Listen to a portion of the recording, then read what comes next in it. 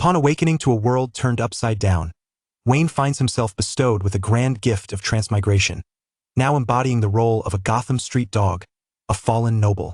Starting his journey in debt to Batman, with his parents having exited the dark underworld only to meet their demise, Wayne finds himself lamenting the familiarity of it all.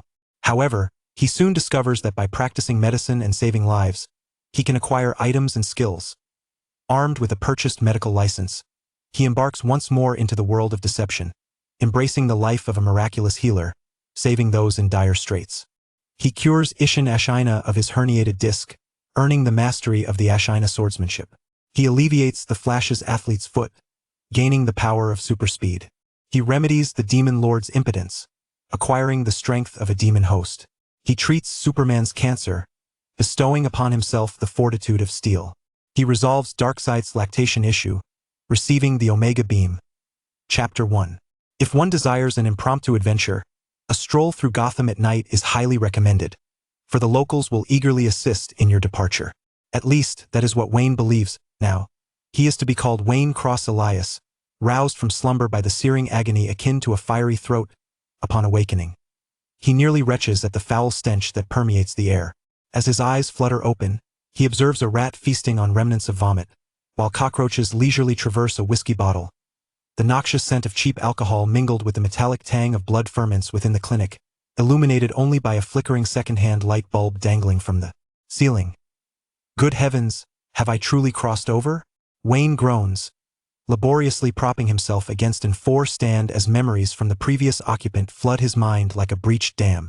The original owner's parents were renowned entrepreneurs in Gotham, and he lived the life of a debauched heir, akin to Bruce Wayne's self-proclaimed playboy. However, tragedy struck when his parents perished in a car accident. As a spendthrift, Wayne hastily organized their funeral and soon squandered the family fortune within a year, ultimately being ousted from the company by the board. Now destitute, the original occupant resolved to survive by utilizing his meager medical training, albeit with dubious skills capable of turning minor wounds into tetanus cases. It is hardly surprising, given that his medical license was purchased rather than earned. The last memory of the original owner lingers on the moment he ingested medical alcohol from the clinic as if it were whiskey, and thereafter Wayne awakens. Damn it, is Bruce some sort of Iron Man? Is it truly because he's Batman? Wayne gasps in pain, feeling as though his body has been run over by a truck. Every bone aches as if subjected to a brutal massage by Bane himself. Yet, amidst this agony, an insatiable craving for alcohol persists in his mind. How can it be that Bruce, who appears to indulge in drink and women by day, reveling in decadence, can return from his nightly escapades as Batman, battered yet still vibrant? Warning: Gotham's current Hell Index? Beginner task: heal the first patient 01. Remaining time: 2 days, 23 hours, 59 minutes. Beginner gift pack: unclaimed 11 Estrange. Mechanical sound echoed in his ears, accompanied by a Crimson System notification that popped up before Wayne. He momentarily paused, but quickly regained his composure, nodding in relief. At least I didn't come to DC empty-handed. Wayne staggered to the sink, twisting the rusty faucet in an attempt to clear his mind, hoping to better comprehend his newfound abilities. Thud, thud, thud. Even the nearby sound of running water could not drown out the metallic clang of chains outside the door. Boom!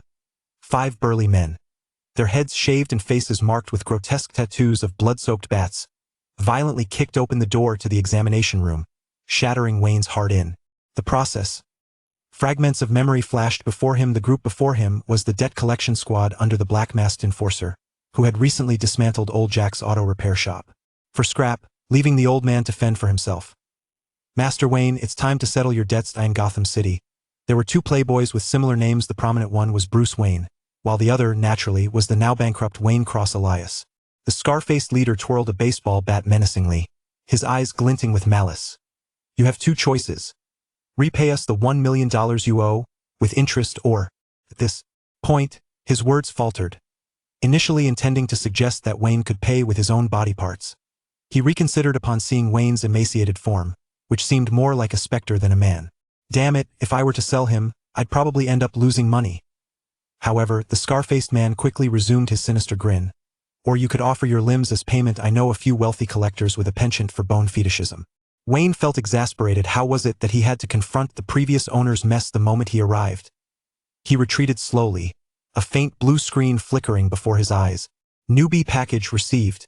Emergency medicine proficiency activated. Trauma treatment activated. Crash. In his retreat, Wayne knocked over a nearby medical record stand, the noise momentarily catching the attention of the thugs. Seizing this fleeting opportunity, his muscle memory took over. The scar-faced man's stitched neck glowed in his vision, and the festering wound seemed to scream for Wayne's tension. Whoosh! Instinctively, Wayne hurled the scalpel he had grabbed from the record stand, the glinting metal piercing accurately into the rot between the thug's collarbone. Ah! The scar-faced man let out a blood-curdling scream, and without hesitation, Wayne seized a nearby four-stand, thrusting it precisely into the nerve cluster beneath the thug's armpit, catching the falling baseball bat as it slipped from his grasp. "Buddy, your wound is worse than the Joker's stitching on Gordon's wig," Wayne gasped, taking advantage of the moment when the remaining four were still in shock. He picked up a nearby bottle and smashed it against the electrical panel. Crack! Darkness enveloped the room, obscuring the thugs from Wayne's sight.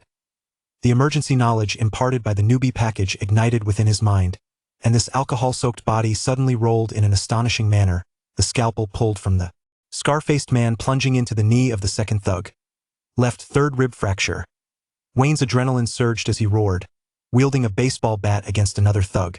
Right shoulder dislocated for over 48 hours. Finally, O Jinjing shall rise no more. As the third thug crumpled to the ground, clutching his groin, Wayne's body, drained by vice, could no longer withstand the strain. He collapsed to the floor, a metallic taste of blood rising in his throat, his vision flickering in and out. Even adrenaline could not replenish his exhausted strength. The scarred face, gradually recovering, contorted with rage and agony, bellowed, "You drug-fueled lunatic, meet your maker." Is this where it ends? Wayne forced a bitter smile, realizing that after all his efforts, his original body's feeble constitution had led him to naught. Whoosh! Suddenly, a sharp sound pierced the air as a bat-shaped dart sent the baseball bat flying from the scarred man's grasp. A shadow descended from the shattered glass window, a colossal silhouette of a bat enveloping the onlookers. The thugs stiffened, cold sweat beading on their brows in terror. It was a hero, the true hero. Wayne's heart soared with hope as he looked up to catch a glimpse of the caped figure sweeping past, the crackling sound of bones breaking intertwining with the thug's terrified screams, weaving a symphony of death in the darkness. When Wayne finally managed to switch on the power again, 5 thugs lay unconscious, transformed into intertwined sculptures beneath the moonlight. "Tonight, Gotham forbids death." A deep, gravelly mechanical voice emerged from the shadows, as Batman silently stood before the shattered stained glass, the blood-red moonlight casting half his form in stark relief, like a merciless statue of judgment. "Then perhaps you could spare me some painkillers and bandages. I fear I might perish here before I reach the hospital," Wayne grimaced, the earlier exertion having torn open all his old wounds, which were now bleeding profusely. Batman remained silent, his cape fluttering slightly before he vanished into the night. When Wayne regained his senses, he found a bottle of painkillers and several rolls of bandages before him. "Thanks, next time I come here for realignment, they'll give you an 80% discount." As night fell, Batman roamed the skies above Gotham, and Alfred's voice crackled through the communicator. "Master Bruce, the records indicate he is the wayward son of the Elias family. I recall he was at the Iceberg Lounge with you 2 years ago. Of no consequence." Sitting in the Batwing, Bruce removed his mask and entered the clinic's coordinates into the surveillance list, while the screen displayed Wayne's recent battle. "His movements and the level of force employed are far beyond that of a mere drunken wastrel. I require more specific information within 3 minutes." Observing Wayne's performance, Bruce coldly marked a question for further observation. This night, Gotham remained serene and harmonious. Chapter 2. The second young master has died again. As the morning mist enveloped Gotham like a medical gauze around a clinic, Wayne meticulously extracted shards of glass from his thigh with a pair of tweezers. The prospect of visiting a hospital in his current destitution was hardly appealing. One might wonder, what happened to my protective period as a novice? Is it not a standard for travelers to begin their journey with a no-interference mode? Extracting a particularly deep fragment, he winced in pain, his lips curling in a grimace. To traverse into the dark and grim realm of DC, as the protagonist of a gratifying narrative, was indeed a naive daydream. Blood-stained gauze piled into a small mountain, and Wayne approached the washbasin, gazing into the mirror at the haggard man with raven hair. his eye sockets sunken and complexion pallid. Flashes of the original owner's extravagant lifestyle crossed his mind, intensifying his sense of frustration. Damn it! All the indulgence was claimed by you, while I bear the brunt of your misfortunes. He kicked over a nearby empty bottle, cursing. While others inherit thrones, I inherit a mountain of debt.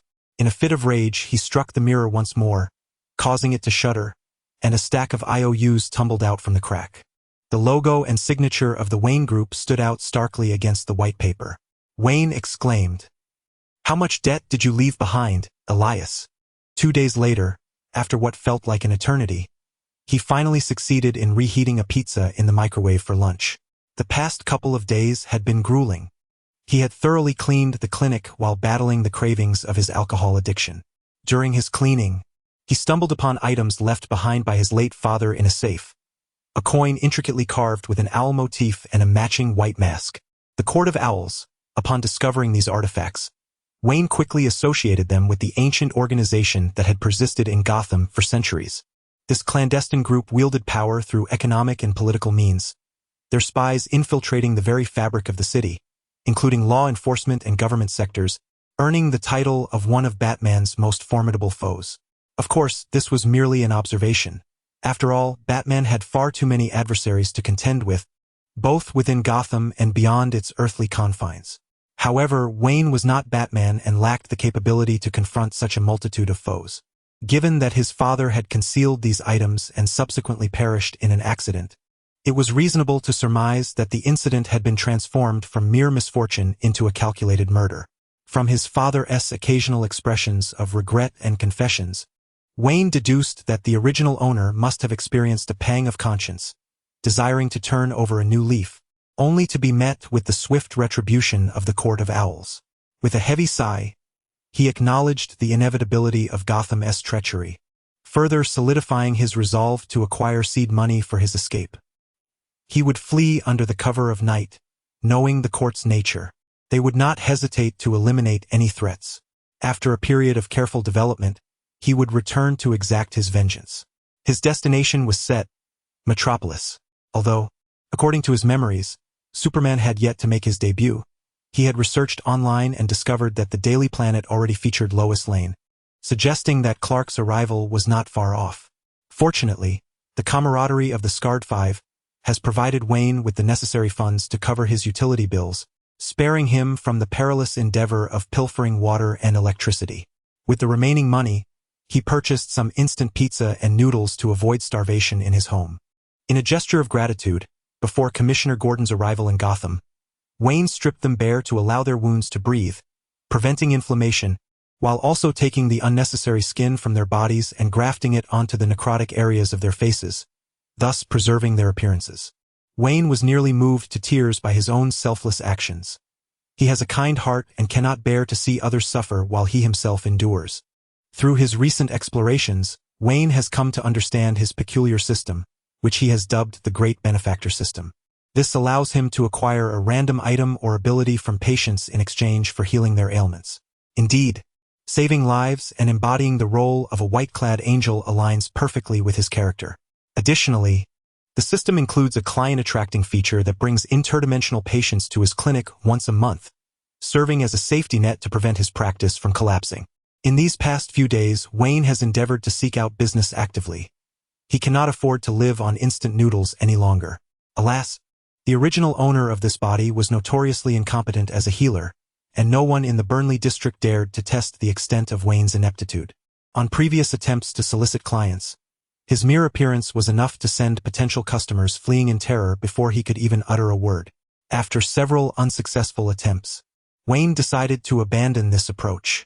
No matter, now that the month is drawing to a close, he can still rely on the arrival of interdimensional patients. Thus, Wayne sat in a rocking chair, contemplating the information surrounding the DC universe. Batman. Ah, the caped crusader with the pronounced chin. But how could there be a Robin present? Judging by the physique, it surely cannot be his biological son, Damian. Dick Grayson seems unlikely as well. When Bruce mentioned that Dick had moved out while indulging in the life of a socialite, it made his involvement improbable.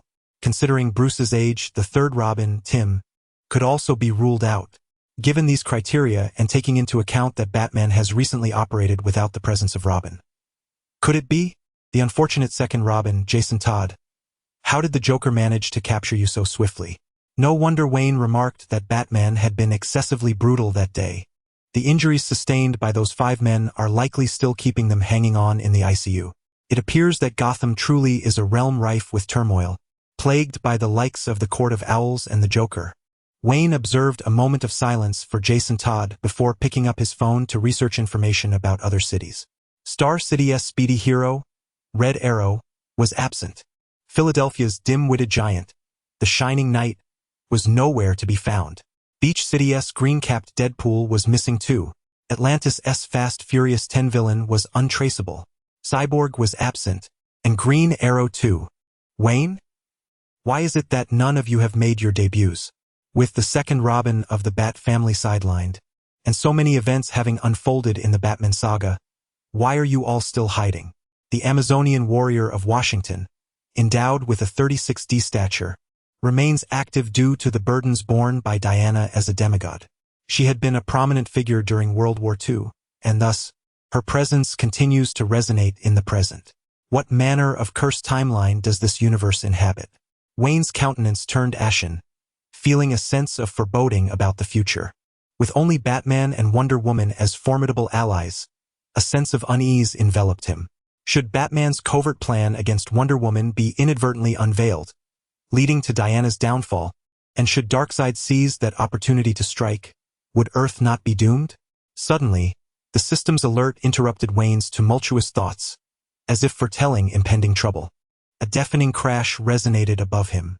An elderly man with long hair streaked with gray plummeted through the shattered ceiling, his left hand tightly clutching a bloodied dagger. Wayne gazed at the spear embedded in the examination table before him, its blade reflecting his distorted visage. Does Japan's healthcare still accommodate cross-border medical treatment? I hope your medical expenses can cover my ceiling, he quipped. Coughing up black blood, the elder rasped, this body can still vanquish a few. Waning. Cough.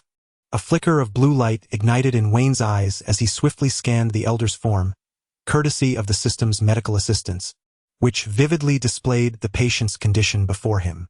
Name: Ishin Waning. Age: 55.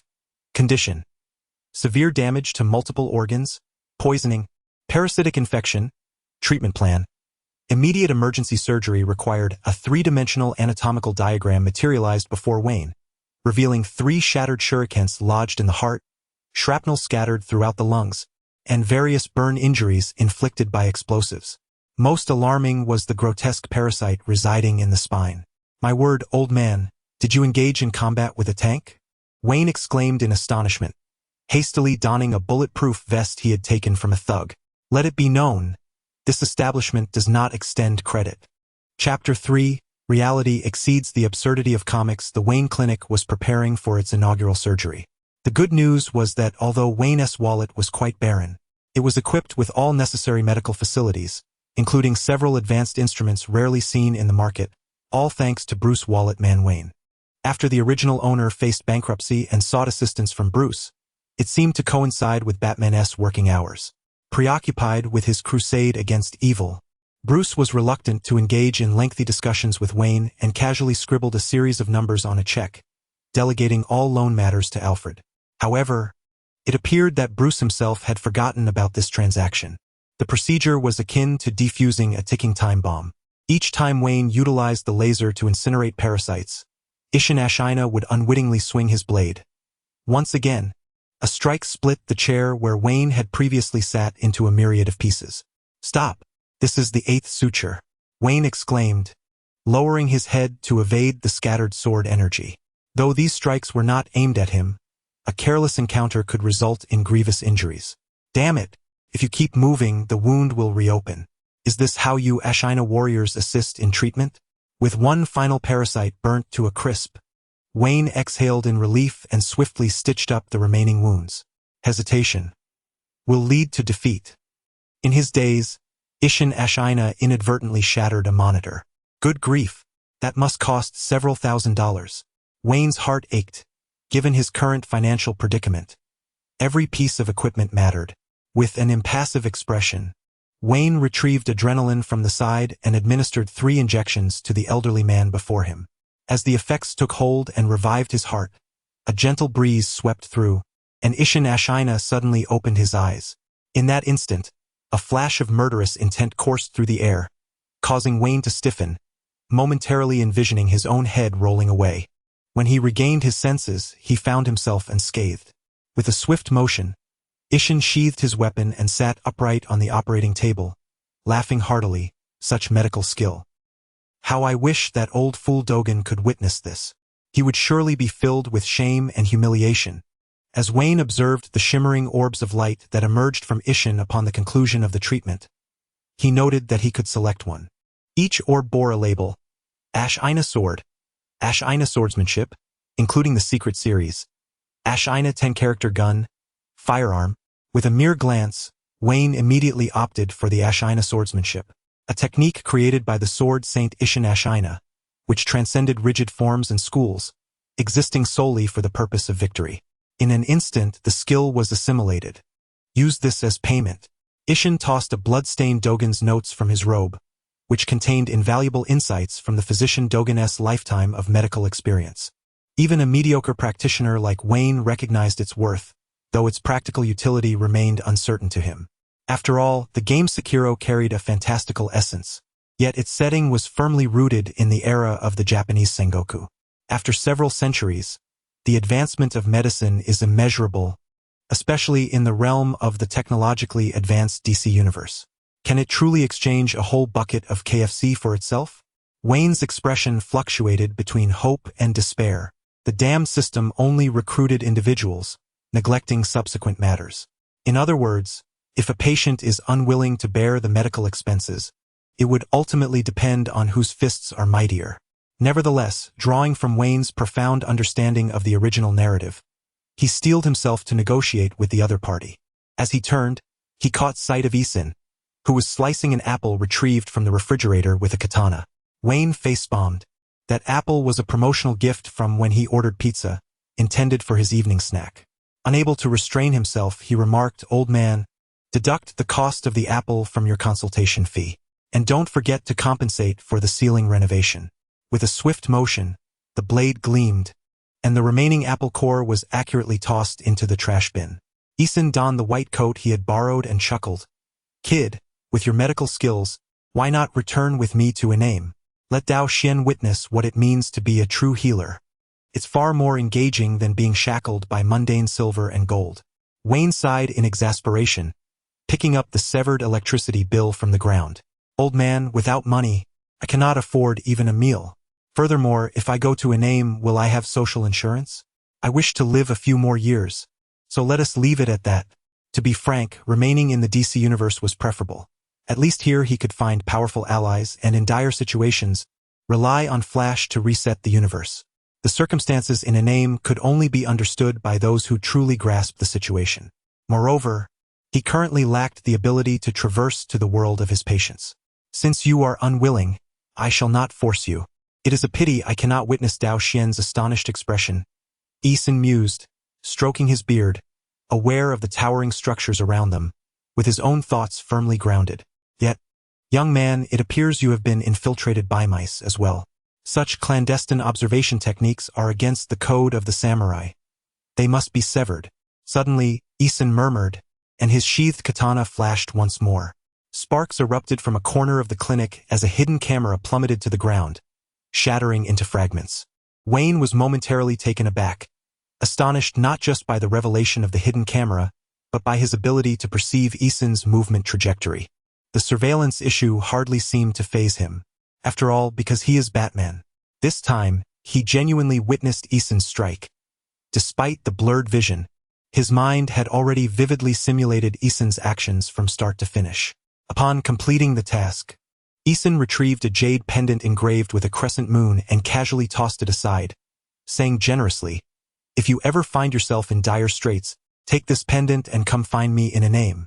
Even in death, one might summon the ferryman of the underworld for a favorable rebirth."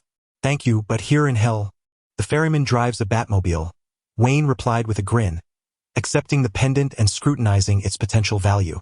"Kid, I must leave now. I can sense the terror that permeates this city. Keep the weapon for your own use. You are indeed correct, my dear sir. However, the stark reality is that the crime rate in New York surpasses even that of Gotham, a city renowned for its assembly of supervillains. Remember the address on the business card, dear sir. Next time you visit, do bring along some truly valuable local specialties, perhaps a Sengoku router capable of thwarting Bruce's eavesdropping. Wayne tossed the business card he carried with him while jesting. The disparity between the world and era of his counterpart and his own was so vast that such behavior had become a habitual quirk of Wayne's profession. Akiyama Ikki accepted the card, waved his hand dismissively, and strode confidently out the door. With each step, his form grew more ethereal until, in merely 7 strides, he had completely vanished from existence. After the departure of this legendary swordsman, Wayne finally had the opportunity to survey his clinic, which resembled the aftermath of a tempest. He treaded carefully over the scattered debris of shattered furniture and equipment, arriving before a damaged surveillance camera to raise his middle finger. Bruce peeping Tom Wayne, I shall remember you. The fee for each minute of surveillance is $200. Unbeknownst to him, darkness had already enveloped the surroundings, and the glamorous facade of Gotham was poised to reveal its true nature. Nonetheless, Wayne felt a modicum of relief in knowing that at least he would not be struck down by a stray bullet. Damn it, why has the power gone out again? I paid the electricity bill just yesterday. Chapter 4. A Deadly Prank, Novice Task. Heal the Patient, 1-1. Completed, Task Reward. Gynecological Mastery Max. Significant enhancement for female treatment. Wayne pondered. Perhaps the system deemed his previous medical skills woefully inadequate, thus bestowing rewards solely intended to elevate his medical prowess. Yet, what was the meaning of this particular skill? Complaints aside, Wayne found this ability rather commendable. At the very least, it was not something trivial like dusting proficiency or beastly resilience. With some idle time on his hands, Wayne casually opened his personal status panel to inspect his information. Host: Wayne Cross Elias. Age: 28. Abilities: Gynecological Mastery Max. Master: Medicine, Proficient, Swordsmanship, Aminaju Master, Alcoholism Max. Misfortune? Kindness? Was the highest level of alcoholism meant to be humorous? The original owner had, after all, received elite education and was a well-known affluent individual. How could the system classify his sole skill as drinking? Moreover, this misfortune skill. Oh, indeed, it was quite unfortunate. His parents, who had a moment of conscience, were killed by the Owl Court, leaving him as a mere vagabond, ultimately succumbing to alcohol poisoning, which led Wayne to take him under his wing. By the way, can kindness even be categorized as a skill? Yet, truthfully, the original owner was indeed rather kind-hearted, albeit somewhat ineffectual, fundamentally a simple and honest soul. Bang! After several tranquil days in Gotham, the routine was set to commence. The sky was ablaze with flames, the deafening roar echoing even to Wayne's ears as he gazed at the crimson-tinged heavens. Cleaning his scalpel, he reflected on the distant scene. Small explosions every 3 days, larger ones every 5. Truly, Gotham City was a place of extraordinary character. Today's candlelight dinner ambience was certainly overwhelming. I believe that direction is towards the Gotham Police Department? Jim Gordon's residence. Seated on the sofa, Commissioner Gordon was meticulously clipping newspaper articles regarding criminal information, while Batgirl, also known as Barbara Gordon, prepared 2 cups of coffee for her industrious father. Observing her father, who had yet to finish his work post-shift, Barbara suggested with a hint of exasperation, "Dad, can't you leave work at the office even just this once? At least take a moment to relax over a cup of coffee." Gordon glanced up, offering Barbara a tender smile. "Thank you, sweetheart. I'll enjoy my coffee as soon as I finish clipping these articles." Yet, as he reached for the next newspaper, he paused in surprise. Noticing his reaction, Barbara inquired curiously, "So, what new breed of criminal is it this time? Surely not another high-tech one. Couldn't he possibly be Voldemort, could it?" Gordon shook his head, his expression grave. "I wish it were so, for that would mean we wouldn't have to deal with the circus freaks." With that, Gordon presented the newspaper to Barbara, revealing a striking image of Batman's first confrontation with the Joker. A flicker of anger crossed Barbara's eyes, causing her hand, which held the coffee, to tremble slightly. though she quickly concealed it. Little Barbara, do you recall how many years ago it was when Batman first encountered the Joker? Gordon held up the photograph, the jarring laughter of the Joker echoing hauntingly in his ears. Ah, I still recall how you described his face, whiter than paint, and his hair, reminiscent of seaweed, which used to terrify me into sleepless nights. Lighting a cigarette, Gordon succumbed to reminiscence. The first time I laid eyes on the Joker, I understood he was far more than just a circus oddity. That madness, that chilling indifference to life as if it were merely a toy, undoubtedly, the Joker was Gotham's most perilous and malevolent supervillain. Barbara, I wonder if you've noticed. Taking a deep drag, a look of sorrow etched on his face. He exhaled a cloud of smoke. How long has it been since Batman and Robin were last seen together? Mentioning the second Robin, Jason Todd, Barbara offered a stiff smile. What's wrong, Dad? Batman has been operating solo for quite some time now. Isn't that perfectly normal? While there's nothing inherently wrong with Batman's solitary nature, I have spent more time working alongside him than both Robins combined. How could I not see the truth? Gordon sighed. He was no fool, and it was evident that Batman's recent state was particularly dire. Coupled with Robin's prolonged absence, he had begun to suspect something ominous. The last time I encountered the Joker, he was nearly defeated by Batman. I had never witnessed Batman in such a state, nor had I seen him exhibit genuine murderous intent. I fear that some monumental misfortune may have befallen him. As the smoke curled upwards, it gradually obscured Gordon's face. In truth, there was one unspoken thought lingering. Had Batman truly intended to kill the Joker that day, he might not have intervened. Ding dong. The sound of the doorbell interrupted Gordon's contemplations as he set down the newspaper. Is someone at the door? Barbara approached the entrance, suppressing her anger towards the Joker, and smiled at Gordon. Dad, you've been telling me these stories since I was a child. You don't actually think they benefit a girl's mental health, do you? Ah, I apologize, dear. I assumed you found them amusing. Well, as nightmares go, they are indeed quite entertaining. Barbara shook her head with a resigned smile and gently opened the front door. Surprise. Boom. Meanwhile, in the Batcave, the urgency of Batman's return was palpable as he hastily operated the supercomputer. Earlier, he had ventured to Arkham, only to discover that the Joker, locked away deep within, had been switched out. Gotham's greatest threat had been unleashed once more, and he could not afford to be careless. Master Bruce, we have a situation, Alfred exclaimed. His expression fraught with concern, neglecting the spilled coffee on the floor as he rushed to Bruce's side. What has happened, Alfred? Bruce inquired in a deep tone, aware that something significant must have transpired to warrant his surrogate father's interruption. Alfred produced a display screen, on which the bat symbol pulsated with a dangerous red exclamation mark. The elderly butler's countenance darkened as he stated, Miss Barbara's emergency bat signal has been activated. Bruce's heart sank, and he swiftly accessed satellite footage of Barbara's home. A cacophony of sinister laughter echoed through the bat cave, prompting Bruce to widen his eyes in shock and rise abruptly, bellowing, the Joker. On the screen, the Joker's pallid visage was alight with mirth, while before him lay Batgirl, Barbara Gordon, ensconced in a pool of crimson. Consumed with fury, Batman grappled with the aftermath of Jason's fate, only to find the Joker extending his malevolent grasp towards Barbara. Joker, after tonight, not only must the matters concerning Jason and Barbara reach a resolution, but so too must my reckoning with you. Bruce's expression hardened as he donned his mask, transforming into Batman once more. This night, either the Joker or Batman would vanish from Gotham forever. Master Bruce Alfred's face bore a mask of concern, as he discerned Bruce's intentions and felt a deep reluctance for him to pursue such a course. The Joker represented the darkness of Gotham, the most unbridled of supervillains, a circus freak deserving of eternal damnation.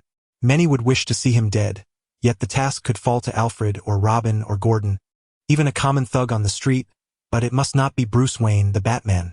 Alfred could scarcely imagine the ramifications if Bruce were to shatter his vow against killing, personally slaying the Joker. Would Bruce Wayne still be the Dark Knight, still embody the Batman? Suddenly, the large screen displayed an urgent warning, jolting Bruce into action as he swiftly redirected to the source of the danger. Before him unfolded a scene of chaos at the Gotham Police Department, flames leaping skyward and thick smoke billowing, as armed criminals, their faces grotesquely painted, brazenly unleashed gunfire upon the Gotham police. They were the Joker's henchmen. Bruce recognized them immediately, a heavy weight settling in his heart. The Batwing was equipped with an AI combat system, but its arsenal was tailored for extraordinary supercriminals, rendering it perilously unsuitable for urban environments, where it could endanger both officers and civilians. It seemed the only recourse was to have Alfred pilot the Batwing to seek Dick's assistance, while he himself would commandeer the Batmobile to rescue Barbara and the others. However, the time consumed in these efforts could yield significant sacrifices. Bruce found himself in a quandary. Assist the Gotham police or confront the Joker? Within seconds, he made a resolute decision to prioritize the source of all chaos, the Joker, dispatching Alfred to enlist Dick's help for the police. Should any civilians or officers tragically fall in the interim, Bruce Wayne would shoulder the entirety of their family's living expenses, ensuring their children would attend Gotham's finest schools and secure unconditional positions within Wayne Enterprises upon graduation. Alfred, contact Dick. Bruce began, only to be interrupted by Alfred's startled exclamation. Master, it's an obstetrician. Bruce? Chapter 5. The psychiatric hospital harbored more than two madmen adorned in loose purple shorts and a white-green short-sleeved shirt. His eyes glimmered with an eerie luminescence beneath the shadow of a violet sun hat. Bang! A startling revelation. The clown's exposed skin glowed a ghastly pale under the moonlight, and the specially crafted long-barreled revolver continued to emit wisps of smoke. Can you guess whether this bullet will teach our little canary to crawl? The events unfolded with astonishing rapidity, leaving even Barbara momentarily stunned. The bullet's intense force surged through her body, sending her crashing against the glass table behind her. Barbara, Gordon gasped, his heart sinking as he beheld his daughter lying in a pool of blood, unable to fathom the horrific scene before him. Fear not. This is merely a psychological issue with the librarian.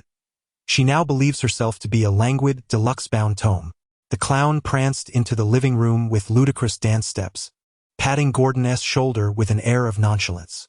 Ah, you beast! My daughter! Clown, I will make you. Gordon's eyes blazed with fury, his voice a thunderous roar as he lunged at the clown, scissors tightly gripped in hand. Old Gordon, you are far too enthusiastic. In truth, I am unaccustomed to such fervor from anyone other than Batman, and I find it quite challenging to explain too much in a gentle manner. The clown turned his back casually, just as Gordon was on the verge of success when a burly man tackled him to the ground. Please, how could I be the only one visiting friends? I heard recently that the librarian had a tear in her clothing and inadvertently injured her spine. The clown meandered about the living room as if it were his own, pouring himself a glass of whiskey from a bottle. Ugh! Gordon was pinned down by the clown's henchman, a heavy fist striking his abdomen, followed by another blow to his face, rendering him incapable of resistance. Struggling on the ground, Gordon fought to rise, rage igniting within him as he yearned to exact justice upon the clown. Yet his aging body betrayed him. In that moment, he desperately wished to be 20, no, just 10 years younger. If only he could regain a decade of youth, such an assault would be trivial. He could stand and endure for an entire day. Hey old pal, got any ice? Oh, found some. But to be frank, even if the deluxe-bound lady could recover, she'd likely need a cane. The clown tossed a few ice cubes into his glass from the refrigerator, shaking it as he continued. In truth, she may never walk again. After all, paperback novels often fall short of expectations. With a dismissive shake of his head, the clown lamented, "Oh dear, this academic discourse is utterly nauseating. Do be careful not to damage our esteemed director. He is at the top of my list."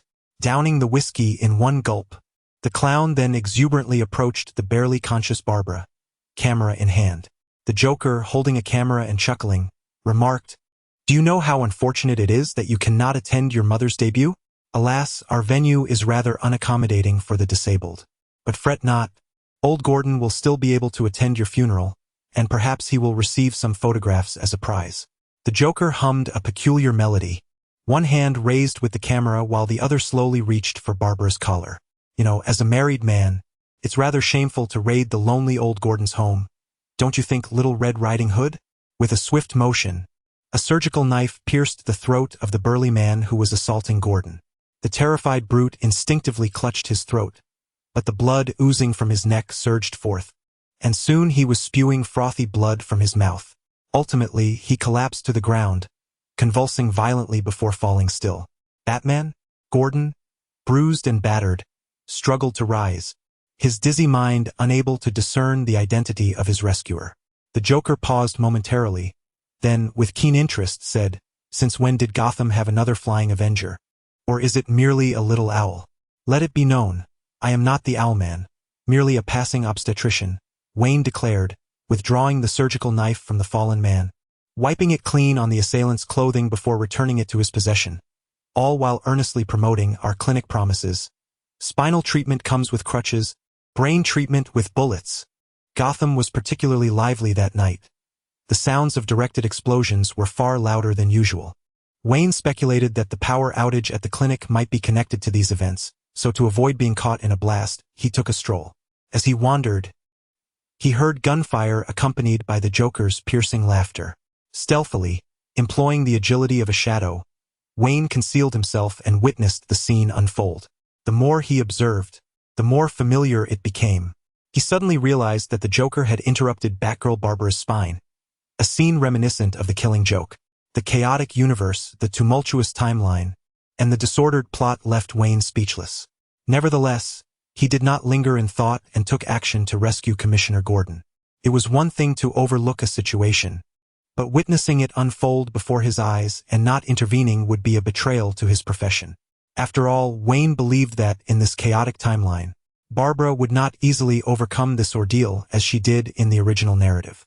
Interesting, your clinic's specialty seems to be bullets. Such potent pharmaceuticals are rare in the market, the Joker mused, releasing Barbara as his interest peaked at the unexpected newcomer. Indeed, in Gotham, the doctor-patient relationship necessitates some robust physical therapy. And if it were Dr. Joe, I could authorize the special medication for free and in abundance. Wayne smiled broadly, though internally he cursed. He had delayed for so long, yet Batman had still not arrived. Had his powers of monetary influence finally failed? Engaging in conversation with the Joker was genuinely taxing.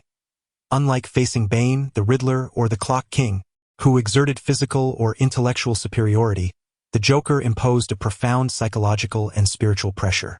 Conversing with this circus madman is utterly perplexing, leaving one feeling unwell throughout. After just a few exchanges, he begins to feel a throbbing pain in his head. Even Wayne, who has perused the comics, fails to fully grasp the Joker's intentions. Perhaps it is simply that the inept writer himself is uncertain of the Joker's purpose. Alas, Dr. Joe must politely decline. Though I shall whisper to you that I possess a formidable and potent remedy hidden away in my pharmacy. Should it be revealed, half of Gotham would be liberated from concerns over healthcare. The Joker chatters incessantly, yet his countenance betrays a tinge of regret. The unfortunate news is that we cannot indulge in these delightful games for the time being, as I am intent on proving a point, necessitating the undertaking of other nefarious deeds. With a sigh, the Joker extends his hand menacingly towards Barbara. Jack Napier, do you truly wish to witness him annihilate an innocent girl? A deep voice wafts through the breeze, a long-buried name drifting into the Joker's consciousness. He abruptly swivels his head, his countenance a tumult of rage and suspicion as he locks eyes with Wayne's tranquil demeanor. The once manic laughter falters, and his gun-wielding hand trembles violently. Two discordant voices rip from his throat. Quick, take them away. No, my argument remains unproven. Do not forget, there is another madman in that hospital. Silence moves swiftly. The Joker's anguished, frenzied soliloquy unfolds, as rationality clashes with madness in his eyes. He produces a hand grenade from his person, causing Wayne's pupils to constrict. A surgical knife is hurled, striking the grenade from his grasp, and then the crescent moon pendant is cast back by Wayne. Bang! The pendant collides with the grenade, propelling it out the window. Wayne lunges forward, delivering a swift kick to the sofa, pushing it to shield the others. Gordon curls protectively around Barbara, and in the next moment, an explosion reverberates from outside. Boom! Chapter 6. I am merely a passing obstetrician. Boom. The grenade detonated, sending shockwaves rippling through the vicinity. Fortunately, Wayne had propelled it far enough away. The shattering glass and the ensuing blast wave were largely obstructed by the sofa, leaving minimal harm to the others. Once the chaos subsided, Wayne immediately turned his gaze towards the Joker, only to discover that the fiend had seized the opportunity to flee amidst the confusion. He chose not to pursue, for the Joker was already in Batman's capable hands. The immediate priority was the patient before him. Crouching down, as his hand brushed against Barbara, the skills of the obstetrician extraordinaire activated autonomously. He did not even need to glance at the system status panel to ascertain the gravity of the situation. A comminuted fracture of the L1 and L2 vertebrae, blood loss reaching a critical threshold. Calmly assessing Barbara's injuries, Wayne turned to Commissioner Gordon and inquired, "Commissioner, do you have a medical kit? I must administer emergency aid immediately to prevent excessive blood loss and further deterioration of her condition." "Yes, I'll retrieve it right away," Gordon replied succinctly, dashing into the bedroom to procure a medical kit. For a frontline officer like Gordon, sustaining varying degrees of injury during operations was commonplace. Thus, having such supplies at home was entirely reasonable. Moreover, he was unaware of Barbara's concealed identity. Otherwise, he would have known that a more comprehensive array of medical supplies was discreetly hidden within her room. Wayne took the medical kit, extracting alcohol, gauze, hemostatic clamps, and various other instruments. Ding! Critical condition detected. Please commence surgery immediately, the system announced. Recommended treatment plan: use the Wombing Flow, Dragon Flash Fixation. Curse this martial arts treatment plan, what kind of nonsense is this? Wayne muttered under his breath, his hands moving faster than his thoughts.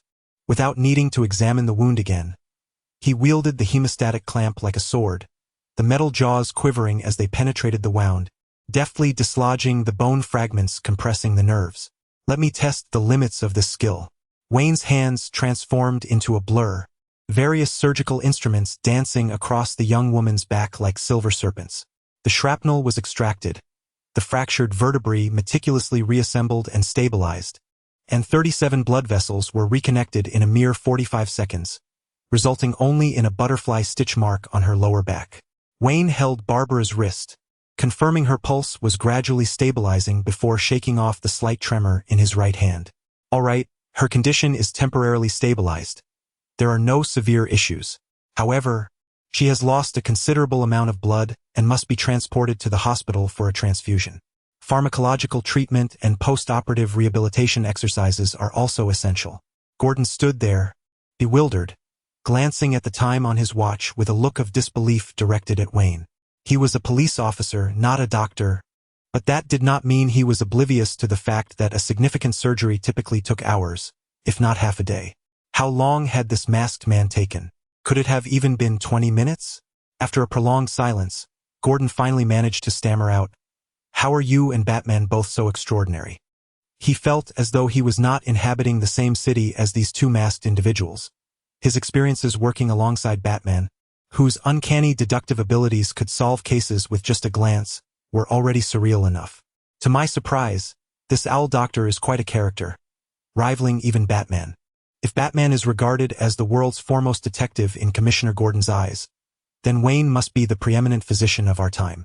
Wayne chuckled softly and candidly remarked, "In truth, I am an obstetrician. My swift actions merely reflect my professional expertise." He was indeed correct. According to his exceptional medical skills, he was undeniably an obstetrician. However, the astonishing effectiveness of his abilities took him by surprise. Yet, Gordon held a different perspective, lamenting if obstetricians possessed such skills, the mortality rate in Gotham would likely be lower than the likelihood of the Joker's surrender. Clearly, he believed Wayne was merely being modest. A sudden whoosh interrupted their conversation, and Wayne felt the temperature within the room drop, as if the light had dimmed slightly. Instinctively, he glanced towards the shadows and beheld a figure resembling a statue standing in the darkness. Batman. Gordon's heart soared with joy. Although he considered Wayne a good man, the arrival of his old companion brought him greater reassurance. "Apologies, Gordon, I'm late." The Joker's henchmen attacked the precinct. "Are you all unharmed?" Batman emerged from the shadows, his suit marred by wounds, indicating that he had resorted to considerable force to quell the chaos at the Gotham Police Department swiftly. Gordon felt a pang of concern but soon relaxed, for Batman's presence here signified that the situation at the precinct had been resolved. "I understand your circumstances. We must head to the hospital." Before Gordon could respond, Batman stepped forward cautiously to embrace Barbara, ensuring her spine remained unharmed. Now that all is well, I shall take my leave. Wayne felt somewhat awkward lingering as an outsider amidst the affairs of the Bat family, and he suspected that if he delayed, Batman might consider confining him to Arkham Asylum. Under Batman's intense gaze, Wayne felt uneasy, yet recalling his status as the police chief and Barbara's savior instilled him with confidence. He returned a gesture of international goodwill to the formidable figure before him. With a hint of irritation, he quipped, "If you intend to address my body odor, I welcome your expertise. I shall personally send the surgical bill to Commissioner Gordon, so there's no need for you to imply anything with your eyes." Seeing this, Gordon interjected to ease the tension. The newly arrived Owlman is indeed suspicious, but he has saved both father and daughter. It would be rather ungracious to turn our backs on him. Batman had indeed repelled the Joker and performed emergency surgery on Barbara. There was no need to be overly apprehensive. "I am aware," came Batman's gravelly voice. "Were it not for the circumstances and the righteous actions of the other party, he would not have permitted a stranger to depart so easily." After casting a final, penetrating glance at Wayne, Batman swiftly departed with Barbara and Gordon. Damn it, the suspicion is truly overwhelming. One might think that with such a dark disposition, he would be inept, yet he possesses a steel resolve akin to Tony Stark. As Batman finally departed, Wayne exhaled a sigh of relief. However, a sudden chill coursed through him. Ward? What in the world? Wayne cast a suspicious glance around him. Indeed, Batman had truly left. But what was this unsettling sensation akin to the lurking presence of sewer rats? Abruptly, Wayne seemed to have an epiphany. He reached behind him and felt the corner of his white coat, discovering a miniature camera nestled in his palm. Rolling his eyes in exasperation, he crushed the camera with a decisive squeeze, but just as he took a couple of steps forward, he halted. Why did the soles of his shoes suddenly feel uncomfortable? Lifting his foot, he found a round, glossy camera affixed to it. Wayne, how is it that this voyeuristic spirit always allows the Joker to orchestrate chaos? With a determined stomp, he shattered the camera beneath his foot, and before him, a flash of blue light revealed several orbs of power, resembling bubbles, floating in the air. These were rewards obtained from healing Barbara. He could select one at will.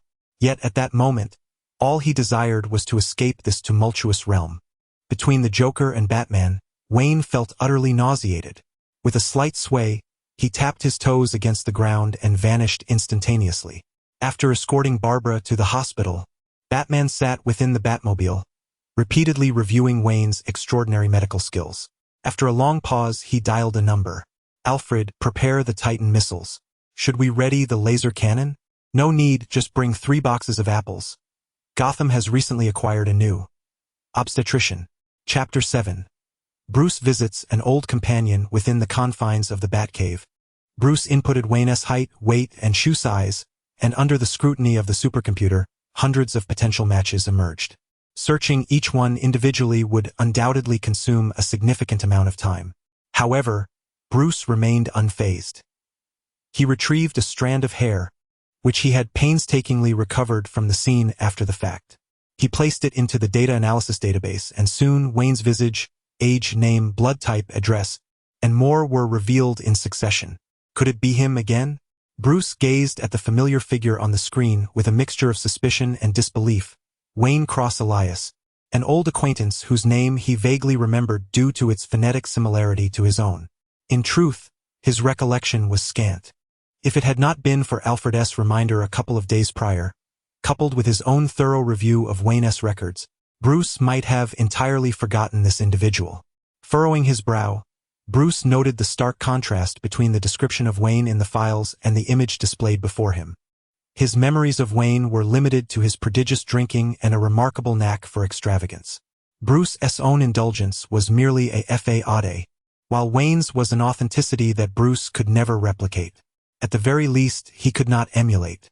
The revelation of the mysterious masked figure left Bruce perplexed. The extraordinary medical skills and commendable prowess exhibited by this individual could be attributed to innate talent and years of rigorous training in another's case, but when applied to Wayne, it became utterly incomprehensible. Bruce was certain that just days ago, Wayne was a mediocre physician unable to even maintain a clinic. barely escaping a brutal beating from thugs who mistook him for a stray dog. How was it possible that he could not only repel the Joker but also perform a major surgery within a mere 20 minutes? It was as if he had transformed into an entirely different person. Amidst Bruce's contemplation, Alfred approached with a cup of coffee, saying, "Master Bruce, perhaps you should take a look at this." Alfred then summoned the surveillance footage, which recorded the events at the clinic just before the camera was destroyed, prominently featuring the arrival of one Isshin Watanabe. As Bruce observed the screen, where the battered figure of the armored elder appeared, his mind was clouded with uncertainty. He accelerated the playback, utilizing his keen eyesight to swiftly absorb the entirety of the footage, which ultimately paused at the moment Isshin Watanabe drew his blade. The video commenced at noon. I accessed all nearby surveillance, yet the whereabouts of that warrior remained a mystery. He seemed to have materialized from thin air. Alfred, equally perplexed, pondered how the individual had arrived and vanished without a trace. The samurai armor, reminiscent of the Sengoku period, paired with such unparalleled swordsmanship, raised questions about how such a master could exist in the islands, and he certainly should not have been a nameless figure. Reflecting on the elder's mention of the land of Isshin, Bruce entered the term into the computer, only to be met with a void of information. The secrets surrounding Wayne were manifold, and with Batman's inherently suspicious nature, Bruce's mind erupted in a tempest of theories regarding Wayne's dark undertakings in Gotham. One could almost visualize the storm clouds gathering ominously above him, as a sense of foreboding settled in the air. Alfred had grown accustomed to such occurrences, and in comparison, Wayne's situation was relatively benign. At least his master had not yet begun preparations for countermeasures against Wayne's armor or Elias's collapse plan. AFO, please prepare some items in advance. Tomorrow, I wish to consult with this obstetrician. Master, will you not be visiting in the guise of Batman? In Gotham, there are far too many who harbor suspicions towards Batman. Approaching as a former friend might yield better results, and besides, confronting the Joker with the fear-inducing persona of Batman may prove ineffective. Alfred nodded, then handed Bruce a stack of documents. Master, I believe you will find these necessary. What are these? Contracts of debt owed by Mr. Wayne for the acquisition of the clinic, medical equipment, and various pharmaceuticals, totaling 30 million, which remain unpaid. Bruce paused, receiving the note of debt with surprise. Is that so? I do not recall. 30 million is but a trifling sum. It wouldn't even cover the cost of new tires for the Batmobile. If not for this incident, I would have nearly forgotten it. Indeed, Bruce nodded, acknowledging the truth of the matter. 30 million was hardly significant enough to linger in his memory, easily dismissed over a glass of whiskey. The following day, Wayne sat upon the sofa, a swirl of blue bubbles materializing before him. Mastery in judo, mastery in karate, master of Kali martial arts, expertise in firearms, mastery in ballet, master hacker. The array of skills was quite extensive. Although Barbara fell victim to a sudden attack from the Joker, as Batgirl, she possessed a wealth of abilities and was nearly on par with Nightwing in combat prowess. However, due to the Joker's machinations, Batgirl would need to retire temporarily. Even though Wayne's surgery spared her from paralysis, she would require months of recovery. What posed a dilemma for Wayne now was the choice of which skill to select. The mastery of Kali martial arts was appealing, yet the allure of becoming a master hacker was equally enticing.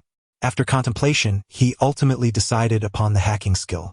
His mastery of the Yamato sword technique was sufficient for his current needs within the DC universe, and with Gotham's plethora of talent, should a master assassin or Lady Shiva, or even the young Cassandra, engage in combat with Batman, opportunities to acquire new skills would surely arise. Having finalized his skill selection, Wayne had not yet begun to experiment when the roar of a supercar engine reverberated from afar. Drawing upon his memory, Wayne quickly recognized it as Bruce Wayne's vehicle. Is Batman arriving? Wayne sprang to his feet. Aside from the risk of identity exposure, he could not fathom why Batman would approach him as the Playboy Bruce. Engaging in idle chatter with old friends over drinks? Were this anyone but the Dark Knight, Wayne might have entertained the notion. However, Bruce was not one to indulge in frivolities. Even before the figure had exited the vehicle, an ominous scent of ulterior motives had already reached him. The supercar left deep marks on the pavement as a tall silhouette emerged from within. Bruce wore a mischievous grin upon his face, his robust 192 centimeters frame enveloped in a bespoke Gucci suit, the deliberately tapered waistline accentuating his imposing V-shape. Leaning against the Lamborghini door, Bruce caught sight of Wayne's silhouette and, disregarding any semblance of consent, boldly pushed open the clinic door, striding forward to envelop his old friend in a hearty embrace.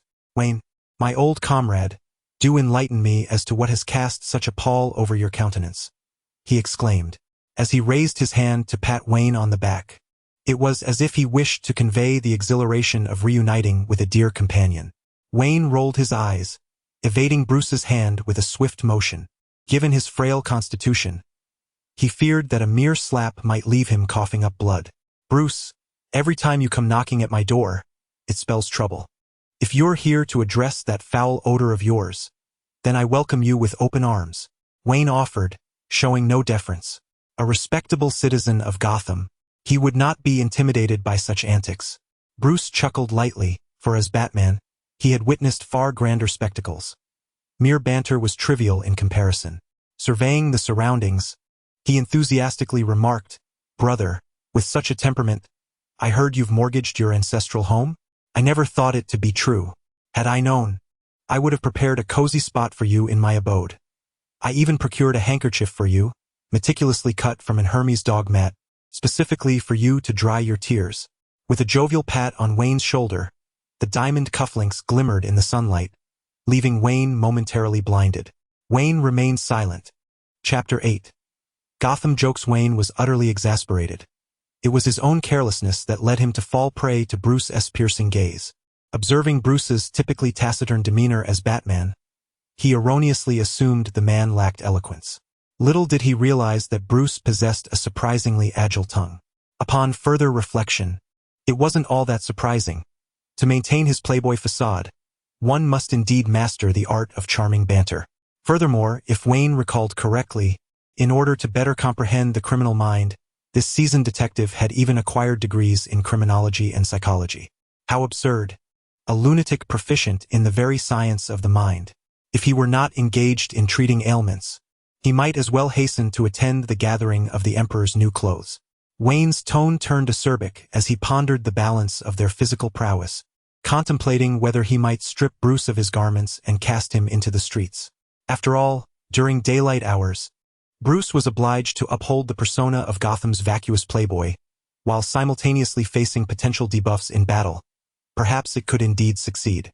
However, after some deliberation, Wayne relinquished this notion.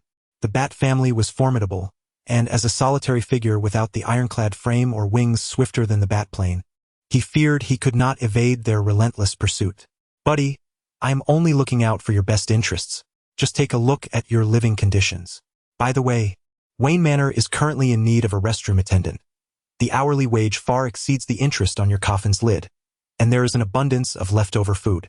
Consider it," Bruce replied amiably, his warm smile unfazed by Wayne's insinuation regarding his body odor, embodying the elegant and magnanimous spirit of the Wayne family. "Haha, Bruce, you remain as humorous as ever.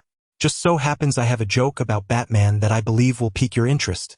Wayne, who had maintained a stoic expression, suddenly erupted into laughter, expertly patting Bruce on the shoulder.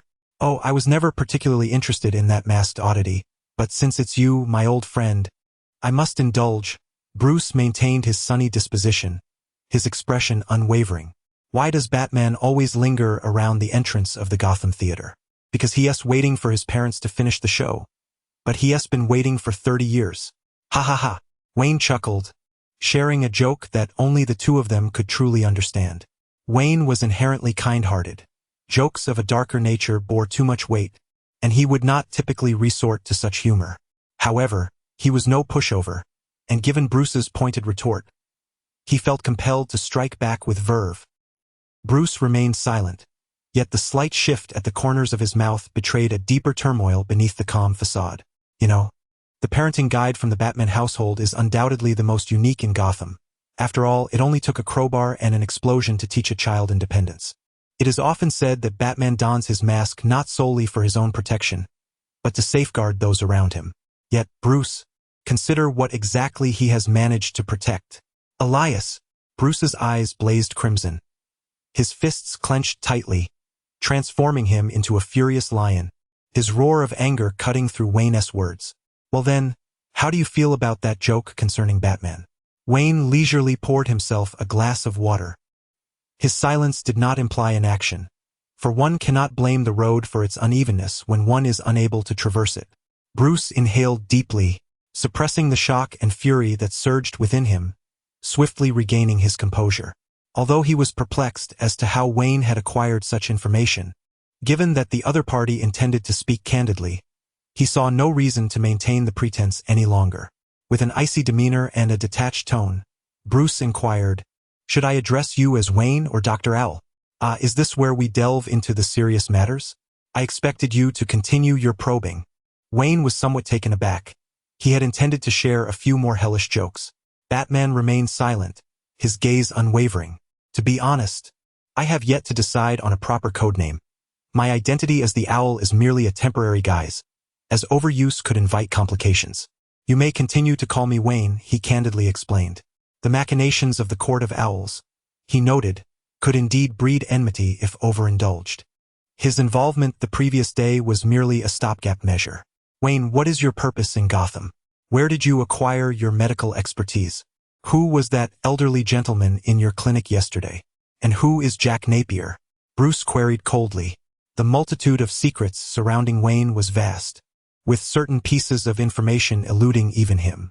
Had it not been for Wayne's timely intervention to rescue Barbara, earning him a temporary reprieve as a good man, Batman might have already invited this obstetrician into the Batcave for a more intimate discussion. "Bruce, where has your noble etiquette gone? Is this the demeanor with which you approach inquiries?" Wayne remarked, digging into his ear and brazenly engaging with his phone.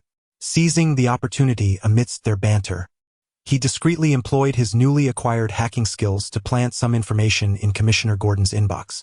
It was nothing too drastic. Should Batman attempt to apprehend him forcefully for questioning, the revelation of Bruce Wayne being Batman would surely reach Gordon, consequently exposing the Batcave's location. Wayne would then leverage the previous favor to persuade Gordon to assist him in leaving. "Answer my question. Where did you acquire your abilities?" Bruce demanded. "Am I not gifted with remarkable talents? Is self-taught mastery not a valid pursuit? Let us not forget, I hold a doctorate in medicine." Wayne retorted defiantly. "A doctorate, you say?" Bruce scoffed. While others may be oblivious, he certainly was not. Wayne had struggled through 17 or 18 attempts to attain even a bachelor's degree, only securing it after greasing a few palms. Furthermore, the letters of recommendation and academic papers for his doctorate had all been provided by Bruce himself. Bruce was utterly convinced that Wayne's prior medical skills were utterly subpar. Noticing Bruce's disdainful gaze, Wayne's face flushed, yet he stubbornly asserted, "Regardless, that degree was achieved through my own hard-earned efforts, and considering I personally performed Barbara's surgery, how do you explain that? Regarding Barbara, consider it a personal favor owed to you." At the mention of this matter, Bruce's demeanor softened considerably. While Wayne's penchant for sarcasm was akin to that of excrement, he undeniably spoke the truth. The tragedies that befell Gordon's family bore his responsibility, as did Jason's death. Bruce, who prided himself on being Gotham's Dark Knight, found it rather laughable that he could not even protect those closest to him. "Ah, if only you had spoken with more eloquence back in the day, perhaps Dick would not have taken flight to become Nightwing."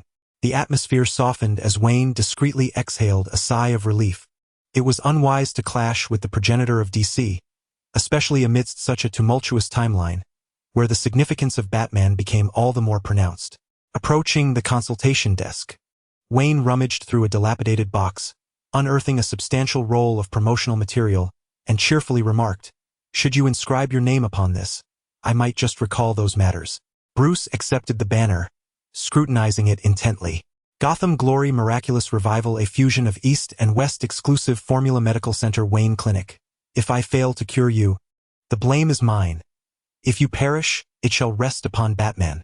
Whether you have had your spine shattered by Bane or been dosed with laughing gas by the Joker, whether you've strained your back traversing time or your neurons have been singed by hellfire, this clinic offers chiropractic adjustments to restore your vigor, including post-operative body reassembly services, diverse billing options, accepting payment in the form of backs, livers, stomachs, spleens, antiques, calligraphy, favors, or weaponry. Obstetric and gynecological procedures guaranteed. Surrogacy, childbirth, even Wonder Woman herself has praised our services. Trauma-informed care for post-traumatic stress disorder, certified by Batman. Authentic, special techniques include quantum suturing, your wounds may heal in another universe.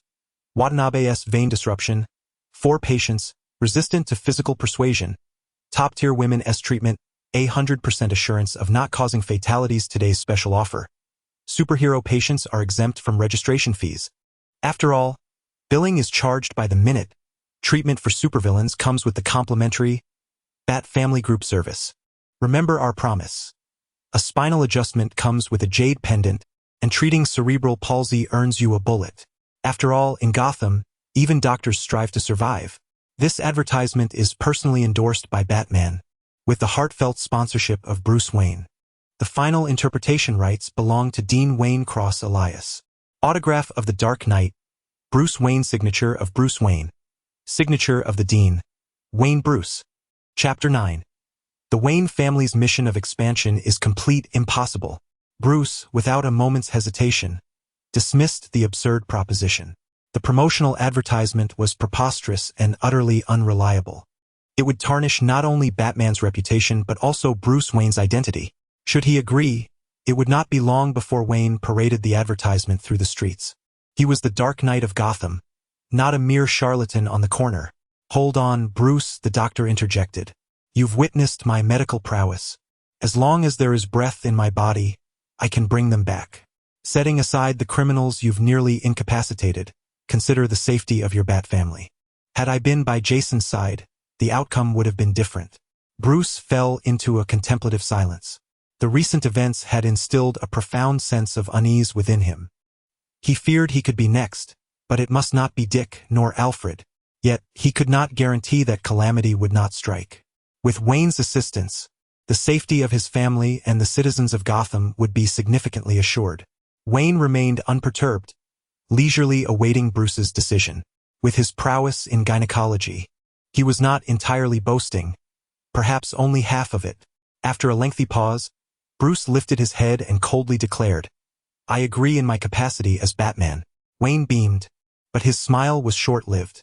Bruce then shifted his demeanor, transforming back into the unruly wealthy heir of Gotham. He produced a thick stack of contracts and stated, "Batman has agreed, but Bruce Wayne has not.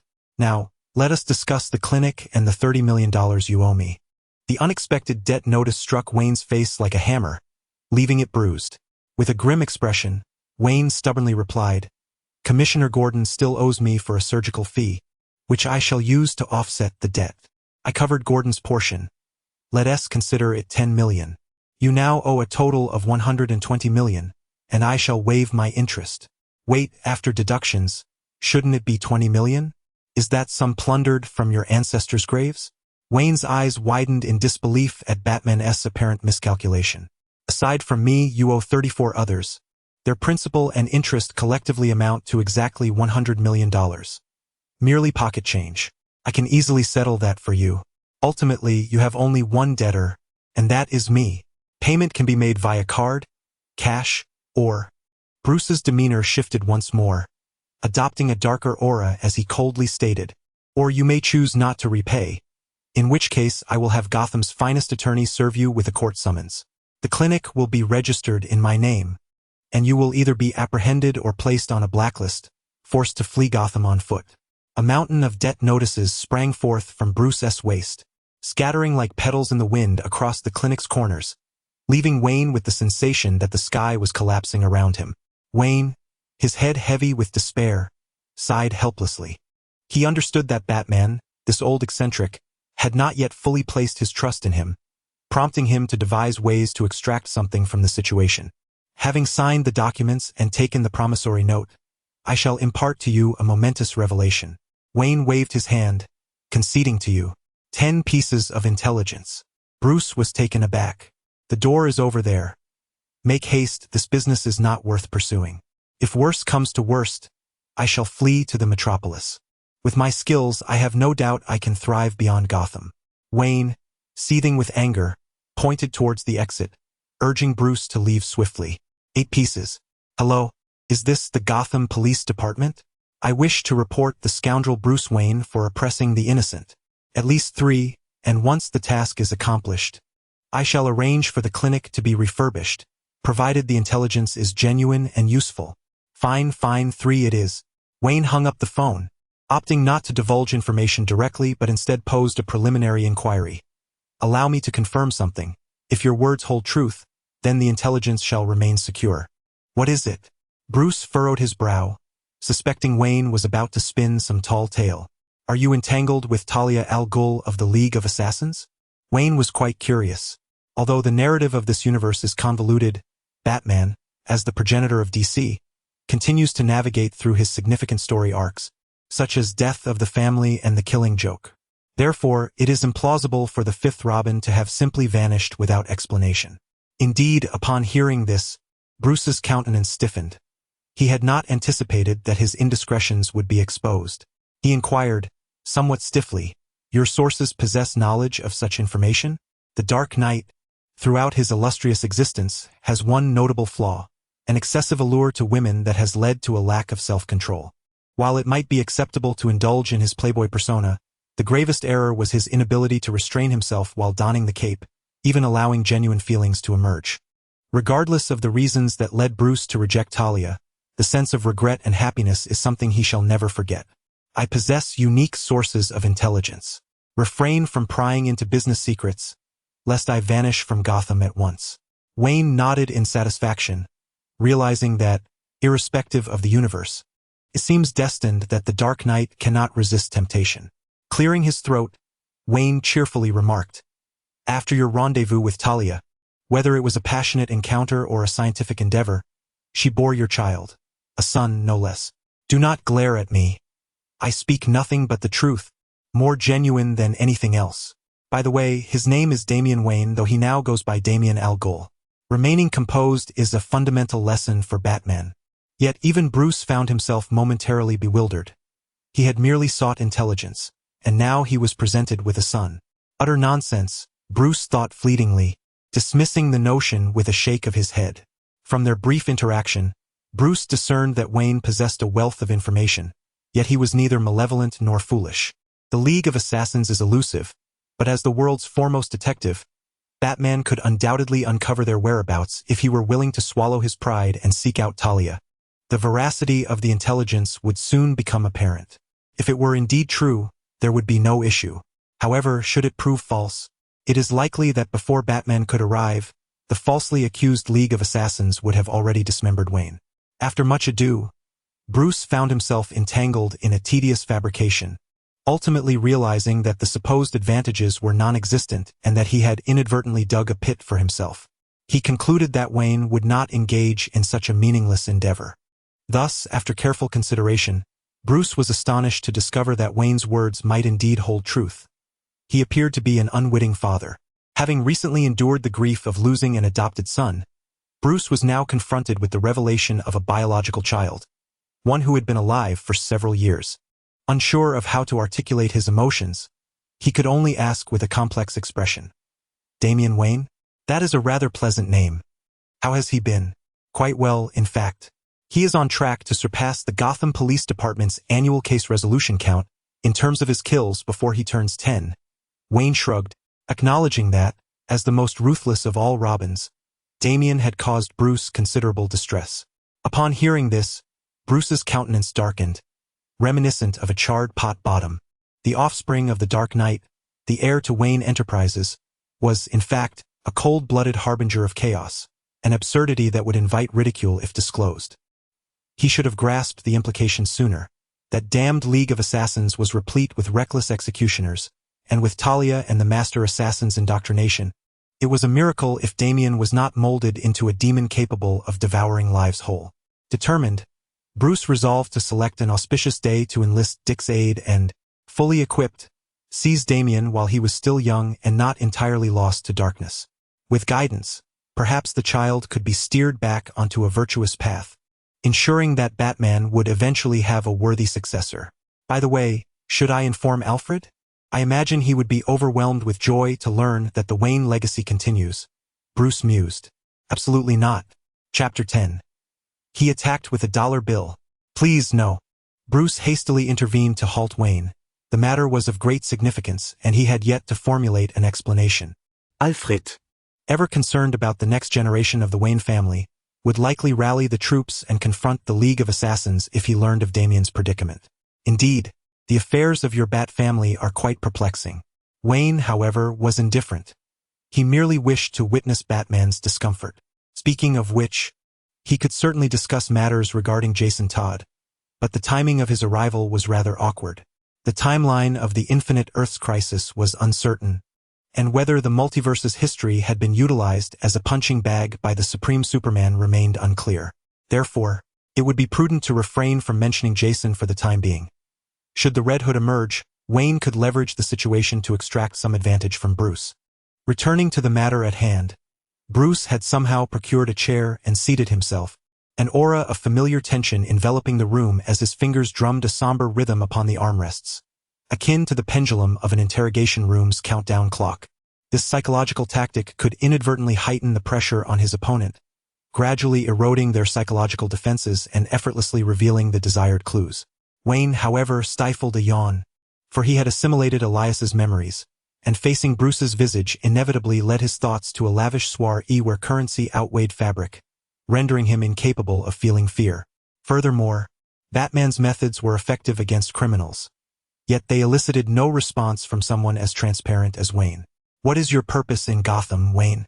Bruce scrutinized Wayne's face, attempting to discern something from it. Why? To rescue the wallets of you extravagant gentlemen. Wayne brandished a promotional advertisement adorned with Bruce's signature. Certified spinal trauma treatment by Batman himself. You see, my initial plan was to establish a clinic across from Wayne Tower, specializing in treating the spinal curvature inflicted by Batman and the aftereffects of Joker's laughing gas. However, it seems I may need to add an emergency Robin throat surgery to the list. Answer my question seriously. You truly lack a sense of humor. Wayne rolled his eyes in exasperation. In all honesty, he had no substantial purpose in Gotham. Only a few days had passed since his arrival, and he had already provoked the wrath of the two most terrifying madmen in existence. Yet, Bruce's demeanor indicated he had some ulterior motive lurking beneath the surface. Wayne's mind raced, and soon he devised a suitable diversion to placate Batman. Bruce, are you familiar with the Court of Owls? His voice took on a grave tone as he produced a white owl mask from within his cloak. Do you know its significance? Upon hearing Wayne's words, Bruce instinctively straightened in his seat. He could discern from Wayne's expression that the adversary was formidable. Indeed, this was our Batman. Just the mention of a name, without even seeing the foe's face, had already placed the opponent in the ranks of hypothetical enemies. In Gotham, a strange lullaby circulated. Beware the Court of Owls, ever watching your every move. In the shadows of Gotham City, hidden within the confines of low walls and attics, he lurks. He resides in homes and lies within beds. Speak not his name, for his claws will seek your head. As a nursery rhyme is softly sung by Wayne, Bruce's brow furrows deeper, and he hastily urges Wayne, I require all intelligence on the Court of Owls. Of course, my good sir. Coming right up, Wayne responds, noting Bruce's burgeoning interest in the court, envisioning himself as the orchestrator of a grand scheme. With Batman idling, why not send him to confront the Court of Owls? This would not only keep the court preoccupied but also afford him ample time for development. Rest assured, Bruce, if you meet your demise, I shall enlist Clark and Wonder Woman to avenge you, Wayne continues. The Court of Owls is an ancient organization that has existed in Gotham for centuries, formed by many of the city's leading families, including the Arkham family and the one to which the Riddler belongs. Wait, you mean it is comprised of Gotham's various families? Bruce is astonished by the court's formidable influence and puzzled as to why he has never heard of it. Except for your Wayne family, as the Waynes have always been at odds with the court. Your parents seem to be aware of this. You might inquire with Alfred, as he may possess some knowledge. The Court of Owls prides itself as the guardians of order in Gotham, yet in my eyes, they symbolize the city's deepest corruption.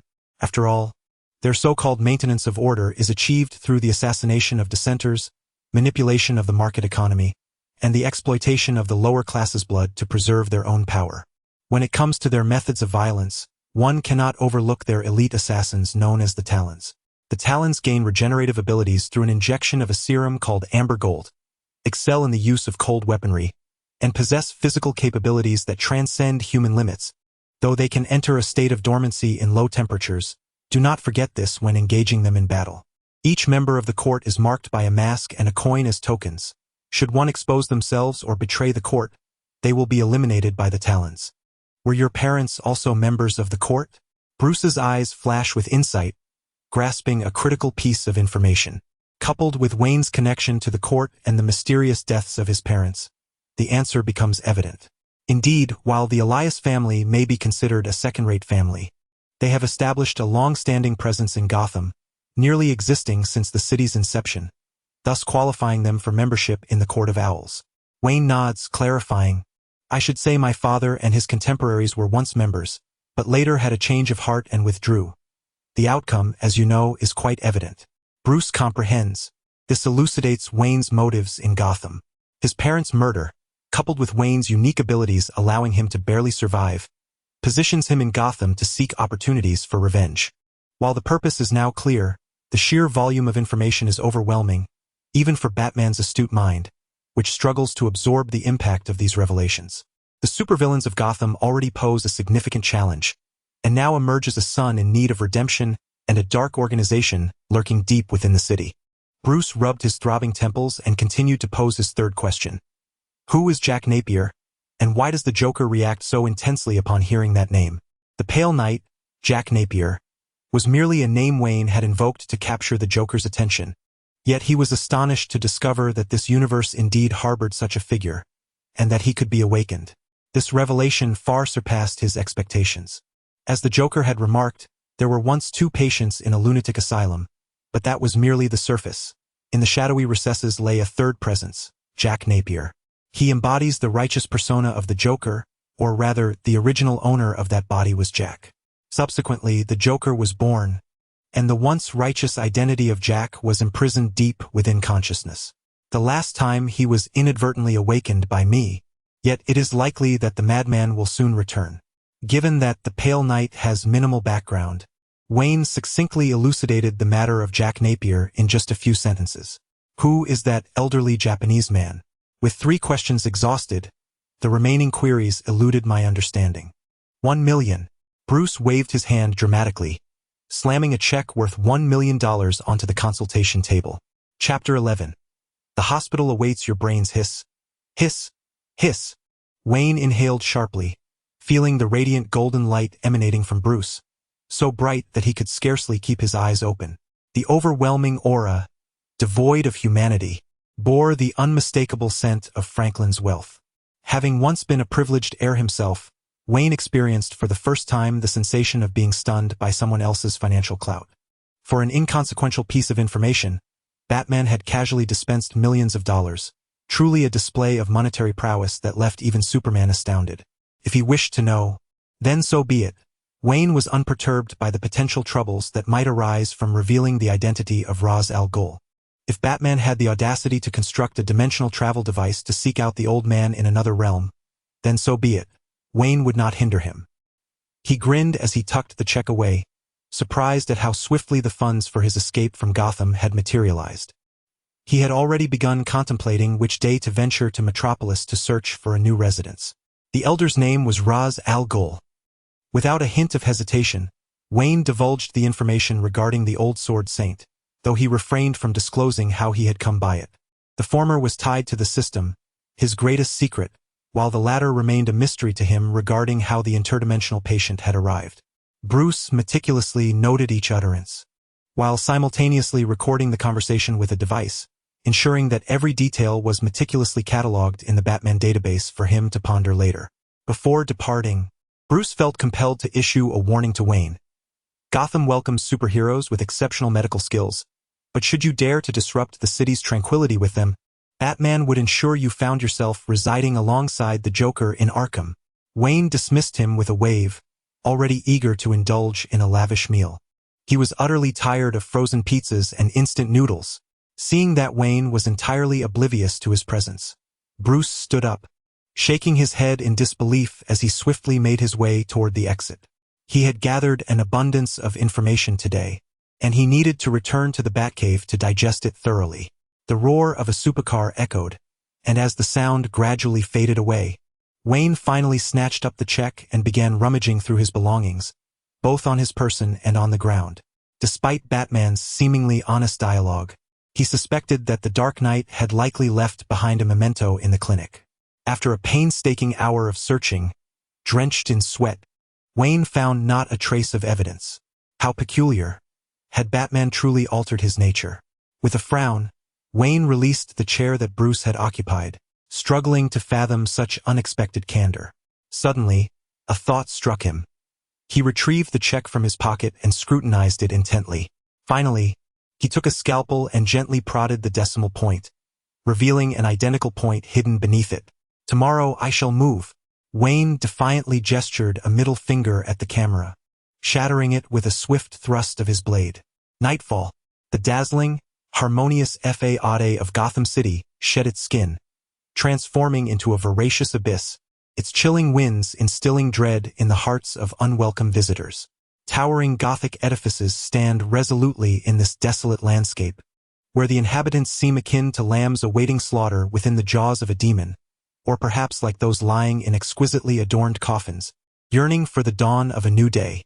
Wayne meanders through the skeletal remains of abandoned buildings, when dim lights flicker not far off, accompanied by echoes of footsteps reverberating within. Shadows illuminated by the light reveal that each individual is armed with at least an AK. This is hardly surprising, for in Gotham, it is not uncommon for individuals to engage in directed demolition, with some even willing to launch fireworks whimsically dubbed nuclear warheads. Beyond those who revel in pyrotechnics, there are those who indulge in cerebral puzzles, wielding syringes likened to the mythical Nine Dragons coffin, and embracing the worship of multifarious cosmic deities, a veritable smorgasbord of eccentricities. In comparison, merely playing with assault rifles is rather trivial. As long as they refrain from indiscriminately firing upon passersby, their threat level in Batman's hierarchy is minimal. They can expect to be discovered by Batman only in the early hours of dawn, at which point he might break their legs and deposit them into the precinct cells. For Wayne, they present excellent subjects for experimentation. Lacking exceptional skills or formidable powers, as long as he avoids foolishly standing in their line of fire, the probability of failure is virtually non-existent. With nimble footsteps, Wayne seizes the moment when one of the bald men becomes distracted while lighting a cigarette in a small room, leaning against the adjacent wall to eavesdrop on the conversation between him and another individual.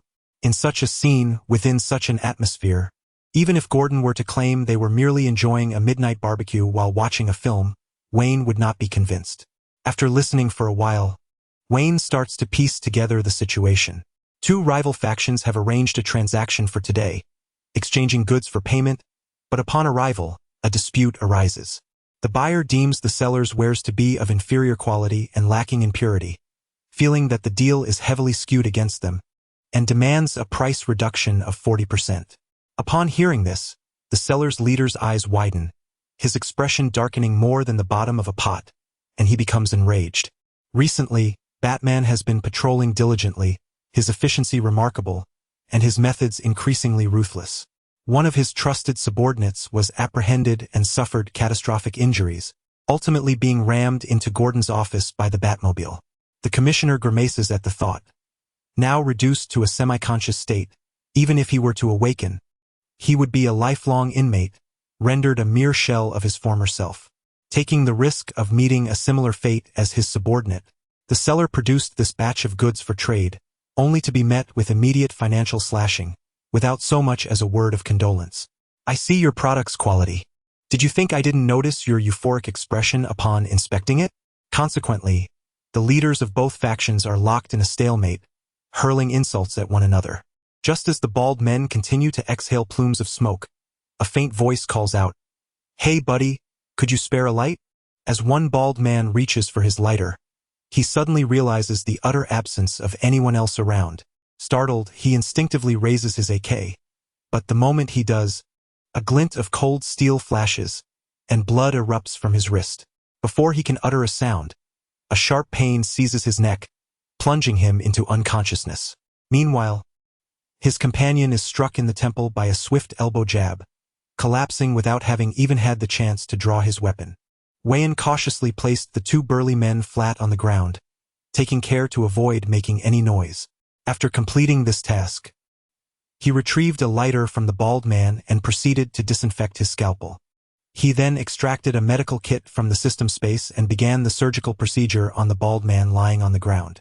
Healing others could yield skill orbs, yet he pondered whether intentionally inflicting injuries prior to treatment could trigger such effects. After all, the system had not clarified whether it was possible to exploit a bug. Time passed swiftly as Wayan adeptly finished the surgery, patiently awaiting the appearance of the skill orb. Yet it did not materialize. After waiting for a while, he furrowed his brow. The operation should have been successful. He had not harmed any vital areas while incising the bald man's wrist, and the bleeding had been staunched, with the wound stitched up without significant complications. Was it perhaps due to the need for patient consent? Reflecting on this conundrum, Wayan shifted his gaze to the bald man's companion, similarly slicing open his wrist. After delivering 2 resounding slaps to his face, he pressed on the philtrum to awaken him. The companion stirred groggily, and upon seeing Wayan, displayed a look of terror, only to have his throat seized. Wayan's eyes glinted with menace as he threatened, "Silence. You may only nod. Otherwise, you shall never even glimpse a prison. I offer you a choice.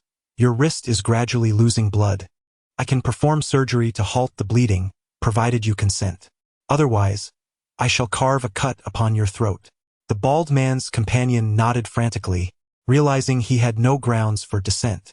Once Wayan confirmed the companion's genuine agreement to the surgery by locking eyes with him, he contentedly anesthetized the patient into a deep slumber. With a flurry of activity, he stitched and bandaged the companion's wound. Yet still no skill orb emerged. The surgery consent form had been duly signed. Why had no coins materialized? Wayan was perplexed, recalling that during his previous treatments of Barbara and Itchy, they had obediently yielded coins. Why then, with these two, was it ineffective? Surely the bald men could not be so devoid of ordinary skills. The experiment concluded without yielding the desired results. Unable to exploit any system bugs, Wayan reluctantly abandoned the notion of slowly leveling up his skills by dealing with Gotham's myriad criminals. The clamor of nearby disputes intensified, further agitating Wayan's already foul mood. Encountering a group engaged in dubious transactions, it seemed he was destined to spill some blood today. Wayan slowly rose, heading towards the source of the noise, while considering the 2 men on the ground. Having promised to send them to prison, he hoped they would not awaken, for he was notoriously face-blind. In the abandoned building's trading area, a dozen cars were parked on either side, their trunks opened. One side held plastic bags containing unspeakable items, while the other was stacked with piles of Franklin bills. Under the dim light, the 2 leaders argued vehemently, neither willing to concede. At that moment, no one dared to propose a friendly price, for the price of one friend was different from the price of a group of friends present. Despite the fierce exchange of insults between the 2 leaders, their resentment palpable enough to suggest they would shove their weapons down each other's throats, the members of their respective factions stood idly by, some even absent-mindedly picking at their nails, clearly accustomed to such theatrics. It was akin to a marketplace haggling over prices. Both parties needed to negotiate until they reached a mutual sense of gain. After vehemently cursing each other's ancestors, the 2 leaders unexpectedly shook hands, their faces alight with joy, calling each other brother in an endearing manner, appearing closer than long-lost siblings. Suddenly, a whoosh broke the air as a light source held by the sellers shattered, plunging the already dim surroundings into deeper darkness. In a swift motion, submachine guns, shotguns, and assault rifles were drawn by both factions, each side taking aim at the other. The leaders pointed their handguns at each other's foreheads, this time with the safety catches disengaged. Yet, rather than firing, they exchanged glances, signaling their subordinates to secure the merchandise and collect payments, pausing the transaction momentarily. "You?" they echoed in unison, both perceiving a shared confusion in the other's eyes. Before they could utter another word, a series of whooshes echoed through the air, extinguishing the light sources of both groups in an instant. The buyer's leader anxiously scanned for the enemy's position, straining to adjust to the darkness, when he caught a fleeting glimpse of a masked figure on the rafters, a cloak billowing ominously, before it vanished in an instant. Batman! The buyer's leader felt a chill seize him. In his mind, only the devilish figure of Batman could embody such a guise in Gotham. Transaction cancelled. Everyone retreat. Upon hearing that name, the seller's leader felt a wave of cold dread wash over him. His face drained of color. Fearing the worst, he dared not even touch the goods before scrambling toward the vehicles with a desperate urgency, wishing he could somehow propel himself faster. At that moment, there was no need for the leaders to issue commands. The mere mention of Batman sent both factions into a collective sprint, moving with the speed of lightning, for they understood that any hesitation could lead to dire consequences. They might be willing to risk everything for a dangerous deal, but when that risk morphed into reality, the transaction was easily forgotten. Goods could be remade, money could be earned again, and risks could be taken anew, but being captured by Batman was simply unacceptable. Unless the universe were to reset itself, they would face either a lifetime in a hospital bed or in a police station. Wayne. He had considered Batman's notorious reputation among Gotham's criminals, yet he never anticipated it to be so fearsome that even the audacity to turn and fire a couple of shots, or to utter a few threats, was beyond them. Truly, he was the Batman. With a sigh of resignation, Wayne retrieved the Watanabe 10-character gun from his system space and fired it at the gang members blocking the car door. Whoosh! The long spear, akin to an arrow released from its bowstring, effortlessly pierced through the 3 gang members, transforming them into a fresh kebab. The man standing at the forefront, who had opened the door, was shielded by the 3 unfortunate souls, and thus remained largely unscathed. Just as he reveled in his good fortune, a cold gun barrel pressed against his head. Bang! The sound of the gunshot resonated, and this fortunate fellow became nothing more than a splash of watermelon juice beneath Wayne's firearm. Upon hearing the anguished cries of his subordinates, the buyer's leader, who had been seated in the vehicle preparing to flee, could not resist casting a glance. As his eyes adjusted to the darkness, he could barely discern the situation across from him. The buyer's leader was taken aback. He realized that the figure before him was far more slender than the imposing Batman, clad in white attire rather than the expected black bodysuit. This individual was certainly not Batman.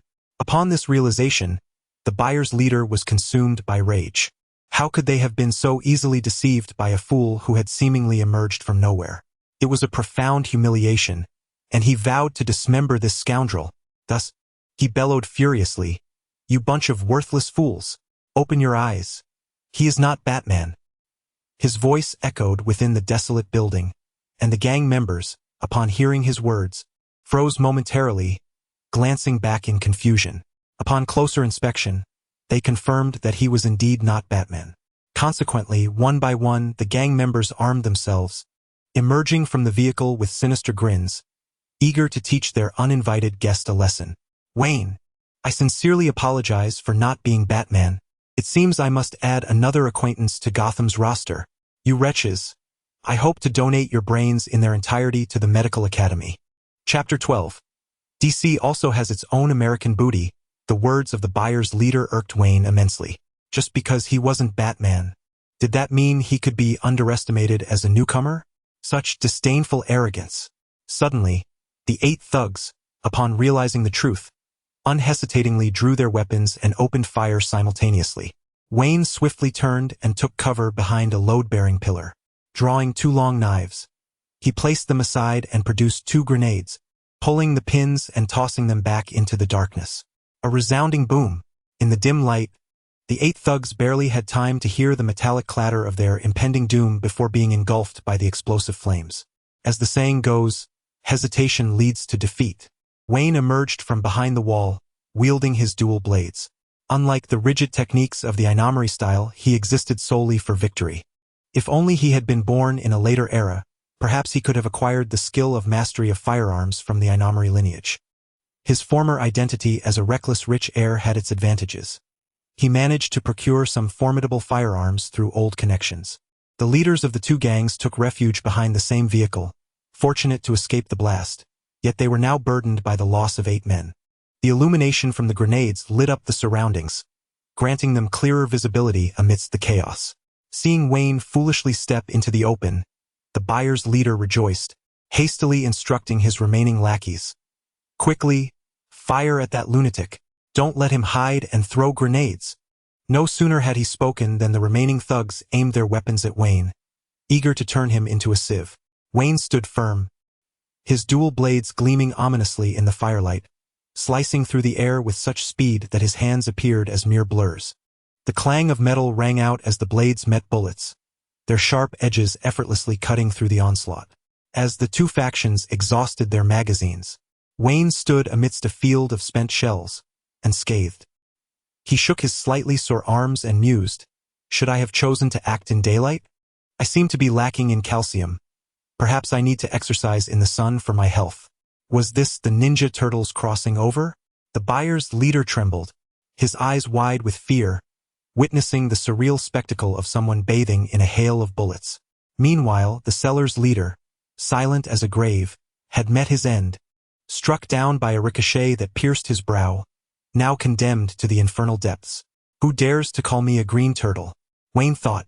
While the Ninja Turtles made a grand entrance, it did not mean he aspired to become a mere green turtle lugging around a heavy shell. Perhaps Marvel should recruit him as an action director. Stepping on the shells beneath him, he crossed his blades in an X shape. As for a solo film, that could work, but I fear the director might not even afford to pay my script fee.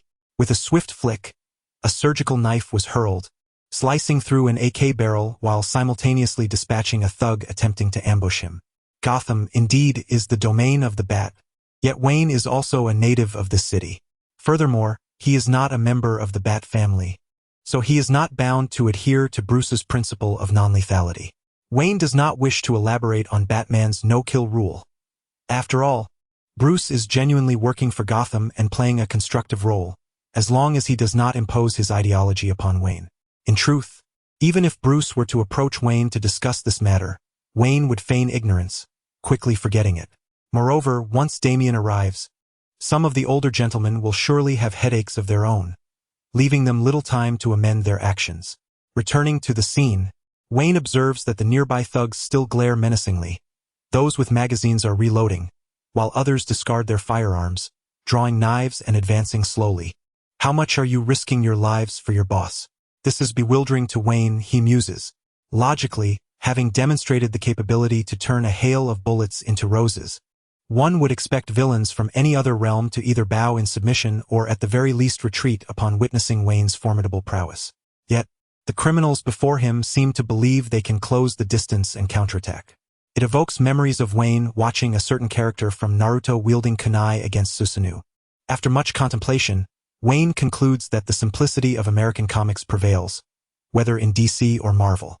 From the chaotic Joker to the Court of Life, down to the street thugs, once they unleash their skills and find themselves unable to overcome their adversaries, they revert to the most primal form of combat.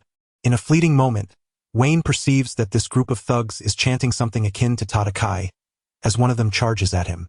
What fervor! Your passionate zeal has moved me. If you can withstand this technique, the Dragon Flash, then I shall. Wayne adopts a stance, sinking into a low bow, the blade in his hand vibrating with a humming frequency in the night air, the atmosphere around him seemingly compressed and heavy. The menacing aura sends a chill through the thugs, who, sensing Wayne's imminent display of power, hastily seek refuge. Alas, it is too late. The falling debris hovers 3 inches above the ground, as if captured by the shutter of a camera. Secret technique, Dragon Flash. Whoosh, like a swirling ink-black vortex, a blend of black and white sword energy envelopes Wayne, expanding rapidly in all directions, sweeping everything in its path. The first wave of force cleaves through the nearest 5 thugs and their firearms with ruthless precision, while the second wave of the Dragon Flash mercilessly harvests the remaining gangsters attempting to flee. Wayne disperses the smoke from his blade, and at the moment he sheathes it, the pillars of the building emit a mournful crack as they are cleaved in two, the cuts smooth and even as if meticulously sculpted. If you can withstand my Dragon Flash, then I shall let you experience my newly devised Fire Dragon Flash. Wayne silently adds, retrieving another blade and gesturing in the air. The Fire Dragon Flash is not particularly unique. It merely involves soaking the blade in gasoline for half an hour, allowing it to ignite through rapid friction, releasing flames alongside the sword energy. Ah, how remarkable that you still draw breath. I must admit you possess quite the talent for finding refuge. Suddenly, Wayne's gaze fell upon a large figure trembling not far away. The sole survivor was none other than the leader of the buyers, who had somehow managed to conceal himself behind a load-bearing wall. Wayne had intentionally steered clear of that area. After all, this was a dilapidated building, and should he strike it, causing the structure to collapse and crush himself, it would indeed be a farcical end. Upon realizing Wayne had located him, the buyer's leader stiffened, presenting a polite yet awkward smile. However, upon witnessing that grin, Wayne found no amusement in return. The man's visage was a grotesque canvas of scars and tattoos, exuding an aura of menace, and his smile was one that could quell a child's cries, nearly provoking Wayne to regurgitate his previous meal. Coincidentally, this buyer's leader was one of the henchmen of the Black Mask. It was ironic that Wayne's inaugural battle upon his arrival had been against one of Black Mask's debt collectors, and now his first adversary in this new realm was also tied to the same villain. One couldn't help but ponder whether Black Mask would awaken one day to find himself utterly bereft of allies. Hey mate, if you're aiming to cosplay as Batman, I highly recommend a visit to Arkham, a flippant voice echoed, descending from the ventilation duct. Bathed in moonlight, a figure emerged, possessing a physique reminiscent of ancient Greek sculptures and a posterior rivaling that of Captain America. None other than the original Robin, now the current Nightwing, Dick Grayson. Chapter 13. Christmas. I delivered flowers for you. Upon the unexpected appearance of Nightwing, Wayne was momentarily taken aback. To his astonishment, Dick was still in Gotham. Wasn't he supposed to be in college while simultaneously managing the Teen Titans? In this world, only the Bat family remains intact. Superman and the others have yet to emerge, and it is indeed reasonable that the Teen Titans have not formed. Could it be that, with the absence of the second Robin, Dick was summoned back to serve as a soldier? Standing at approximately 178 centimeters, Nightwing was considerably shorter than Bruce, the Batman. However, his physique was remarkably well-proportioned. As the eldest son of Batman, Dick possessed no superhuman abilities, yet he had flawlessly mastered all of Batman's skills. His physicality, endurance, speed, intellect, reflexes, and agility were at the pinnacle of human capability. He was proficient in various martial arts and weaponry, fluent in multiple languages. In short, he was a veritable treasure trove of skills, a testament to his upbringing as Bruce's favored son. It is worth mentioning that Bruce's acrobatic grappling techniques were taught by Dick. Due to his personal disposition, Nightwing's combat style leaned towards a graceful blend of acrobatic maneuvers intertwined with weapon attacks, akin to a swift and elegant cheetah. Nightwing stood tall yet relaxed, a demeanor shaped not only by his sunny and humorous personality, but also by his unwavering confidence in his abilities. Wayne felt a surge of delight at Dick's arrival. He was still uncertain about his own capabilities. The last time he had repelled the Joker, it was through cunning. Defeating a gang this time seemed to hold little significance. Nightwing, renowned for his prowess, high moral standards, and a strict aversion to killing, ignited a sense of eagerness within Wayne. As Wayne's thoughts wandered, Nightwing quietly observed the surroundings, including Wayne himself. A criminal transaction had unfolded, leading to a fierce battle that sent a horde of lawless villains to their demise, culminating in an encounter with a knife-wielding master who appeared to possess special abilities. Dick pieced together some information but refrained from immediate confrontation, jesting instead, "Friend, are you new here? You'd best come with me. Otherwise, given your penchant for indiscriminate killing without paying tribute to Batman, he will undoubtedly lock you away in Arkham. Trust me, you would not wish to share breakfast with those lunatics." Such was Dick's nature. Had it been Batman, before even laying eyes on the foe, he would have launched into a flurry of electrifying batarangs and tranquilizer gas. Whoosh! Wayne's blade carved a pale arc through the darkness, a swift and steady strike aimed directly at Nightwing's face. Though Wayne's movements were rapid, the vigilant Nightwing employed his Eskrima sticks to crossblock at the very moment the blade was drawn. Clang! The metallic clash sparked brilliantly, leaving no opportunity for Nightwing to respond. The blade rose quickly again, descending for a second strike within a mere fraction of a second. Slice! The consecutive rapid attack caught Dick off guard, who was unaware of the full extent of the situation. However, the disparity in their physical prowess was substantial. The young master had been meticulously nurtured by Batman, while Wayne had been drained by indulgence. Although he had recently attempted to regain his vitality, a few days of effort proved negligible. Thus, Nightwing retreated a few steps, skillfully using his dual sticks to seize the blade, gradually exerting pressure to disarm Wayne. Seeing this, Wayne decisively relinquished the long knife in his hand, executing a backflip to create distance while drawing another long knife to sever the bat-shaped shuriken thrown by Nightwing. Bang! Nightwing rolled, ejecting a smoke bomb from his tactical belt. As the smoke bomb tumbled, a thick cloud enveloped the arena, obscuring his presence. Wayne clasped his nose, his vision obscured by the swirling white mist, feeling a sense of urgency. Suddenly, a steel wire pierced through the smoke, ensnaring Wayne, as Nightwing's figure emerged. With a powerful grip, he hurled Wayne towards the concrete wall. Bullying a primitive of the Warring States period, are we? Wayne muttered inwardly, recalling Nightwing's AR tactical lenses, which provided him an advantage in a smoke-filled environment. At that moment, Wayne twisted midair, launching his left foot forcefully to shatter the wall and halt his momentum. Using the wall for leverage, he propelled himself upward, descending like a battle axe, his full weight driving down. Observing this, Dick hurriedly combined the two halves of his Eskrima sticks into a single metallic staff, positioning it defensively before him. Thud! Unlike their previous encounter, Wayne utilized the force of his ascent combined with his body weight and specialized striking techniques, generating a power that even surprised Dick, causing his hands to tremble perilously, nearly losing his grip on the weapon. Seizing the moment, Wayne flipped down, executing dual spinning kicks that struck Dick's left side and right chest. He then unleashed a series of cross slashes in midair.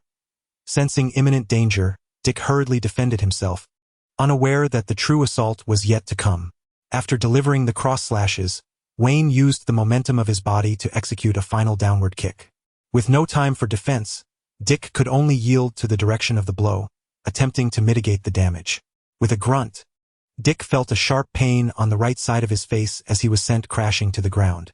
Though he had absorbed some of the impact, the force left his head spinning. The Bodhisattva's foot of Xianfeng Temple, Wayne thought, unable to suppress his disdain for the system's categorization. Though he had mastered the sword techniques of the shinobi clan, the skill panel labeled him a swordmaster. Why then did the skills of the Xianfeng Temple count among the shinobi techniques? Furthermore, Wayne possessed skills like the Giant Ninja Thrust and Giant Ninja Kill, which felt rather abstract. It seemed that any technique from the shinobi clan was classified under their swordsmanship, allowing for an extensive array of learned moves that adhered to the original genre's principles. As Wayne inwardly grumbled, Nightwing had already regained his footing.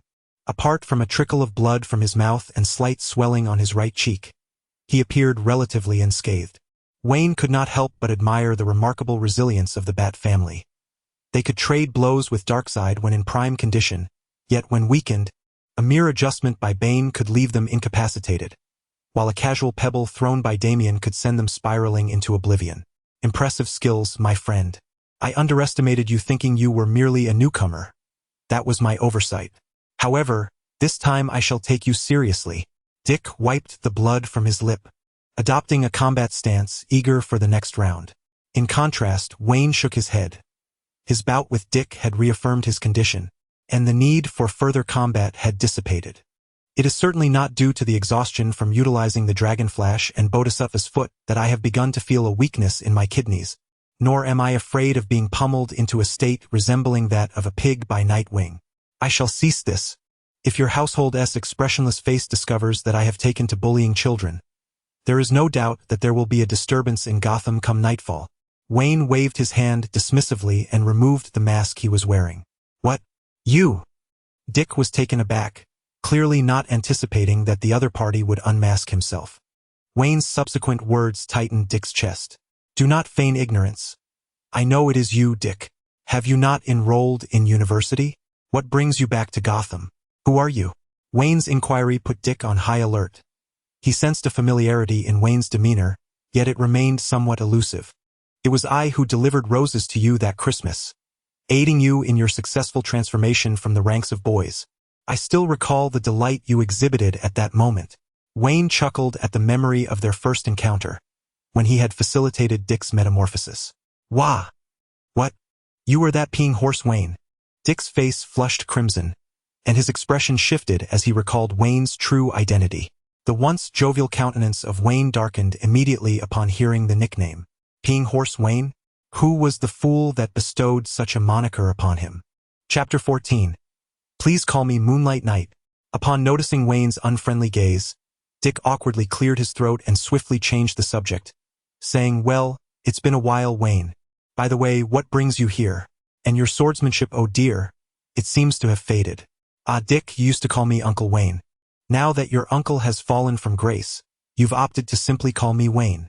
Wayne sighed heavily, his face reflecting a profound sense of heartache, as if their bond had once been immensely deep.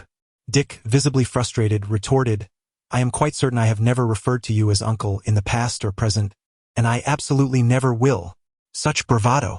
Remember that time you had a spat with Bruce and came to me for drinks, claiming you would rather call me uncle than address Bruce as father? That was you getting me intoxicated and coaxing me into saying that. Words spoken under the influence cannot be taken seriously.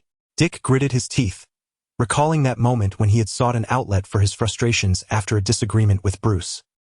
He had encountered Wayne, who had taken him out for drinks.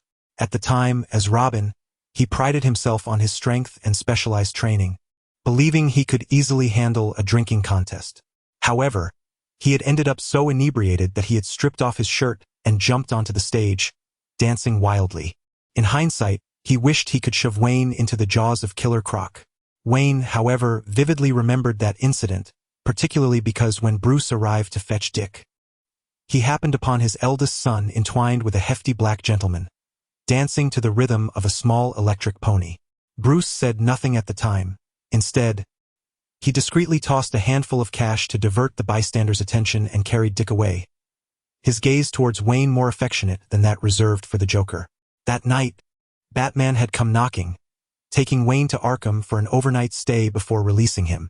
Following that, Wayne had sulked for a month, abstaining from alcohol until he finally recovered. I see you are reluctant to call me uncle, but I presume you would not hesitate to address Bruce as dad or father. Well, this isn't the best time, is it? Normally sunny and outgoing, Dick now stammered, even scratching his head in embarrassment. Don't tell me that after all these years Bruce raised you, you have never once called him dad?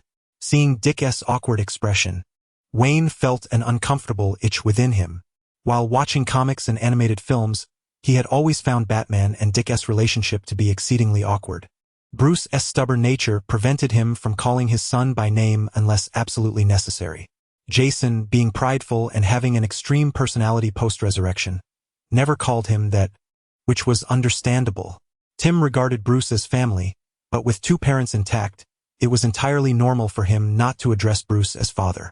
Then there was Damien, who, despite his own peculiarities, had no qualms due to his status as Bruce's biological son.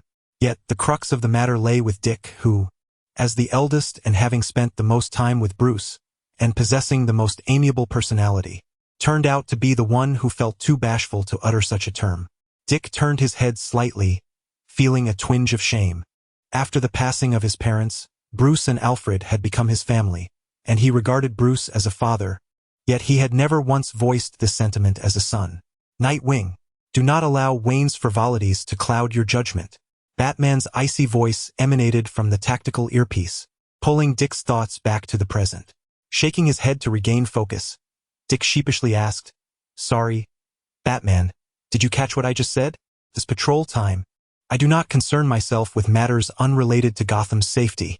Bruce sat before the Batcave's supercomputer, lost in thought. With time pressing and the need to analyze intelligence and prepare subsequent strategies, he had opted out of the patrol, allowing Dick, who had temporarily returned home, to safeguard Gotham in his stead. When Dick reported an incident, Bruce initially paid little attention, but upon discovering that Wayne was involved, his interest piqued. He intentionally withheld the identity of the assailant from Dick, curious to observe the unfolding events. Experience told him that Wayne was concealing something. As anticipated, Wayne revealed an astonishing mastery of swordsmanship, particularly the final combination of leg techniques and swordplay, which caught the unsuspecting Dick off guard. The beating Nightwing received was not in vain. Batman deemed the endeavor worthwhile. Consequently, Wayne's position on Batman's list of considerations shifted upward, along with the preparation for a counter-Wayne strategy. "Ah, my dear nephew, who are you clandestinely conversing with? I wager it's that insidious, zombie-like visage of yours. Assenti it?" Wayne sidled closer, deducing from Dick's demeanor that yet another bat was lurking in the shadows. "I should have gone all out from the start. By the way, it appears you two have long known each other's identities. Was your initial silence merely to witness my misfortune?" Dick gazed at Wayne with a mournful expression. Enduring injuries was customary, but that did not imply he relished the experience. In the midst of their exchange, Dick retrieved an apparatus from his utility belt, and Batman's holographic projection materialized before them. Surveying the scene, they beheld a multitude of bodies, severed at the waist, with the sole survivor being the frightened buyer's leader. Despite knowing they were all villains, Batman couldn't help but furrow his brow and inquire, "Wayne, why resort to murder? What are your intentions?" "Here it comes." Wayne knew Batman would inevitably nag, which is precisely why he wished to avoid coinciding with him, to escape the incessant lecturing. Rolling his eyes, Wayne turned serious and proclaimed, "I, Wayne Cross Elias, have a dream, to become a superhero. Honestly, I've even devised a heroic moniker. I shall be known as Deathstroke." Dick replied with exasperation, "As far as I know, the name Deathstroke has already been claimed by Slade Wilson. Perhaps if you pay him a licensing fee, he would gladly allow you to borrow it." "Ah, it turns out there is indeed a tolling bell here. I must say, the name Tolling Bell sounds rather ominous, entirely inconsistent with the fleeting nature of superhero identities." Wayne humorously remarked that it was merely a jest.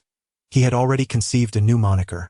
"Henceforth, please refer to me as Moonlight Knight Stephen Strange." Wayne feigned a somber demeanor. One might mistakenly believe he was the Batman himself. Dick and Bruce exchanged incredulous glances directed at Wayne. Not only did his costume clash with the essence of Moonlight, but who ever heard of a superhero revealing their name while announcing their alias? It's a pseudonym, after all. TCH, such a lack of humor. Wayne pursed his lips and continued, stating that as a physician, his duty lies in healing and saving lives. If he were to excise the source of the affliction, wouldn't that eliminate the need for anyone to end up on the operating table? Moreover, those criminals who find themselves in your grasp, battered to the brink of death and left paralyzed to languish in prison, is that not a greater torment? And what of Wonder Woman next door, who is also engaged in her own form of combat? Why not attend to her? Batman contemplated interjecting further, yet the words caught in his throat. Through his interactions with Wayne, he recognized their perspectives diverged significantly. After all, Wayne was not a member of the Bat family, and it was unreasonable to impose his no-kill principle upon someone else. Chapter 15. Dick began to experience a headache. Bruce found himself at a loss with Wayne. Reluctantly, he issued a stern reminder. "Moon Knight, our ideologies diverge, and I cannot persuade you. However, remember this. If you surrender to the allure of taking lives and ultimately bring slaughter upon the innocent, Batman shall not spare you. Rest assured, I too possess my limits. In fact, should they refrain from firing their weapons, I would show them mercy." After receiving this dubious assurance, Batman turned to Dick and instructed, "Nightwing, summon Jim and the others to collect the remaining evidence and extract intelligence from the last of them." With that, the holographic projection vanished, and Batman busied himself with preparing additional strategies. By the way, there are still 2 unconscious individuals in that room. They did not fire their weapons, so I promised to send them to prison. Let us not forget them. Wayne gestured toward a nearby room, where the 2 bald men remained blissfully unaware, allowing him to honor his promise. Dick gave an approving sign, notified Gordon, and secured the buyer's leader, confident that a fleet of police cars would arrive shortly. "Honestly, my friend, I just returned to Gotham and was aware of many significant events, but I never expected this much chaos." Dick wore a wry smile. Not long after Jason's death, Barbara encountered her own troubles. He had hastily returned from school to assist Bruce, aiming to alleviate the pressure and prevent Batman from descending into madness. Now, with the mysterious Wayne added to the mix, it could only be said that Gotham continued to be a source of relentless headaches. Rest assured, a plethora of matters await your attention. There is no need to fret about a lack of work. By the way, keep that business card handy. Should you find yourself with a broken leg one day, come seek me out, and I shall grant you priority over Bruce. Wayne flashed a smile and handed over the card, sensing that the Bat family would become frequent patrons of his clinic, promising a substantial influx of dollars in the future. Of course, aside from Barbara, one could only speculate how the others would fare. Dick believed they would not hold it against themselves, as it is common knowledge that surgery carries risks. Your methods of consolation are truly effective.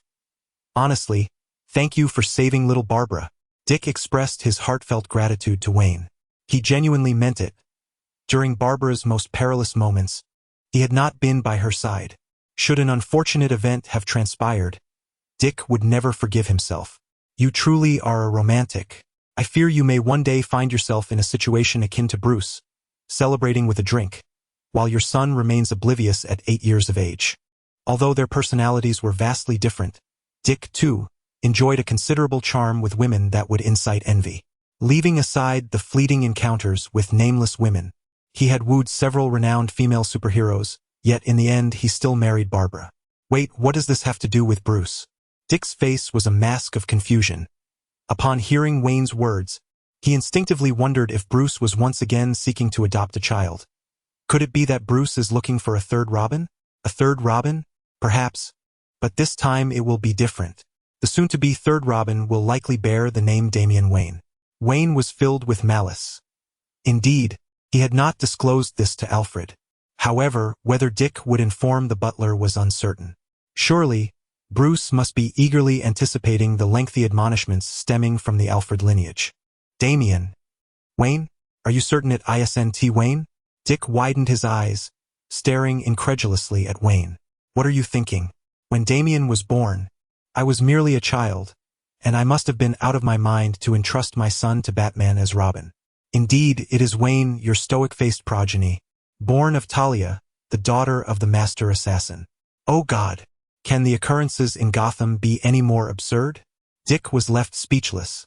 He recognized Talia, Bruce's former lover, who had been ruthlessly cast aside, vowing vengeance against the callous man.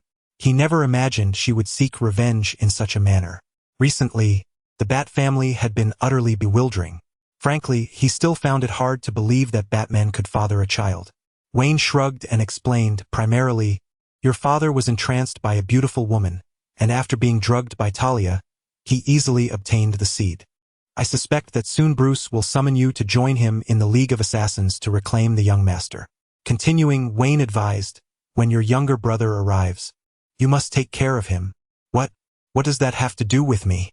He is not my son. Damian was raised within the League of Assassins, nurtured by his grandfather Ra's al Ghul and his mother Talia. While you were still playing in the mud at 8 years old, he was already treating humans as prey. You know Bruce's character. Can you really trust him? The convergence of two such obsessive personalities could very well turn Gotham upside down. As the saying goes, an elder brother is like a father. At critical moments, your role as the older brother is essential. The education of the younger brother rests upon your shoulders. Otherwise, one morning we may awaken to news of the executioner Robin slaughtering Gotham's citizens. Wayne encouraged Dick with a pat on the shoulder. His words were not without merit. Among all the Robins, Dick was undoubtedly the most suited to succeed Bruce as Batman. In the future, when Bruce disappears, Dick takes up the mantle and becomes Batman, demonstrating to Damian a heroic image distinct from Bruce's through his teachings and actions. As an elder brother, he cared for his sibling, attentively listening to Damian's thoughts and bestowing trust. When Damian fell into self-reproach for inadvertently killing a villain, Dick refrained from casting blame, instead using his own emotional experiences to guide him, allowing Damian to confront his guilt and escape the shadow of the killing machine instilled by the League of Assassins. As Batman, he imparted to Damian that true heroism does not rely solely on violence to vanquish foes, but rather, it is through the respect for life and the moderation of the instinct to kill that justice is achieved. He encouraged collaboration within the team, employing intellect and trust to uncover better solutions. Dick's guidance led to significant changes in Damian, gradually steering him away from the kill-to-stop ideology ingrained by the League of Assassins, helping him evolve into a capable Robin. Wayne couldn't help but exclaim, no wonder Bruce nearly fell apart when Dick met his untimely end in the Injustice universe. Such a promising young man vanished without warning. It is only natural for others to go mad in his stead. However, while Wayne maintained a sense of optimism, Dick was far less sanguine. After listening to Wayne, he felt a chill run down his spine, already envisioning a fierce argument between Damien and Bruce, where in a fit of rage, Damien stormed out onto the streets, indiscriminately lashing out at both the innocent and the wicked alike. After all, Batman's parenting methods are truly beyond the endurance of most, and dealing with a short-tempered child would only exacerbate the situation. Having just returned to Gotham, Dick felt an overwhelming burden weighing him down, as if he were walking on thin ice. Observing his despondent demeanor, Wayne urged him, "Come, let us share a drink with Uncle Wayne. It is on you." "No, I must patrol. After my shift, I need to seek out Alfred for some medication. My head is already beginning to throb." Chapter 16. The Return of the Black Mask. Gotham, the graveyard of the Sionis family. The atmosphere was somber, cloaked in relentless rain that deepened the chill of the desolate graveyard. Beneath the earth lay a concealed secret lair, where numerous criminals adorned in peculiar masks gathered in unison. They convened to commemorate the triumphant return of their leader, Black Mask, and to prepare for the conquest of Gotham, each one brimming with anticipation and eager to take action. Roman Sionis, or Black Mask as he is known, discarded his hospital attire in favor of an elegant white suit, which starkly contrasted with the ominous black skull mask that adorned his face. Ascending a platform, he raised his arm and proclaimed, "Since Batman insists on adhering to his foolish no-kill policy, I shall transform Gotham once more into a hellscape, and I will rise as the immortal king of this inferno." Roman surveyed the fervent members before him, his mask emanating an eerie aura as the members of the False Mask Society erupted into frenzied cheers, blindly following Black Mask. Many gazed with glazed eyes, lost in reverie, envisioning their dominion over Gotham and a life of debauchery following the demise of Batman. Little did they realize that even should Batman fall, their aspirations of ruling Gotham were far beyond their reach. They were mere pawns, not even worthy of warming the bed of power. At best, they could only dream of a brighter future. Observing the madness unfolding among his followers, Black Mask nodded in satisfaction. Recently, Robin had vanished, Batgirl was also missing, and the Joker wreaked havoc upon Gotham. Meanwhile, Batman and Nightwing were preoccupied with maintaining order amidst their relentless pursuit. Without the Dark Knight in the equation, Black Mask's escape from Arkham had become significantly easier. Under the cover of the night, aided by unforeseen circumstances, he would finally be free from the cursed confines of that wretched asylum. However, as he contemplated this, a chill swept through Black Mask's gaze. He had meticulously planned his escape from Arkham and arranged for reinforcements, yet he had anticipated fierce combat with the guards stationed inside. Instead, upon emerging from his cell, he was met with the sounds of gunfire. His door had been inexplicably opened, and as he stepped into the corridor, he was greeted by a scene of carnage. His arriving subordinates confirmed that they were not responsible for the massacre, and the increasingly audible wail of police sirens left Black Mask with no choice but to retreat hastily. This unnecessary intervention irritated him greatly. He was confident that with his own forces, he could breach Arkham without Batman's interference, and he had no need for assistance. This was an affront to his capabilities. Moreover, Black Mask surmised that the motives of those aiding him were far from altruistic.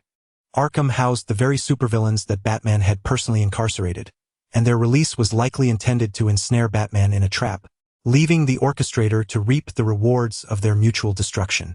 Such a naive notion. Black Mask chuckled disdainfully. The identity of the mysterious benefactor remained unknown, yet it was evident they too held animosity towards Batman. Concerning this cunning individual, despite Black Mask's slight wariness, he paid little heed, for the rivalry among villains is a commonplace occurrence. Ultimately, the damned souls destined for perdition will invariably be the adversaries. Thus, it is more prudent to focus on the appropriate targets. Of course, the target he referred to was not Batman, at least not in Black Mask's understanding. While Batman may indeed be detestable, he is not Roman Sionis' primary objective. Black Mask's vengeance has always been directed towards that notorious playboy of Gotham City. With this thought, Black Mask's animosity towards Bruce deepened, fueled by the tragic childhood wrought by his loathsome parents.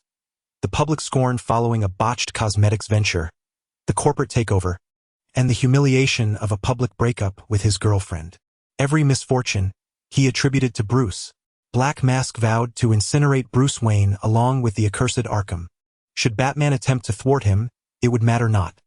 A certain Birdman had already approached Black Mask, eager to aid in the execution of Batman. He merely needed to concentrate on devising ways to torment Bruce. At that moment, an individual adorned with a bull-headed smile mask approached. He was Black Mask's right-hand assistant, a title bestowed solely by Roman himself. While Black Mask was furthering his education at Arkham, this assistant managed the family's various criminal undertakings. It may seem that being the second in command, subordinate to none, would afford him immense power and lavish living. Yet in truth, the assistant bore unspoken burdens. His boss, Black Mask, was prone to violent temperaments and mental instability. A careless word could lead to a catastrophic fate. The previous two assistants had met their demise due to missteps, their families now mourning over graves that towered 3 meters high. The assistant approached Black Mask cautiously, presenting him with a dossier, and respectfully stated, "Boss, everything you requested is contained within. You may act upon it at your command." Black Mask, his expression inscrutable, accepted the dossier. Within, there were photographs of several executives from Wayne Enterprises, complete with detailed records of their names, ages, job titles, and interests. Notably, even his former girlfriend, Cersei, was included. His deranged mind perceived their breakup as a betrayal and humiliation, a loss of face he could not overlook when contemplating his revenge upon Cersei. As he flipped to the next page, a sense of perplexity halted his actions. Despite the detailed intelligence recorded, the assistant hastily interjected upon seeing the photograph, "Boss, this is Wayne Cross Elias, the disreputable scion of the Elias family. He was once a trivial figure, yet just days ago Bruce Wayne personally visited him. Furthermore, Bruce had even orchestrated a significant renovation of the dilapidated clinic run by the Elias family. Could it be that this snobbish Bruce would engage in such acts of kindness?" Black Mask's eyes narrowed, and as he silently repeated the name Wayne, an unsettling familiarity washed over him, intensifying the hatred simmering within his mind. At last, he coldly lifted his head. "Elias? I remember." Memories, long buried, resurfaced with the mention of the Black Mask. It was an incident from years past, at a soiree where he encountered the newly adult Wayne. What began as a mere exchange of pleasantries among young aristocrats quickly escalated when he was forcibly dragged into drinking. Although the Elias family was considered a second-tier family in Gotham, their presence in the city predated the Wayne family, claiming a legacy that none dared to rival. Their extensive network was formidable. At that time, Roman, embodying the Black Mask, was reluctant to antagonize Wayne. Thus he reluctantly submitted to the drinking spree, expecting only a few casual toasts. To his dismay, Wayne, like a voracious beast, downed copious amounts of liquor, dragging him along to consume 2 pounds of it. Roman lacked Wayne's capacity for alcohol and, having barely escaped, intended to rush to the restroom. However, the momentum from his frantic dash proved overwhelming, and he succumbed to the urge, vomiting right in the center of the venue. By unfortunate coincidence, his misfortune splattered onto a prominent figure of the Cobblepot family, and his disgraceful display was immortalized by the attending reporters. The following day, the entire Gotham was abuzz with the scandal.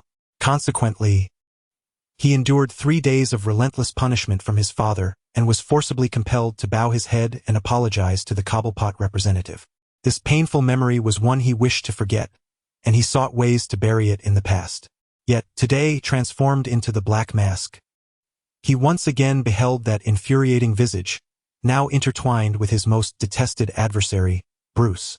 His hatred for Wayne intensified, fueled by the convergence of old grudges and new grievances. With a cold smirk, the Black Mask declared, "I never imagined he would be entangled with Bruce as well. How delightful! Let's keep him and Cersei. I am eager to witness Bruce's reaction upon discovering that Wayne is in my grasp." Chapter 17. The honorable appointment as director of Wayne Clinic. Wayne stood admiring the newly renovated clinic, marveling at Bruce's swift actions. He had transformed the dilapidated establishment into a 3-story private hospital without delay. The once crumbling clinic had undergone a complete metamorphosis. In truth, it was a total overhaul. The affluent and impulsive Bruce had transferred ownership of an idle estate to Wayne and enlisted a formidable team of renovation workers, who, in less than a week, converted the barren structure into a fully equipped private hospital. Everything was meticulously arranged by Bruce, save for the surveillance cameras that Wayne had discreetly removed. As for Wayne's original clinic, it had been repurposed by Bruce, likely to collect more of his DNA, and if time permitted, there were whispers of constructing a backup Batcave. During the renovation, Wayne had contemplated staying at Bruce's estate, but the thought of waking each morning to the brooding visage of Batman's QR code face glaring at him sent a shiver down his spine. Thus, he dismissed the idea and opted for a stay at Gotham's second-best hotel. Do not inquire why he did not choose the finest. It bore the Wayne name. Approaching the entrance of his new abode, Wayne scrutinized his hospital, which spanned 10 acres. The entrance soared 12 meters high, with a meticulously arranged metallic framework casting a fusion of technological and artistic shadows in the sunlight. An intelligent shading system, capable of dynamically adjusting according to the sun's angle, promised a remarkable 30 energy savings year-round. As Wayne explored further, he discovered astonishing equipment.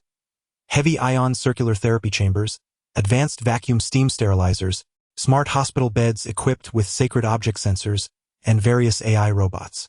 The facility boasted cutting-edge technology, embodying the very essence of a futuristic hospital, all complemented by exquisite decor. Could it be that Bruce had experienced a change of heart? Wayne had expected him to take a haphazard approach to the renovations, yet he had evidently dedicated himself to the task with utmost seriousness.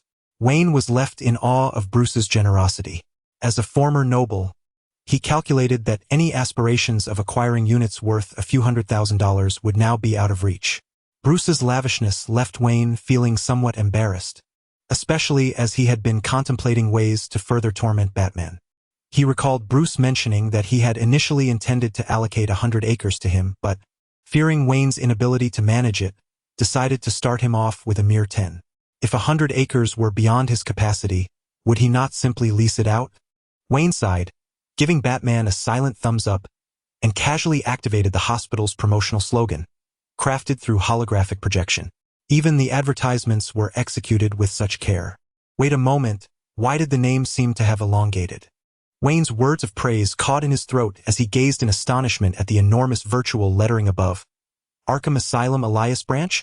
Stunned, Wayne gazed at the unfamiliar name in the sky, seriously doubting his own senses. Damn it, have I suffered a retinal detachment? It should only be Wayne Hospital or Elias Hospital. Where did that wretched prefix come from? Subsequently, as if a realization struck him, Wayne hurriedly ventured into the depths of the ward for a closer inspection. Indeed, in the special intensive care unit on the 3rd floor, he discovered facilities reminiscent of an electroshock therapy room, superalloy binding devices, and cryogenic chambers. The orderly arrangement of metallic frameworks in the hall concealed numerous nozzles within their unseen shadows. Wayne, with an assurance reminiscent of Nightwing's rear, speculated that, aside from water, they likely harbored anesthetic sprays potent enough to subdue an elephant, perhaps even a fear-inducing gas akin to that used for scarecrows. No wonder he had been puzzled by the absence of the hospital's name at the entrance. It was evidently awaiting him. Wayne's expression morphed through a spectrum of emotions, shifting from crimson to ebony, occasionally tinged with a pallid hue, his countenance changing with a rapidity rivaling that of a theatrical performance. He furiously retrieved his phone, intent on contacting Batman. Beep, beep, beep. We apologize. The number you have dialed is currently off. Damn it. Blocked. Wayne fumed. It was no wonder Bruce had kindly suggested he manage a smaller area first, fearing the larger one would be unmanageable. In retrospect, had he truly requested 100 acres, he might have found even the inmates of Arkham Asylum knocking at his door. With a scowl, Wayne continued to dial Dick's number.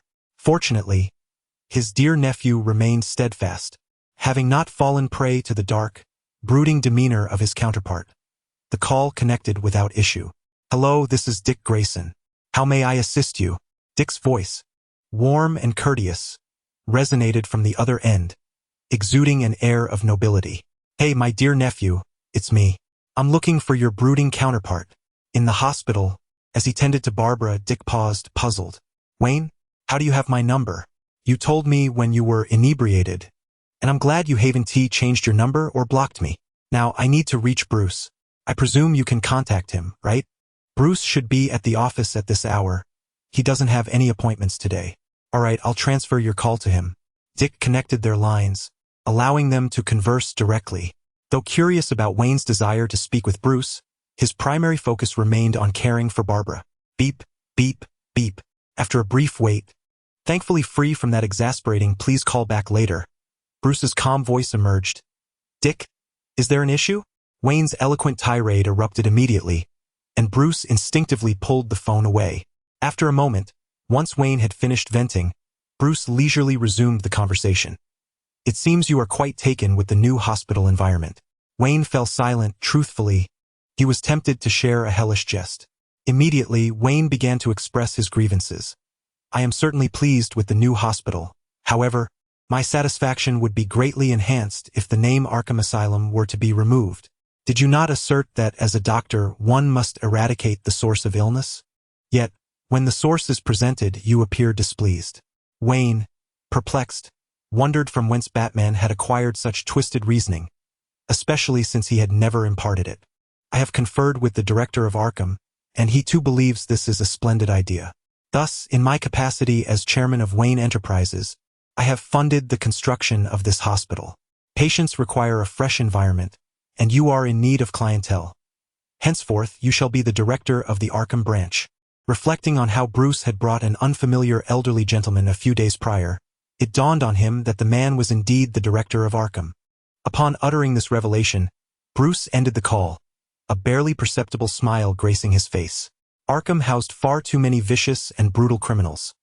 While their congregation may facilitate surveillance, the potential chaos they could unleash during a collective riot was enough to make even Batman retreat. Thus, Bruce had long contemplated relocating some inmates to other facilities. Although space was available, there were no suitable personnel to oversee them. Batman and Nightwing could not remain vigilantly stationed indefinitely. Just as he found himself at an impasse, Wayne appeared, with extraordinary medical skills, formidable combat abilities, and free from Batman's no-kill principle. He was undoubtedly the most fitting candidate, albeit with a more ruthless approach. The former director of Arkham was in total agreement. Following the Joker's escape, he had narrowly avoided madness himself and was eager to transfer as many supervillains as possible to ensure his own safety. Consequently, through Bruce's efforts, Wayne officially assumed the role of director of the Arkham branch. Chapter 18. Wayne. An ominous feeling of pitfalls ahead. The phone emitted a busy tone, and Wayne was left speechless, hearing the incessant beeping. It was truly surprising that the Bat had such unwavering faith in him, believing he could manage the lunatics confined within Arkham. The prospect of relocating was utterly out of the question. The deeds were firmly in his possession, and leaving such an expansive space unused would indeed be a waste. On a certain day in the month of XX, he was betrayed by Batman, compelled to share breakfast with the fans of the Bat Club for an indefinite period. He would certainly settle the score for this inconvenience later on.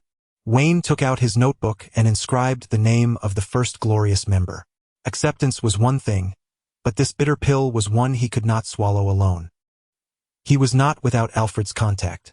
Regarding the Wayne lineage and its continuation, he had already left a message for his faithful butler. The supercomputer in the Batcave contained news that could rejuvenate him by 2 decades. What?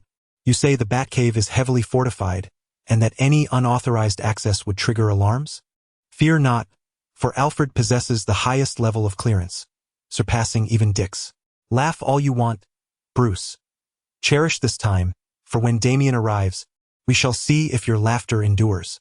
Moreover, Wayne eagerly anticipated the resurrection of Jason, envisioning a chaotic confrontation with Damian that would leave Batman frazzled. Unfortunately, he was uncertain when Bane would make his appearance. His long-desired Brokeback Mountain scenario had yet to materialize, and he had yet to fulfill his promise of an 80% discount on the surgery for the Bat.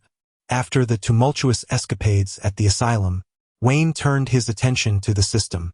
He soon discovered that beyond its task functions and the ability to acquire fees for treatment, it also harbored a lottery feature. The lottery function was well understood by those in the know, but the location of its entrance was rather obscure. Upon accessing his personal panel, He found a nearly invisible option nestled at the far right of the skills panel, almost blending into the border. Enlarging the view revealed this elusive feature lying silently. Clicking on it prompted a choice to display more options, leading him to the lottery page. Wayne was thoroughly impressed. Who was the ingenious designer that had discreetly concealed this function? What was its purpose? Simply for amusement? Grumbling aside, the feature was undoubtedly worth utilizing. Coincidentally, he had completed the Novice 10-draw lottery task. Novice lottery task. Heal a superhero supervillain, 1-1. The functionality page remained hidden, and there was no notification upon completing the lottery task. He could only hope the outcome would not be subpar. Wayne gazed at the slot machine before him. The lottery feature was whimsical, yet customizable to suit his preferences. To enhance the ambience, he opted for a classic historical theme. With a pull of the lever, the screen erupted with frenzied motion, synchronized with exhilarating music. Ding, ding, ding. The reels screeched to a halt, accompanied by a resounding explosion akin to fireworks, followed by a torrential downpour of coins. 777. The grand prize. However, in truth, it was but an illusion. As the effects faded, the screen settled on 3 question marks. Rewards have been distributed. Please check. Host. Item. Hemostatic bandage, a miracle in the realm of hemostasis, leaving an indelible fluorescent tattoo for 7 days upon use. Item. Fermentation insoles, physically increases height by 10 centimeters, but requires prolonged foot washing. Otherwise, it is advisable to avoid crowds. Item. Anti-baldness mask, a mask encompassing the entire scalp, equipped with a special current system that effectively stimulates hair follicle growth, up to 100 milliamps. Item. Memory erasure stick. Remember to wear sunglasses during activation and avoid directing it towards oneself. Item. Ecstasy spray. Automatically learns to sing and dance rap upon application. Item. Invincible thunder cannon. The tremendous itch powder contained within the projectile instills fear. Item. Desire compass. Points to your deepest yearning. Item. Grass crow sword. Forged from the strongest metal in the ninja realm. It possesses a mental attack against foes, considering the drool hanging from it is sufficient for a bath. Skill. Feigning death, lying on the ground appears indistinguishable from being genuinely lifeless. Skill. Flowing rock smash fist, a humanoid attack, generally ineffective against larger opponents. The figures of the dark-clad individuals, the Hokage, the prankster experts, One Punch Man, and the Pirates of the Caribbean converge, creating an amusing crossover in the DC universe. Does God not pay for copyright? Wayne sighed in exasperation, glancing at the 2 newly acquired skills. Martial Arts Master, Flowing Rock Smash Fist Max. Feigning Death Max, as long as no one attacks, you can remain undisturbed through the universe's reboot. Surprisingly, both skills reached their maximum level. Could it be that skills obtained through lottery are all considered peak level? Moreover, the note on feigning death is rather boastful. Wayne was astonished, feeling a tinge of desire to experiment. Of course, it was merely a fleeting thought. He contemplated testing it during a significant event, perhaps when the Flash was sacrificed to the heavens. Ding ding ding. The phone rang. Wayne picked it up and noticed an unfamiliar number, arousing his curiosity. Ever since the original owner faced bankruptcy, he had been blacklisted by Gotham's elite, rendering him a solitary figure. Who could possibly be calling him? Curiously, he answered, pondering whether it was yet another creditor come to demand payment. On the other end, a light-hearted voice erupted into laughter. Ha ha ha. Is this Wayne of the Elias family? Who are you? Wayne queried, somewhat puzzled. The voice seemed familiar, not a creditor or a known associate of Elias, but rather someone he recognized as Wayne himself. A superhero or a supervillain? While Elias held no recollection, Wayne remembered. It was likely a character from DC, someone notable, evidenced by the familiarity of the voice. The reasoning was simple. Despite Warner's constant abstract reboots, they would not produce films for obscure characters lacking popularity. Ha! My friend, you don't know me? Well, it is true our families have maintained a cordial relationship for nearly a century, despite your withdrawal from the scene. For reasons unbeknownst to him, conversing with the stranger on the other end of the line left Wayne increasingly uneasy.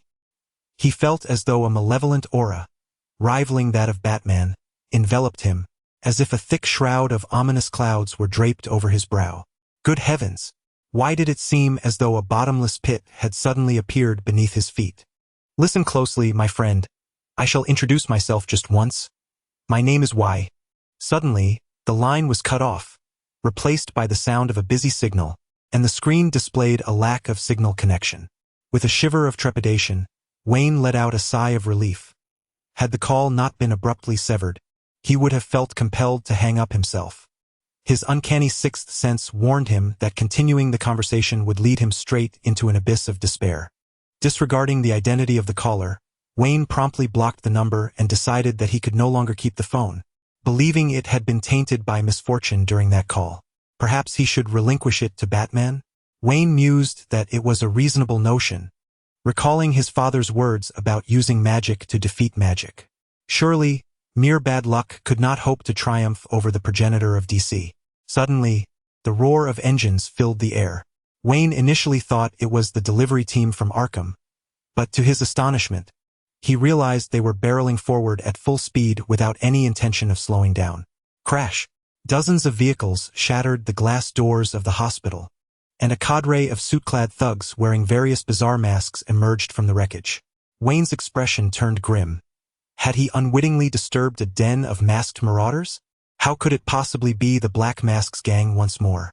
Chapter 19. The darkened Red Skull. Wayne had now been in the DC universe for a fortnight, and apart from the Joker, it seemed that every villain he encountered was associated with Black Mask. Gotham was rife with criminals aplenty, so why was it only Black Mask's men who were crossing paths with him? To make matters more intriguing, Black Mask himself, Roman Siones, had taken to the field. From their appearance, Wayne could discern that the gang of suited thugs behind Black Mask were members of the False Face Society, led by Roman. They resembled the bald-headed thugs and buyer leaders he had previously encountered, who had merely sought to attach themselves to the society's name for protection. Initially, Wayne assumed the False Face Society was out for revenge, but upon reflection, that notion seemed flawed. Those ordinary criminals, who relied on their reputations to instill fear, hardly warranted the personal attention of their leader.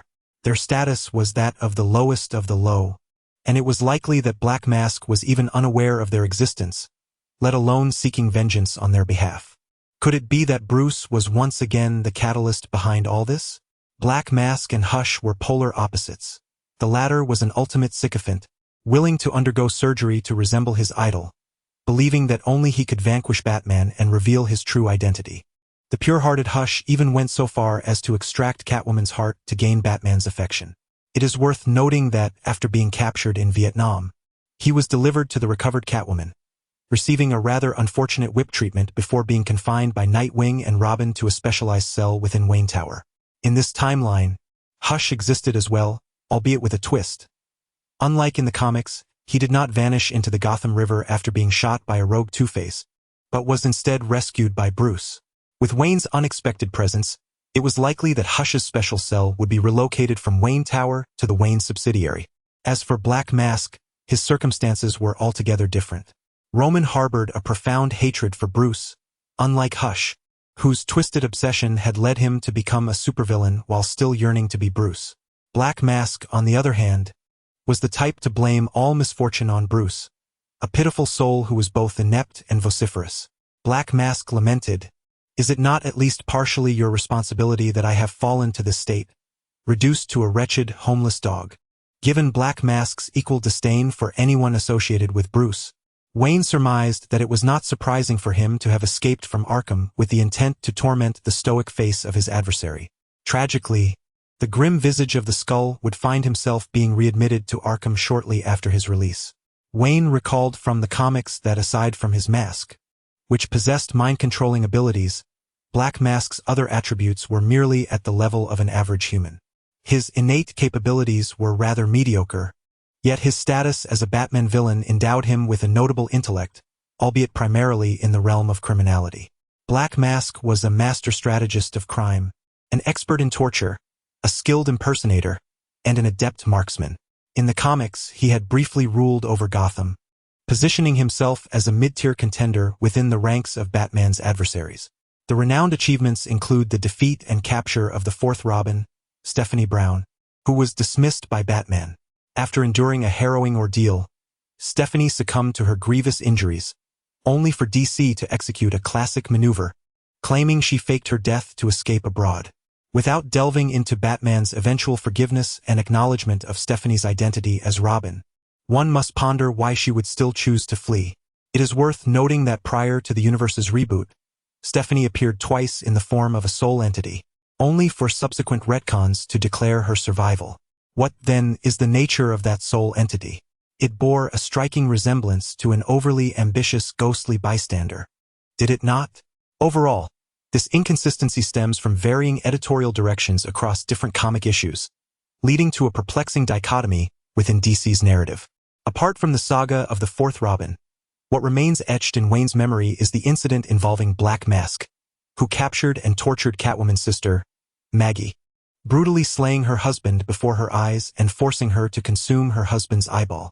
In essence, Black Mask is a cerebral criminal, excelling in strategies but lacking in sheer physical prowess.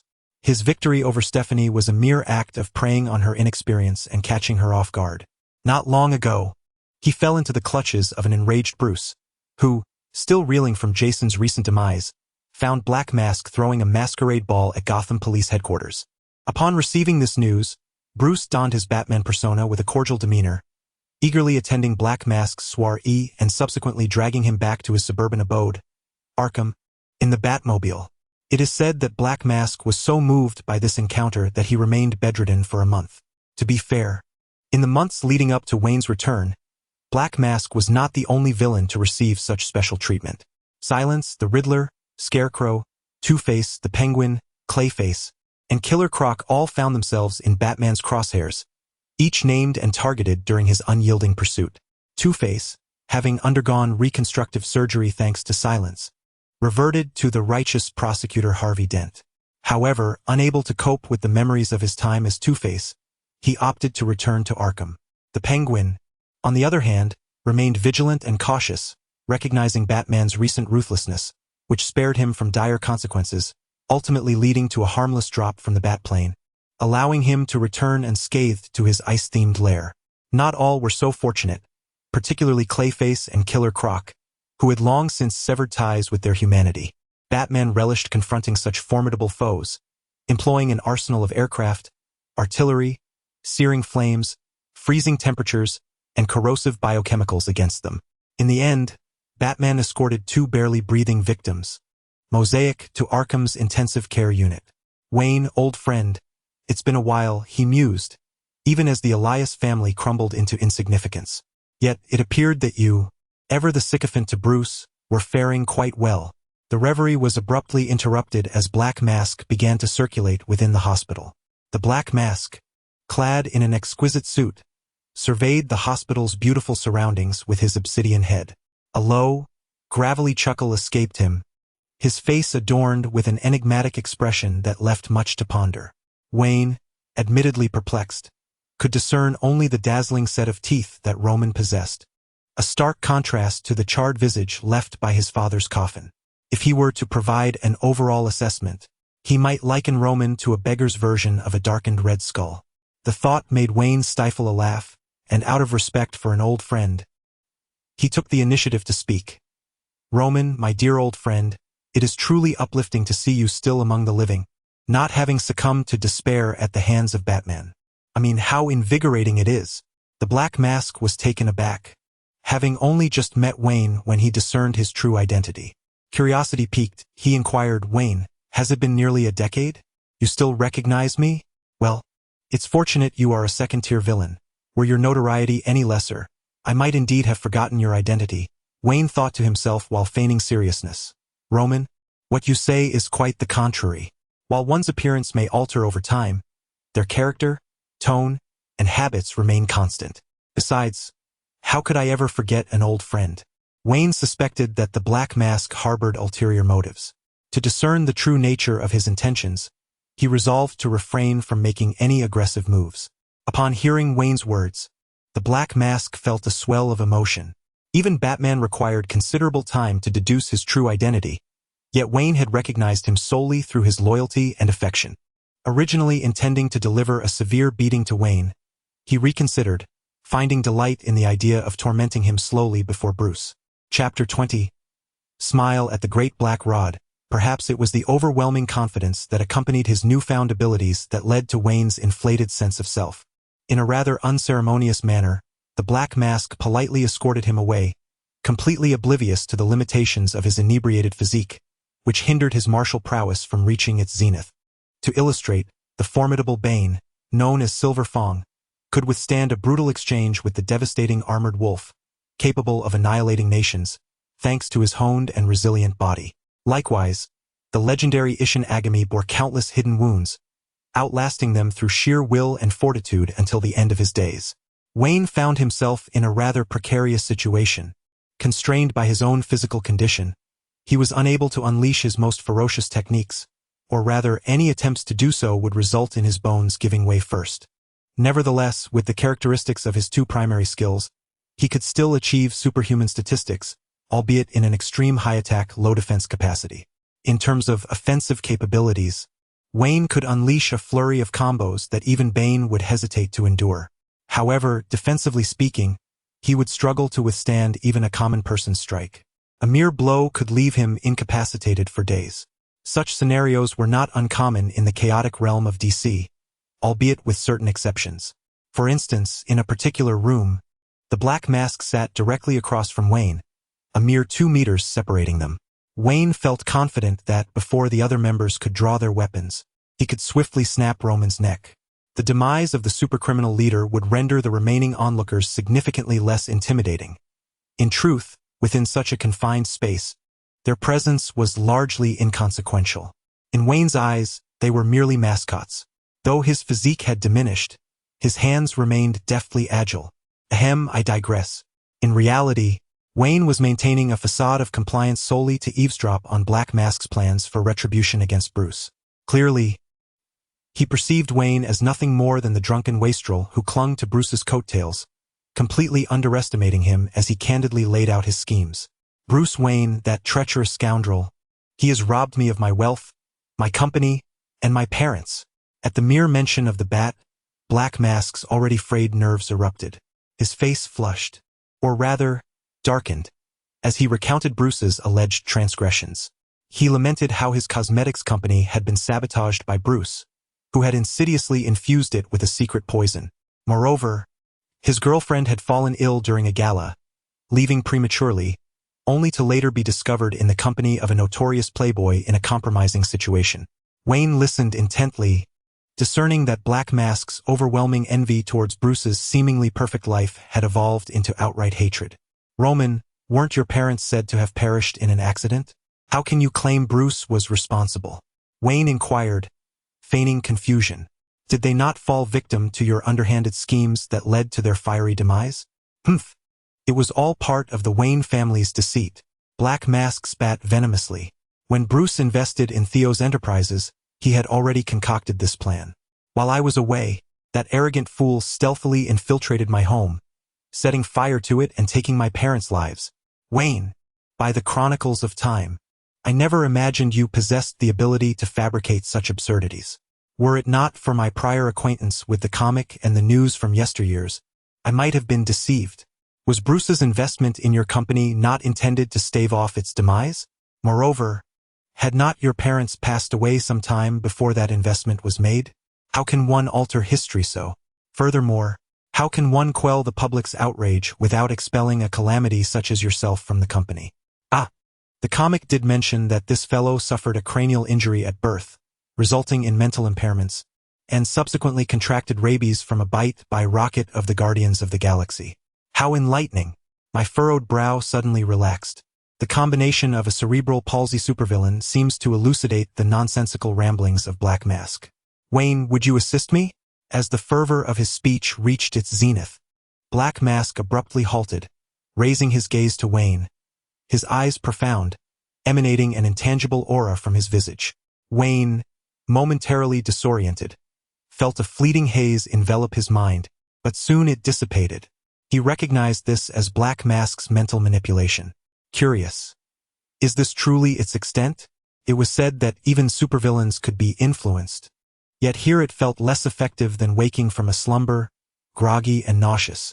Wayne found this perplexing, Yet his immediate concern lay with what Black Mask intended for him. Thus he feigned a dazed demeanor and inquired, "Roman, my old friend, what is it that you wish for me to do?" Black Mask smiled with satisfaction, placing a hand upon Wayne's shoulder, speaking earnestly. "Wayne, in 3 days, I shall host a masquerade ball at the former Sionis Corporation. I intend for you to inflict upon Bruce an indelible agony, and dear old friend, you shall be my most vital protagonist that day. I had presumed I was but one of the hostages, yet you claim I am the central figure of the soiree?" Wayne struggled to grasp Black Mask's reasoning. It was evident that Black Mask was oblivious to his own identity. Why not select Gordon, Alfred, or those esteemed figures of Gotham, instead of selecting this fallen heir? What led him to surmise that his relationship with Bruce was particularly close? Was it merely because Bruce had constructed a hospital for him, leading Black Mask to believe his status in the Mask's mind eclipsed that of others? As the Warden of Arkham, Wayne deemed it necessary to comprehend the thoughts swirling within the minds of his patients. Thus he responded, "Roman, an intriguing notion, yet such a grand spectacle is bound to attract Batman's attention. Indeed, it certainly would draw the scrutiny of both Batman and the Gotham City Police Department.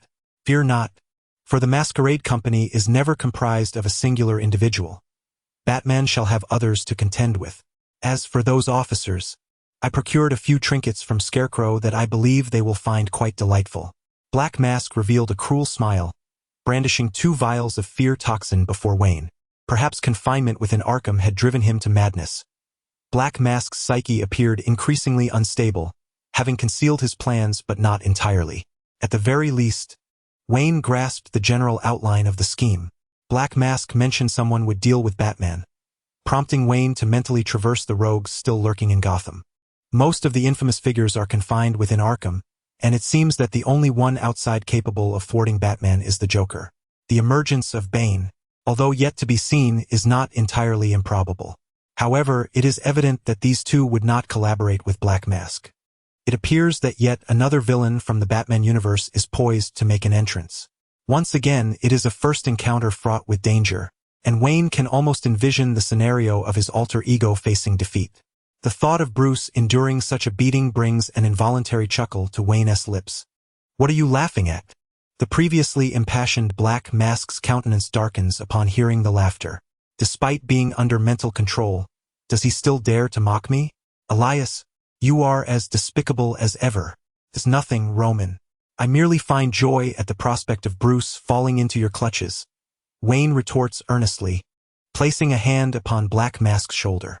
In a swift motion, his other hand darts out and retracts, executing the action seamlessly. Black Mask furrows his brow and brushes Wayne's hand away, checking his fear toxin to ensure it remains intact before letting out a cold huff. "Cherish these final days. Soon, you will not even have the chance to see me again." With that, Black Mask turns to depart. "Hey, Roman, you used to drink worse than a woman." At this remark, Black Mask whirls around, glaring furiously at Wayne. The first thing to catch his eye is a rather imposing object. Smile. Chapter 21. The Black Mask. The life of your closest friend is in my hands. A sudden flash of light illuminated the entire room, rendering the once fearsome expressions of all those in the Masked Society, including the Black Mask, utterly vacant. Wayne lowered his left hand, which had shielded his eyes, while his right hand brandished a memory eraser in the direction of the Black Mask. He casually approached, confiscating the fear toxin from the Black Mask, and retrieved a larger, longer, pink translucent spray canister from his person. The fear toxin proved to be quite troublesome, and in an effort to mitigate any potential mishaps, Wayne had preemptively seized it. The medical annotations clearly stated that special medications should only be administered in the presence of a guardian or physician. Dr. Wayne, the attending physician, asserted that the time for medication had not yet arrived, and thus it could not be carelessly entrusted to the patient. After securing the fear toxin, Wayne attempted to remove the coffin-like mask from Roman's father, only to discover it was entirely fused to his face. Forcing it off yielded no success. Instead, the pain gradually roused the Black Mask from his stupor. "Wayne, you bastard." The flicker of anger ignited in the Black Mask's eyes as his hands began to frantically search his surroundings. A burst of white light flashed once more, rendering the Black Mask's gaze vacant once again. "Listen, Roman, you fool. You are now to serve Wayne with the finest food and drink. And remember to exhaust that canister of liquid spray. In your mind, it is the Scarecrow's fear toxin. Furthermore, you must record a video to send to Bruce, detailing how you have captured Wayne and the other hostages, compelling him to come in person for their ransom. What happens to the others after it's done? You foolish pig. They will simply be released. What about those executives who were beaten to death and discarded as a demonstration at Wayne Enterprises? Did you act so swiftly? Truly the heavens have conspired against you. A substantial compensation will be sent to the families of the deceased, and the culprits will be executed. Ultimately, the stranger seeking to eliminate Batman is merely a fade. His true intent is to eliminate you. Upon learning this, your rage will drive you to personally remove him. You claim there is more than one adversary, each possessing formidable strength? It matters not. You only know that they have not only aided Batman in confronting you but have also grievously insulted you. You are undeterred, prepared to clash with them at any cost, even to the point of mutual destruction. After issuing his commands to the Black Mask, Wayne turned to the 4 members of the Mask Society behind him, instructing, "You heard nothing of what was just said. Remember that once the battle commences, your primary objective is to eliminate all nearby rioters at once. When your ammunition is exhausted, resort to knives. When those are gone, use your fists and feet. If all else fails, use your teeth. Upon completion, I assure you, you shall have a complete corpse and a grave, ensuring you are not left to rot in the wilderness. This shall serve as a reward for your redemptive actions. Remember, under no circumstances are you to harm the innocent citizens and police present at the gala. Roman, this applies to you as well. By the way, dimwit number 1, hand me your phone. Once we step outside, remember that your phone fell into the cesspool." In a daze, the Black Mask, accompanied by his 4 members, stumbled out of the room, only to find himself momentarily frozen in realization. He cast a suspicious glance back at the doorway, his fingers brushing against the oppressive aura of fear that clung to him. Sensing an unsettling discrepancy he could not quite articulate. Thus, he instructed a nearby member of the masked organization, "Bring forth the finest offerings to entertain our guest, but ensure that Wayne does not escape. Keep a vigilant watch over him, or you may find your own head rolling." The called-upon member nodded promptly and hurried off to fulfill the command of the masked figure. Inside the room, Wayne picked up the phone belonging to the dim-witted number 1. His own device had been confiscated, yet he was fortunate to recall a specific series of digits, sparing himself the need to delve into the dark web for assistance. Beep, beep, beep. The line connected, and after a brief musical interlude, the other party answered. "Hello," Wayne initiated the conversation, directly presenting his offer. "I am Wade Wilson, and here is a $10 million deposit. The remaining $40 million will be transferred to your account post-transaction. The time frame is 3 days hence. As for the target, you will know upon arrival." The final night before the gala. Inside the Batcave, Nightwing, returning from his watch, sought out Batman to provide an update. "Bruce Wayne is not at the new Arkham Hospital. It appears something has gone awry there. All surveillance has been dismantled by Wayne, leaving us in the dark. However, I did uncover a riddle he left behind. This inebriated doctor seems to be cosplaying as the Riddler. Still, I recommend we access the Bat satellite to gain some insight, although given his skills, he is likely not in any immediate danger. Forget about him. I've seen the riddle. With his abilities, if he wishes to escape, no one in Gotham can stop him." Batman remained impassive, yet his lips uttered statements that both surprised and seemed natural to Dick. "What's the answer? Share it with me. Let us see if it aligns with my thoughts." Batman remained silent, his fingers flying over the keyboard. "You're still the same, always with that stern demeanor. Alfred, can you guess the answer?" Dick shrugged, accustomed to the routine, accepting the cup of red tea from Alfred and displaying the note in his hand. "What wears a cloak at night, masquerades as a millionaire by day, and can never afford a psychiatrist's bill? Ah, Master Dick, the answer is quite evident. It is Bruce Wayne, the name of our esteemed master. To be honest, this joke falls rather flat." Alfred chuckled, shaking his head in exasperation as he handed a cup of coffee to Bruce. "Ah, indeed. I find it quite amusing. I never anticipated Wayne possessed a talent for humor. I shall have to glean more from him the next time we meet." Dick chuckled, feeling inexplicably assured that Wayne would not easily come to harm. Look at this. Batman expressionlessly summoned a video. The footage revealed the tragic demise of 3 high-ranking executives from Wayne Enterprises, and Dick, recognizing them, furrowed his brow and queried, "Is this targeting Batman or Bruce Wayne?" There exists a significant distinction between the two scenarios. Should the message be directed to Batman himself, it would imply that the recipient is aware of the Dark Knight's true identity. Conversely, if it were merely addressed to Bruce Wayne, it might only pertain to him as an individual.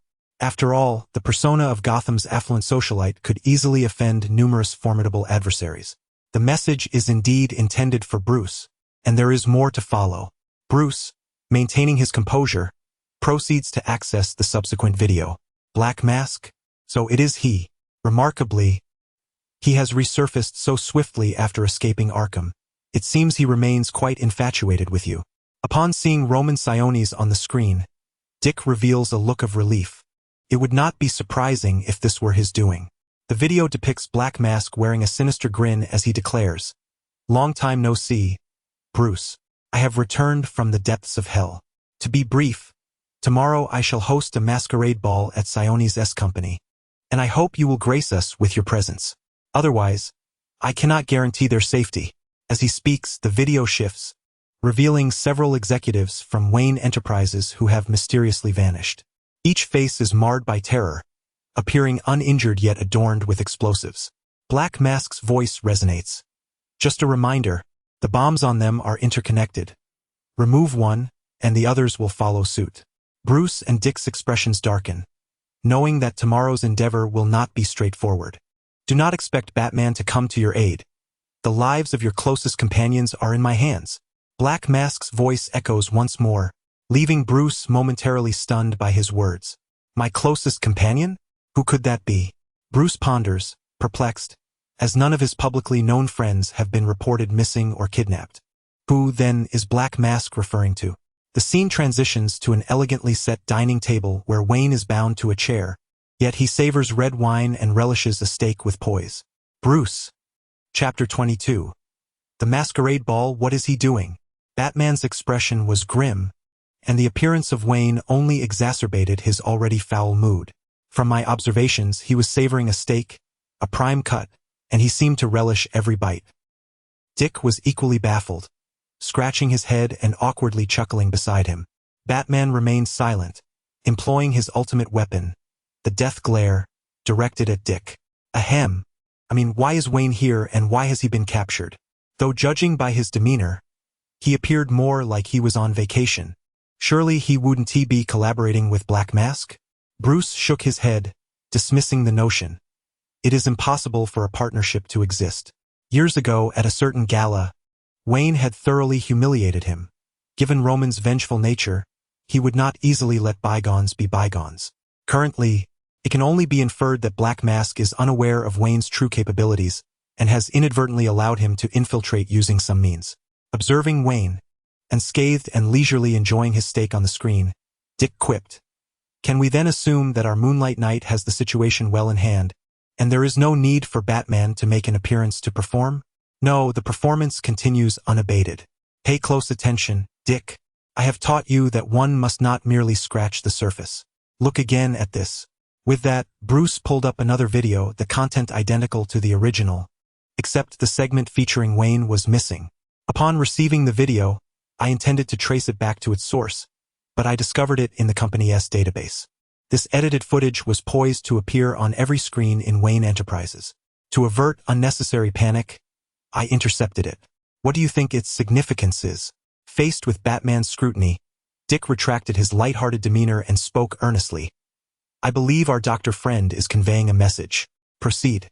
Among the various Robins, Tim, the third, possesses the most exceptional deductive skills, being the only one not recruited by Batman for his martial prowess.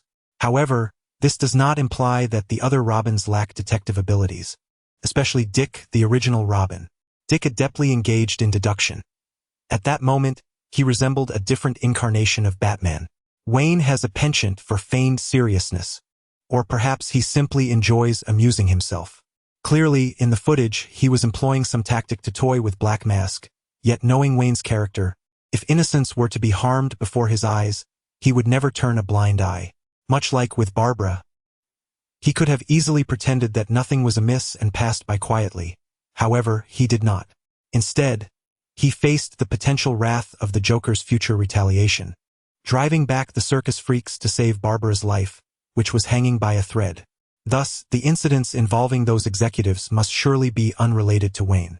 The crucial point is that after Black Mask committed murder, Wayne chose not to intervene directly but opted to alert us through the footage, indicating that Roman is not surrounded by mere common criminals from the False Face Society. Perhaps, this time, in seeking revenge against you, Black Mask has orchestrated preparations even Wayne is unaware of, perhaps involving an unidentified supervillain lurking in the shadows. After listening to Dick's reasoning, Bruce nodded with satisfaction. The acrobat boy who once wept over the loss of his parents had transformed into a formidable superhero. Even if fate were to befall him one day, the spirit of the Dark Knight would undoubtedly endure, with his son, the third generation of Robin, Damian, to serve as an exemplary figure. With them by his side, Bruce felt that the years of his relentless efforts would eventually bear fruit. Bruce took the opportunity to speak. We will participate in the masquerade ball tomorrow as usual. The dangers posed by Black Mask may have been mitigated by Wayne's interference. However, we must remain vigilant. Our foremost priority is ensuring the safety of the hostages. We must swiftly deal with the Masquerade Society members and redirect our focus towards the other side. I have a premonition that the lurking foe will prove to be quite formidable. Bruce typically approached unidentified, ambiguous threats with utmost caution. On the night of the Masquerade Ball, at the former headquarters of Sionis, now the Wayne Group's cosmetics division, a lavish hall bustled with villains adorned in formal attire and peculiar masks, patrolling the premises. Due to an unforeseen circumstance, all employees were granted a 3-day paid leave starting this morning, and the diligent workaholics, upon hearing the news, had vanished like unbridled hounds. The hall functioned as a banquet venue, divided into 2 levels, the first serving as the reception area and the second accessible via a nearby spiral staircase leading to a lounge. Black Mask stood on the podium of the second level, able to survey all that transpired below. This elevated position, akin to wielding dominion over life and death, intoxicated him with a sense of power. Boss, the surveillance has spotted Bruce Wayne's car at the company entrance, reported his subordinate number 1, jogging over to Black Mask with a tremor in his voice.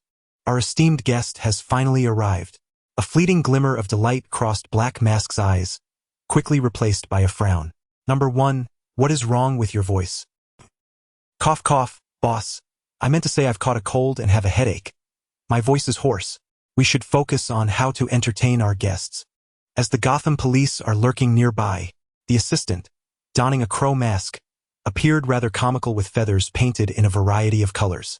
Black Mask's bloodshot eyes scrutinized his assistant. Although his voice remained largely unchanged, it now bore a hint of hoarseness and occasional sharp breaks, compounded by the assistant's visibly trembling figure, which hardly suggested mere illness. Pathetic, Black Mask scoffed. Open the passage and let our esteemed guests experience the warmth of Sionis.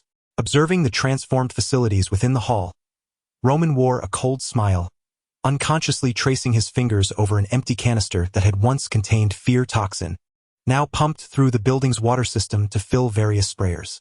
As soon as Batman and the Gotham police intrude, he will immediately activate the device, enveloping everyone within its grasp. His subordinates, members of the masked organization, are equipped with gas masks, rendering them immune to the toxic gas assault. However, Black Mask is acutely aware that while these tactics may incapacitate the police, they are insufficient to eliminate Batman. Yet, news from his enigmatic ally reveals that they are constantly monitoring the Dark Knight's movements. Today marks the demise of Bruce Wayne.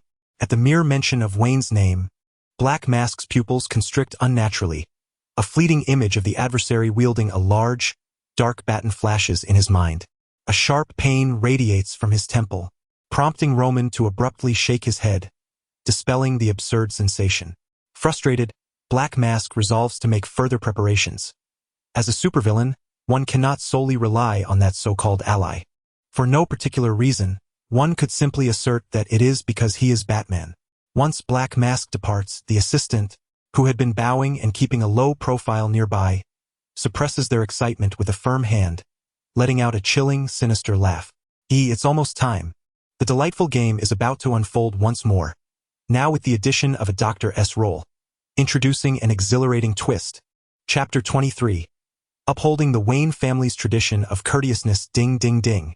In a lounge of the banquet hall on the second floor, Wayne absent-mindedly tapped the edge of his porcelain plate with a silver fork, listening to the crisp sound of chains clinking against the table legs.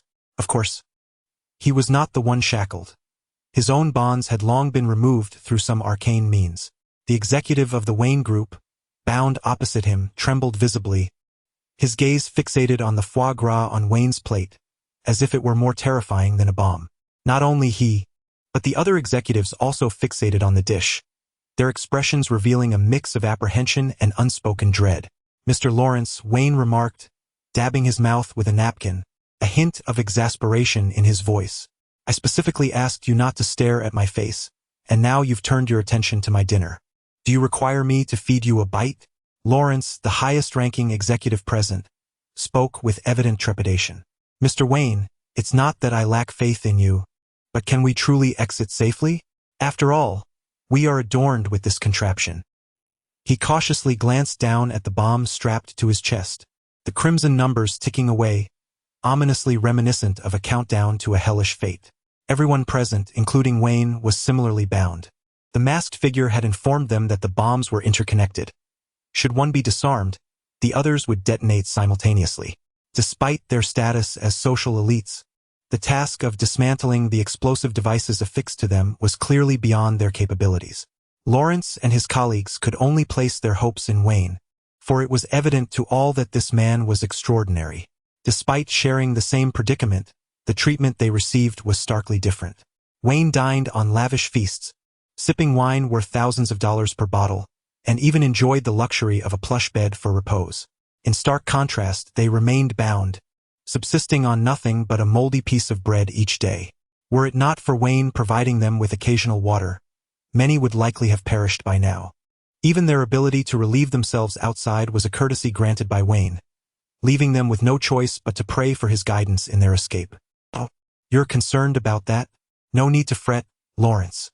Do I strike you as someone who would accompany others to their doom?" Wayne shook the bomb at his chest, his palm gripping it firmly, and with a gentle squeeze, it shattered into fragments. Under the astonished gazes of those around him, Wayne raised one of the pieces, displaying the cheap plastic within unconcerned. That fool in the mask couldn't he distinguish between the real deal and a prop? Did he truly believe Gotham's plastic bomb was made of actual components? Lawrence's eyes widened in disbelief. You already knew? Sure, some matters are best kept enigmatic," Wayne interjected, raising a finger in a gesture of mystery. In truth, the bomb had not been replaced by Wayne. Rather, the memories implanted in the masked figure included a directive to avoid harming innocent civilians, rendering the original bomb unusable.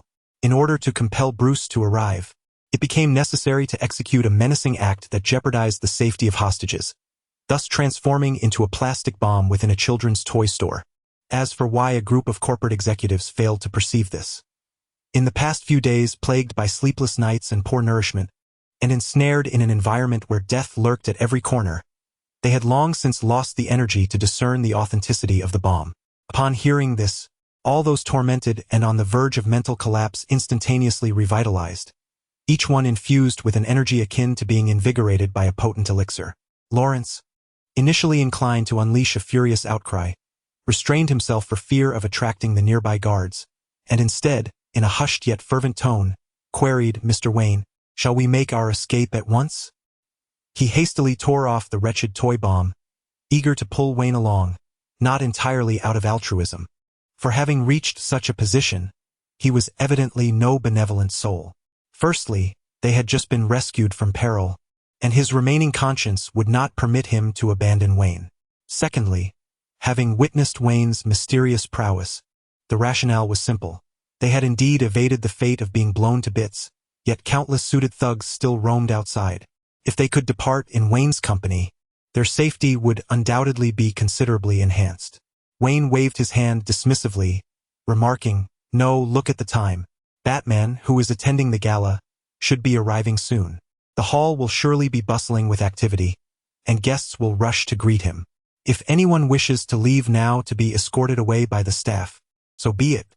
Lawrence instantly understood, replying respectfully in a low voice, I comprehend. I know of a secure secret passage that leads directly to the parking lot exit.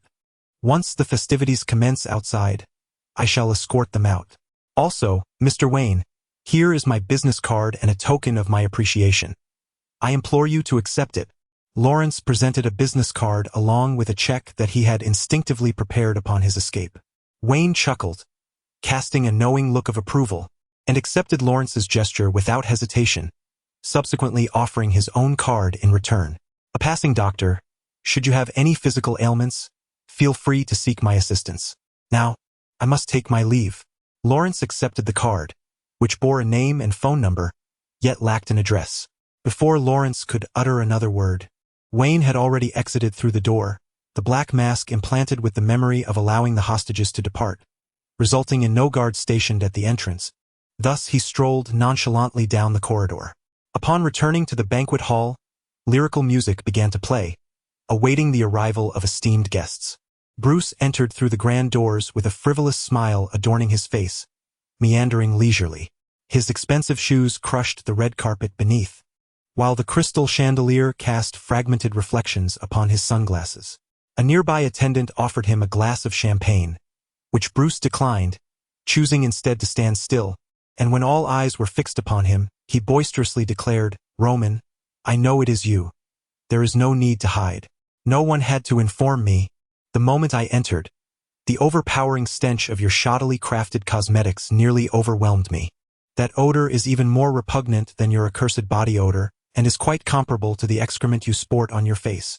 The entire venue was enveloped in a profound silence, as it was evident that the masked marauders present were utterly taken aback by Bruce's audacious declaration. Was such reckless provocation a sign that he wished for his own demise? Bruce, as anticipated, the enraged black mask could no longer conceal his wrath. He emerged from the throng, with flames of hatred igniting in his eyes, his already distorted visage contorted further by fury. One could scarcely believe he was still human. Bruce remained steadfast, donning a serene smile. Roman, you pitiful cowardly cur, I had presumed that you, a wretched stray dog, would shy away from confronting me, fearing that my radiant presence would blind your wretched eyes.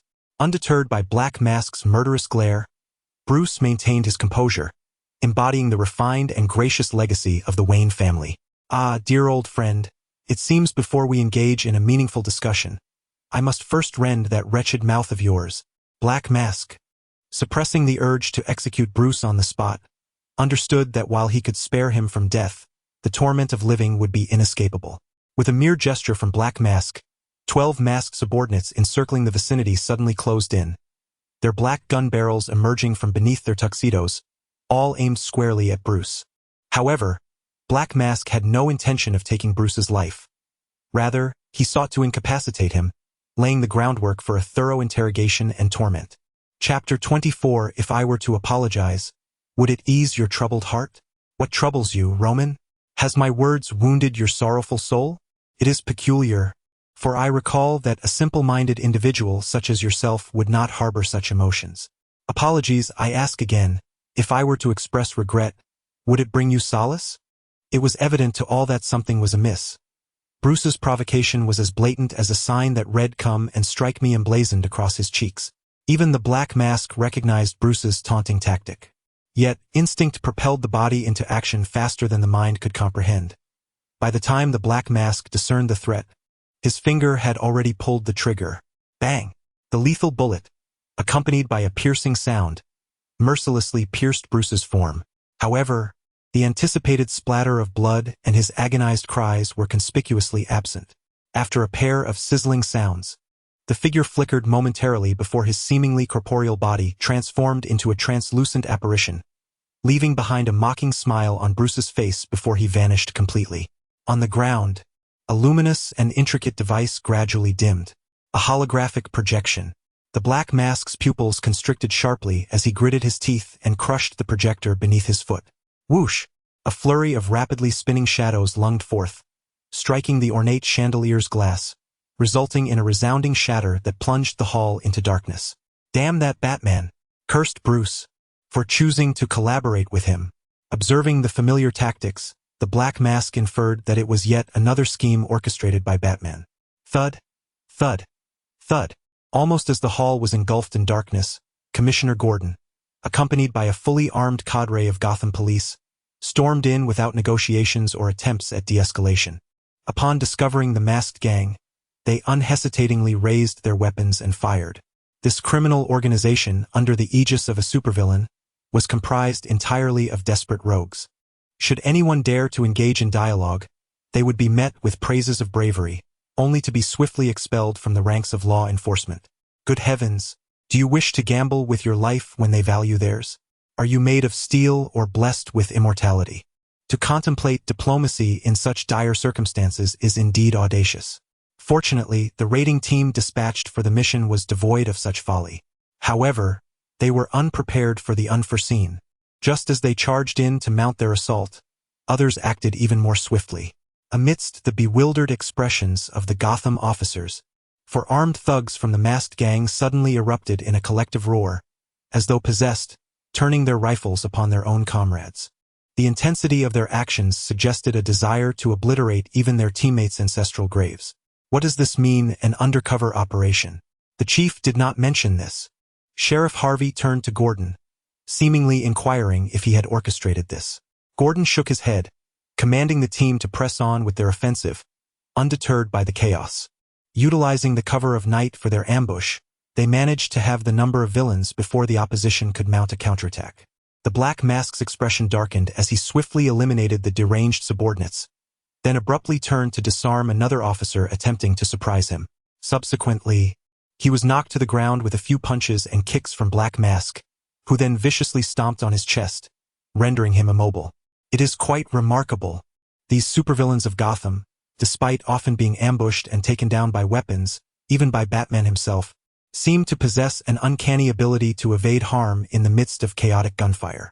Here stands Black Mask at the center of the battlefield, a leader among villains, seemingly the prime target for the initial strike.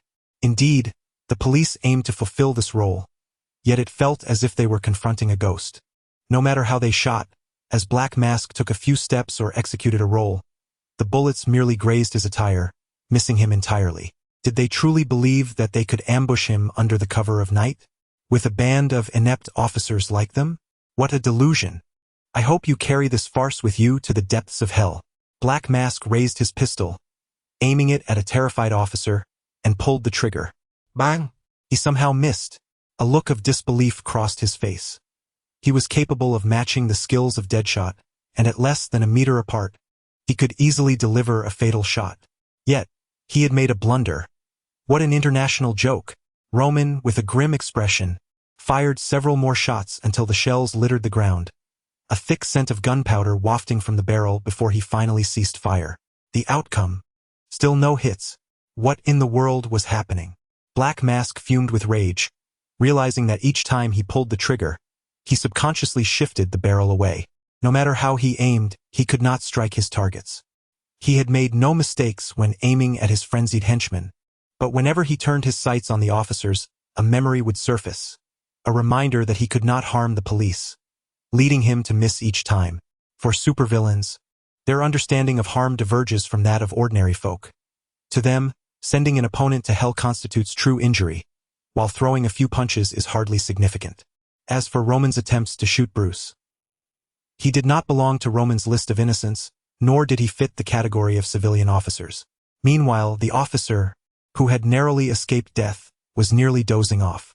Initially, he had thought the bullets whizzing past his ear were merely the Grim Reaper's playful jest, yet as minutes passed, he not only felt inclined to laugh but also revised his grand last words several times. In a fit of exasperation, Black Mask resolved to shoot once more. Whoosh!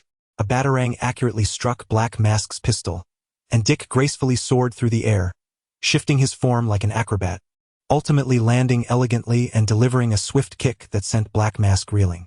Nightwing, it's you! Black Mask regarded Dick with apprehension. Despite Nightwing having only recently emerged, the supervillains were well aware of his past as Robin. They were neither blind nor foolish. While his appearance had changed, His combat style and personal flair remained constant. After years of battling the Bat family, they would recognize Batman and Robin even in ashes. Ah, Roman, are you so bereft of originality that you must imitate the Penguin's kidnap the rich routine? The deep, magnetic voice of Nightwing resonated as he pulled the officer from the ground, urging him to take cover. With a hint of humor, he quipped, "At least you should consider changing your tired routine of taking hostages and planting bombs." "Humph, I don't require your instruction on my actions. Where is Batman?" Black Mask scoffed, knowing that with Nightwing's arrival, the most irksome Bat must be lurking in some shadowy corner. "Batman? He is off attending to his duties. Well, if he doesn't return in time to deal with you, you can certainly expect a scolding." Dick tightened his grip on the two short sticks, assuming a serious combat stance. "Is it time to rescue the hostages?" I hope the delightful screams of agony won't be drowned out by the sound of explosions. Suddenly, Black Mask paused mid-sentence. "Hostages? Did I not release them? Why would I do that? Bombs? To avoid harming the hostages, I believe I switched them out. Why would I change them?" Strange memories flooded his mind, and Roman felt as though his actions were justified by this recollection. "Yet, I seek vengeance. What is the purpose of this? What exactly am I doing?" Chapter 25. Invite me to the party. The masked figure found himself ensnared in a perplexing dilemma. Logic dictated that to exact revenge, he required a hostage, yet reason urged him to release the captive. So, should he hold on or let go? As the masked man fell into a stupor, Dick seized the opportunity, lunging forward with unrelenting ferocity to strike the shadowy visage of his opponent. The sudden pain jolted the masked figure back to reality. He swiftly rolled away, creating distance between himself and Nightwing, hastily drawing a spare Colt to disrupt Nightwing's rhythm of attack. As he fired while retreating, the masked man wiped the blood from his lip, disdainfully remarking, "Your attacks lack precision. How foolish of you to think that donning a tight-fitting costume could allow you to engage in the moral games of Batman. If your face were not swollen to the size of a wild boar's head, your words might have carried some weight." Dick deflected the bullets, mentally calculating the masked man's remaining ammunition, pondering whether he could incapacitate him within 3 minutes. "Ha! I hope you can still laugh after seeing this," he taunted. In response to Dick's derision, the masked figure merely smirked as he produced an ominous device. "Do you recall our time at Arkham? I was neighbors with Scarecrow, and before I departed, I acquired intel on a particular location where I discovered some intriguing toys belonging to Dr. Klein. Fear gas." Dick's expression turned grave as his movements quickened. In the blink of an eye, he retrieved 3 batarangs from his utility belt, launching them like arrows into the masked man's wrist. "Nightwing, you bastard!" The masked figure cried out in pain as the switch fell from his grasp. Too late to reclaim it. Dick pounced like a cheetah, toppling Roman and grappling with him, sending the switch flying amidst the chaos. "Your verbosity will be your downfall, Roman." Dick executed a swift maneuver, performing 3 consecutive flips to catch up with the masked figure, using his momentum to deliver a sweeping kick that sent Roman sprawling. Realizing that he could not proceed without neutralizing Nightwing, the masked man reluctantly drew a dagger to engage in combat. The battle was decidedly unfavorable. Although he was a secondary antagonist, his prowess in combat was not his strong suit. Given the right equipment and preparation, he might not have suffered so severely. Yet, reality afforded no such luxuries. Under Dick's relentless assault, the masked figure found himself retreating, and barring any unforeseen events, it seemed the confrontation would soon come to a close. Of course, where there are expectations, surprises often follow. Unbeknownst to them, an assistant adorned in a vibrant raven mask, designated Number 1, stealthily approached the switch during the fray. Dick, ever perceptive, sensed something amiss and quickly identified the assistant's actions, his expression shifting to one of alarm. "Well done," Number 1 exclaimed as he pressed the switch. "Victory is indeed ours." The masked figure, witnessing his ally's initiative, was filled with elation and launched a frenzied assault on Dick, enduring even the electric shocks emitted from the baton. He, the assistant who seized the button trembled uncontrollably, ignoring the commands of the masked figure, and with an eerie laugh, he hopped away in haste. "Damn it, where the hell are you going? Come back here." The masked figure, incensed, vowed to tear that scoundrel limb from limb. As he attempted to pursue, Nightwing intercepted him with a staff, and faced with the onslaught of his adversary, Dick moved with effortless grace, noticing the direction in which the assistant had fled. He communicated through his tactical earpiece. "Batman, the assistant of the masked figure is heading towards the corridor of the second-floor lounge with the switch for the fear toxin. Be cautious. The target seems peculiar." The hostage holding room, Batman, holding a shard of plastic, was left speechless. In the room, Lawrence, an executive from Wayne Enterprises, wiped the sweat from his brow. After a prolonged silence following the gunfire, he intended to lead everyone to safety, only to be startled by the sudden emergence of a large shadow from the ventilation duct, nearly giving him a heart attack. "Batman, can we leave now?" Although Batman's arrival resembled that of a specter, his intentions were noble, yet he appeared no different from a villain. Still, Lawrence mustered the courage to inquire, "Where did the young man who was with you go? Where is Dr. Wayne?" Batman inquired gravely, already anticipating that the hostages were safe. The bomb had clearly been switched, differing from what was shown in the video. He left, mentioning that besides the masked figure, other individuals were hiding in the building. A jolt of shock coursed through Batman, though his expression remained inscrutable as he strode toward the window, shattering the sealed glass with a powerful punch. From his utility belt, he retrieved a small device. After ensuring its placement, he tossed it gently. Upon contact with the ground, it rapidly expanded, forming a sizable air cushion within 5 seconds. The building still harbors dangers. You must descend from here and proceed straight for about 200 meters to encounter the police station at the rear. Ah, but it's so high. Lawrence glanced down, estimating the drop to be around 7 or 8 meters, the chilly evening breeze sending shivers down his spine. He forced a strained smile. "Perhaps we should reconsider and take the stairs instead." "Ah," Batman was not negotiating. Before Lawrence could finish his sentence, he was unceremoniously tossed down, and the remaining individuals soon met the same fate. Following the rescue of the hostages, Batman received a message from Dick, his brow furrowing in concern as a shadow flickered and vanished within the room. In the corridor, Assistant Number 1 was laughing maniacally as he sprinted, when suddenly, a batarang grazed his ear and embedded itself into the wall.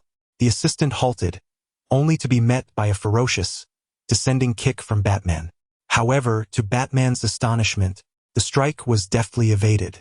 The adversary executed a maneuver that defied the natural curvature of the human body, bending low to evade before performing a somersault, their agile and lethal toes aimed directly at Batman's throat. Bruce deftly sidestepped the attack and cast his electric batarang, only to have it struck down by the opponent's firearm. His pupils dilated in shock, not from the assailant's prowess, but rather from the unmistakable weapon in the hands of his assistant. The specially crafted long-barreled revolver emitted wisps of smoke, identical to the one that had once injured Barbara, and combined with the opponent's skills, the identity became clear. "The Joker," Bruce growled, astonished that his longtime nemesis had appeared at this moment.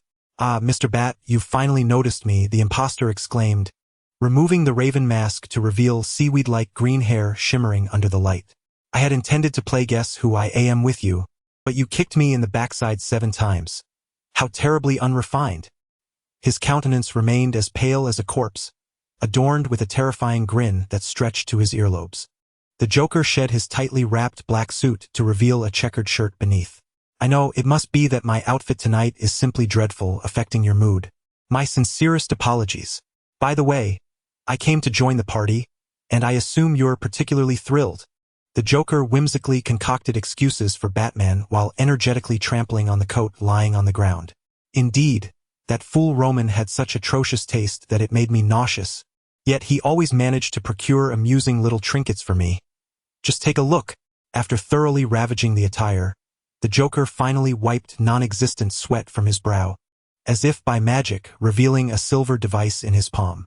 For instance, how about a delightfully maddening fear toxin? Chapter 26. The Claws Never Bathe. Batman's expression was as grim as a stormy sea. The Joker's unexpected arrival caught him off guard. Could he be the accomplice sent by Black Mask? No. This lunatic had clearly come on his own accord. An answer quickly formed in Batman's mind. The Joker was far too unpredictable, and the inclusion of such a variable in Roman's plan was utterly intolerable. Moreover, from another perspective, Black Mask was not the type to pique the Joker's interest. After all, the whims of madmen are invariably peculiar and exacting. The situation was worse than anticipated. The enemy lurking in the shadows had yet to reveal their identity, and an even greater trouble had emerged prematurely. Thus, the strategy shifted from rescuing hostages and luring unknown adversaries into the open to prioritizing the elimination of the Joker before addressing other matters. Without further ado, the reason lay before him. The pallid figure before him, grinning grotesquely, adorned with a ludicrous visage, bore the name of the Joker. He was Batman's arch-nemesis, Gotham's prince of crime, the most infamous jester of the circus. The Joker flung a playing card knife from his left hand, its blade adorned with a grinning face painted with a neurotoxin, dripping ominously. In his right hand, he brandished a palm-sized silver device, deliberately toying with it in front of Batman. "Whoa, don't be so tense." The Joker performed a backward somersault to evade Batman's attack, purple laughing gas erupting from his sleeve. Aware of the gas's peril, Batman held his breath and retreated beyond its effective range. "Hey Bat, before we commence the main event, let us indulge in a warm-up exercise. How about a little game called Guess What I Have?" The Joker grinned as he retrieved a custom revolver, and then pulled several photographs from his pocket. "I'm sure you're quite curious. The difficulty level is substantial, so would you like me to offer you a hint?" Despite his words, the Joker promptly flipped the photos, revealing their contents. It was an image of the second Robin, Jason Todd, bound and tormented by the Joker. Bruce's eyes nearly blazed with fury. Forcing himself to suppress his rage, he spoke in a low voice, "I know your name, Jack Napier. If you can hear me, come out and stop the Joker. Do not allow him to continue his wickedness." This time, it was the Joker who appeared taken aback, rolling on the ground in despair, shrieking, "Oh no, bullshit, how do you know him? That was supposed to be one of my surprise gifts for you." Revealing the present ahead of time has rendered it meaningless. Fuming, the Joker scrambled to his feet, tugging at his disheveled hair in frustration. "I went through such trouble to keep that fool Napier locked away, just to prevent an early reveal and ensure he wouldn't spoil the delicate balance of our troubled relationship. I had hidden it so well. I see. It must have been that doctor who saved Miss Hardcover. I thought he was rather intriguing, but it turns out he is a quack. What a morally bankrupt individual to disclose someone else's private matters." After finishing his words, the Joker unexpectedly aimed a hidden gun at Batman. However, the latter deftly blocked the attack with his cape. The Joker, pressing the switch against his chest and revealing his crimson gums, laughed maniacally as he ran, declaring, "Let us forget the unpleasantness of our earlier encounter. The warm-up is over. Now let the game commence. The rules are straightforward. You chase, I flee. If you catch me, you win, and this inferior product will be yours. If you fail to catch me, you shall dance the tango in the toxic gas, with your cape serving as a lovely skirt." The Joker moved with remarkable speed, his form elusive, occasionally darting into one room only to emerge from another. Batman pursued closely, determined not to let the Joker slip away. "Nightwing, the Joker in disguise is the one who took the gas switch. The toxin can be released at any moment. Find an opportunity to shut down the water control system in the company and evacuate the officers." Batman relayed this information to Nightwing while in hot pursuit. The Joker, "So it is this madman. I understand now. Unfortunately, there's bad news. I accidentally let Black Mask escape. However, I planted a tracker, and he remains in the vicinity of the company." Dick initially gasped in surprise, then awkwardly conveyed the information about the enemy's escape. In direct combat, Black Mask was entirely dominated by Dick, who managed to disarm him. However, unbeknownst to Dick, Black Mask had a hidden trick up his sleeve. Taking advantage of Dick's momentary lapse, Roman successfully disrupted him. Consequently, while Dick was momentarily dazed, Roman made a hasty retreat. Batman said little in response, merely stating that they would conclude communication once he located the Joker. Just as Bruce began to discern the Joker's patterns of evasion and was about to apprehend him, the ground suddenly erupted with a tremor. The violent shaking caused a bookshelf to topple, obstructing his path. Although it was only for a brief moment, the distance between them widened once more. The commotion originated from the parking lot. "Damn it! What is that wretched doctor up to? sensing the vibrations beneath his feet. Batman quickly deduced the location, and with the remaining individuals unaccounted for, it could only be Wayne.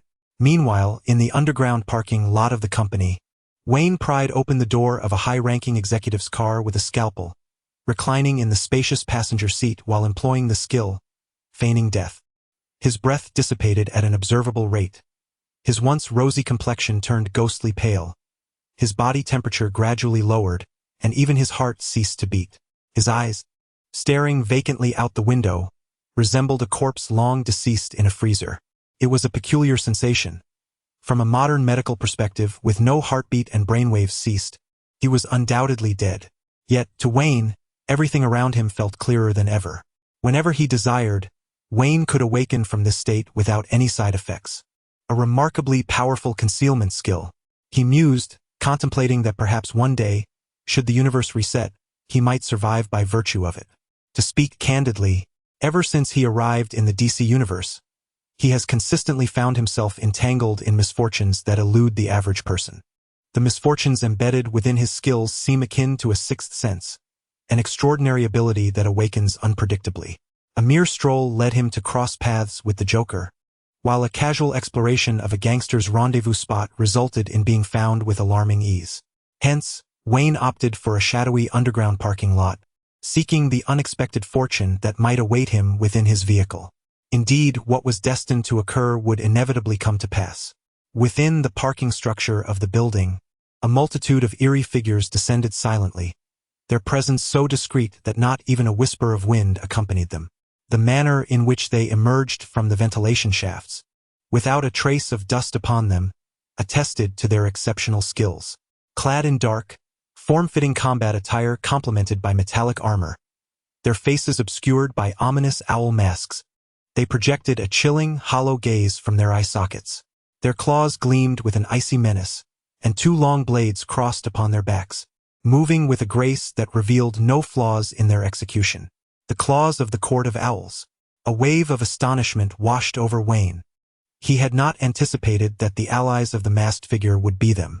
Indeed, apart from a handful of Batman's long-standing adversaries, only they would dare to confront the Dark Knight directly. After all, they were numerous and possessed considerable martial prowess. Without knowledge of their weaknesses, Bruce had already endured a beating that left him battered and bruised. It was entirely plausible. Lacking intel and facing a foe with an initial surge of lethality, Batman would inevitably be overwhelmed by any opponent of notable skill, only to regain his footing upon their subsequent encounter. Observing the furtive claws, Wayne's thoughts drifted. It was well known that these claws were animated corpses. Apart from Bruce's younger sibling, they would descend into a frozen slumber within their icy coffins after completing their missions. Thus, one might ponder, had the claws truly gone decades without a bath? Chapter 27. A mere minion took a full 10 seconds of my time. The phenomenon of feigned death is indeed remarkable. The heartbeat and breath, those markers of existence, vanish entirely.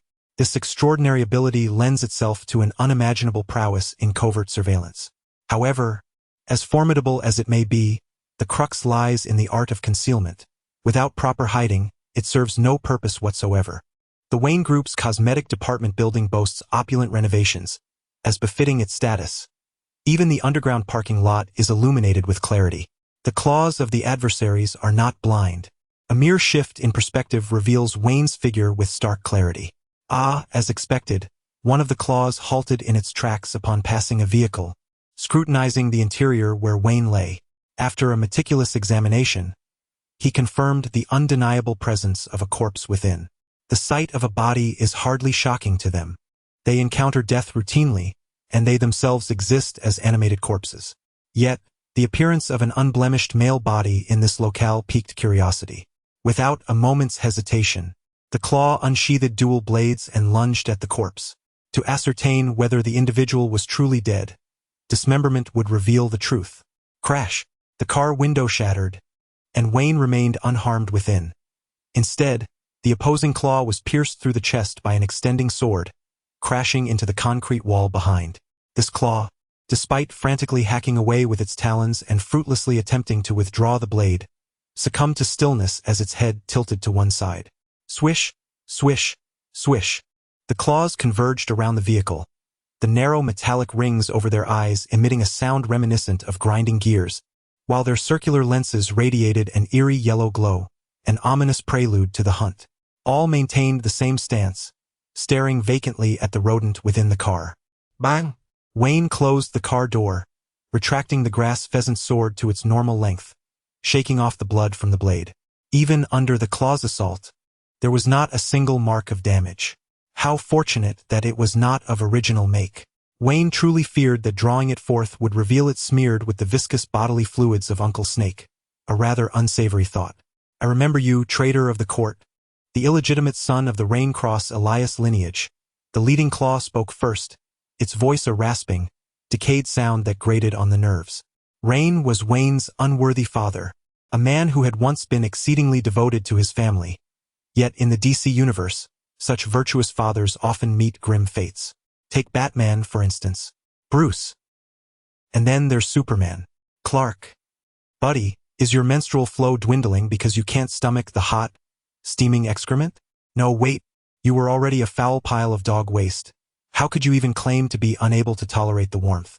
Wayne maintained a congenial demeanor, embodying the genteel elegance of the ancient aristocracy of the Elias family. The lead claw, obscured by a mask that concealed any emotion, spoke coldly, resembling a rigid machine. Your family has been dishonest for over a century. You should have been merged with the very bricks of Gotham long ago. Wayne stifled a yawn. Such an emotionless, ancient zombie was utterly tedious. He gazed at the ceiling and waved dismissively, saying, "Spare me your theatrics. You are merely a collection of relics from a bygone era, surviving only through amber gold and cryogenic technology. In my eyes, your undying forms are nothing more than walking preservatives. On the courtroom roster, your priority is far beneath that of Batman, but order must be observed. Since the traitor spawn has emerged, it is only fitting to address you first." The lead claw gestured for a portion of the members to depart, likely to trouble Batman. As the lead claw's words echoed, 3 shadowy figures surged forth like bullets. Swords, blades, and claws, all aimed at his throat, heart, and knees. Yet Wayne remained lost in thought, his gaze fixed on the ceiling, a smile curling at the corners of his mouth as he heard the sound of concrete shattering. A most unreserved entrance indeed. Boom! The ceiling erupted, a gaping maw from which countless fragments cascaded. The claw sensed the shift and quickly retreated, but a massive arm suddenly emerged from the swirling dust, seizing one of the claws that had not withdrawn in time. Feeling an irresistible force dragging him back, the claw struggled fiercely, unleashing a flurry of brutal strikes, all of which were effortlessly deflected. He intended to exchange injuries with the opponent, relying on his undying nature, but a solitary blade swiftly shattered his weapon. Rendered defenseless without his tool, the claw was no match for his adversary. In less than 3 seconds, a lifeless body tumbled from the haze. Who dares to interfere with the Owl Court's moment of judgment? The lead claw, witnessing his subordinate's swift defeat, fell silent for a moment before inquiring in a mechanical voice. Rather than judgment, I find the sound of a bank deposit notification far more delightful. A towering figure emerged from the swirling dust, muscular and clad in a yellow and black combat suit. His metallic single-eyed mask exuding an aura of menace, twin blades dripping with blood, as if a demon from the depths of hell. You are Deathstroke, Slade Wilson. The lead claw's pupils constricted. The intelligence in his mind immediately revealed the identity of his foe. The Owl Court's network extended throughout Gotham, meticulously collecting information on Batman and various supervillains, all to prevent those lunatics from disrupting Gotham's fragile order. Of course, the court members were not concerned for the safety of the common folk. They feared that any disruption to Gotham's current order might jeopardize their own dominion, a notion utterly intolerable to them. Clearly, Deathstroke was among their well-documented targets, prominently marked for attention. After all, not everyone could treat Batman as a mere street victim, especially not repeatedly. Once might be overlooked. Batman has long been accustomed to the pain of his adversaries. He often finds his footing again only after enduring a beating in his own domain, a fact known to all. However, being treated as a punching bag on multiple occasions is an entirely different matter. Though ultimately, the old Bat managed to retaliate and triumph, Deathstroke's record was undeniably formidable, meriting his place on the special list. By the way, Wayne is also on the court's special list. The identity of the traitor's son incites the court's wrath. The members, feeling a profound loss of face, naturally placed Wayne on the hunting blacklist. They intend to act only after Wayne has endured the trials of life. Otherwise, he would have long been confined within the labyrinth, met with a grim fate. The exposed right eye of the Grim Reaper gleams with a chilling sharpness, its pupil narrowing to a pinprick, emanating the perilous aura of a top-tier predator. His spine arches slightly, dual blades held in reverse grip, moving with the stealth and agility of a cheetah, the explosive muscles in his legs embodying both power and speed. A mere minion barely survived for 10 seconds. Obstetricians, you never mentioned that the little birds could withstand such punishment. The Grim Reaper remarked nonchalantly, having dispatched a clawed adversary without allowing it a moment to breathe. Ahem, Slade, you arrived 0.3 seconds later than anticipated. Delay another 0.2 seconds and my head might not remain intact. You can seek the final payment from me in hell, Wayne remarked, brushing away the suffocating dust, voicing his complaint to the super mercenary. Dr. Wayne, my remaining I sees more clearly than anyone else. Even without me, those ruffians could not have harmed you. The Grim Reaper cast a meaningful glance at Wayne. What nonsense are you spouting? I am merely a doctor, lacking the formidable strength of you and Batman. The Grim Reaper remained non-committal, brandishing his dual blades as he faced the claws head-on. Minions, the Grim Reaper has sounded. Are you prepared for your epitaphs? Chapter 28. Is there anyone willing to spend peanuts on me? Is there? The Reaper. You actually serve the traitors of the court. The leading Talon radiates a menacing aura. As a death dealer forged by the court, they do not cower in the face of formidable foes. Regardless of whether you are the sovereign of the city, the Wayne family, or the Dark Knight who traverses the midnight underbelly of crime, anyone who dares defy their will shall be eradicated by their claws. Serve? Perhaps, but if mercenaries do not fight for coin, then what purpose do they serve? The Reaper's left eye glows with a sanguine glimmer, the blade scraping against the ground, emitting blue sparks, entirely devoid of tension. Reaper, stand down now. The court can offer you triple the commission and guarantee your unimpeded passage in Gotham henceforth, or else you shall regret ever setting foot in this city. The leading Talon attempts to sway the Reaper with promises of wealth. Fearless as the Reaper is, it does not imply that the Talon leader is a fool. Engaging in combat with the Reaper could lead to total annihilation, and worst of all, they risk becoming a target for Batman, allowing him to escape and ensuring mission failure. Such an outcome is utterly unacceptable. Triple? The Reaper caresses his chin, seemingly tempted by the generous offer proposed by the Talon leader. With such a sum, I could acquire 2 or 3 villas in Hawaii. It certainly sounds enticing. A wise man recognizes the times. I know you are intelligent. Now, let us dispose of this traitor. The Talon leader, sensing a shift in tone, believes the Reaper has acquiesced and hunches forward. However, the events that unfolded shattered the Talon leader's illusion. The Reaper suddenly unleashed steel cables from his suit, ensnaring the leader's arm as if it were a living entity, and with a swift motion, snapped the Talon leader's wrist. As droplets of blood splattered onto his mask, another Talon seized the opportunity to strike from behind, sharp claws aimed at the Reaper's vital points. Yet, the Reaper's reflexes, speed, and strength far surpassed his adversaries. The Reaper, audacious and skilled, twisted his body at an impossible angle, kicked the leading Talon aside, and forcefully seized the Talon's hand. Crack! Under the irresistible force, the entire arm, along with the titanium claws, was twisted into a grotesque form. The Reaper, with a cold smirk, hoisted the adversary into the air, then smashed him down with contempt. A commendable thought, but your movements are as slow as an old man's. The Reaper's foot pressed down upon the Talon's chest. The sound of bones fracturing resonated. The heart violently compressed, pierced by broken ribs, yet he continued unabated. The Talon squirmed beneath him like a dying worm, blood seeping from the mask, still yearning to retaliate, a sight that would make even a capitalist admire a dedicated employee. The Reaper's interest piqued. Such a lethal injury would have spelled doom for anyone other than Batman. He doubted these fledglings were devoid of some peculiar device. Reaper, You scoundrel, you choose to wage war against the illustrious court of owls for the sake of a traitor. The leader of the Talons has emerged, his previously shattered wrist restored to its normal state, with the blood flowing from it bearing witness to his prior injuries.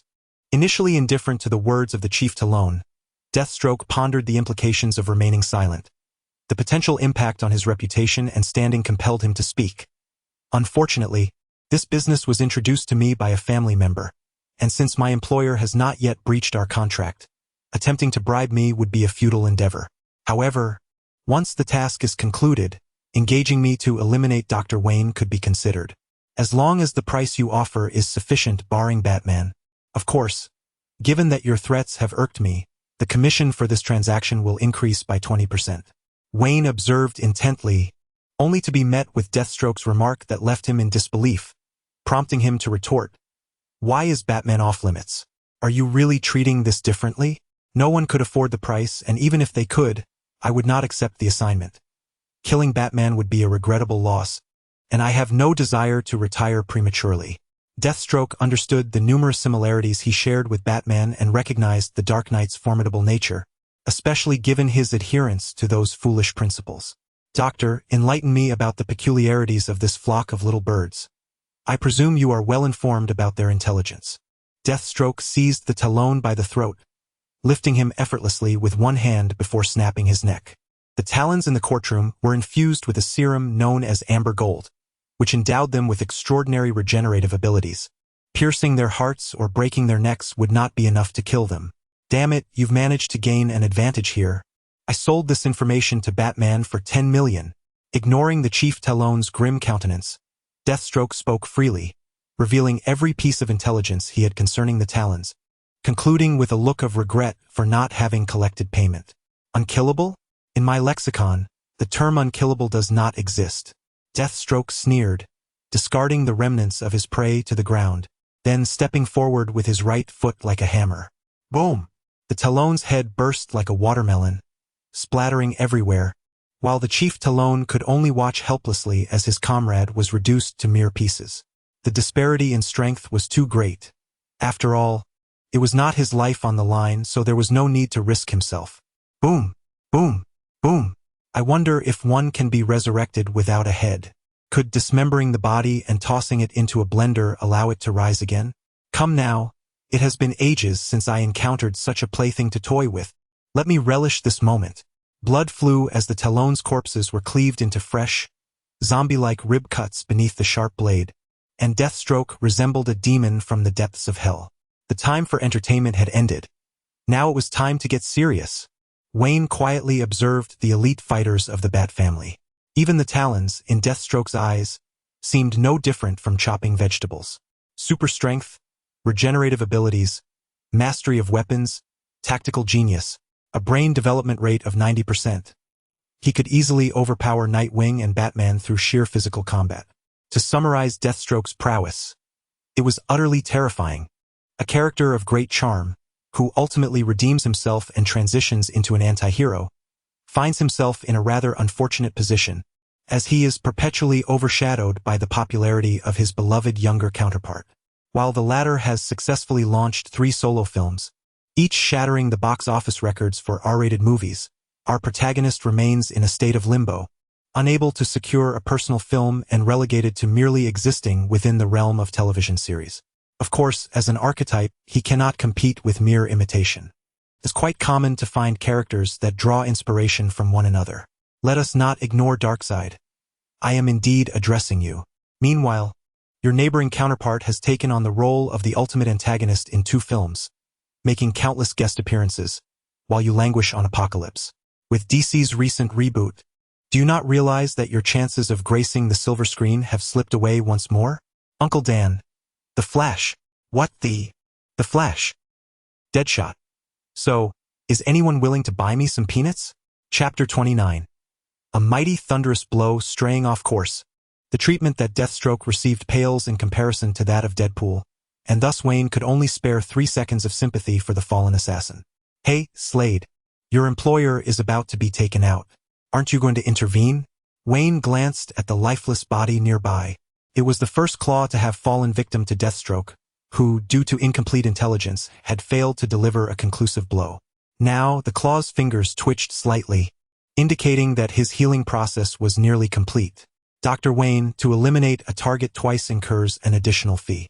However, I can offer you a complimentary option. You may use a scalpel to sever his head. If you're willing to pay, I would be more than happy to oblige. After all, no one complains about earning more except for the bat. Deathstroke replied without turning back.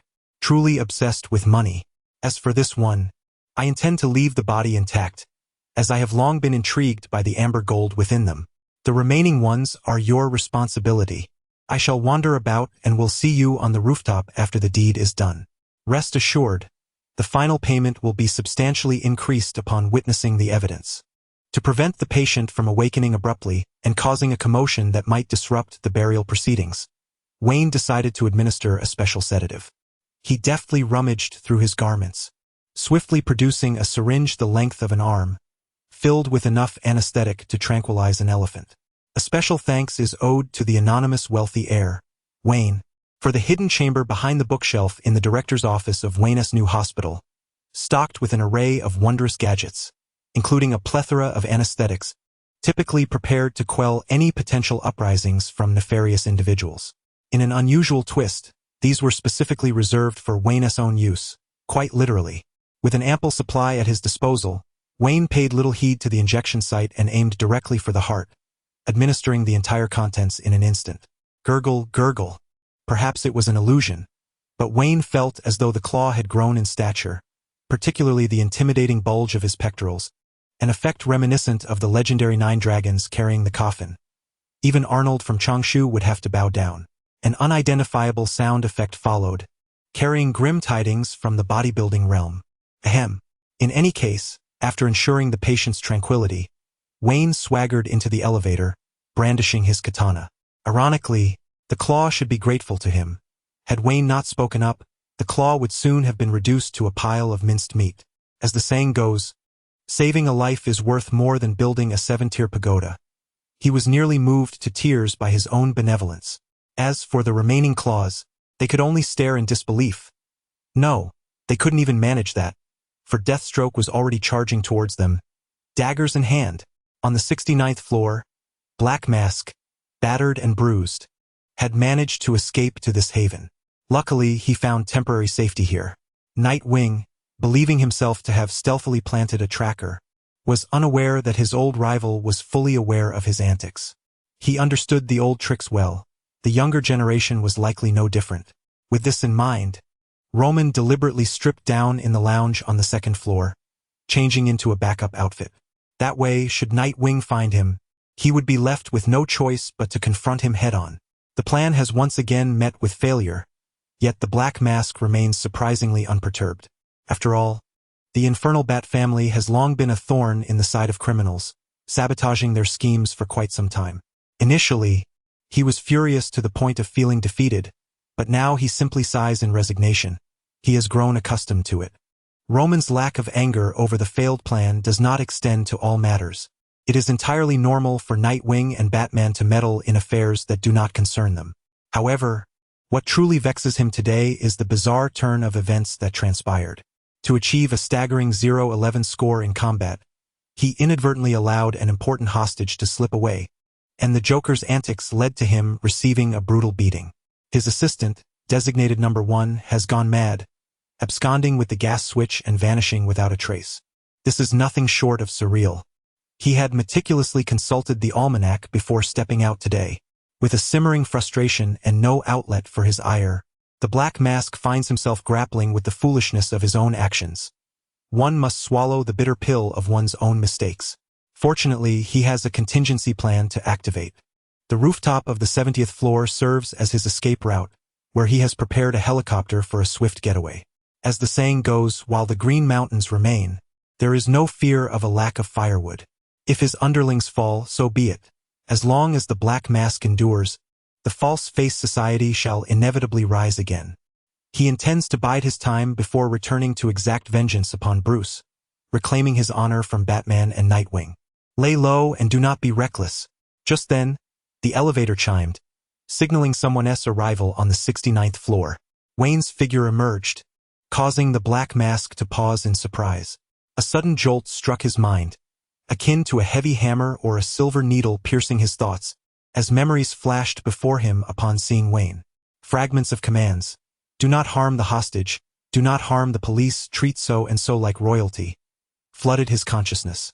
Though these recollections were disjointed, they were sufficient for him to grasp the situation at hand. He realized he had been reduced to a mere servant, obediently following Wayne's beck and call. Enraged, Roman's face darkened, and he charged toward Wayne, bellowing, "So it was you behind this, Elias, you drunken fool!" Yet, before he could finish his tirade, the Black Mask executed a sudden stop, turning on his heel and sprinting away in silence. Go, go, go, he thought. It was nothing of great consequence. It merely appeared that Wayne had emerged from the elevator to find Roman charging at him with an expression of fury, shouting incoherent rants.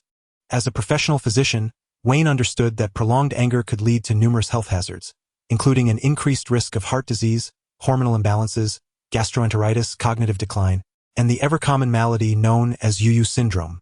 One must not underestimate the adverse effects of sustained anger. History recalls a certain General Zhou, who, after 3 episodes of intense rage, ultimately succumbed to his own fury. Seeing his once friend consumed by madness, Wayne felt a profound sorrow. Fortunately, he possessed a unique method to alleviate Roman's rage and induce laughter. With a subtle blink, he turned and bent back into the elevator, retrieving an RPG rocket launcher in the bewildered gaze of the Black Mask. In this corridor, at this distance, the Black Mask patted his impeccably clean coat and then, suddenly, found himself at ease, a smile breaking across his face. They are old friends, and what's the harm in a little mischief now and then? Wayne merely wishes to reminisce, so why be so petty? Oh, by the way, time is fleeting. I suddenly remembered that I left the gas on at home. Let us chat another day. Roman, my good brother, see what I've brought for you. Wayne hoisted the rocket launcher, aiming it in the direction of the masked figure, calling out his old comrade's name, as if longing for days gone by. Roman remained silent, choosing only to flee. Since your enthusiasm is so palpable, I am content. This invincible thunder cannon is the finest gift I can offer. Please accept it with my heartfelt intentions. Roman retorted. What a ridiculous gift.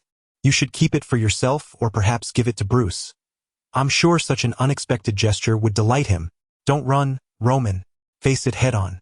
The deadly lament of the Reaper's scythe relentlessly pursued him from behind. Please, just go away. Ahahaha. Here comes the cannonball. Boom. The projectile launched from his shoulder, enveloped in thick smoke, hurtling straight toward Roman. Though his legs had already created fleeting shadows, the looming specter of despair still cast its pall over him. A thunderous crash, clouds of dust billowed, and Roman's figure vanished within. Chapter 30. The informant Batman, the anticipated scene of a hero shattered into fragments by an explosion, did not materialize. A specially designed projectile sent Black Mask hurtling through the air, crashing through the office windows and rolling across the ground like a top. He continued to tumble until he collided with 3 desks, finally coming to a halt. Fortunately, the projectile contained no explosives, sparing Black Mask from death. However, he could not escape the consequences of his predicament. The shockwave unleashed upon him was overwhelming, making him feel as though his very insides were about to be expelled. Despite his fierce determination not to succumb to unconsciousness, Black Mask's once pristine suit lay in tatters, enveloped in a cloud of pink smoke that irritated his throat, causing him to cough incessantly. Wayne, shouldering a rocket launcher, nonchalantly blew at the muzzle before making his way toward the corner where the pink-tinged Black Mask lay. Roman, he remarked, I did mention this was a gift of friendship, did I not? You appear significantly more vibrant after your transformation. It's a refreshing change from your perpetual scowl. Steering clear of the powder-coated furniture, Wayne noticed a coffee machine atop the counter and brewed himself 2 cups of Blue Mountain coffee. Black Mask struggled to emerge from the chaotic debris, his torn shirt revealing patches of pink skin, while his face, fused with the mask, twisted at an odd angle as he spat out a mouthful of blood. Elias, you! The venomous words stuck in his throat as Roman suddenly began to convulse, clawing at his skin through his clothing, leaving a trail of crimson marks. His tone grew peculiar as he exclaimed, Damn it! Ha ha ha! What on earth did you pack into that projectile? I did offer to assist you with your mania for free, employing my new product, Super Itchy Powder, which contains the fur of South American venomous spiders, the whiskers of Gotham sewer rats, and a mysterious curl from Nightwing. Wayne retrieved a pen from the cabinet, crouched down, and poked Black Mask's taut calf. When there was no response, he defiantly shoved it into his nostrils amidst his fiery glare. Black Mask seethed, his teeth clenched, utterly beleaguered as he could not free his hands, overwhelmed by an unbearable itch. Wayne turned and took a sip of his freshly brewed coffee, warmly offering Black Mask a cup as well, but alas, Roman, too caught up in his excitement, clumsily spilled it all over himself. Look at you. How splendid. A smile is beneficial for one's health, and you resemble a child recovering from polio. Elias, I shall confine you. Oh, I shall stuff you into Arkham's electroshock therapy bed, personally tormenting you. Ah, it itches unbearably. Damn it, make it stop. Roman's curses devolved into incoherent whimpers. The intense sensation coursing through him became too much to bear. He collapsed to the ground, frantically rubbing against it, tearing at his clothing to reveal a chest marred with scratches, droplets of blood seeping from his fingertips, and tears of humiliation streaming down his face. The sight was so distressing that even Wayne, sipping his coffee, was momentarily choked, hastily wiping the stains from his face as he retrieved a large syringe from his belongings. Calm down, old friend. While the powder may be delightful, remember the cardinal rule. Moderation is key. You are far too indulgent. Wayne waved the sedative before Roman, but alas, he was lost in his own tumultuous world, oblivious to Wayne's presence. I distinctly witnessed the incident when you administered a laxative into Bruce's wine. Fear not. I shall remain silent, provided that you comply with the treatment in my hospital. Before you awaken, this injection will transport you to bask under the sun on the beach. The needle precisely pierced the nape of the adversary's neck, and the convulsions of the masked figure gradually weakened before ceasing altogether, collapsing onto the ground, hands still poised in an elegant posture as if scratching its rear. Wayne clapped his hands, retrieving his phone from his pocket, capturing several flashes before ceasing, exclaiming, "Every encounter with you is so exhilarating. No wonder Batman claims you have a penchant for masochism." Savoring his coffee leisurely, he suddenly heard the sound of shattering glass from above. A claw descended from the heights, landing moments later. The distance was too great. Wayne barely discerned a splat, likely the transformation into a mosaic. Below resided the tolling of the death knell. Thus, the rooftop must be the domain of bats. Ah! It seems that once Slade concludes his business, I can conveniently pay a visit to an old acquaintance atop the building. Come, Roman. Allow me to introduce you to your beloved old friend. Wayne dragged the masked figure by the ankle toward the fire escape, casually discarding his empty coffee cup into a trash bin as he passed by. Indeed, it is everyone's responsibility to protect the environment. On the rooftop, Bruce had pursued the Joker relentlessly, ultimately cornering him on the rooftop as intended. Yet, the Joker exhibited no intent to escape. Instead, he perched on a ventilation duct, clapping and laughing heartily. Oh dear, has the little bat overexerted himself? Come, take the switch from Mama Joe, or I fear that motley crew below will soon be in a frenzy. Nightwing will handle it, Batman retorted coldly, launching a batarang, which the Joker adeptly evaded. Nightwing, I remember him. He was your initial sidekick, wasn't he? Why is it always Robin? There must always be a third party to ruin our relationship, an unforgivable interloper. He shall pay dearly, the Joker shrieked maniacally, tugging at his damp green hair with fervor. Joker, I warn you, do not lay a finger on Nightwing, or I shall not spare you. Bruce seethed, his anger palpable, yet the Joker appeared unfazed by his threat. After a moment of silence, Bruce realized that rational discourse with the Joker was futile.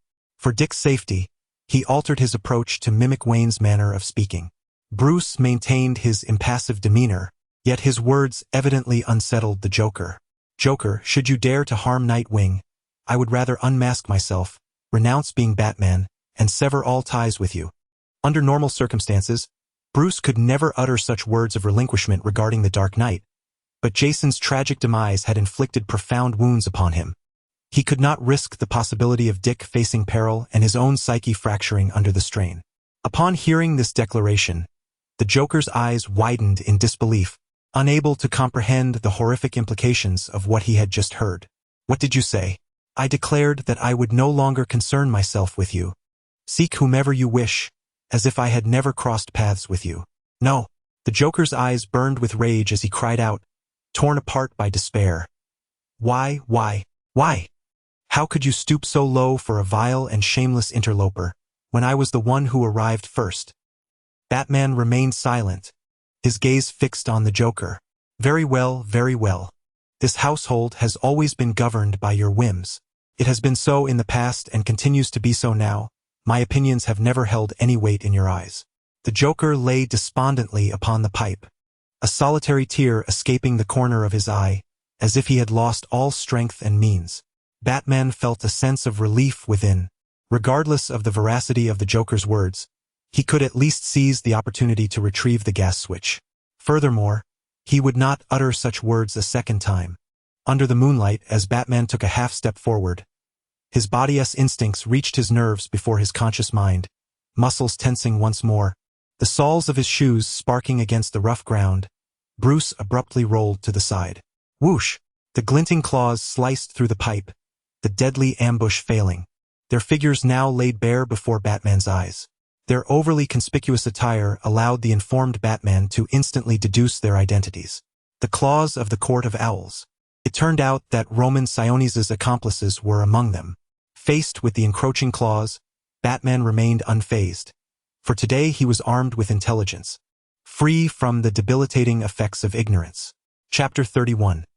The Joker. "I warned you that contraption is of inferior quality, Batman. Today shall be your demise."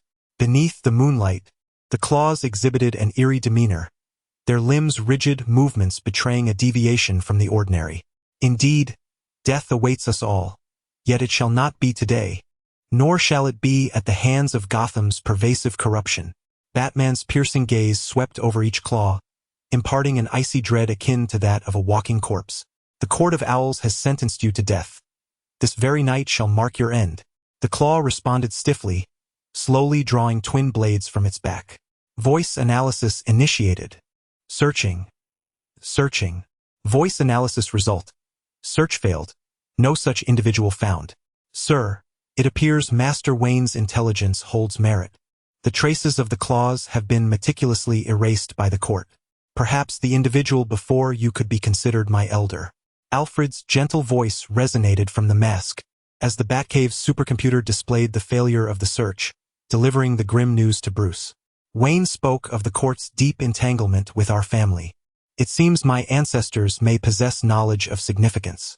Alfred, please assist me in retrieving our family records concerning the Owls."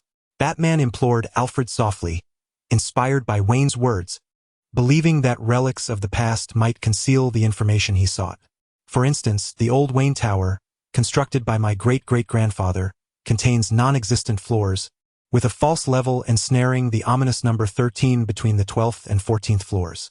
"My dear master, I hope that upon your return home, the number of wounds I must mend does not exceed 3. Alfred could only helplessly admonish Bruce to minimize his injuries. His master's lofty ambitions and indomitable spirit filled him with pride. Yet witnessing his son return home each night battered and bruised weighed heavily on Alfred's heart. Ishal do utmost. Bruce sought to alleviate Alfred's worries, vowing to reduce the number of injuries sustained. Severing communication, Batman engaged in a fierce battle with the claws. Possessing regenerative abilities, and with the identity of a living dead, he fought without trepidation, unleashing ruthless and lethal techniques without fear of fatality. Batman sidestepped a deadly thrust, accurately launching a shuriken that severed the nearest claw's elbow joint. In the midst of the fray, one claw suddenly bent low, its metallic talons scraping the ground, sending forth sparks as it propelled itself with inhuman grace, aiming directly for his throat. As danger loomed closer, Batman executed a backward somersault, simultaneously delivering a kick to the adversary's armor, sending the claw hurtling backward, crashing into the wall and leaving a dent. However, outnumbered as he was, even Bruce's martial prowess could not withstand the multitude, and soon he bore wounds of his own. Yet, unexpected allies often emerge at critical moments. Bang! The crack of gunfire erupted as one claw, sensing peril, swung its blade in defense. Unbeknownst to it, the bullet detonated upon contact with the blade, unleashing a torrent of corrosive acid that obliterated both the weapon and half of the claw's skull, leaving only a viscous, murky puddle in its wake. The melancholy of the Joker, a madman, arrives swiftly and departs just as quickly. He regains his former deranged demeanor, revealing a twisted expression towards the claws. Little birds, do not presume that donning tattered scraps of metal can disturb my solitude with the bat. Joker, a severe violation of the court's decree. You are on our list. Now we sentence you to death. One of the claws, regardless of the odds, boldly issues a threat before the confrontation. In response, a barrage of bullets laden with corrosive acid is unleashed. The stage of the Joker can only accommodate the bat. And perhaps Robin, while you counterfeit zombies are destined to scurry to hell like mice. The Joker delivers a swift kick, sending a claw flying, the gun barrel crashing against the opponent's visor, as he gleefully shoves a grenade into the adversary's grasp. Boom! The claw vanishes amidst the explosion, plunging the scene into chaos. Seizing the opportunity, Batman hurls a rope, binding 3 claws to a ventilation duct, where a red light flickers ominously on their chests. Upon looking down, they discover they have been unknowingly affixed with miniature bombs. Bang! There is no towering inferno. The 3 claws are transformed into ice sculptures. Considering the need for restraint, Batman has opted for newly developed freezing bombs. Moreover, to thwart any ambush from the court, his utility belt is stocked with corresponding gadgets. Swish! 3 batarangs are dispatched, not aimed directly at the claws, but striking the ground nearby, releasing a torrent of frigid air that envelopes the claws in a dense, icy fog. The effect is immediate. Influenced by the biting cold, the remaining claws' movements slow considerably, losing their earlier ferocity. Coupled with the deranged Joker's entanglements, their actions become increasingly effortless for Batman, who safely releases cold arrows, swiftly dispatching the foes. Few claws remain alive, most having succumbed to the Joker's relentless assault. For the deceased, Bruce plans to drag them away for cremation, while the living will be taken back to the Batcave to ascertain whether they can be freed from their brainwashing and restored to normalcy. If successful, they will be sent abroad to arrange their futures, sparing them from the court's enslavement in Gotham, transforming them into merciless executioners. If not, it signifies their irrevocable transformation in Bruce's eyes, reduced to zombie-like existence. Since they are effectively zombies, they ought to be dispatched to where such beings belong. Distinguishing the living from the utterly deceased is simple. Those devoid of half their wits, their bodies resembling fragmented puzzles, are surely beyond salvation. Once the extraneous troubles are dealt with, Batman's gaze shifts to the evening's greatest menace, the Joker. Joker, the game is over. Hand over the switch. Batman tightens his resolve, ever vigilant against his adversary, poised once more for an offensive. Joker raises a finger, pulling from his person a battered activation device. This was meant to be one of your surprises. However, the rabble interfered, and Uncle Joe inadvertently mistook it for a grenade. Thus, today's feast of terror has long since commenced. Enough, you madman! Confronted by the Joker, Batman could no longer restrain himself. He lunged at the Joker, pinning him down and unleashing a torrent of blows. Were it an ordinary individual, they would have been reduced to tears, yet the Joker was anything but typical. He savored Batman's brutal onslaught, laughing with unyielding glee even as he was pummeled into a grotesque visage. After venting his frustration, Batman, despite having previously informed Dick, felt an unsettling anxiety and initiated a call to Nightwing. Nightwing, the Joker has released fear gas. What is the situation on your end? I'm currently contemplating how to convey this to you, Dick replied from a safe vantage point, scratching his head in bewilderment as he observed the chaotic scene in the hall. In fact, the criminals from the Masked Society are surprisingly resilient. They are still dancing away in a disco frenzy. What do you mean? Batman inquired, his tone laced with curiosity. Dick cleared his throat. What I mean is that the spray contains not fear gas, but rather a potion that transforms people into Elvis Presley. As far as we can tell, the only side effect is inducing dance. Unfortunately, One of our officers has fallen victim and is currently engaged in a ballet duet with a criminal. Batman remained silent, his expression reflecting the absurdity of the situation. Bruce found himself perfectly encapsulated in a moment of incredulity. The bruised and battered Joker erupted in laughter once more. Did I not mention? That fool Roman brought back nothing but low-quality goods. Did you think I had not tasted the liquid within? Had it been genuine, the entire building would have been shrouded in gas the moment it reached my hands. That said, this little contraption does have its merits. It is ingeniously absorbed through the skin. However, if it fails to capture your attention, then it is merely a failure.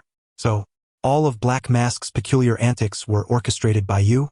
Come out from your hiding place, Moon Knight. Bruce directed his gaze at Wayne, who was peeking from the stairwell.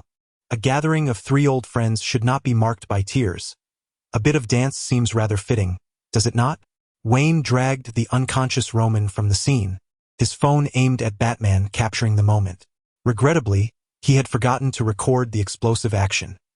Otherwise, Wayne was certain that a snippet of Batman atop the Joker would be a sensational hit if sold to the press. The headline would read, "The Untold Moment of Batman Riding the Joker." Chapter 32. The people were found by me. The money provided by Batman. The view from the rooftop was partially obscured by clouds, casting Batman's expression into shadowy ambiguity. Wayne, with a jovial demeanor, staggered forward while dragging along the Black Mask. Batman, upon releasing the Joker from his grasp, felt the tension in his fingertips as he realized that the hostage's time bombs had been replaced with plastic toys.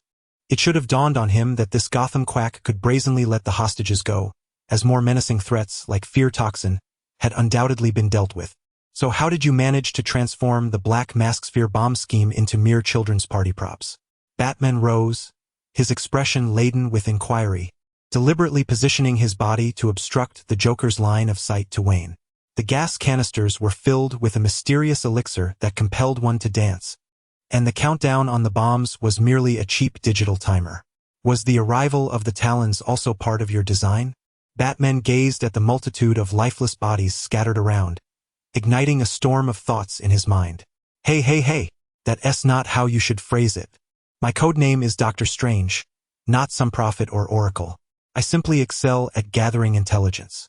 Wayne replied, one hand tucked into his pocket while the other held a phone, crafting an abstract meme of Batman straddling the Joker on the screen. And what about your Moonlight Knight codename? Batman retorted, feeling speechless. The title of Moonlight Knight had barely been in use for a few days before it was changed again. Why? Was it merely for amusement? Well, heroes often possess multiple aliases, do they not? Just as you are known as the Dark Knight, it is hardly excessive for me to adopt the moniker of Dr. Strange. Wayne responded with utmost seriousness, noting that Clark next door had a plethora of titles. Titles such as Superman, God of Earth, Kryptonian Sun, Child of Tomorrow. His collection of nicknames likely surpassed that of the entire Justice League. Batman's lips twitched in irritation. The name had just been Dr. Strange, and now it had morphed into Dr. Strange again. He highly suspected Wayne had drunk himself into a stupor, and he shook his head, dismissing the issue of codenames. Wayne, with great effort, lifted the Black Mask, pointing at him as he spoke. I merely wish to see our most meticulous villain friend's reaction when confronted with minions dancing in the streets. It would be even better if you could join in. Batman didn't even need to activate his strongest detective mode. He could surmise that Wayne was undoubtedly eager to witness him dancing disco in public. Wayne continued with a feigned sense of regret. But look at you, performing a moonlit waltz with the Joker, causing me to miss the opportunity to capture a timeless photo. Perhaps when we return, you could have Nightwing dance for us. I have a feeling that Lad's dancing prowess is far superior to yours. Batman. Bruce's veins bulged with frustration. Wayne played a significant role in this incident, resulting in no fatalities. The worst outcome was merely minor injuries from medication and injections. Yet, this did not deter him from wanting to deliver a thorough thrashing to Wayne. While contemplating the feasibility of such an action, the Joker suddenly began to wiggle his wrist beneath Batman's feet, a hint of purple visible between his fingers. Reflexively, Bruce stomped down on the Joker's wrist, bending to seize the object from his grasp. It was a laughing gas bomb. If it detonated at this proximity, The three of them would be enveloped within its effects. Batman let out a low, menacing grunt and delivered a forceful punch to the Joker. Joker, cease your attempts to provoke me. Your tricks are ineffective against me. Batman sternly warned the Joker not to resort to any more antics. Yet the pale misfit paid no heed. The Joker merrily shook his head, humming in a high-pitched, indistinct tone. White coat, disinfectant, the administrator's wheelchair spins around. The little doctor's stethoscope conceals the heartbeat of a bat. Drifting eerily in the night, the Joker suddenly tilted his head back, the swollen skin around his eyes splitting open to reveal a trickle of blood. Although his vision remained obscured by Bruce, his gaze seemed to pierce through the bat mask, fixating on Wayne behind him. He made a gesture as if sniffing, a satisfied grin spreading across his face as he declared, "Indeed, you are the veterinarian who treated Miss Librarian last time. It is no wonder I detected the scent of pickled spirits. To be honest, Doctor, you are quite intriguing. I sincerely invite you to our next party with the bat. Do remember to bring your own drinks, hee hee hee." The atmosphere thickened instantaneously as the Joker, undeterred by Batman's murderous glare, extended an invitation to Wayne. Bruce, weary of engaging in trivial banter, swiftly struck the Joker, rendering him unconscious. Having the Joker's attention is most unpleasant. I will assist you in managing the aftermath. After a moment of silence, Bruce finally managed to utter these words. Clearly, he had not anticipated the Joker's acute sense of smell, which had allowed him to discern Wayne's identity from their brief encounter. For that, he felt a twinge of regret, realizing he should have subdued the Joker sooner. Strange, I definitely showered before arriving, and the coffee I had earlier was devoid of whiskey. His accusation of me reeking of alcohol is nothing but slander. In stark contrast to Bruce's concerns, Wayne appeared completely unperturbed. A party sounds delightful, splendid even. After all, encountering the impending doom of the multiverse in DC is merely a matter of time, and an additional nuisance like the Joker hardly matters. What? Are you not afraid that the Joker will capture and torment your family? Wayne merely wished to respond.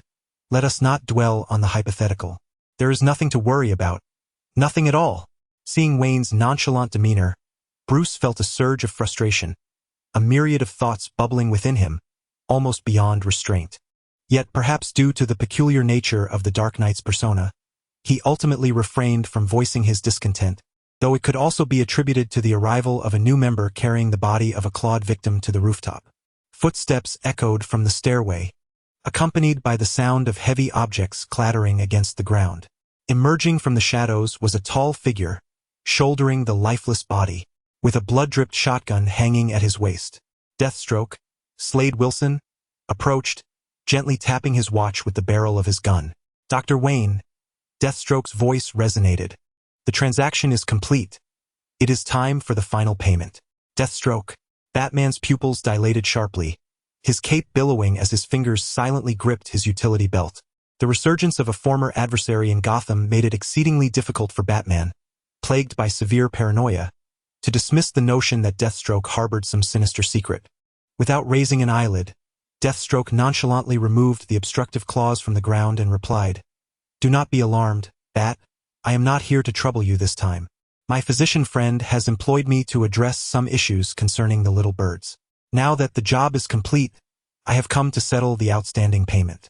Upon hearing this, Bruce glared fiercely at Wayne, his eyes seemingly accusing him of luring this troublemaker into their midst. However, Wayne appeared to misinterpret the look, flashing an okay gesture at Bruce and promptly responding, "See, Batman, this is what I call resource integration. Besides, Slade's fee is quite reasonable, merely 60 million, after all. The financier is not me." What did that mean? Batman was at a loss, but upon perceiving Wayne's expression, his own countenance grew long with dismay. Clearly, the unfortunate financier was none other than himself. "Pleasant cooperation. The total due is 60 million, and we currently only accept credit cards or cash. No bartering." Deathstroke produced a POS machine and set the amount, a faint smirk tugging at the corners of his mouth, which could be deemed a smile. Batman inhaled deeply, his face stiff as he retrieved his black card, swiping it to reveal the transfer of 60 million on Deathstroke's watch. A mere 60 million, yet for Batman, ridding himself of the nuisance that was Deathstroke was a lucrative deal.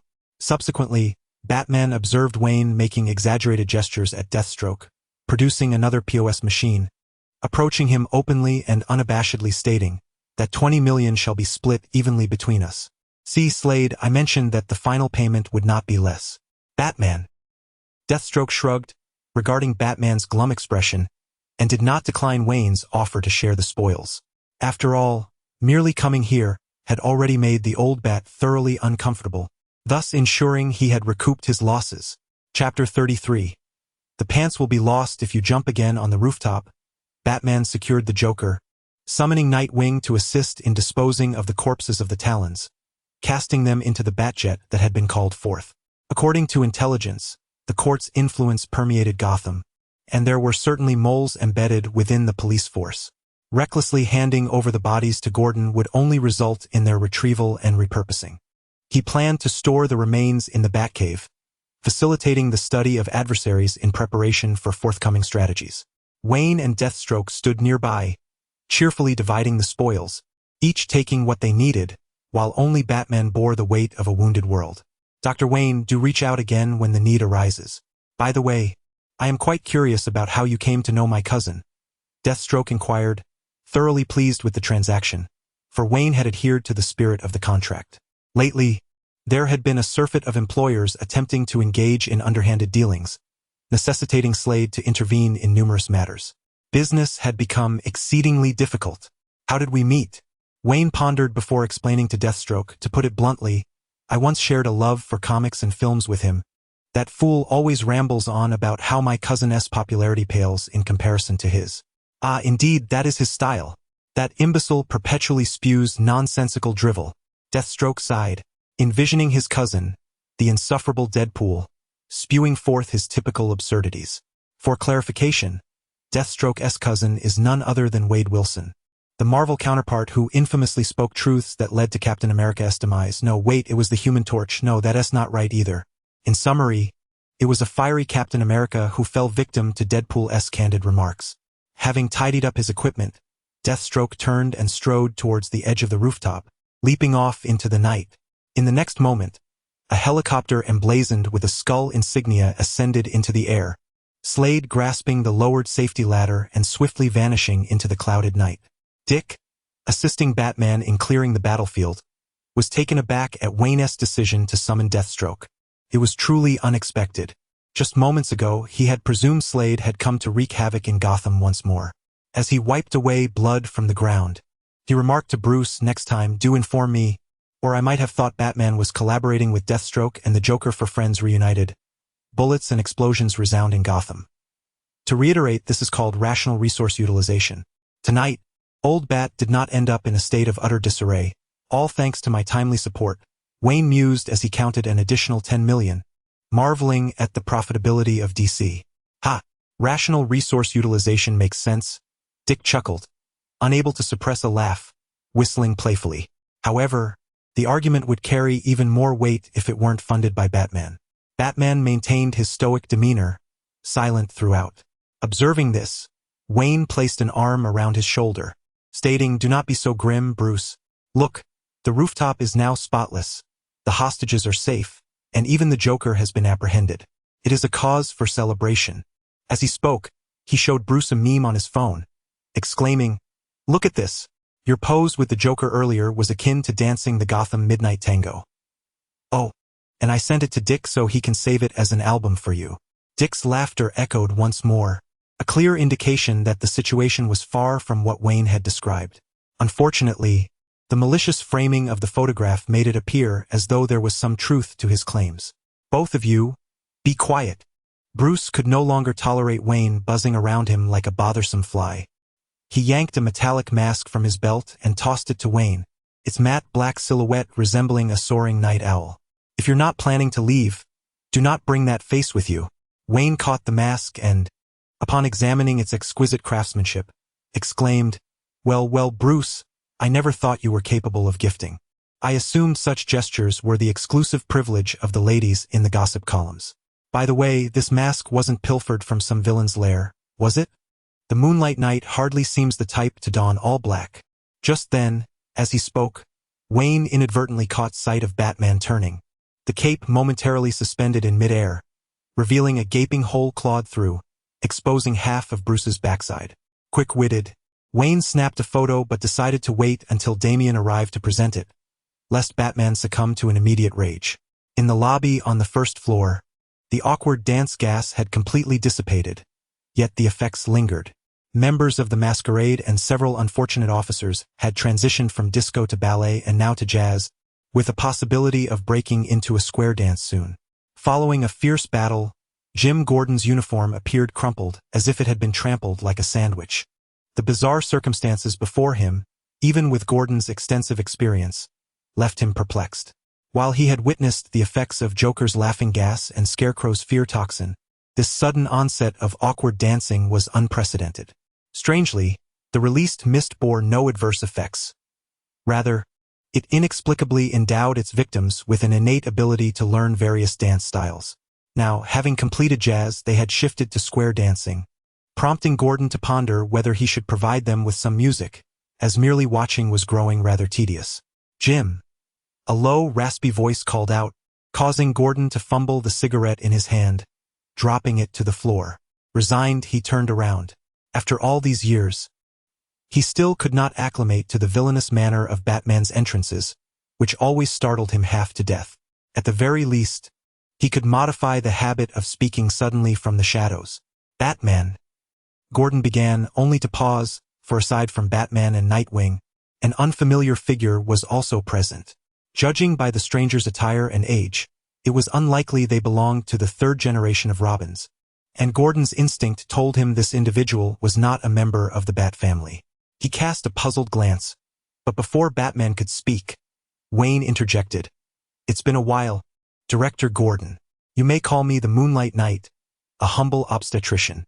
Wayne did not disguise his voice at all, and upon hearing that familiar, whimsical tone, Gordon's eyes lit up with excitement as he stepped forward. "It's you, Doctor.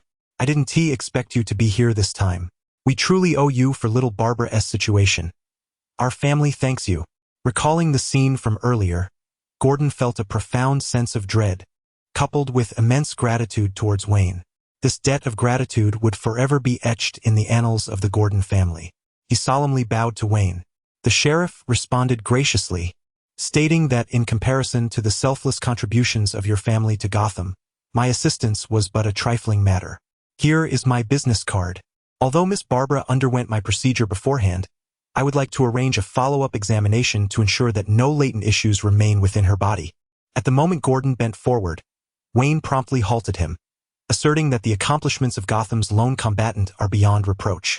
For years, he and Barbara have discreetly supported Batman's endeavors, and it can be said that the city has not deteriorated further thanks to their unwavering assistance. Such a noble individual truly deserves Wayne's respect. Nearby, Dick blinked, stealing a glance at Bruce, internally lamenting how Gordon could engage in polite and normal conversation. Yet when the subject shifted to the old Bat, he resorted to sarcastic jibes, showing no semblance of respect. While Batman may occasionally exhibit questionable judgment, he remains, after all, Gotham's greatest hero. Chapter 34. Follicle Treatment Plan. Doctor, is there any way to make them stop? Gordon inquired while shaking hands with Wayne, seeking a solution. The others turned to observe the rioters, who were transitioning from a striptease to a belly dance. Director Gordon, the effects of the spray only last for 2 hours. If we can't wait, we could resort to anesthesia to forcibly halt them, which would not have any side effects, Wayne explained. Although he lacked the antidote for the spray, he assured that the effects would wear off naturally after a while. Understood. Thank you for your contribution to Gotham's peace. Gordon nodded, perhaps mistaking Wayne's attire for that of a new member of the Bat family, thus refraining from further inquiry. After exchanging a few words with Gordon, Batman departed. The turmoil caused by the masquerade had subsided, and with the capture of Black Mask, the number of gang members had sharply decreased. Other factions, unable to contain themselves, reached out with their claws toward this vulnerable prey.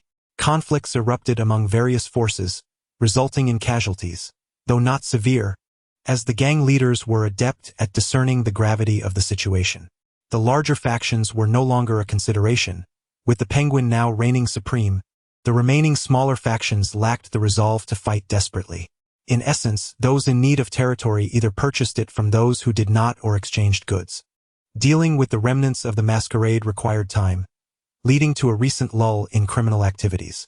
The police had dismantled a troublesome organization without any casualties among their ranks, much to the delight of their superiors, as this indicated a brief period of safety for Gotham citizens and increased electoral prospects for themselves, free from the fear of being ousted due to public safety issues. Both sides, in terms of results, found satisfaction in the outcome, except for the captured Roman Siones, known as Black Mask. New Arkham Asylum, Elias Division. In the office of the director on the highest floor, a secret door among the bookshelves swung open, leading to a titanium alloy door bearing the sign of Dr. Wayne's private laboratory, with a faint hum of electricity emanating from behind it. Sucking on a lollipop, Wayne was using tweezers to affix slices of lemon, cucumber, and bitter melon to the face of the man bound to the hospital bed. It was unnecessary to ask. The man was indeed Black Mask. After his defeat, he had fortuitously become the first patient of the new hospital, as his resilience as a supervillain allowed him to endure Wayne's ministrations. Roman, you should be grateful for this treatment method, which I painstakingly unearthed from ancient medical texts. Wayne stated earnestly, with a book titled Post-Operative Recovery Package for Disfigured Girlfriends subtly visible on the table behind him. You ought to count your blessings that I haven't used poison ivy's sap on you. That stuff would not only fail to remedy your pockmarked face, but would also cause your mask to glow green under ultraviolet light, making it particularly suitable for a night at Old Arkham's Mad Thursday. He placed 2 slices of onion over Black Mask's eyes. Elias, you son of a... I will kill you. Black Mask roared weakly, the restraints on his wrists creaking as he strained against them, clearly exerting himself in a futile struggle. However, just a couple of days ago, Wayne managed to catch him and administered a potent dose of anesthetic. The fact that he survived and regained consciousness is a testament to the underlying influence of his role as a secondary antagonist. Not to mention that the Black Mask possesses an extraordinary resilience. In the comics, he has been killed thrice yet managed to resurrect each time. Thus, a mere dosage capable of halting his heart is hardly significant. Despite his remarkable endurance, he still experiences physiological reactions. Wayne had applied glue on the onion, firmly adhering it to his eyes, rendering it impossible to remove. Onions are rich in thiosulfonate and an enzyme known as alliinase. When the onion is sliced, its cellular structure is compromised, allowing these 2 substances to interact and produce a chemical reaction. The latter breaks down the former, generating an unstable intermediate product, sulfenic acid, which subsequently forms a volatile irritant gas known as acrolein. Acrolein irritates sensitive tissues in the human body, prompting tears to wash away these irritating substances. Individual sensitivity to onions varies significantly. However, having such an irritant directly applied to one's eyes transcends mere resistance. For an ordinary person, such an ordeal could lead to the loss of vision, but considering Roman's identity as a supervillain, it is unlikely he would be rendered blind, though the discomfort would undoubtedly be overwhelming. Soon enough, the effects of the onion manifested, and the Black Mask, with his Rinnegan, wept uncontrollably, cursing Wayne amid his tears, as if he were on the verge of delivering a melodramatic monologue. Thus, it is no wonder that a character so fixated on violence fails to garner substantial popularity. He lacks the charisma befitting a true villain. Meanwhile, Wayne prepared himself a bowl of cereal, only to find himself pondering the healing rewards of the system. His primary motivation for bringing the Black Mask back was precisely this. If the previous minions were deemed useless due to their low profile, surely Roman, as a bona fide supervillain, should possess some degree of significance. Why, then, did it not yield results? As for Aki, he was brought in by the system, and while Wayne could understand why Old Deng was showered with gold coins, he couldn't fathom why Barbara also received the same reward. Surely it couldn't solely be attributed to her status as a superhero. The system truly operates on a peculiar moral dichotomy. Good individuals dutifully pay for their medical expenses, while villains recover only to abandon their responsibilities, perpetuating an absurd stereotype. Uncertain whether it was due to poorly secured restraints or the onion's irritant qualities igniting his latent fury, the Black Mask suddenly exerted tremendous force, breaking free from his bindings. He tore off the purple apple covering his eyes. With his bloodshot gaze, Roman instinctively grabbed a pair of medical scissors from the room and lunged at Wayne, roaring in fury. Elias!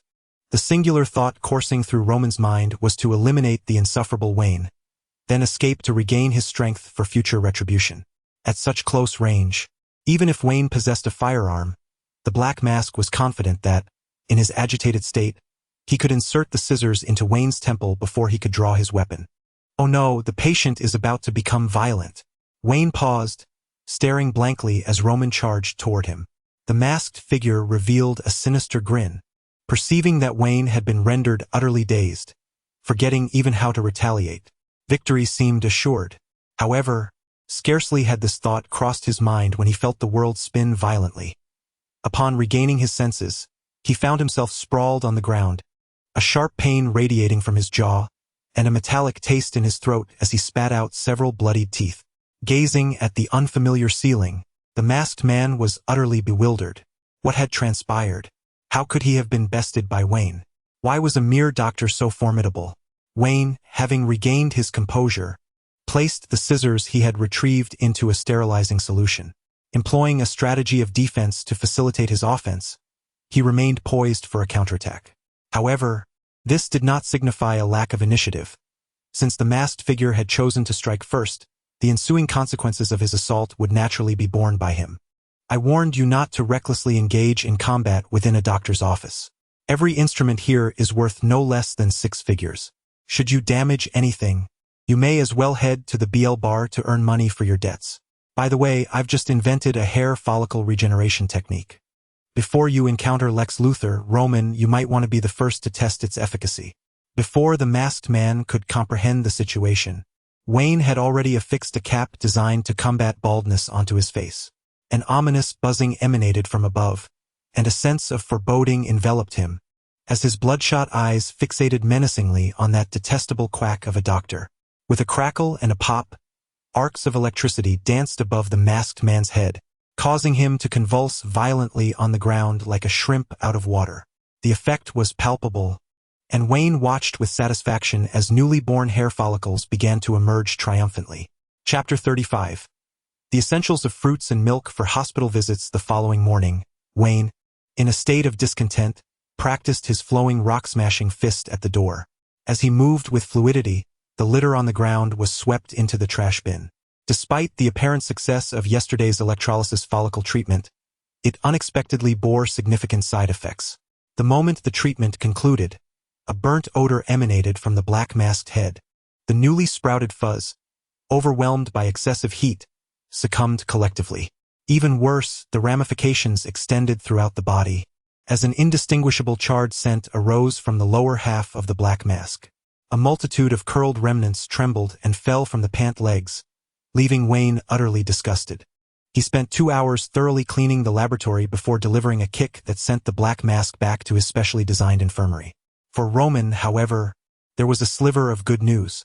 Following the electrolysis treatment, although his head remained dark, another area had turned white. Wayne lamented the failure of the prop development. Had it been successful, he could have sold it to the bald-headed lathe and reaped an unexpected fortune. After completing his training, he retrieved the hospital's promotional materials, preparing to post one outside. Otherwise, his efforts to have Bruce sign would have been in vain. Buzzing. At that moment, Dick S. red modified sports car approached from a distance, slowing to a halt at the hospital entrance. He had come to escort Wayne to Barbara's follow-up appointment, waiting for Wayne, the attending physician, to confirm before he felt at ease. After stepping out of the car, he curiously approached, noticing Wayne's overt actions as he affixed the promotional material. Intrigued, Dick leaned in to read what was written. With his exceptional reading skills, he swiftly absorbed the contents, his expression shifting from curiosity to sheer bewilderment, especially upon seeing Bruce's 2 signatures, which left him in a state of stunned disbelief. Dick, how in the world did you manage to persuade Bruce to sign this? It looks like something a charlatan would use, Dick remarked, exasperated. It was hard for him to fathom that the perpetually stoic Batman would stoop to such levels alongside Wayne. Where do you think Damian's intel came from? Wayne replied, a smug expression adorning his face.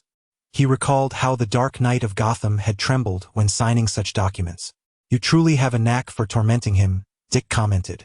Speaking of which, Bruce has recently begun preparations for an offensive against the League of Assassins. Mentioning Damien, Dick brought this matter to Wayne's attention. Oh, quite swift, indeed. I assumed he would wait until Barbara fully recovered before attempting to snatch someone from the League. Has something unexpected occurred? Wayne expressed his surprise, not anticipating that the heir would be so eager to charge in. To speak frankly, it was inadvertently revealed to Alfred concerning Damien, and Bruce, fearing that Alfred might take foolish actions, had no choice but to advance the plan. Indeed, a grandfather's thoughts are never far from the desire for grandchildren. By the way, are you prepared to fulfill your duties as an elder brother? Wayne stroked his chin, having anticipated the butler's actions. There was no escaping the fact that he was indeed a biological member of the Wayne family. It was only natural for the old butler to be so concerned. Perhaps Alfred would prefer Bruce to be a gallivanting playboy, sowing wild oats to expand the family lineage, rather than continuing his role as Batman. In the realm of the old Bat's domain, perhaps only the esteemed status of Dick could rival that of Damien. Some might inquire about Bruce's everlasting guilt regarding Jason. Wayne merely wishes to say, let that damned old bat first add Jason's portrait to the family portrait. You ask whether I am prepared to assume the responsibilities of an elder brother? I must confess, not at all. I am utterly at a loss. Even when Jason was around, I struggled with his temperament, and now you suggest an even worse scenario. I am more concerned about whether I shall be slashed in my sleep tonight. Dick wore a rueful smile. He excels in battling foes and charming maidens, yet falters when tasked with caring for children, particularly a child who kills without a second thought. As for the future, who can say? For now, let us pay a visit to Barbara. Wayne clapped his hands, took his seat in the passenger side, and deftly connected his music player, importing songs downloaded just yesterday. The lyrics of a heartfelt ballad filled the air as Dick, just stepping into the car, stumbled slightly, casting a bewildered glance at Wayne. After all, he hailed from a noble lineage. He had expected classical music or the like, but instead was met with this? A cheesy love song? To be honest, shouldn't you have brought along some mysterious and quirky props? As Dick turned the ignition key, his gaze swept over the vacant appearance of Wayne, who today had eschewed his white coat, exuding a lethargic aura that belied his prowess as a healer. After a moment of silence, Wayne clenched his fist and declared, "You're right, I almost forgot that one cannot visit a patient empty-handed. My dear nephew, let us not head to the hospital just yet. Instead, let us go to Gotham's finest mall. I need to grab a carton of milk and some fruits." Upon hearing this, Dick nearly twisted the steering wheel in disbelief. "No. I meant shouldn't you bring some medical tools? At least a stethoscope? What need have I for such trinkets? As a friend of women, those archaic methods have long been discarded in my practice. My eyes are my X-ray vision. Regardless of the patient, their ailments will be laid bare before me. All right, as long as you can treat patients, do as you please. Whatever makes you happy." Dick waved his hand dismissively as the vehicle swiftly set off towards the hospital. Meanwhile, Wayne set off for the mall, believing it better for him to carry something that at least resembled a visit to a doctor. During their journey, as Wayne's rendition of the most dazzling national style concluded, the next song began to play, and he continued to hum along. "I remember those lost in the dark. Keep your eyes on the road ahead. Don't be drawn into the light or the shadows in your head." Observing the leisurely demeanor of Wayne, Dick could not help but ask again, "Wayne, how do you manage it?" "Manage what?" Wayne replied, shaking his head lightly, feeling reminiscent of the days when he battled Osmond Sadler. "Don't play coy. I am referring to little Barbara's surgery. I watched the surveillance footage in the Batcave." Dick gripped the steering wheel tightly, his mind replaying the CT scans revealed after the hospital examination. According to the assessments of several esteemed physicians, the severity of Barbara's spinal cord injury was deemed irreversible. Yet, astonishingly, with nothing more than a standard first aid kit and a surgical knife, in such a rudimentary environment, he had transformed her from a state of severe hemorrhaging, likely resulting in paralysis, to a condition where recovery seemed plausible, allowing her the chance to stand again. It was nothing short of a medical miracle. Wayne chuckled softly, tapping his temple with his index finger, and enigmatically remarked, "A medical miracle? A mere minor procedure pales in comparison. I have proclaimed myself a friend to women. In my hands, there exists no ailment that cannot be cured. Otherwise, do you think my title of the extraordinary doctor was earned through merely treating clowns for hemorrhoids? If a clown desires such treatment, I would hardly object to the title. Dick felt a flush of embarrassment. The notion of treating a clown for hemorrhoids was indeed absurd. The sports car sped onward, quickly leaving the new Arkham Hospital behind. Meanwhile, in a private room at Gotham Hospital, Barbara sat on the bed, frowning as she perused her rehabilitation manual. The prospect of not spending the latter part of her life confined to a wheelchair was undoubtedly a monumental piece of good news. Yet the slow passage through the rehabilitation period felt like a torment. The beautiful librarian. Would you care for a glass of fresh milk? Chapter 36. Unable to indulge in the finest cheesecake in the hospital room, Barbara sat on the bed, ensnared by a profound boredom. The television broadcasted news of Gotham's police successfully thwarting the nefarious plans of the Masquerade organization. The corpulent leader, with a microphone in hand, babbled on, insinuating that the flawless execution of the operation was solely due to his brilliant strategy, with no mention of Batman or Gordon. The rehabilitation manual lay inverted on her lap, her fingertips flipping through its pages. She had perused its contents countless times, capable of reciting the entire book in reverse order. Look who's battling the rehabilitation guide. Do you need a bottle of fresh milk to replenish your nutrients? Wayne entered the room, seizing the milk and fruit basket that Dick had brought in as free labor.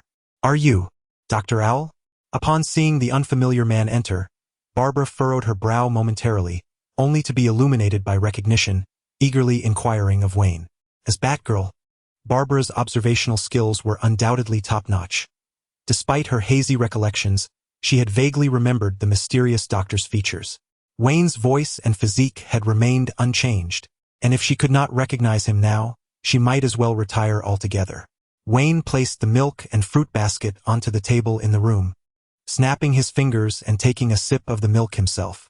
You guessed correctly, and it's not a no-prize question. If you stay cooped up in this room any longer, our Batgirl will start developing wrinkles.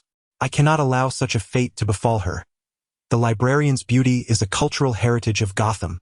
Are you employing these underhanded tactics against me? And how is it that you're drinking what you brought for the patient? Dick interjected with a hint of exasperation. The scene was all too familiar. He often witnessed Bruce employing such flirtatious maneuvers at social gatherings, tactics he himself had used with considerable success. However, when these same tactics were directed at his girlfriend, Dick found no amusement in it. Buddy, when Bruce and I were gallivanting in the field, you were still drooling at your reflection. Wayne shrugged, asserting that engaging in playful banter with beautiful women was a prerequisite for Gotham's playboys. Dick, the doctor. Barbara's eyes signaled. She had never divulged her other identity, and since Wayne had come with Dick, it was only natural for her to assume it was her Robin boyfriend who had spoken. Forget it, ma'am. I am not part of the Bat family. However, I am quite familiar with Bruce, and Dick is too. He used to call me Uncle Wayne when he was little. Now, allow me to introduce myself. Wayne Cross Elias. At your service, beautiful miss. Wayne executed a standard nobleman-esque courtesy, kneeling on one knee to gracefully kiss Barbara's hand. Enough of this charade. If you're going to play the fallen aristocrat, spare us the old tricks. Dick felt a wave of discomfort wash over him. While Wayne's noble etiquette was not particularly outrageous, Dick couldn't shake the feeling that the old rogue was deliberately trying to annoy him.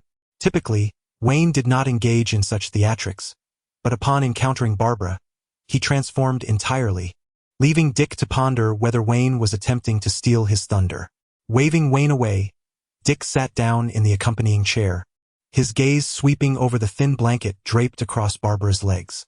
Little Babs, he began, Wayne is here to assist you in examining your postoperative condition. Let us commence with a basic assessment. Suddenly, Wayne leaned in, pushing aside Dick's imposing visage, gesturing with his eyes. Allow me to utilize my X-ray vision to discern the color of your thermal underwear and ascertain the specifics. Are you really going to rely solely on your eyes? Barbara asked, momentarily taken aback. As her attending physician, Wayne's medical expertise was beyond reproach. However, the prospect of such an unconventional method seemed rather absurd. This time, I am employing traditional Chinese medicine techniques: observation, listening, inquiry, and palpation. Obviously, observation necessitates the use of one's eyes. Fear not. I have undergone further training in the East, Wayne assured her, a glint of blue light flashing in his eyes as he surveyed the patient's condition. However, as Wayne examined her, his previously irreverent demeanor gradually faded, replaced by a taut expression and pupils that constricted slightly under the harsh lights. The recovery status of the spinal nerves, how could this be TSK? The trajectory of this neural synapse. Wayne's face turned solemn, his tone heavy. Even Dick, who had never witnessed such a countenance before, straightened in his chair, tension etched across his features. The atmosphere in the room thickened, the once light-hearted ambience turning somber. Barbara's fingers clenched the fabric of her clothes, turning pale. Wayne. Is it dire? Dick placed a hand on Wayne's shoulder, cautiously inquiring. Wayne, what is the problem? Is it serious? Wayne pursed his lips and shook his head, his fingertips lightly tapping the table as he sighed heavily. It is indeed a grave issue. He elongated his words, and just as the tension reached a peak in their throats, he broke into a grin. So severe that you won't be able to relish Gotham's finest cheesecake, for it might lead to digestive distress. It is a treasure I have discovered, but alas, I shall enjoy it alone. With that, Wayne retrieved a box tied with a pink bow from another bag, eagerly opening it to reveal the freshly baked cheesecake from that very morning. Dick. Barbara. Dick delivered a sharp kick to Wayne's ankle, glaring at him. Are you a mortuary officiant or a funeral priest? Can you please alter that damn tone of yours, which sounds as if a sow is having a difficult delivery? Barbara, nearly startled to death by Wayne's dramatic gasp, regained her composure and chuckled. Dr. Wayne, your cold joke-telling needs to take lessons from Dick. At least he can genuinely chill the atmosphere. Miss Gordon, mocking a physician's sense of humor may jeopardize the efficacy of the treatment. Now, let us formally commence today's therapy, Wayne proclaimed, rising to place the cake aside for later enjoyment. Noticing Dick still standing there in a daze, he added with irritation, if you haven't suffered amnesia from a KGB beast, you should remember that doctors require space during treatment to avoid disrupting the healing process. Once again ousted, Dick took up position at the doorway, serving as the guardian of the ward. With no distractions, Wayne exhaled a deep breath, adopting a stance reminiscent of flowing rock-breaking fists. Today, in conjunction with his expertise as a gynecological maestro, he intended to test a new method and observe its effects. The palm hovered delicately at Barbara's waist, swaying gently. In the next moment, her fingertips, akin to butterfly wings, alighted upon the chi-high acupoint. She was suddenly enveloped by a wave of warmth that surged along her spine to her toes, rendering her entire being blissfully cozy, compelling her to gently close her eyes. Following this singular touch, no adverse reaction ensued. Wayne's hand transformed into a fleeting shadow, moving rapidly behind her waist like a tempest. Each acupoint struck with a unique rhythm that unleashed waves of energy, reminiscent of an elegant gouging melody. Once the treatment concluded, with no significant issues remaining, I hastened your recovery process. I trust that soon enough, the Batgirl will once again shine brightly in Gotham. Wayne shook his tingling wrist, feeling somewhat unaccustomed to the first-time effort, yet pleased with the results. After completing the procedure, Wayne continued to advise. Remember, this merely accelerates your recovery. Rehabilitation exercises are still imperative. Do not emulate Dick's acrobatic rehabilitation. If you do not mind, I could perform another spinal procedure for you, but I fear your father's wallet may lament. Chapter 37. The gloomy skies and anxious heart. Wayne did not depart until he had finished the cheesecake. Before he left, Dick wished to express his gratitude, contemplating instead to request Batman's utility belt. Dick informed him that it was Batman's private technology and might not be attainable. After a moment of contemplation, Wayne, with his hands smeared with cream cheese, patted Dick on the shoulder and suggested, if the Batman gadget was inaccessible, perhaps he could help him find a small trinket that resembled Green Lantern's earwax. Before he could finish, Dick interrupted, rubbing his shoulder and asking, What? That peculiar description aside, who is Green Lantern? Oh, I nearly forgot. That box office flop from Canada hasn't yet transformed into his green, iconic form. Wayne clapped his hands, suddenly recalling the current timeline. Aside from the Bat family and the formidable long-legged figure, there was no one else in sight. Wayne then placed his hand on Dick's other shoulder, ensuring the cream was symmetrically distributed, and lowered his voice, though lacking any seriousness. Just a Canadian actor playing a superhero, but alas, his film was a failure. You will hear about him in the future, for he has also portrayed the brother of Deathstroke. Dick rolled his eyes, pondering what sort of individual would choose to play Deathstroke's brother, oblivious to the potential wrath of that deranged mercenary seeking to extort copyright fees. Moreover, how could Deathstroke possibly have a Canadian brother? Shaking off his wandering thoughts, Dick, slightly irritated, asked, "So what exactly are you looking for? Be clear, or it might turn into Wonder Woman's booger. It is a type of green mineral, the kind that turns one green with dread, and it will hold significant importance in the future. Contact me when uncertain. Let me make it clear, if you dare substitute Gotham's moss-covered foul stones, I will ensure you find yourself tossed into a washing machine filled with sewage, set to hot." This time, Wayne was serious and described all the characteristics of kryptonite meticulously to aid Dick in his search. As for what Batman would think, who cared? After all, it was not himself who would bear the consequences. As the foremost powerhouse of the Justice League, Superman's presence was indispensable, yet Wayne remained unclear about Clark's situation. To be prudent, stashing away a few tons of kryptonite seemed wise. After briefing Dick, Wayne snatched an apple and left the time for the two of them. 3 days later, in Gotham's aged harbor at midnight, a half-moon cast a dim glow upon the abandoned dock's containers, where lay a grotesque giant frothing at the mouth. Wayne, draped in his white cape, stood with his feet beside 3 robust men clutching their groins. Despite their immense suffering, they were fortunate. As the scene widened, dozens of bodies lay intertwined, their blood flowing like a river, gradually merging into the dark depths of the sea under the moonlight. "Hey, friend, do you remember my name?" Wayne lifted a rusty chain from the ground and forcefully struck another scar-faced assailant attempting to ambush him. The sound of metal clashing mingled with the horrifying crack of a skull. "Hey you! Stop staring, it's you, the damned soul headed for hell. What is my name?" Wayne crouched before a terrified henchman, exuding an aura of menace as he posed his questions. With idle time at the hospital, Wayne sought Bruce to craft a simple duo of items. The first was a bulletproof cape akin to Batman's, as he found himself incessantly plagued by bothersome flies during his nocturnal patrols. The stoic face of Bruce reluctantly acquiesced to this request, modifying it to a white-hooded version as per Wayne's specifications. The second item was a skull mask reminiscent of the Ghost Rider. Drawing from his memories, Wayne meticulously designed the skull's visage, utilizing a special metal that could withstand small-caliber bullets while remaining incredibly lightweight, less than half a pound when worn. "Spare me, please. Don't kill me," the henchman whimpered, cradling his fractured arm, his eyes widening in terror as Wayne's ghastly skull face drew nearer, nearly causing him to soil himself.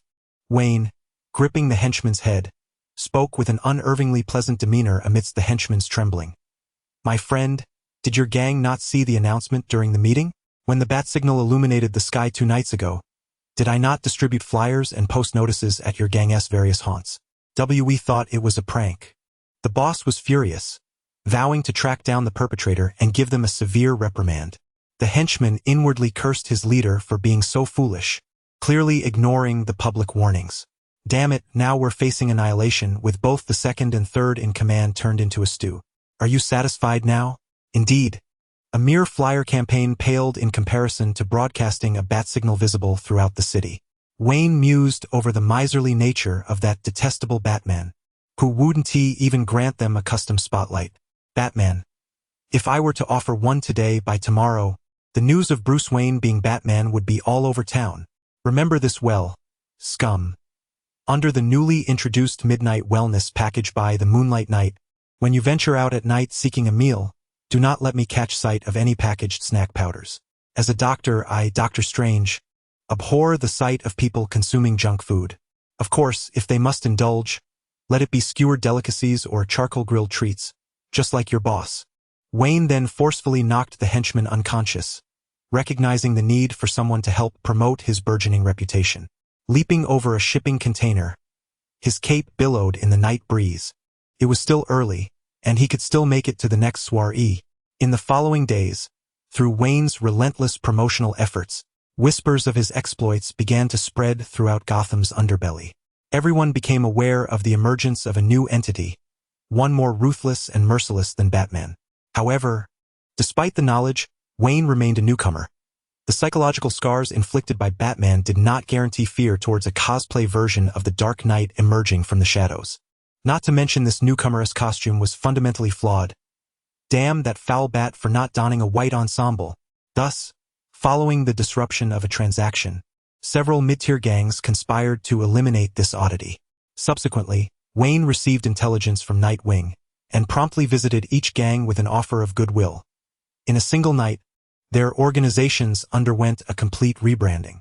Ultimately, a certain gang leader, who managed to withstand the chaos, could no longer endure Wayne's fervor and was compelled to seek refuge in the ICU. Enveloped in bandages, he lamented to the sheriff monitoring him. That lunatic known as the Moonlight Knight is utterly inhuman. He skewered my men like kebabs with a harpoon. He even roasted them while sprinkling cumin, claiming he wanted to treat me to a late-night barbecue. The gang leader's account was undoubtedly embellished, rendering it questionable. Nonetheless, a new legend began to circulate in the underworld. It spoke of a madman, draped in a white cloak and calling himself the Moonlight Knight, who feasted upon the skulls of others under the moonlight, seeking a fitting vessel for his own skeletal head. Meanwhile, other restless factions, struck by Wayne's brutal methods, resolved to refrain from confronting him until they had thoroughly ascertained his intelligence, opting instead to send a few scapegoats to test the waters of this newcomer's depths. At the new Arkham Hospital, Wayne tossed a coin, his seemingly leisurely action unable to conceal the agitation etched upon his brow. Oddly enough, despite having recently acted as an agent of justice, a suffocating sense of unease lingered in his heart. At that moment, at Gotham Airport, hundreds of kilometers from the hospital, a man clad in a beige trench coat with golden hair intercepted a taxi while smoking a cigarette. Chapter 38. Constantine. I need a new teammate. With a sharp crack, Wayne, donning a cowboy hat, lashed his bullwhip, sending droplets from the potted plant by the window cascading to the ground to form a small puddle. The Black Mask, shackled and kneeling in humiliation, scraped the floor tiles with a toothbrush, only to feel the whip land mercilessly on his back, marking the third crimson line of the day due to his repeated laziness. Why on earth is your backside higher than an old penguin's top hat? I want to allow you to enjoy this moment. Wayne tightened his grip on the long whip and unexpectedly struck the water bucket beside his captive, splattering soapy water all over the Black Mask's face, further exacerbating his already vexed expression. I have reiterated countless times that the floor should be cleaned in a Z-shaped motion. Look at what you're doing. It's utter nonsense. If you continue to be lazy, I'll stuff you into the zombie bird's cabinet, perfectly suited for you to wash that greasy hair of his. The zombie bird referred to the clawed creature Wayne had brought back, which he had previously expressed a desire to study. Unfortunately, the creature was male, and his skills as a gynecological master could not be applied. His own medical knowledge fell short of unraveling the courtroom assassin's enigmatic intricacies. However, this was of little consequence. A temporary lack of utility did not signify a perpetual state. In due time, who knows, perhaps Wayne would achieve a sudden upgrade. The hospital possessed a refrigerated morgue that could serve to contain the clawed creature, preventing it from awakening and wreaking havoc. Enough! At that moment, the Black Mask sprang to his feet and kicked the water bucket over, having reached his breaking point. He resolved to stand against the oppressive forces of capitalism. I am Roman Siones, the head of the Siones family, a Gotham noble. I am a white man, not a tool. With a crackle, the anti-bald mask was once again placed upon Roman's head, sending jolts of electricity coursing through him, causing him to convulse on the ground, exacerbated by the contaminated water he had spilled. Still contemplating rebellion, are we? You could easily acquire essential household skills through my Gotham Villain Rehabilitation Program and contribute to the hospital's efforts. After all, hiring help can be quite costly, and speaking of nobility, who isn't in the same boat? Having finished his training of the Black Mask, Wayne noted that the hospital had yet to officially open. Batman and Nightwing had recently uncovered the whereabouts of the League of Assassins, preparing to bring Damian back, leaving Wayne temporarily out of contact. It appeared that this situation would persist for several days, prompting Wayne to decide to take advantage of the free time to venture out. Utilizing his hacking skills, he learned of an unidentified flying object crash near Coastal City. Wayne understood the implications all too well. Aside from Wonder Woman and Batman, the most formidable Green Lantern, Hal Jordan was about to make his entrance. In truth, beyond these reasons, Wayne sensed an unsettling feeling creeping up his spine. The numerous criminal hideouts he had dismantled had not alleviated the tension. Rather, it had intensified. Therefore, Wayne concluded that it would be prudent not to linger in Gotham for long, and decided to heed his sixth sense's guidance for a brief getaway to clear his mind. Beep, beep, beep. At the entrance of the hospital, an urgent blaring of horns pierced the air as a yellow taxi, veering wildly, spewed forth clouds of smoke. The driver, a bald man, was vociferously cursing at a nearby man with golden locks. The man, unperturbed, deftly lit a cigarette and, without a glance back, offered the driver a defiant middle finger. Wayne mused that sometimes, the so-called sixth sense is not as reliable as one might imagine. After all, the savior had arrived at his doorstep, yet he remained blissfully unaware. Yesterday in Los Angeles, an astonishing piece of news sent waves of joy through the populace. 99% rejoiced, while a dismal 1% felt utterly despondent. That solitary 1% comprised none other than John Constantine. John Constantine, the legendary trickster of DC, a universally reviled scoundrel, and a delectable soul coveted by the lords of darkness. Not long ago, Constantine emerged from the hospital, greeted by the shocking revelation that he was dying. Lung cancer, in its advanced stages. When an old friend and doctor delivered the grim tidings, he felt as though the sky had collapsed around him. There was no room for doubt regarding the authenticity of his diagnosis. The medical report laid bare the truth, and his recent bouts of coughing up blood made it painfully clear that he was in dire straits.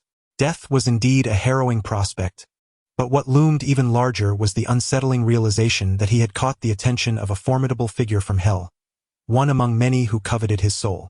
Each of these powerful entities bore names that could send tremors through the very foundations of the underworld. However, the one who had fixated on Constantine was particularly fearsome, so fearsome, in fact, that Constantine believed a mere swipe from this being could effortlessly reduce others to a state of utter chaos. Logically, one would expect others to relent. Yet Constantine's allure was so potent that even the demon lords risked their own demise, scheming in the shadows to seize his soul. To be a mere plaything for such malevolent beings was far from pleasant, and the anticipation of his old acquaintances in hell, eager to welcome him to their gatherings, was equally disheartening, for it was likely that his very flesh would serve to enhance the festive atmosphere. Young and unwilling to descend into the depths of hell, Constantine sought connections to ensure his ascension to heaven, where he could revel in the company of beautiful souls and bask in the divine comfort of God's embrace. Such aspirations were indeed noble, yet reality proved to be merciless. The Archangel Gabriel informed Constantine that he was merely indulging in fanciful delusions. Souls like his, steeped in filth, had long been barred from heaven's gates. Furious, Constantine pointed an accusatory finger at Gabriel, his initial vitriol morphing into polite gratitude as he turned to leave. There was little choice. Gabriel's eyes, glowing with divine light, were intimidating, and the Archangel's temper was notorious. Though Constantine's unique circumstances rendered him immune from annihilation, he knew that a severe beating was still a distinct possibility. With his connections failing him and his reputation in tatters, Constantine found himself desperate to avoid both heaven and hell, compelled instead to find ways to linger longer in the mortal realm. If conventional methods proved fruitless, perhaps he should explore the realm of the supernatural. Resolutely determined, he bore his ailing body and began various preparations, aiming to seek out an influential figure capable of curing him. To his astonishment, while he was still perusing the map for his target, the individual he sought arrived at his doorstep. A police officer named Angela approached him, offering a substantial sum of money in exchange for his assistance in investigating the mysterious death of her sister. Initially, Constantine regarded the case with indifference, agreeing solely due to Angela's striking beauty and his subsequent eavesdropping revealing her to be an inexperienced novice. As the investigation progressed, Constantine not only showcased his roguish charm, successfully winning Angela's affections, but also secured numerous locations, leaving only one final stronghold. he refrained from rushing, intending to revel in delightful moments post-case resolution before unceremoniously dismissing Angela with a casual farewell. However, to Constantine's further astonishment, as he delved deeper into the case, he caught a whiff of a familiar sulfurous scent. The appearance of sulfur often heralds the presence of infernal beings engaged in clandestine machinations, and it seemed that his adversary held considerable influence. It was time for his favorite pastime of dragging others into the fray. After all, Constantine was no stranger to risk, having accrued debts aplenty.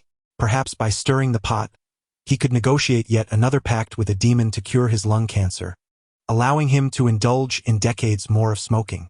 Elated, Constantine launched into action with fervor, yet found himself facing considerable losses even before engaging in combat. Without even encountering the primary target, 2 of his teammates had already been sacrificed, narrowly avoiding his own transformation into a mere shadow of John. Undeterred, Constantine recognized that this merely affirmed the seriousness of the hidden puppeteer. Moreover, his performance hinged on the capabilities of his sacrificed allies, who were, regrettably, a priest moonlighting as a mediocre exorcist and an ordinary merchant providing magical trinkets. Their abilities were patently lacking, inferior even to those of his apprentice driver, the young lad Chaz. Thus, in pursuit of more formidable and reliable allies, Constantine consulted his family's ancient texts, unearthing the resources he sought. Without time to mourn the loss of his friends, he hastened to the battlefield, accompanied by Gotham's elite, Elias. Chapter 39. At last, a good brother found. Gotham International Airport. Constantine retrieved his battered suitcase from the luggage carousel, discarding the crumpled one-way ticket onto the floor. He was grateful for the sponsorship provided by his wealthy girlfriend, which enabled him to board a flight to Gotham within half a day, thus sparing him the embarrassment of seeking a loan. Los Angeles, situated on the western edge of America, had Gotham set on the East Coast in the DC universe. Constantine had flown in the afternoon, and upon arrival, it was already midnight, marking the transition to the next day. Considering the time zone differences and the aircraft's journey across multiple zones, the accurate time was actually 3 in the morning. Yet, even at this late hour, the taxi queue outside the airport resembled a gaping wound. Constantine waved down a cab and climbed in, the taxi's light flickering amid the rain. The driver scrutinized him through the rearview mirror, his murky eyes suddenly gleaming with calculating intent. A Brit, pale-faced, with sunken eyes and lacking any semblance of strength. An easy target. To this address on the picture, how much? Constantine inquired, tossing his luggage into the back seat before squeezing into the front passenger seat. The vehicle reeked of cheap air freshener, yet he found it unable to mask the odor emanating from the driver, who had evidently gone weeks without a shower. Is smoking allowed? Constantine politely asked, though his fingers were already deftly rolling a cigarette, handing the address of Elias to the driver. The Elias family had been silent in the magical realm for years, and he had employed special means to track down their descendants. The bald driver grinned widely as he activated the meter, the numbers on the display bouncing upward as if on drugs. Buddy, our starting fare is 200, and your destination requires traversing a long, dilapidated bridge. My vehicle may sustain damage, so an additional bridge toll of 150 is necessary. Plus, their SA Rain night surcharge of 300. He glanced at the various stains on Constantine's clothing and added, and a seat cleaning fee of 400. The smoking charge is just $100. As the driver detailed the assorted charges, the vehicle sped away, locking its doors. Observing the blatant extortion, Constantine couldn't help but smile.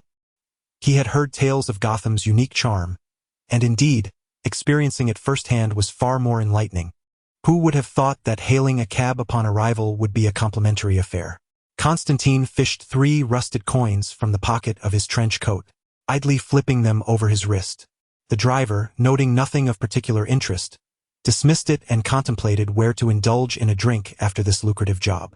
The taxi meandered along a long and circuitous route, taking advantage of the fact that Constantine was unfamiliar with the area, making little progress towards their destination while the meter ticked upwards, rapidly approaching 4 digits.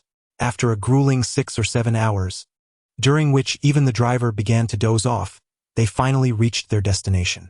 The bald driver sighed deeply, realizing the toll of such a long drive, Yet the thought of a fistful of dollars made it all worthwhile. Rubbing his plump fingers, the bald driver retrieved a handgun from his waistband, placing it casually on his lap. With a jovial tone, he remarked, "Do not mind this. It is merely a custom of our Gotham. The fare amounts to 247, payable in cash or card. I am well aware that individuals like you, my English friend, carry treasures aplenty." Constantine, groggily awakening, found his slumber in the taxi far from restful. Indeed, it was quite dreadful. After a few coughs, he reignited a cigarette to rouse his senses. Upon hearing the exorbitant fare, which could afford him 10 flights, a devilish grin crept across Constantine's face as he playfully flicked 3 coins, watching them spin incessantly on the platform. "What trickery is this, you Brit?" the driver inquired, furrowing his brow as he fixated on the spinning coins, bewildered by Constantine's antics. "Look closely, you portly swine. These are rare treasures I painstakingly fished from the depths of the Thames, stained with the blood and souls of 17th-century executioners." With a grandiose exhale, Constantine disregarded the potential consequences of his actions, exhaling a cloud of smoke directly into the driver's face. Seeing that Constantine seemed utterly unfazed by his threats, the driver prepared to retaliate. However, he was interrupted as the meter emitted a jarring electrical sound, its digits spiraling wildly before settling at 999. The driver, taken aback, instinctively assumed a malfunction had occurred and reached to rectify it, only to discover that the steering wheel had become ensnared with dripping seaweed, writhing like a living entity as it slithered toward his hands. In a panic, he attempted to shake it off, but it only tightened its grip. Meanwhile, the meter crackled ominously, releasing a pungent smell of sulfur. To his horror, the driver caught a glimpse of his hair falling out at an alarming rate in the rearview mirror, revealing a scalp infested with an unsettling mass of parasites. "Ah!"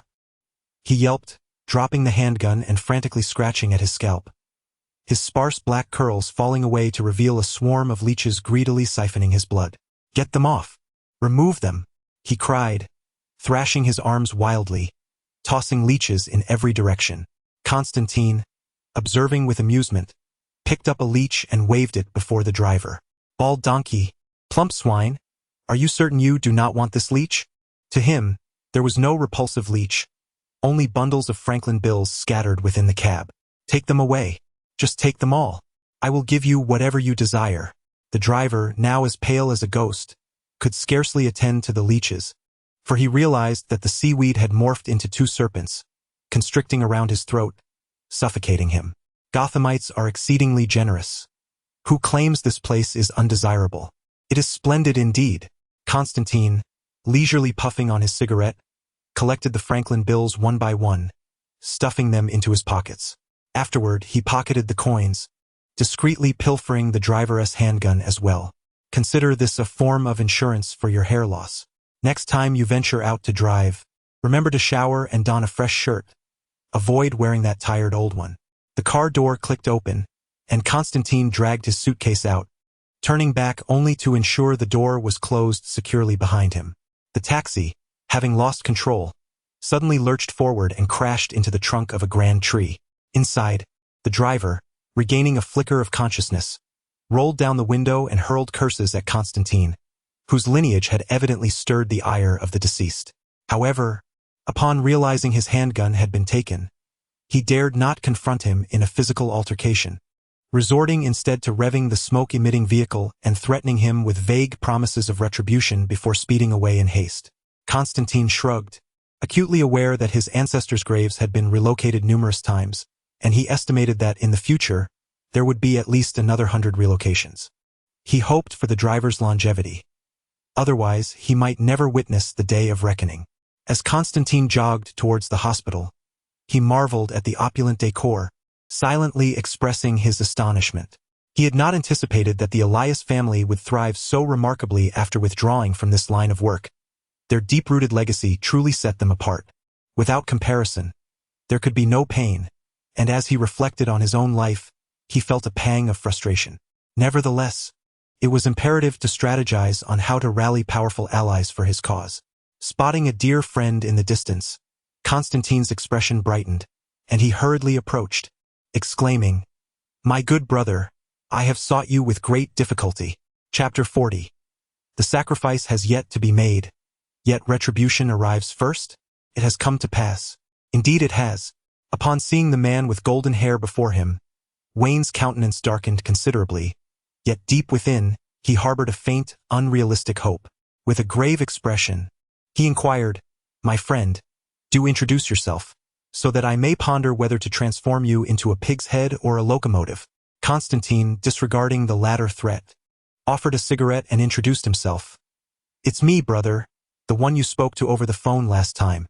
Damn signal cut out, but thankfully that does not affect our relationship. Pleased to meet you, I am John Constantine, and from this day forth we are brothers." "Very well. Once I have turned you into a locomotive, you may take your leave."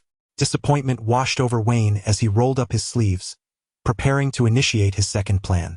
Do not be deceived by Constantine's film star looks.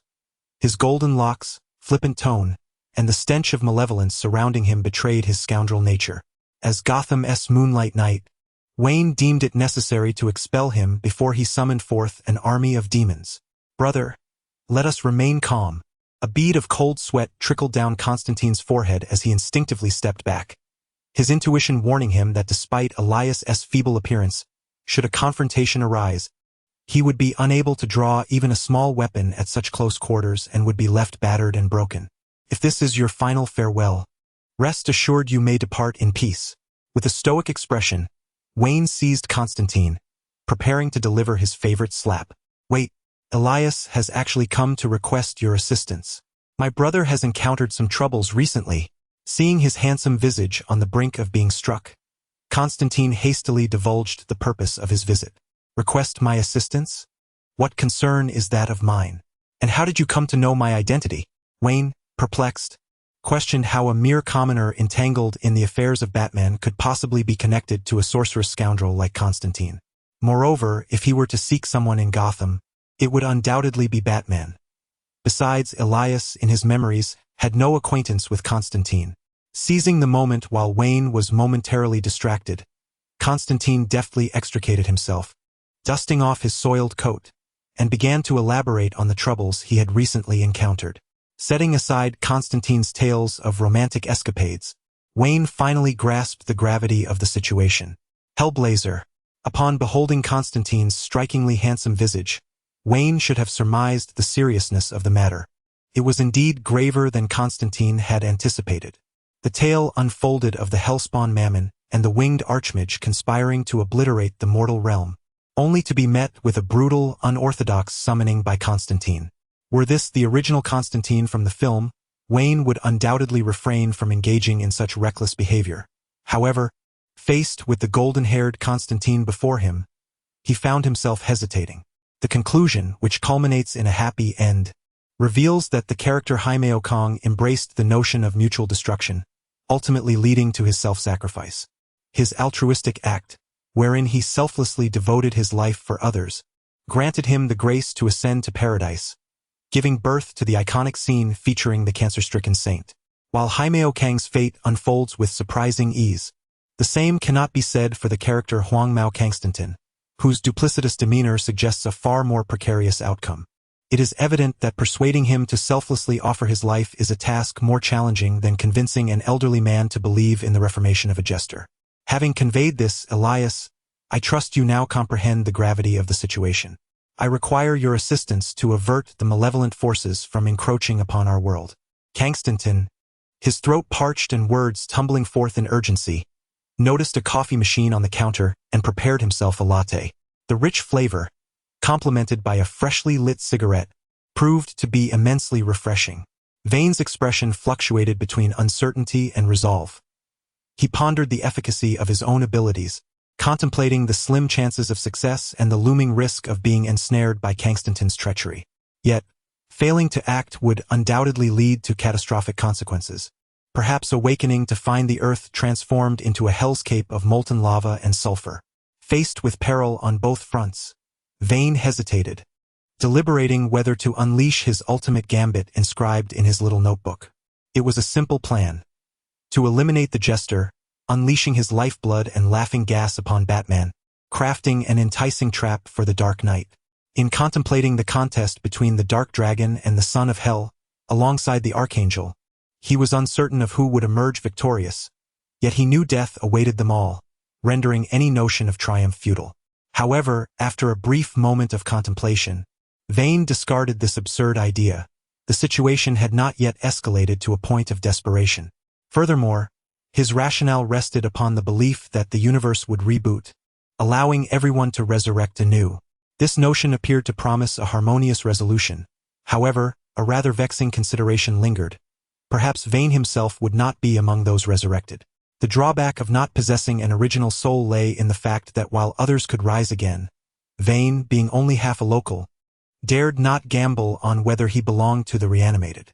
Another crucial detail remained. Recently, Batman had been preoccupied with personal matters, and along with Alfred, the entire Bat family had been conspicuously absent from Gotham, save for Barbara, who remained in a hospital. Vane fell into a contemplative silence, arriving at a decision, and with a stoic expression he proclaimed, "I can assist, but I have one question." "Speak," responded Kensington, his heart buoyed by the realization that Elias's lineage was indeed dependable, unlike others who, despite their jovial camaraderie over drinks and laughter, vanished when it truly mattered. The prospect of a formidable ally joined the fray, instilling a sense of security. "You come to Gotham seeking me, a mere novice rather than Batman. What is it that occupies your mind?" Vane inquired, his curiosity piqued. The Moonlight Knight had barely made his debut, and his reputation in Gotham was still nascent, let alone his notoriety in the outside world. "Ha! Batman? You mean that masked vigilante patrolling the streets? Please, my friend, I am tasked with confronting demons from the depths of hell, not merely grappling with a man-shaped bat." Wayne could only chuckle from the sidelines, harboring a desire to pair Bruce with Jacques Hong, eager to witness the astonished expression on Constantine's face should his companion's sacrificial endeavor falter. Constantine, seemingly privy to an extraordinary jest, shook his head with a laugh, saying, "If that Batman were truly capable of transforming into a bat, and hailing from a lineage as profound in magic as yours, I would certainly welcome him aboard." "Magic lineage? Who? Me? When did that happen? How am I unaware of such a thing?" Wayne's expression was one of bewilderment. Initially, he found amusement in the jibes directed at Batman, but upon hearing Constantine suddenly claim to belong to a magical family, he was left utterly flabbergasted. He promptly interjected, "Wait, who are you referring to as a magical lineage? Were you not aware that I am the Moonlight Knight when you sought me out?" "The Moonlight Knight? Then who on earth is that?" "I am looking for the head of the Elias family, a companion with profound magical expertise." Constantine's hand, which was poised to smoke, froze as he observed Wayne's countenance, instinctively sensing an ominous premonition. How could this be? He had yet to commence his schemes, and retribution had already arrived. When did I ever claim to wield magic? I haven't even laid eyes on a single spellbook. The two stood in a silent stare-off, bewildered and at a loss for words. Chapter 41. Constantine's longing for Wayne. Constantine stared at Wayne in bewilderment, oblivious to the ash falling from his cigarette onto his freshly arranged coat. After a prolonged silence, he finally managed to utter, "So, are you truly Elias?" At that moment, he harbored grave doubts about whether his magical artifact had malfunctioned, leading him to misidentify the person before him.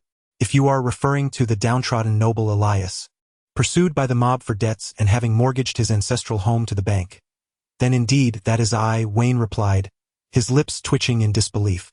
"As for what you mentioned about a magical lineage, I have no recollection whatsoever. Does the Hogwarts admission guide count as a spellbook?" "Alas, no owl delivered my acceptance letter." Constantine's eyes widened in disbelief. How can this be? Even though the Elias family has withdrawn from the wizarding world for nearly a century, their lineage cannot simply vanish. Where are your parents?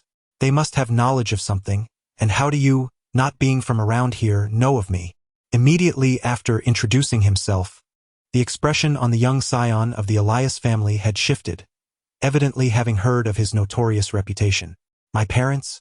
Wayne pondered, producing a photo of his deceased parents. "They are here. If you wish to meet them, I would gladly escort you to them right now."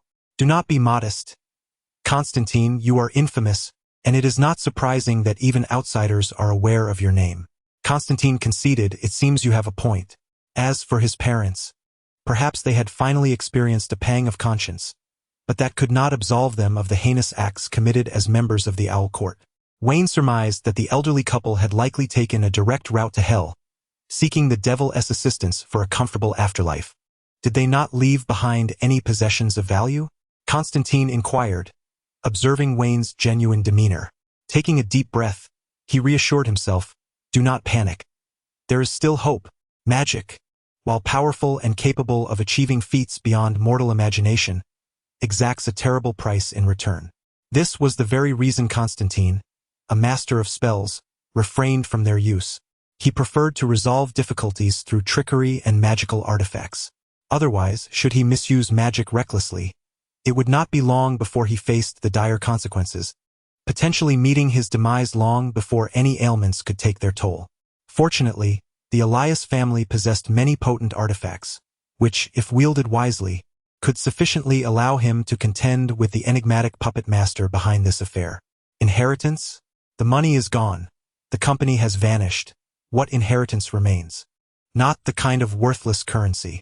Well, Franklin is indeed a treasure, but that is not what I meant. I was referring to the old relics of your ancestral home, such as the moss-covered stone tablet, the mysterious vial containing a drop of blood, or the feather that ignites into flames. The three items Constantine mentioned were the most renowned treasures of the Elias family and formed the very foundation of their legacy. The tablet was said to have been inscribed by Moses himself, known to posterity as the Ten Commandments. The vial contained the blood of Seth, the third son of Adam, the father of mankind. The final revelation is indeed extraordinary. The reason the Elias clan possesses the blood of Set is inextricably linked to the master of the feather. Legend has it that the founding patriarch of Elias, on the brink of death, was divinely guided to the mysterious Eden at the world's end, where he encountered the archangel Michael. As a blessing, Michael bestowed upon the ancestor of Elias the blood of Set. Furthermore, the archangel expressed his admiration, stating that he had great expectations for the young man, inviting him to serve in heaven in the future. Thus, Michael gifted the ancestor a vein of feather which, due to its intrinsic association with fire, would ignite an eternal and indestructible holy flame when revealed in its true form, repelling any malevolence. The urgency behind Constantine's visit to Vane stemmed from this. With the endorsement of these three sacred relics, he felt confident that even the Lord of Hell would pose no threat. Listening to Constantine's enthusiastic description, Vane blinked in astonishment. It was already absurd to learn that his adoptive parents were members of the Owl Court, but he was taken aback to discover the extraordinary history of his entire lineage. Elias, remember? Where have you placed your collection? Constantine's prompt tone pierced through Vane's thoughts as he grew anxious. His formidable allies had yet to reveal their strength, and he could only rely on the powerful relics. I think I might have some vague recollection.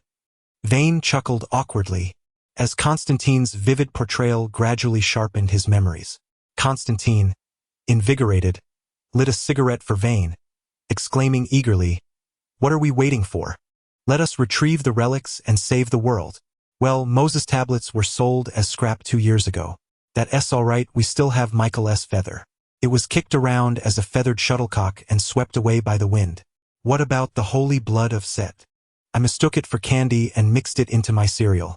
Constantine's expression turned blank as he skillfully took the cigarette from Vane's mouth and lit it for himself. However, the realization that all three sacred relics were gone twisted Constantine's face into a mask of anguish as he lamented. What a travesty. Vane shrugged, feeling awkward. To be honest, he couldn't blame himself. The foolish actions of his predecessor were beyond imagination. He even recalled that the ancestral tome was sold off as second-hand waste paper to buy liquor. He justified it as a matter of energy conservation, claiming that the clan's traditions had not vanished but rather transformed into alcohol, which he enjoyed perpetually. Reflecting on this, Vane felt exasperated. To hell with energy conservation. He didn't even know what his ancestors were about. If he were his forebear, he would rise from the grave at midnight to strike him down for such ignorance. Wait, there's still hope. Let me gather my thoughts. Constantine, frantically scratching his head, finally calmed down after finishing 5 cigarettes in rapid succession. The 3 sacred relics are indeed the most powerful treasures of your family, but they do not represent the entirety of your lineage. There must be other magical artifacts hidden within your ancestral estate. My ancestral estate, which fell into bankruptcy a few years ago, along with its contents from the basement, was entirely pawned off. Now, it has undergone a significant transformation and has become the largest pig farm in Gotham. Constantine lamented, "My friend, I have left my lovely girlfriend all alone in Los Angeles, enduring great hardships to find you. Can you share some favorable news for our faction? To be frank, do you possess any magical artifacts or similar items?" "No." "Oh, wait, it seems I do," Wayne exclaimed as he retrieved the compass of desire from his pocket and casually tossed it to Constantine. This wondrous artifact from the Caribbean could point to the deepest longings of one's heart. Indeed, as Constantine caught it, his eyes brightened, and he bent down to examine it, eventually expressing a mixture of joy and concern. This marvelous magical tool, by my observation, can sense the desires within the user's heart and guide them to a place where those desires may be fulfilled. However, what may exist there remains a mystery.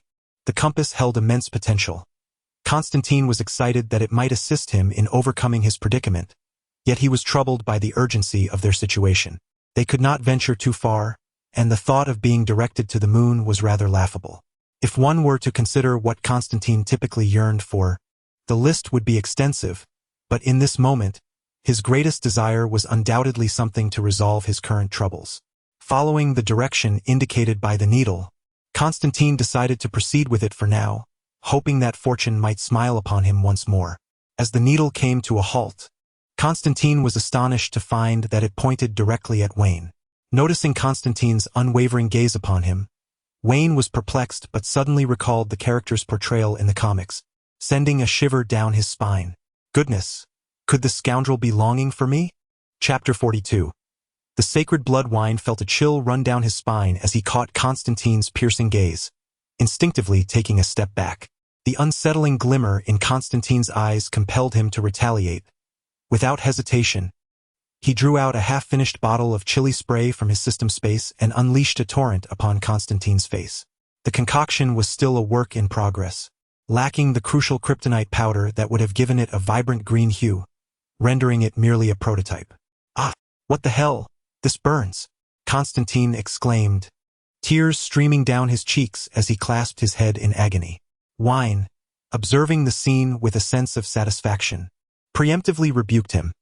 "If you're seeking a romantic partner, I suggest you head to the adjacent lonesome bar.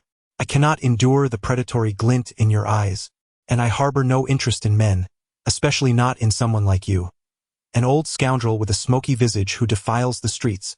After employing a small device to alleviate the stinging sensation from the chili spray, Constantine, stifling his rage, brandished a compass and retorted, "What the hell are you thinking?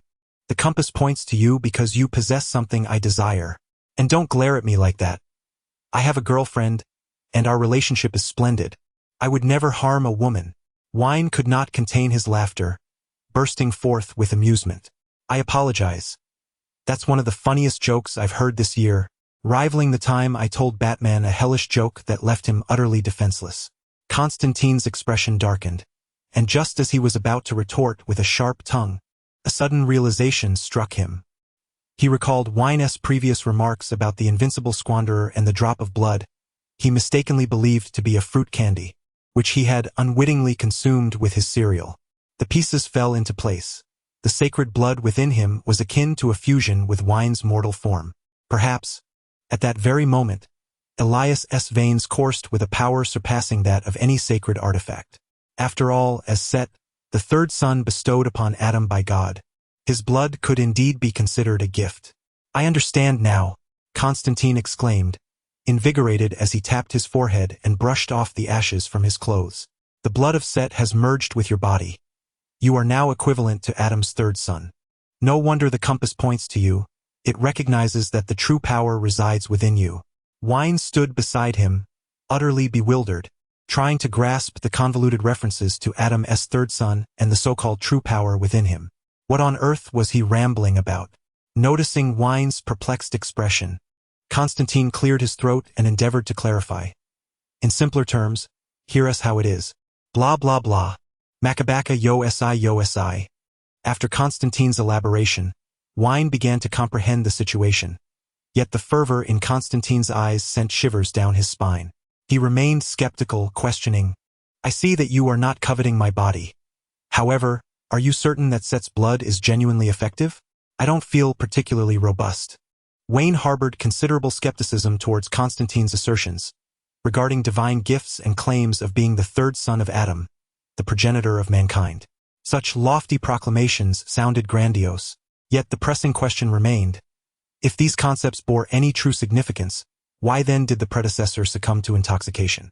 Could it be that Seth's original constitution rendered him intolerant to alcohol? Wayne, more intrigued by the sanctified blood within Constantine than by his physical form, noted Constantine's eye roll. If the sanctified blood could truly merge with him, then surely a mere affliction like lung cancer would be easily remedied. Constantine, caught in a moment of contemplation, pondered whether the sanctified blood inherently possessed the ability to merge, or if only those of the Elias lineage had the requisite constitution. If it were the latter, then there was little hope. Yet if it were the former, Constantine fancied himself quite suitable to embody the third son of Adam. Noticing Wayne's lingering disbelief, Constantine hoisted his tattered suitcase and declared, Within lies vengeful spirits I have gathered as bait, for the sanctified blood is naturally adept at countering all malevolence. Now that it is intertwined with you, your blood must surely share a similar potency. A trial will reveal the truth. Wayne internally scoffed at being likened to a Western biblical figure, yet curiosity gnawed at him. After all, the opportunity to grasp such power was tantalizing. How could one resist the meat delivered right to one's mouth, or rather, the sustenance already digested within? Upon Wayne's nod of agreement, Constantine retrieved a brush and made a few swift strokes upon the suitcase. Within mere seconds, the worn leather began to writhe, the zipper slowly yielding to reveal a half-decayed visage of a human face. The vacant eye sockets of the vengeful spirit locked onto Wayne's gaze, radiating an aura of malevolent hatred. Mate, we meet without enmity, yet you immediately wish to slay me. It appears you have already chosen your demise. This marked Wayne's first authentic encounter with a supernatural entity since arriving in DC. Batman did not count. Though Batman exhibited traits far removed from the ordinary, he at least resembled a human being. The vengeful spirit, lacking any intelligence, acted purely on instinct, driven by an insatiable urge to kill. It was evident in this moment, as it yearned to end Wayne's life, that had Constantine's protective array not been incomplete, it likely would have lunged at Wayne without hesitation. Wayne was decidedly uncomfortable with the spirit's predatory gaze. After observing for a moment, he resolutely drew a scalpel across his palm, crimson blood flowing forth. Sensing a natural enemy, the rotting spirit emitted a piercing shriek, retreating instinctively. Constantine, unwilling to grant it that reprieve, gently struck the base of the suitcase, fully revealing the spirit's head.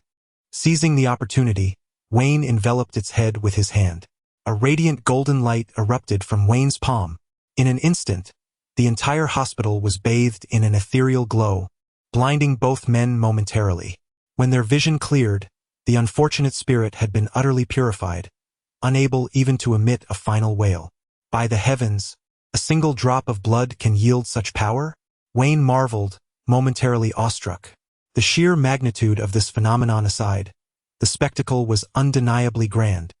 He had consciously restrained his power, otherwise, he sensed that half of Gotham would have witnessed the dazzling display of golden light. Indeed, the items are commendable. When the bat signal illuminates the sky again, I shall employ this technique to swiftly defeat the old bat. You see, I have always asserted that the power of the holy blood resides within you, even in the absence of feathers and tablets. This very force will enable you to vanquish those infernal imps with such ease that even Satan himself would be left bewildered. Constantine showered praise upon Vane, who, in turn, felt a surge of elation. After all, the strength of his companions only served to elevate his own prowess. However, Vane raised his hand, signaling Constantine to temper his enthusiasm. Let us clarify that, despite possessing this power, it does not imply that I wield magic. Moreover, you have yet to specify whom we are to confront. If you dare mention that morning star, I assure you I will send you to meet him at this very moment. Constantine shook his head vehemently, jokingly asserting that his relentless struggle for survival was precisely to avoid being ensnared by that ancient one.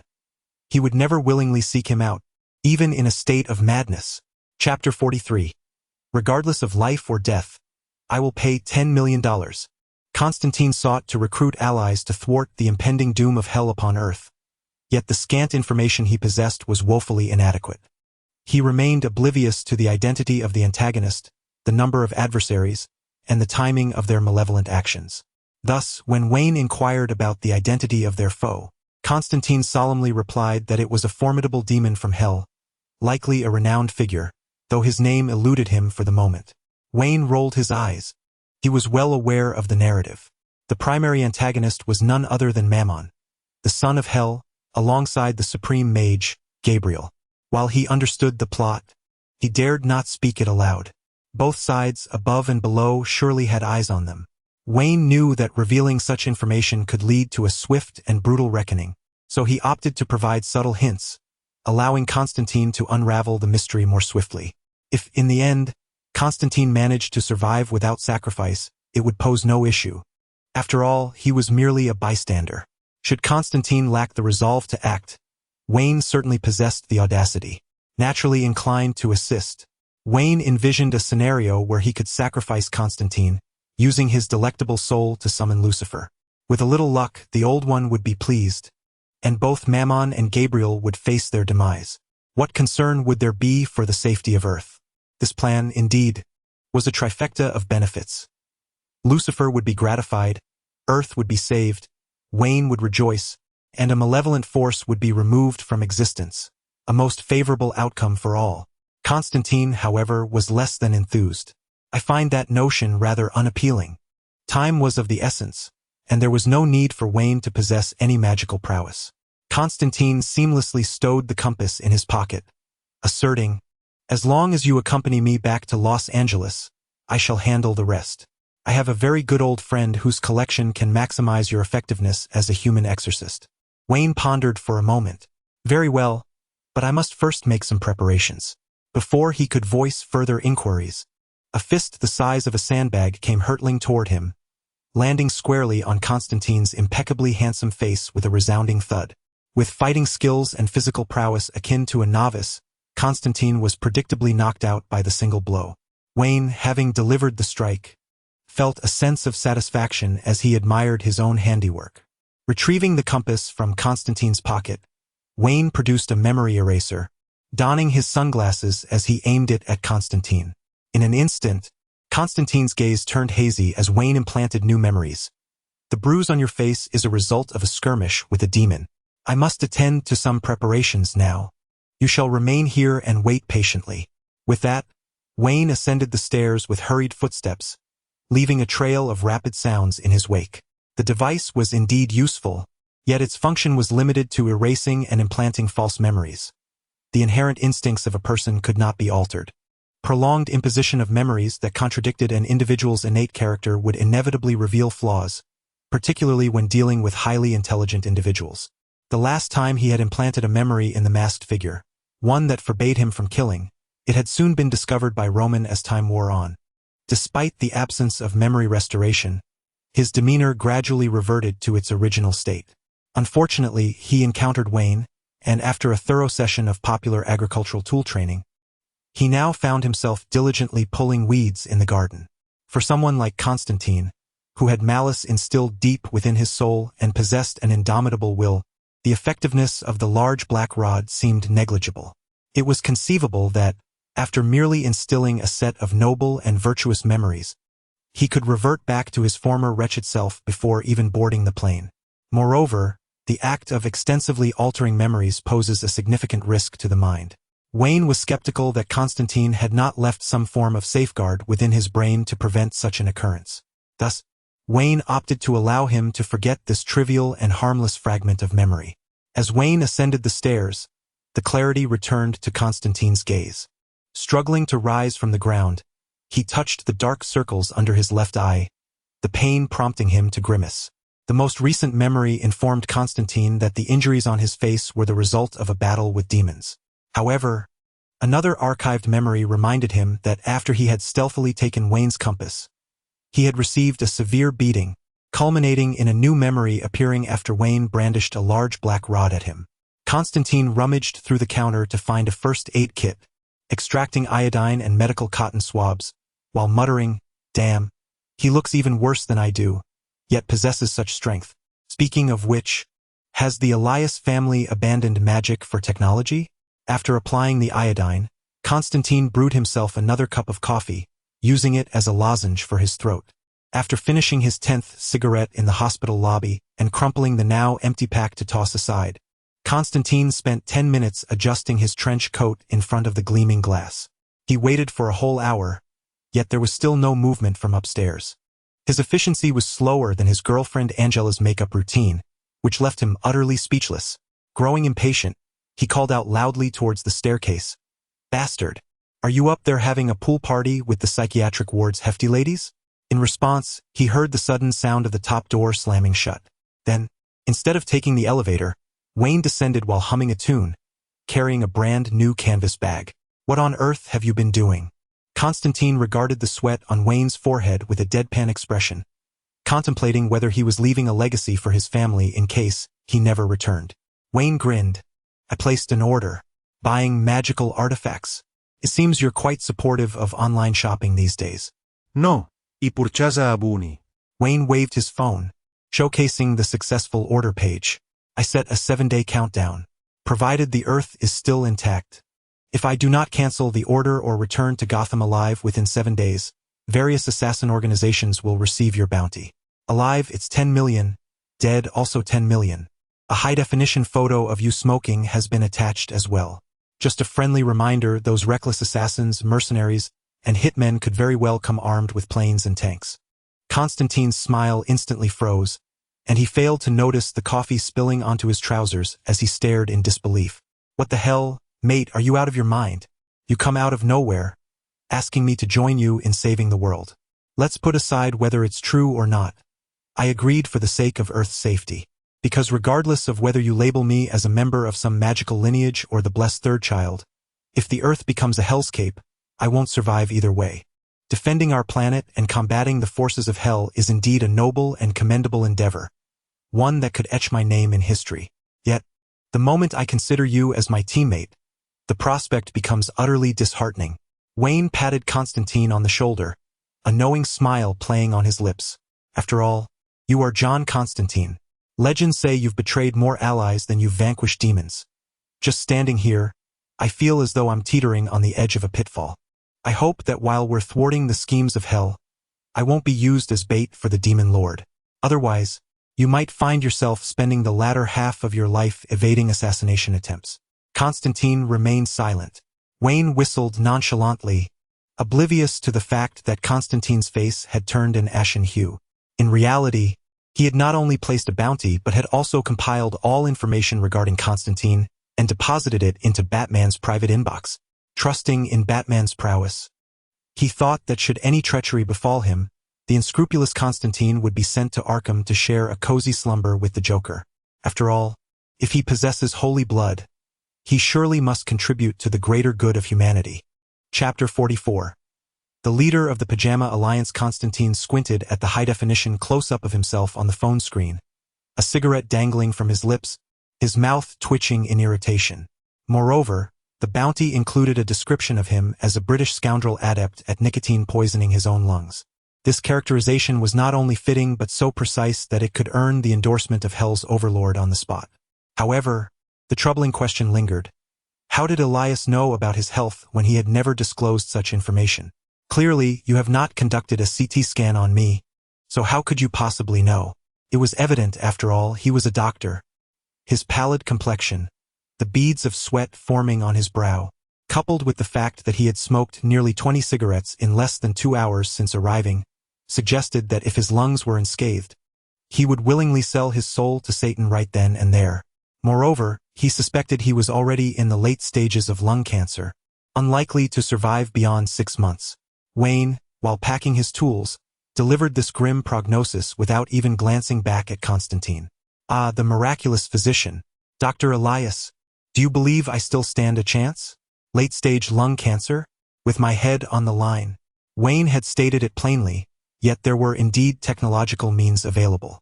Setting aside the old bat, even if such treatments existed, it was certain they would not be offered to a lowlife like him.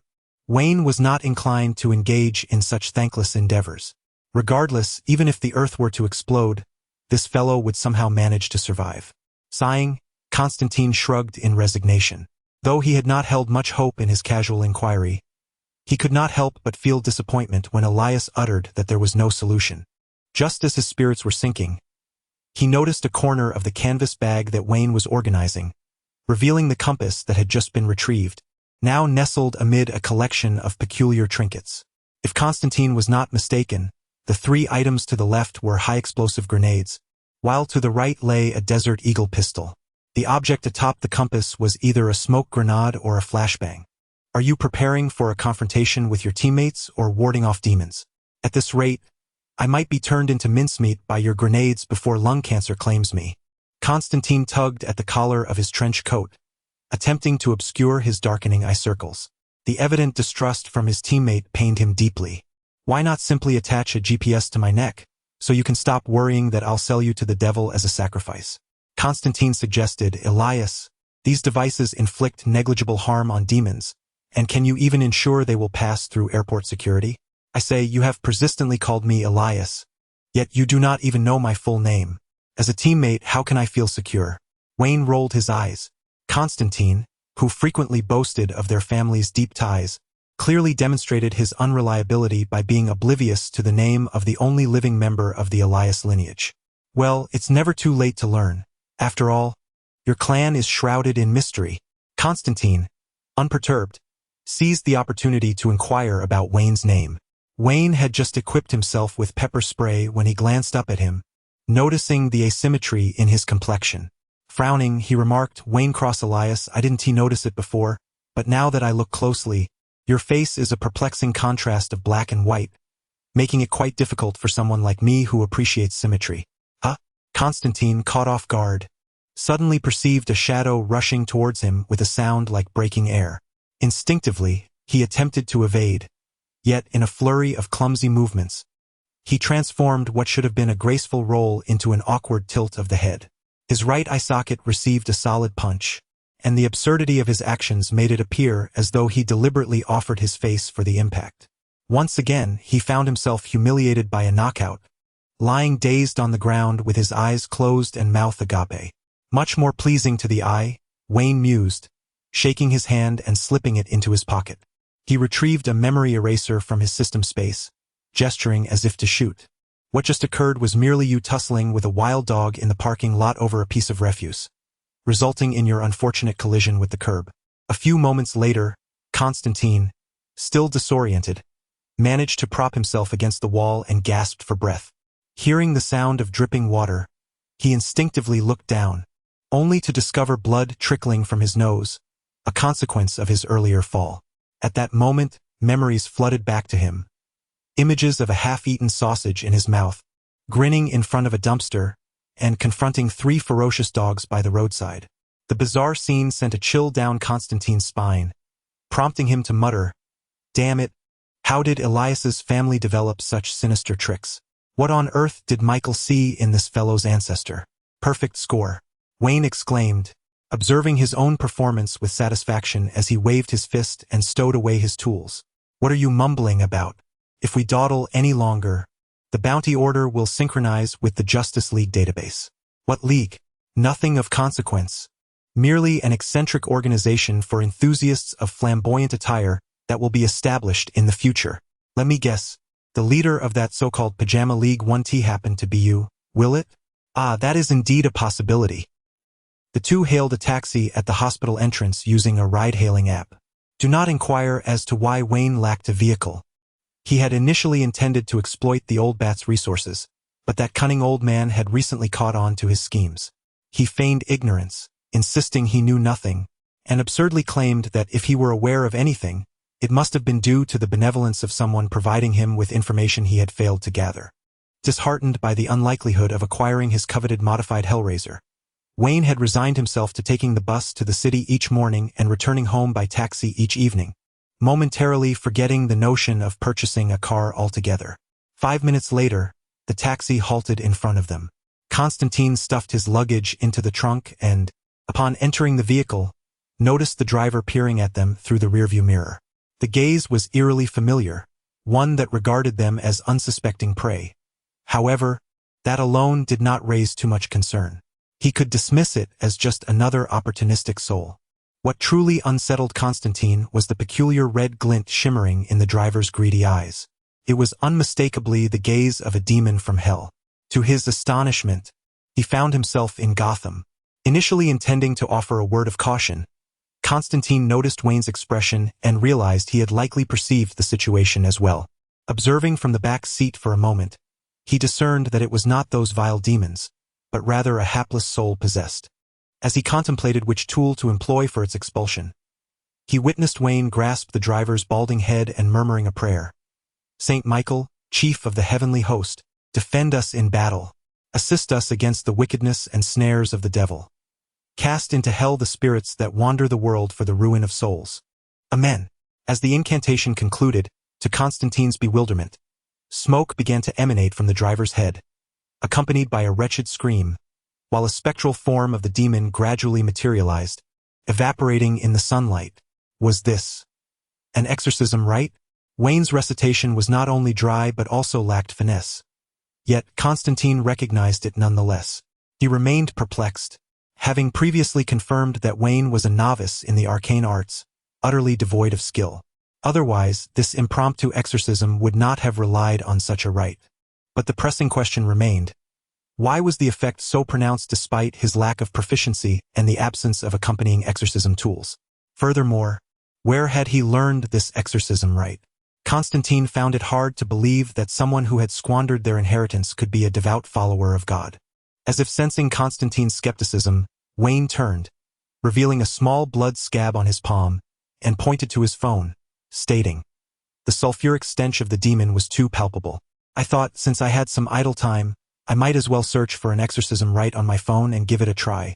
Constantine could only respond, 666, "And you don't even pretend. With holy blood, one can do as they please, can they?" Chapter 45. The warm relationship between the Bat family and their son-in-law after vanquishing the demons. The driver regained his senses, though he could recall little of what had transpired, only remembering his task of transporting 2 passengers to the airport. The vehicle started smoothly, and silence enveloped the journey.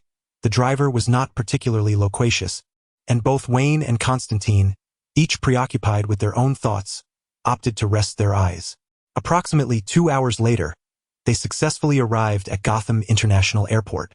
Constantine was left perplexed, a familiar irritation brewing within him. It had taken him 6 or 7 hours to travel from the airport to Wayne Hospital, yet the return journey to the airport in reverse took less than 2 hours. Was there a time discrepancy between these 2 locations? The driver glanced back a few times, nodding slightly as he confirmed through eye contact that they were indeed suitable targets for his pricing. He promptly declared, "The fare begins at 200, with an additional 100 for multiple passengers, plus a cleaning fee." The statement sounded vaguely familiar to Constantine, who scratched his head, feeling as if he had traversed through time. The trip had unfolded in the same manner both ways. Turning to Wayne, he remarked, "Your Gotham drivers earn more than street vendors. The cash flows in copiously after each trip. Gentlemen, I assure you, this is a legitimate meter fare." The driver, displeased by Constantine's comment, insisted he was conducting a proper business, adhering strictly to protocol. The meter starting at 200 certainly seemed quite formal, and weren't they in a rideshare vehicle? Wayne accidentally bumped his heel against something and, upon inspection, discovered a serrated knife. What is a taxi driver doing with this? Planning to turn passengers into ham? Such accusations are unfounded. I maintain professional standards. Having certain tools in the vehicle is merely a precautionary measure. Now kindly settle the fare of 200 promptly. The driver's exorbitant demand left Wayne disinterested in further discussion. A flash of a surgical knife gleamed as he swiftly transformed the steering wheel into splinters, which clattered down to his feet. "Perhaps you should experience this," Wayne quipped, producing a canister of spray. As the driver emitted inhuman howls, Wayne doused him liberally. "Rest assured, you 1T dream of Batman at worst, you might find yourself dancing the cha-cha with Robin." The taxi swerved to a halt at the roadside. The driver curled up in his seat, drooling and twitching, incoherently mumbling about Robinson and Yamit. It was evident that the driver was experiencing an unsettling dream. To avoid disturbing him, Wayne and Constantine quietly exited the vehicle. Along the way, Constantine observed Wayne returning the mysterious spray to his bag and, out of curiosity, inquired, "Is that your concoction of a hypnotic gas? It resembles some village medicine. It's a fear toxin, a creation of a psychologist, capable of inducing the most profound terrors within a person's psyche, ultimately leading to mental collapse. I acquired it from a part-time cleaner who was a patient at my hospital. This bottle has been diluted, so its potency is less formidable, but sufficient for him to take a good dose. Fear toxin, psychologist, the combination of those terms carries a certain weight. Do Gotham's doctors delight in such underhanded tactics?" Constantine gazed at Wayne, who was humming a cheerful tune, feeling a throbbing headache, relieved he had not been subjected to its effects first. "That's absurd, John. The means I employ are entirely legitimate. That doctor has now turned to a life of supervillainy, adopting the moniker Scarecrow. After being severely beaten by Batman, he now resides in a mental institution." Constantine, rubbing his dark circles, was at a loss for words. He could not fathom how Wayne's actions were above board, while he himself was all too aware of his own shameless tactics and underhanded methods. Shishapangma. It stands as a peak within the majestic Himalayas, perhaps not as renowned as its elder sibling Mount Everest, yet it is by no means an obscure name among the numerous towering summits. Amongst these mountains, a group of distant guests has arrived. Inside the Batmobile, Bruce and Dick were donning their gear. Through relentless pursuit and unwavering determination, they had finally uncovered the whereabouts of the League of Assassins. "Bruce, the Wayne family is set to have a successor. How does that make you feel? Are you nervous?" Dick donned his specially designed battle suit, which not only provided warmth in the frigid air, but also ensured maximum mobility. "Dick, brace yourself and stay alert. Given Ra's al Ghul's character, the upcoming confrontation will undoubtedly be far from simple," Bruce instructed Dick sternly, emphasizing the gravity of facing the Master Assassin, his most formidable adversary after the Joker. "Bruce, from the Wayne perspective, Ra's al Ghul must be considered your father-in-law. You certainly appear intent on obliterating the League of Assassins.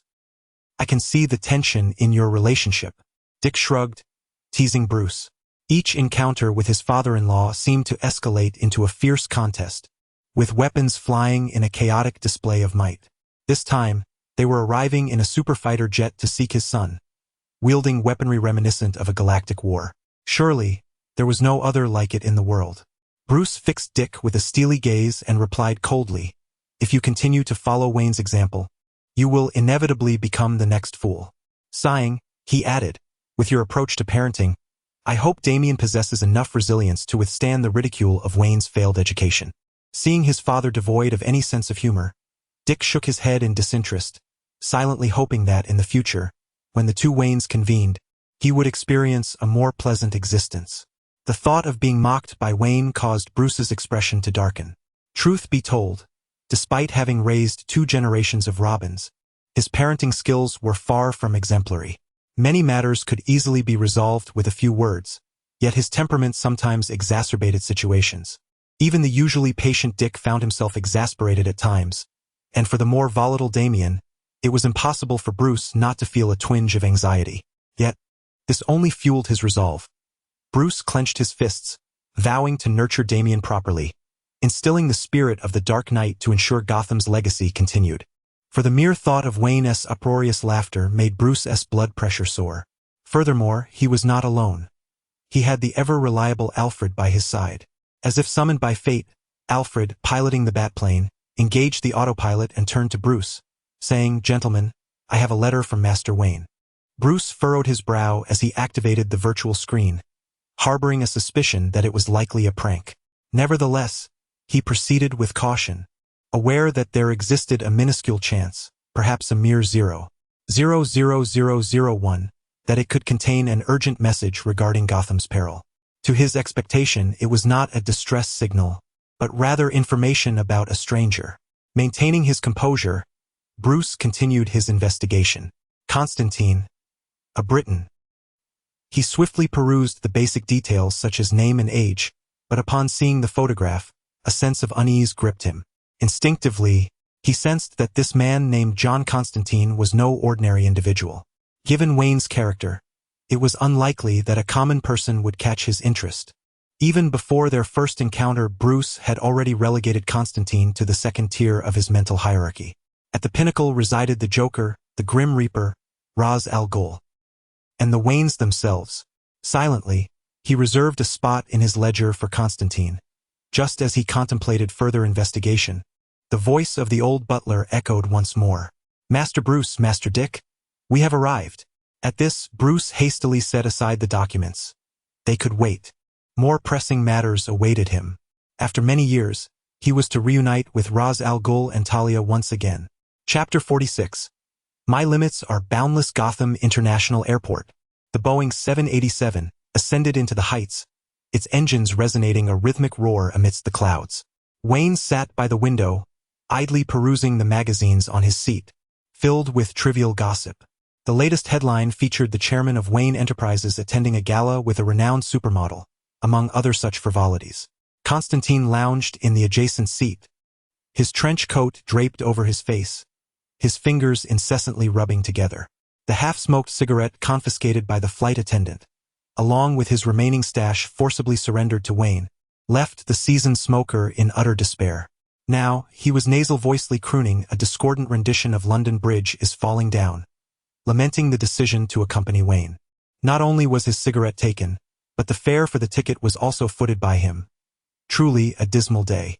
After a half-hour of steady flight, Wayne rose and declared, "I'm heading to the restroom."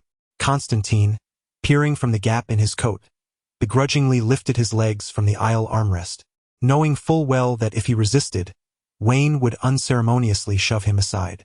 The canvas bag, modest in size and requiring no check-in, remained on the seat. Constantine cast a glance at it, sensing no magical aura emanating from it. He found it curious how Wayne had evaded security and smuggled in a large bag of anti-terrorism tools. At that moment, a fragrant breeze wafted through, diverting his attention. A stunning blonde clad in a Chanel suit sauntered down the aisle, heading straight toward the front. Her beauty was striking, with long legs and a slender waist. Constantine gulped, regretting not having noticed her sooner. Just as he contemplated making a move, Angela's face flashed in his mind, causing him to hesitate and ultimately dismiss the thought. In that fleeting moment of indecision, the blonde vanished, having taken a seat several rows ahead. Constantine cursed himself for his conscience, pondering if lung cancer could truly make one indecisive. In the restroom, Wayne finished his business with a satisfying flourish and was about to flush when a syrupy voice interrupted. "Hey, handsome, all alone?" Startled, Wayne jumped. His trousers were still unbuttoned. Hastily pulling them on, he discovered a voluptuous, alluring blonde was addressing him. Glancing at the pried-open restroom door, Wayne's eyelids fluttered. It was well known that American women were quite liberal in their thoughts, but this was a level of audacity he found astonishing. To Wayne's astonishment, the blonde, in her high heels, made a few rapid taps on the floor before stumbling directly into his arms. "This seems like a scene I've witnessed countless times over a decade ago. Is she attempting a classic seduction? Perhaps she should return to school for a refresher." Wayne scoffed at the outdated tactic, sidestepping to avoid her fall, deftly using his foot to trip her. With a thud, the blonde lost her balance and landed in the unflushed toilet, beginning an unsolicited hair wash. "Enough with the pretense. I can see at a glance that you are no ordinary person." Wayne closed the door to avoid disturbing others. He dabbed a bit of water onto the scab on his hand and used it to wipe his eyes, immediately noticing that the blonde woman before him was covered in scales. Her head emerged from the toilet like a chameleon, suggesting she was adept at camouflage. The once beautiful blonde now bore grotesque green scales and repulsive maggots, her eyes flickering with two clusters of eerie blue flames, and her mouth twisted into a sinister grin that stretched to her ears. "Constantine's lackey, I bring you a summons from hell." "Ugh, could you wipe your face before speaking? Your demonic taste is a bit hard to stomach," Wayne retorted, pinching his nose and leaning back against the wall. He had neglected to flush the toilet earlier, and the chameleon-like demon had plunged right in, The odor was unbearable. Vile wretch! How dare you humiliate me?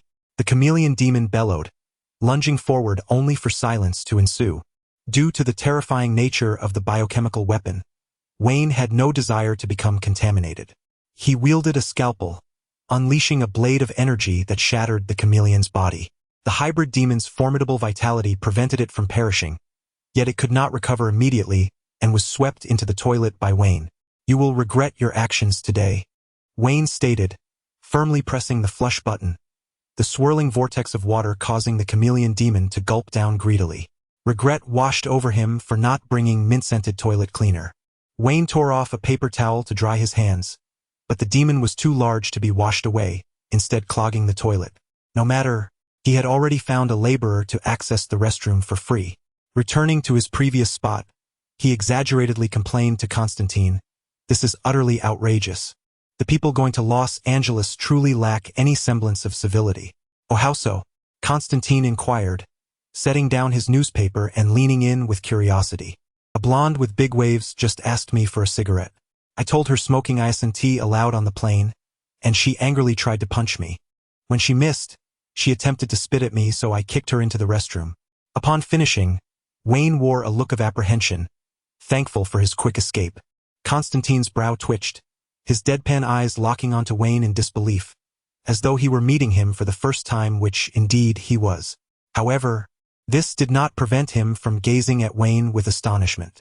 "Buddy, are you a monk or simply incapable of seizing the moment? A blatant opportunity for intimacy was laid bare before you, and you let it slip away." "Unclear. I merely believe that maintaining personal integrity is a commendable practice. I have no desire to test whether holy blood can withstand syphilis." Wayne waved dismissively, indicating that anyone else was welcome to pursue it.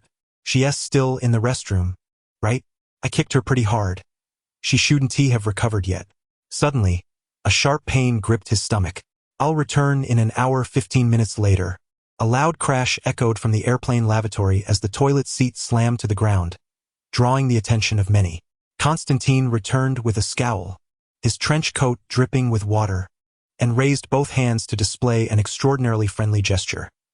"Next time I see a demon with a head full of urine and a tongue longer than its intestines in the toilet, I'll sell you to the Lord of Hell. Damn it. I should have realized something was amiss when I caught a whiff of sulfur at the entrance."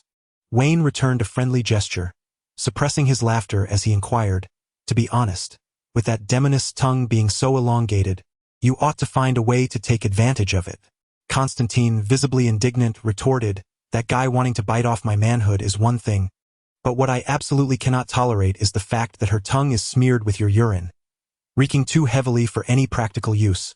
Wayne sighed, realizing that merely perusing comics would never reveal the depths of Constantine's various boundaries. At the very least, Wayne could not fathom how to articulate Constantine's outrageous declarations. This exemplifies the chasm that exists between a naturally gifted individual and an amateur. Several hours later, upon arriving at their destination, the two men exited the airport, where Constantine remarked that his taxi driver apprentice, Chaz, would be there to pick them up. Wayne was familiar with Chaz, who in the comics was a loyal friend and sacrificial pawn of Constantine, while in the film, he was portrayed as a young boy concealing his true identity as an angel. From Constantine's remarks, it was evident that this Chaz belonged to the latter description. As they walked along, Wayne noticed the figure of Constantine's current girlfriend, Angela, prompting him to ask, "Where's your girlfriend Angela? Isn't she one of the key figures in this situation?" Constantine explained, "She went to meet a colleague and close friend at the police station, claiming that her friend has a rather eccentric detective partner who could assist in solving the case." "A peculiar detective partner? Could it be Sherlock Holmes?" While the name of the detective remained elusive, Angela's friend was known as Chloe, who, it was said, had starred in a rather provocative film before her career in law enforcement. Chapter 47.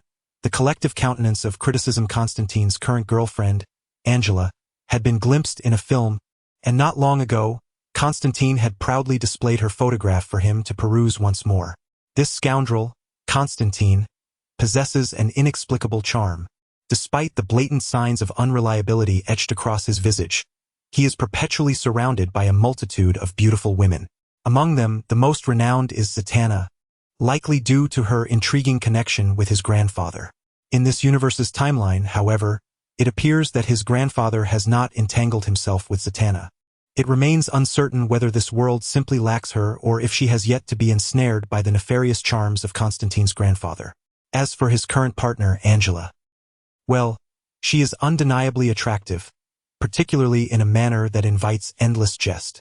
The comic portrayal of Constantine, with his tousled blonde hair and brown trench coat, already renders him a source of exasperation, especially with the savior-like countenance reminiscent of Keanu Reeves. Yet, Angela's appearance provokes even more incredulity. To put it plainly, she resembles the lead from The Mummy, a younger version of Black Widow's mother, ensnared by the depraved Neo. What does this signify? Perhaps a mutual homage between two rival superhero franchises? Vane, over this way. Chaz is awaiting us nearby, Constantine announced, a toothpick clutched between his teeth, serving as a makeshift substitute for a cigarette. As the wheels of his suitcase rolled over tiles adorned with palm tree designs, he straightened his posture slightly upon reminiscing about his apprenticeship. "Ha, my friend. Let me share a clandestine revelation that is sure to astonish you." Constantine chuckled, jostling Vane with his elbow. "Spit it out already," Vane replied, curiosity piqued. Constantine leaned closer and divulged an unexpected truth. "That little rascal Chaz, whom I've mentioned to you, is, on the surface, an adoring taxi apprentice of mine, but in reality, he is an angel." "An angel?" Vane halted, casting a bewildered glance at Constantine. He was aware of Chaz's identity from having seen the film, but how did Constantine? Upon further reflection, it became evident that the Constantine before him was far from the honest figure depicted in the movie. He harbored a mischievous nature, capable of deceiving the lords of hell into foolishness, and had surely discerned the true identities of those around him.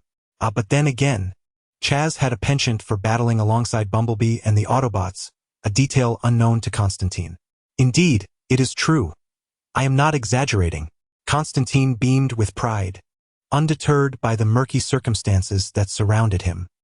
He remained composed, for besides Vane and an array of magical artifacts he had prepared, he possessed the hidden asset of an angel. Moreover, angels cannot descend to earth at will. The presence of one disguised as his adoring apprentice bore significant implications for Constantine. This indicated that God had not forsaken him. There remained hope, and the gates of heaven still stood ajar for him. The divine gaze continued to watch over him, serving as his greatest assurance, while he could not help but offer a silent salute of defiance towards Gabriel. The old woman of the scattered soldiers, with her piercing voice, elicits no commentary here. In essence, the sentiment of Constantine can be distilled to the notion that Gabriel, this tiresome creature, is short-sighted despite her long hair. Their father did not forsake them, yet she has unceremoniously cast me aside as if I were a stray dog. Had I not been aware of Charles' angelic identity, I dare say Constantine would have been heartbroken upon hearing Gabriel's words. However, despite the myriad grievances swelling within him, he refrained from confronting the old hag directly. After all, Gabriel, for all her faults, is still a high-ranking archangel, a seraph of the highest order. Should matters be laid bare, one would surely incur her wrath, leading to future retribution. In summary, it is prudent to keep one's head down and bide one's time. In Constantine's view, this petty individual is destined for misfortune, likely to have his hair singed and be reduced to a mere mortal. When that day arrives, I shall laugh heartily for a millennium. "Your apprentice is an angel? What, did you pluck his hair to see if it was curly black or straight white?" Wayne's curiosity was piqued, eager to learn how Constantine discerned such a fact. Wrong," Constantine scoffed, reminiscing. "Upon our first encounter, I thought nothing of it, merely considering him a somewhat gifted child. I never anticipated he would insist on becoming my apprentice, paying a considerable tuition fee in the process. How could I let such a willing fool slip away? It was from that moment forth that I began to suspect something amiss with his identity. The logic was simple. Charles had come to seek my mentorship, Wayne quite self-aware." Constantine continued. "After a series of intentional and unintentional tests, I ruled out the possibility of him being a devil seeking trouble. Thus, I shifted my focus upward. During a recent exorcism, I enlisted Charles' assistance, feigning forgetfulness of the incantation. Well, I did indeed forget. Yet that was inconsequential. The lad, noticing my lapse, interjected at a critical juncture of the exorcism, rummaging through my bag for a vial of holy water, opening the Bible to feign reciting the exorcism spell. I struggled to suppress my laughter. Setting aside the fact that the contents he recited did not align with what was written, his utterance of ancient Hebrew, learned from an unknown source, revealed much. Most importantly, the water in that vial was the counterfeit I had been using to fill the void. Before I could utter a word, that vial of tap water bubbled and gleamed, as if the angel believed I would remain oblivious to the ruse. This little angel thought I was unaware of his true identity, masquerading as a mortal alongside me. Compared to that old hag Gabriel, he is adorably naive, forgetting the incantation and using counterfeit holy water. How quintessentially you. Wayne nodded, recognizing that such a foolish angel harbored no malicious intent, allowing him to remain by Constantine's side for so long without being sacrificed. However, he was even more curious about how the exorcism would have unfolded had Charles not intervened. You expressed a desire to contemplate what might transpire should Chaz not be an angel. In such a dire scenario, where one's body is entirely usurped by hellish demons and their soul consumed, the only recourse would be to meet an immediate and utter demise. In a more favorable outcome, one might suffer a diminished soul, leading to mental collapse post-exorcism, ultimately becoming a mere vegetable. If by some stroke of fortune one were to awaken, they might claim a disability status, spending the latter part of their life contentedly receiving welfare, flaunting the provisions of the state. Truly, you are a despicable individual. Wayne cast a disdainful glance, a fitting tribute to Constantine, who remained steadfast in his principles. Aha, you flatter me. As the two exited the waiting area, they spotted a boy in a checkered shirt, standing on tiptoes and waving at them from around the corner. His baseball cap was pulled low, revealing a chin smeared with ketchup. He was busily wiping it with a napkin. Beside him stood a hot dog stand, evidence of a recently devoured lunch. Chaz hurried over, arms wide open in eager anticipation, prompting Constantine to chuckle as he prepared to envelop his foolish companion in an embrace. Yet he met only air.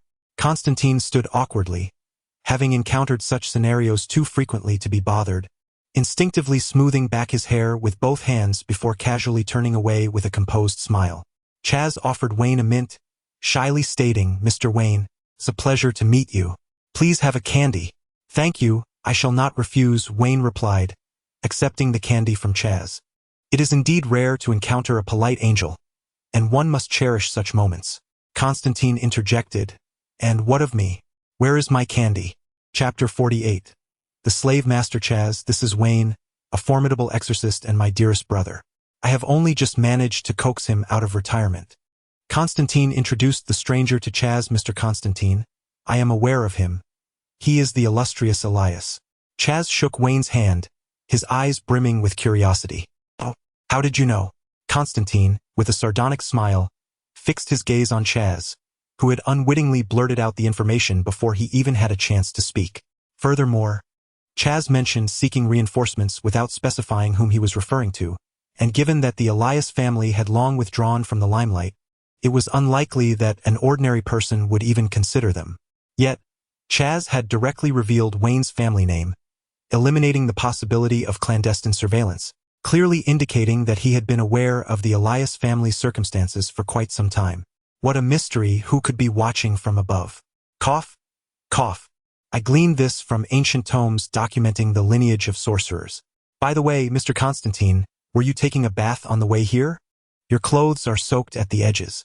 Perhaps feeling he had spoken too much, Chaz coughed twice, fabricating a dismissive excuse to shift the topic. I had a rendezvous with a demon in the airplane restroom, and the resulting splashes are the spoils of war. Wayne interjected, kindly clarifying without partaking in Constantine's jest at Chaz's expense. After all, given their unfamiliarity and the fact that Wayne was a newcomer, it was inappropriate for him to intervene directly.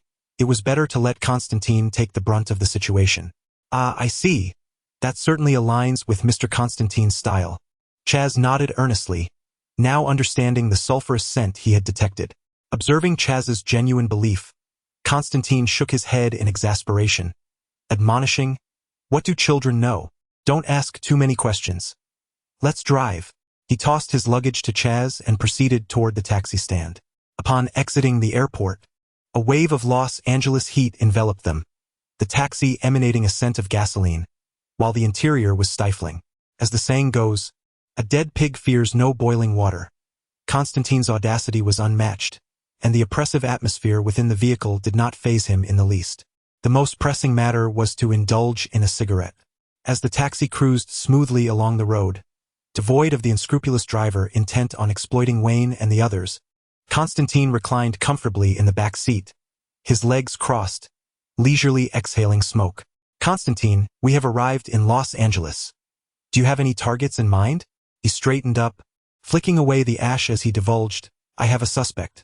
Though lacking concrete evidence, my probing suggests he may be engaged in certain activities. Let us hear the details of this suspect. If he's weak, we can dismantle him piece by piece and interrogate him.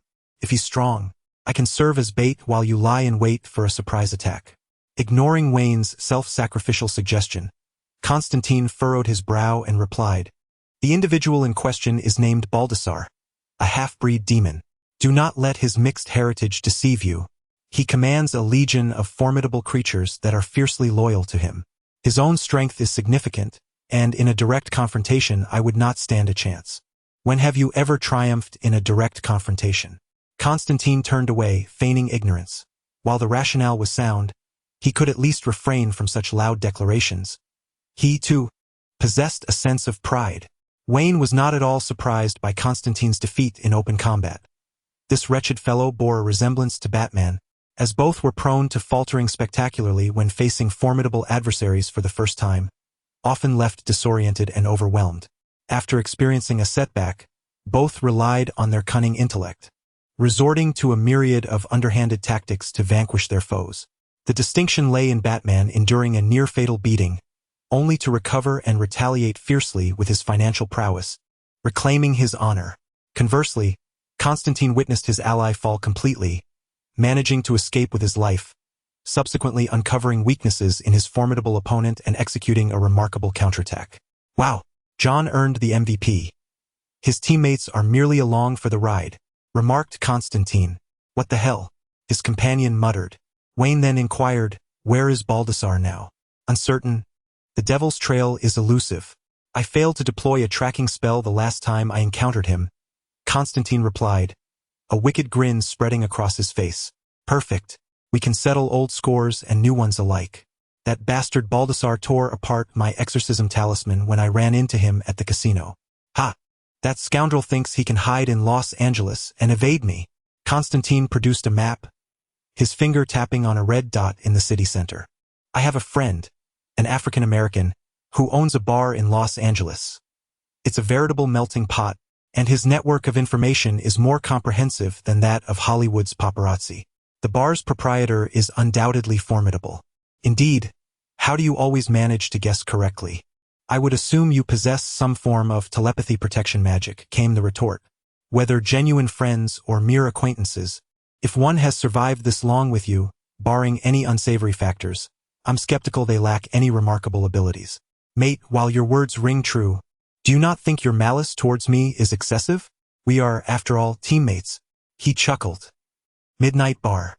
This establishment catered specifically to hybrids and those with supernatural abilities, with the owner, Midnight Daddy, revered for his neutrality and profit-driven ethics, earning the allegiance of both hybrid angels and demons.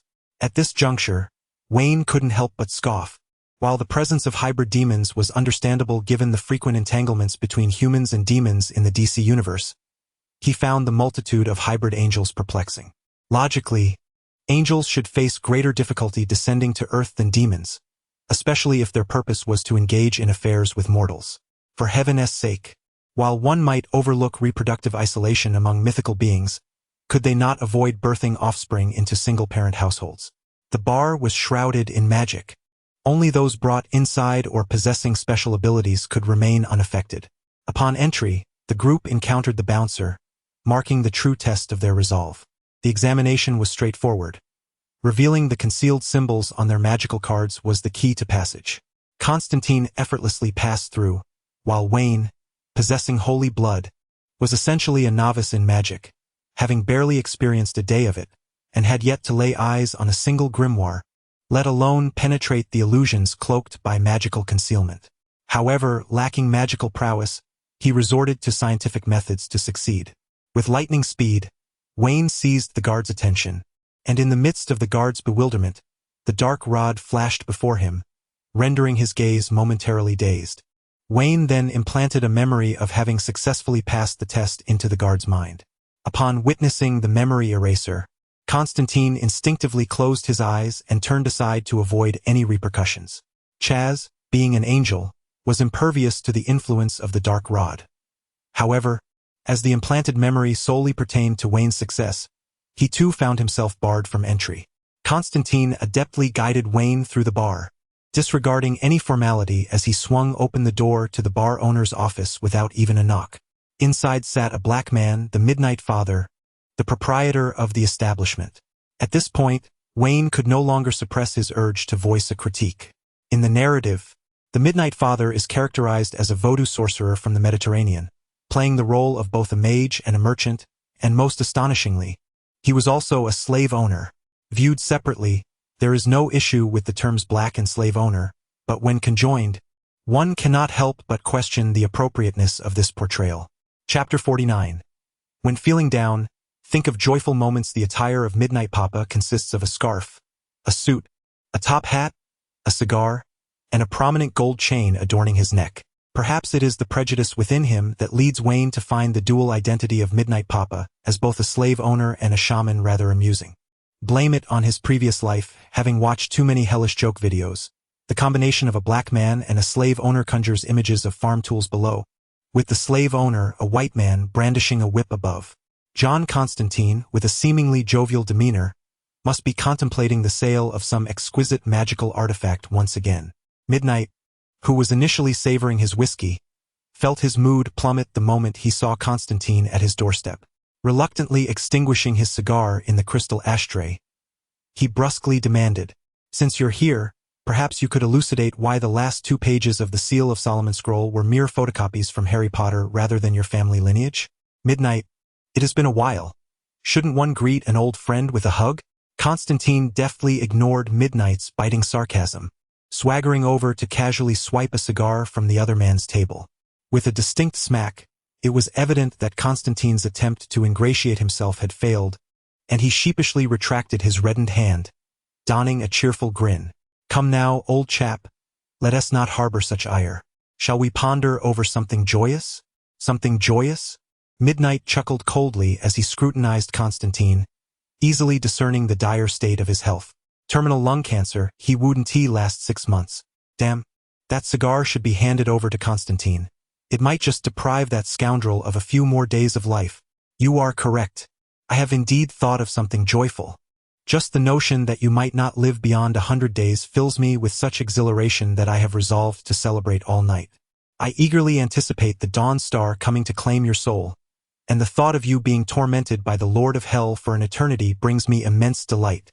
Midnight harbored a deep animosity towards Constantine, stemming from the last encounter where he sold him a handful of precious artifacts, only to discover they were all counterfeit.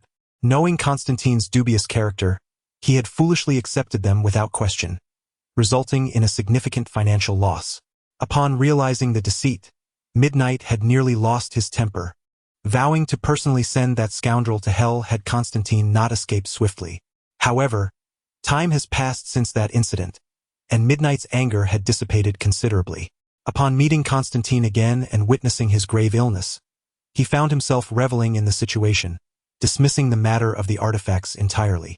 As a shaman, Midnight understood all too well the agonizing and arduous final days of a patient suffering from advanced lung cancer, especially for someone like Constantine, who valued his life. This was far more satisfying than acting immediately. "Rest assured, I shan't be departing so easily. That old specter has a long way to go before he can claim my soul." Constantine chuckled lightly, unfazed, and lit a cigarette for himself. "Let us wait and see," Midnight thought, believing Constantine's bravado to be mere bluster, and shifted his gaze toward Wayne, scrutinizing him closely. "This is Wayne, my dearest brother," Constantine promptly introduced, patting Wayne on the shoulder, noting Midnight's expression. Though he bore no resemblance to a sorcerer, He was certainly not an ordinary fellow. However, there were countless brothers of Constantine, each meeting an unfortunate fate. The hapless young man, in the stillness of midnight, silently murmured to himself and nodded at Wayne, acknowledging his presence. Well, John, as the old adage goes, no one visits the Three Treasures Hall without a purpose. What brings you to my bar today? If it's for cigarettes, I would gladly sponsor you with 10 pounds of cigars. Each time Constantine paid a visit, it was either to ensnare him or to present him with a troublesome task. He considered himself a neutral party, unwilling to lean toward either side of the conflict. Should it be a force wishing for Constantine's early demise, that would be a different matter altogether. He would be more than willing to offer some trivial assistance. Save the cigars for later. I am here to borrow one of your cherished collectibles, and I assure you I shall return it promptly. Midnight was disinclined to engage in idle chatter, and thus Constantine chose to delve straight into the matter at hand. I believe I have no props to lend you. No worries. I shall simply take the electric chair from the Star Prison. After all, you claimed you had no props. A sense of dread washed over Midnight as he silently cursed the ill-fated omen of Constantine's arrival, who dared to request one of his most prized possessions. The electric chair, originating from the New York State Penitentiary, had claimed the lives of 200 criminals since its inception, bestowing upon its user the miraculous ability to traverse time and delve into the past. Constantine sought to utilize the chair to investigate the truth behind Angela's sister's suicide. John, this is a matter best left to dreams. As a neutral party, I cannot allow you, a madman, to misuse the electric chair. Faced with Constantine's brazen demand, Midnight resolutely declined. His tone was firm, leaving no room for negotiation. Midnight, this is of utmost importance. The very balance of the mortal realm could be disrupted. Witnessing the refusal, Constantine became agitated, recounting every detail of the events that had transpired. Despite Constantine's fervent pleas, Midnight maintained the stoic expression of an elderly subway passenger engrossed in his phone, quietly observing John's theatrics. Only when Constantine's voice grew hoarse and labored did Midnight furrow his brow and respond, John, do I need to remind you of the absurdity of this matter? In any case, I shall never lend you the electric chair. Constantine, exasperated after his futile efforts, rolled his eyes and unleashed his trump card. Midnight, do you know Wayne's full name? What concern is your companion's full name to me? Midnight was taken aback, unable to decipher Constantine's intent. Constantine urged Wayne forward, grinning widely. Allow me to formally introduce him. His full name is Wayne Cross Elias. Elias! Midnight's eyes widened in shock as he leapt to his feet, circling Wayne with fervor. John, how can I be assured you are not merely trying to deceive me? After all, you have a penchant for such tricks. Midnight's expression was one of disbelief, as he began to doubt the veracity of Constantine's claims. I trust you are aware of the deep ties between my ancestors and the Elias family, Midnight. Constantine exhibited no concern, for this time he spoke the truth. Midnight's expression fluctuated, much like the weather, as he mentioned the profound connection between Constantine's ancestors and the Elias clan, a fact well known throughout the magical community. Although the Elias family had withdrawn from the wizarding world for a century, even a withered camel outweighs a horse, let alone the fact that this was no mere camel but an elephant. Constantine questioned how one could substantiate his claim of being connected to the Elias lineage. Midnight gazed intently at Wayne, eagerly awaiting his response. Prove it? How could he prove anything? He was unaware of any family heirloom. Perhaps he could show his driver's license instead? Wayne shrugged, having squandered his inheritance, and relying on the methods of wizards was certainly out of the question. In Mitty, his only form of identification was his driver's license. I possess a collection that requires but a drop of blood to verify your identity. Impossible, Constantine interjected vehemently, rejecting the notion outright. What a ridiculous idea.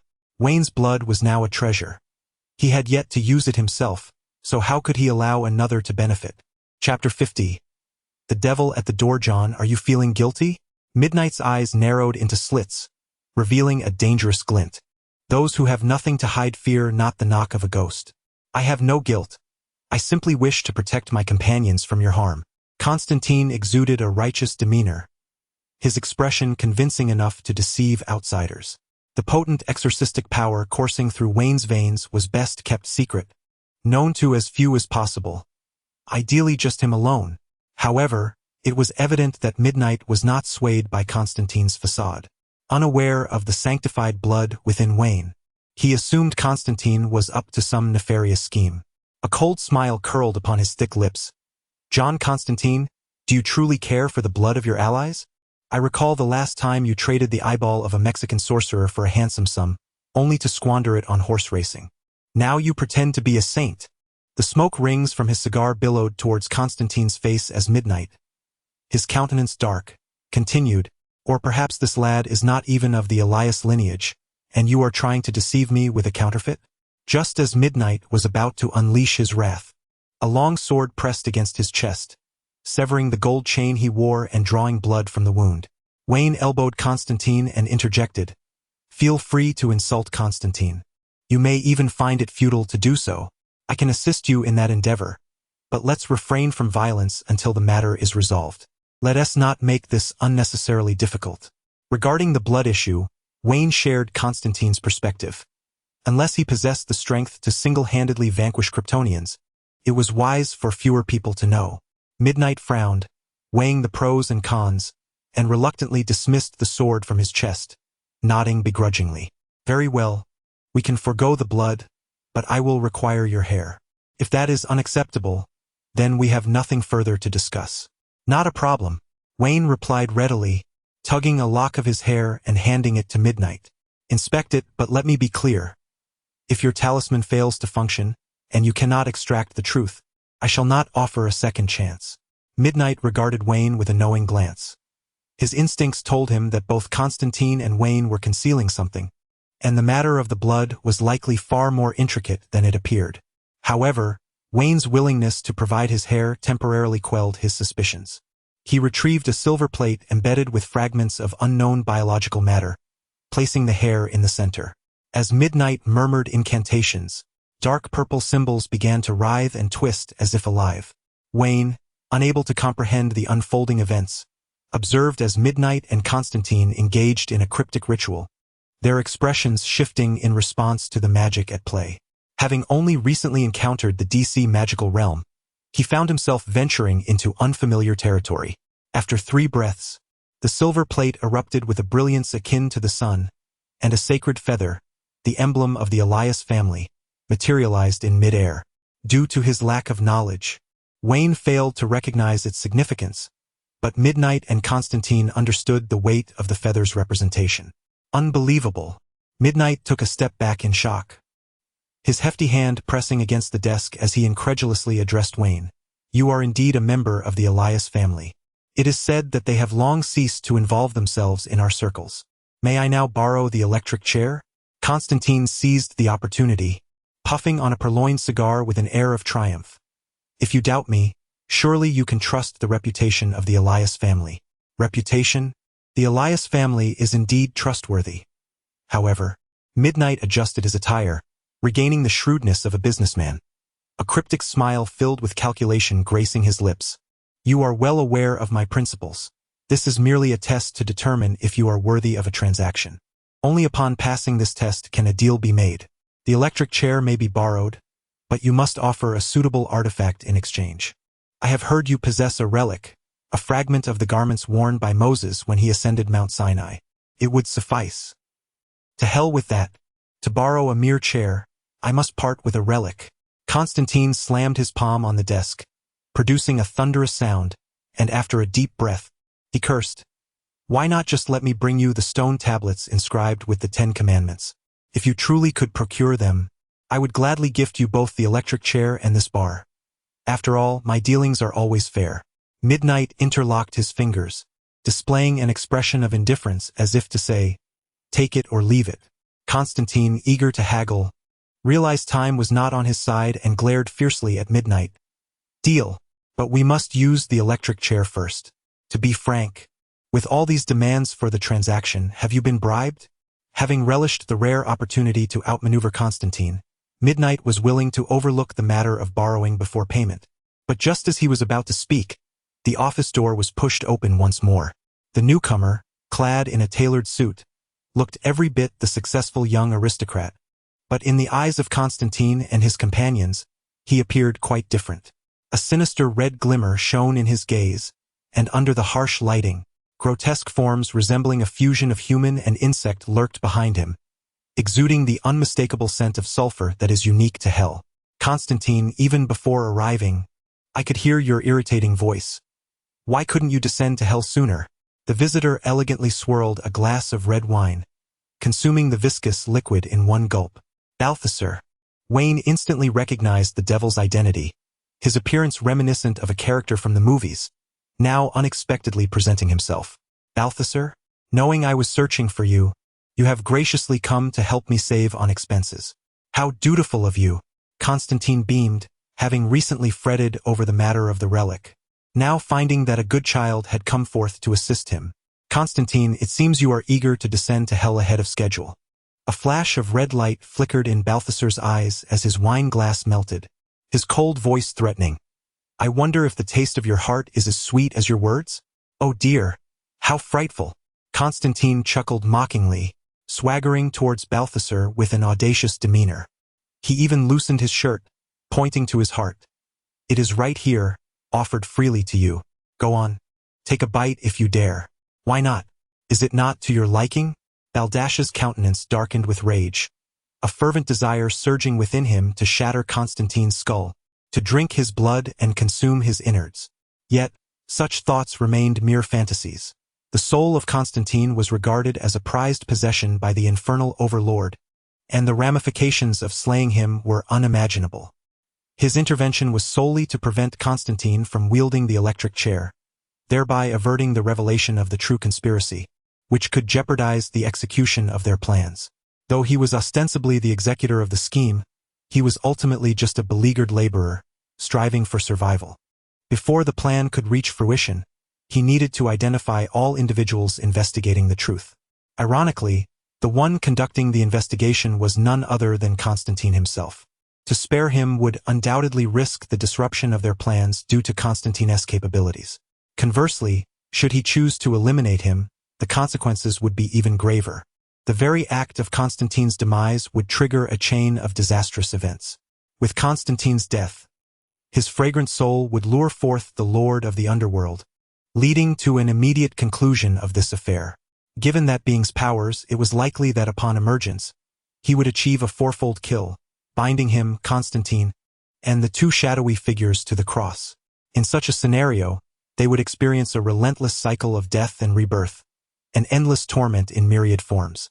They might even find themselves bound together upon a single pillar, exchanging banter with one another.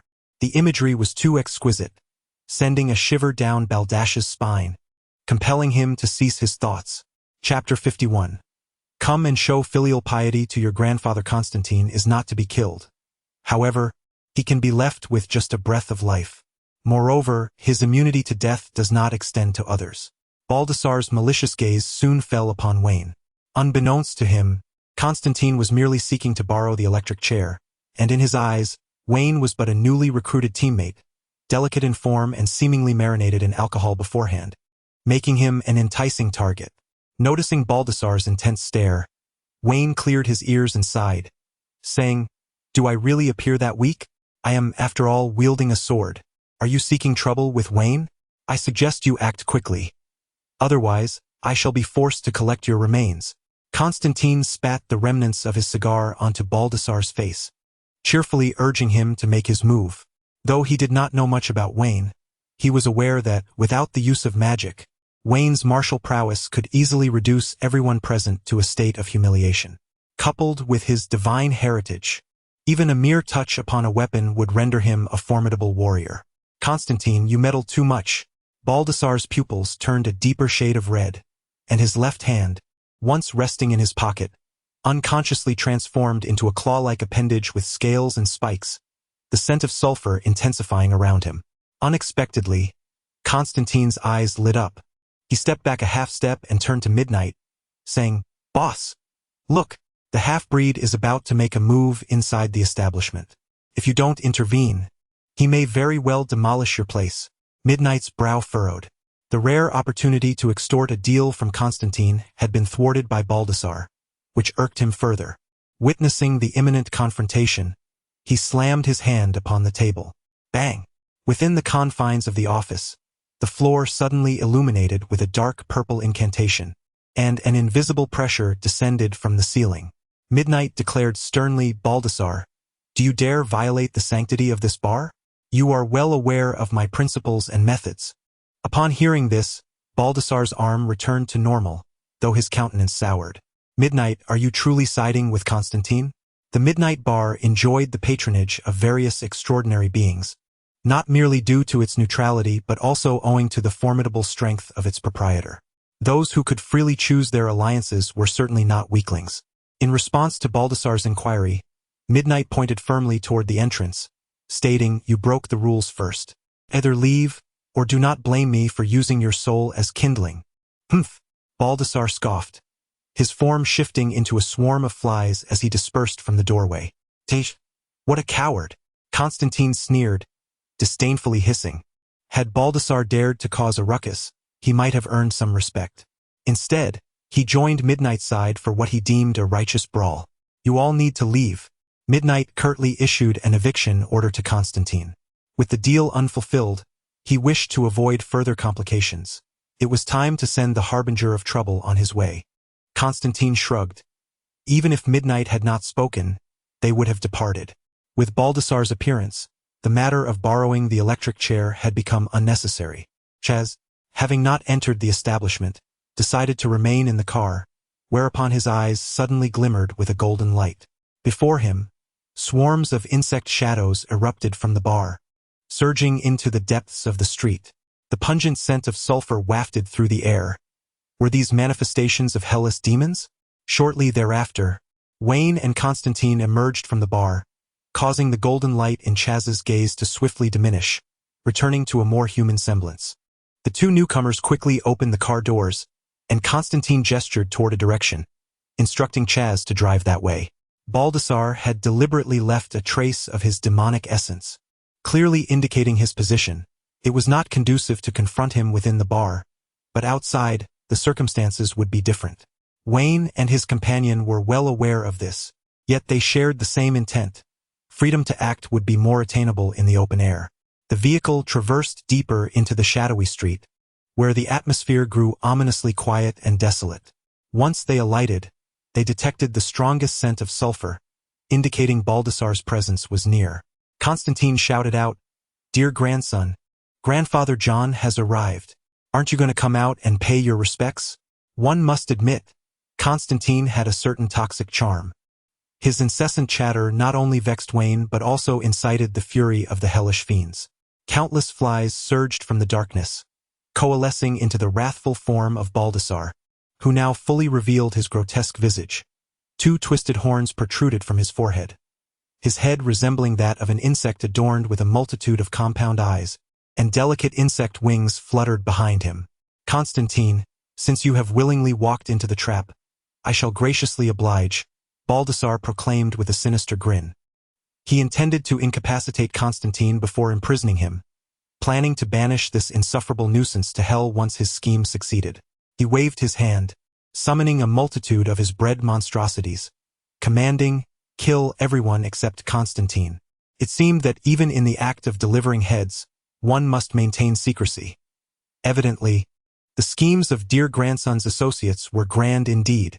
As Constantine prepared his tools, he could not resist hurling a taunt. "Oh, this ring looks quite splendid. Allow me to make use of it." Seizing the moment while his attention was diverted, Wayne stealthily snatched the golden ring from Constantine's grasp. Taken aback, Constantine watched in disbelief as Wayne donned the ring, exclaiming, "Hey, buddy, how could you do this? That was my only weapon. Without it, how am I to fight? Enough of your chattering. I shall handle this grotesque horde of monstrosities." "You focus on dealing with Baldassar," Wayne replied, familiarizing himself with the feel of the ring. He tossed a glass vial without looking back, dismissively sending Constantine on his way. "Very well, take care of yourself. After I've dealt a thorough beating to that unfilial grandson, I shall join you," Constantine retorted with a cheeky grin, accepting the vial containing a drop of Wayne's blood, meant for such precarious situations. While Baldassar's minions were weak, Their sheer numbers, over 100, made the task daunting, and even without magic, Constantine found himself overwhelmed, tirelessly collecting heads. In contrast, Baldassar, though significantly more powerful, stood alone. Despite having yet to sacrifice any allies, Constantine was well-equipped this time, allowing him to choose a more manageable task ahead. In this moment, Vane sheathed his sword, opting not to employ his swordsmanship. Elated with his newfound equipment, he resolved to showcase his martial arts skills. After confirming that his left hand could reach the monsters, Vane nodded and seized one by the neck, smashing it against his right fist, which was adorned with a weapon, thereby entering a mode of ruthless efficiency. The golden gauntlets, having been blessed by a certain archbishop from the Crusades, were exceptionally effective in vanquishing creatures of darkness. However, using them on the feeble foes akin to the hapless Jacong was undoubtedly a waste. To prevent such a treasured item from gathering dust, Vane reluctantly accepted it, certain that John would approve of the formidable iron fist that resembled a cauldron. The golden gauntlets could also be anointed with Vane's blood to unleash even greater power. However, he refrained from doing so, deeming it unnecessary to unleash such force upon a mere horde of minions. Moreover, employing such a tactic would require him to cut his own hand, and he too could feel pain. After all, the scabs from previous wounds had yet to dry. Vane pondered that since the cardinal from the Crusades could offer blessings, perhaps he, being hailed by Constantine as the modern-day saint, might also bestow blessings upon his weapon. It certainly sounded plausible and was worth a try. Chapter 52. Swift resolution. With a golden gauntlet encasing his right hand, Wayne unleashed a powerful punch that pierced through the creature from head to tail, its form rising in wisps of white smoke before it let out a piercing scream and was reduced to ashes. His arm, coated in viscous, foul blood, seemed impervious to the corrosive liquid that would have devastated an ordinary person. Nevertheless, the blood of the monstrous beings was undeniably grotesque and filthy, successfully evoking a sense of disgust in Wayne. After dispatching the initial adversary, a relentless tide of foes surged forth.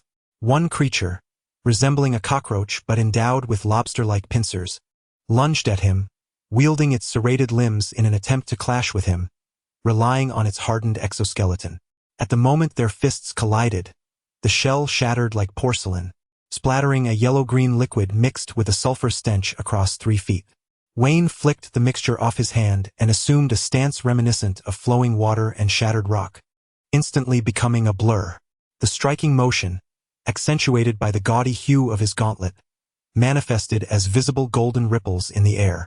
As a creature's abdomen brushed against his left arm, Wayne executed a powerful elbow strike, obliterating it and its companion into a pulp. With a swift pivot of his left foot, he spun, unleashing a right kick that sent a shockwave sweeping across a 5-meter radius. Dozens of fly-like creatures, unable to evade in time, were simultaneously shattered. With each rapid punch, translucent arcs of light trailed behind him, carving golden paths through the dimly lit street. Wayne entered a mode akin to a warrior in a classic epic, sweeping through the hordes. Had the creatures possessed even a modicum of intelligence, they would have surely fled in terror from the horrifying spectacle. This bout of combat allowed Wayne to indulge in unrestrained exhilaration, striking without concern for mercy or the need for a backup target. Yet, the relentless onslaught of creatures was rapidly draining his stamina. It was no wonder Constantine hesitated to confront this situation. The feeling of being encircled by overwhelming numbers was undeniably disconcerting, even in the midst of slaughter. Wayne resolved to adopt a different approach to exorcising these fiends.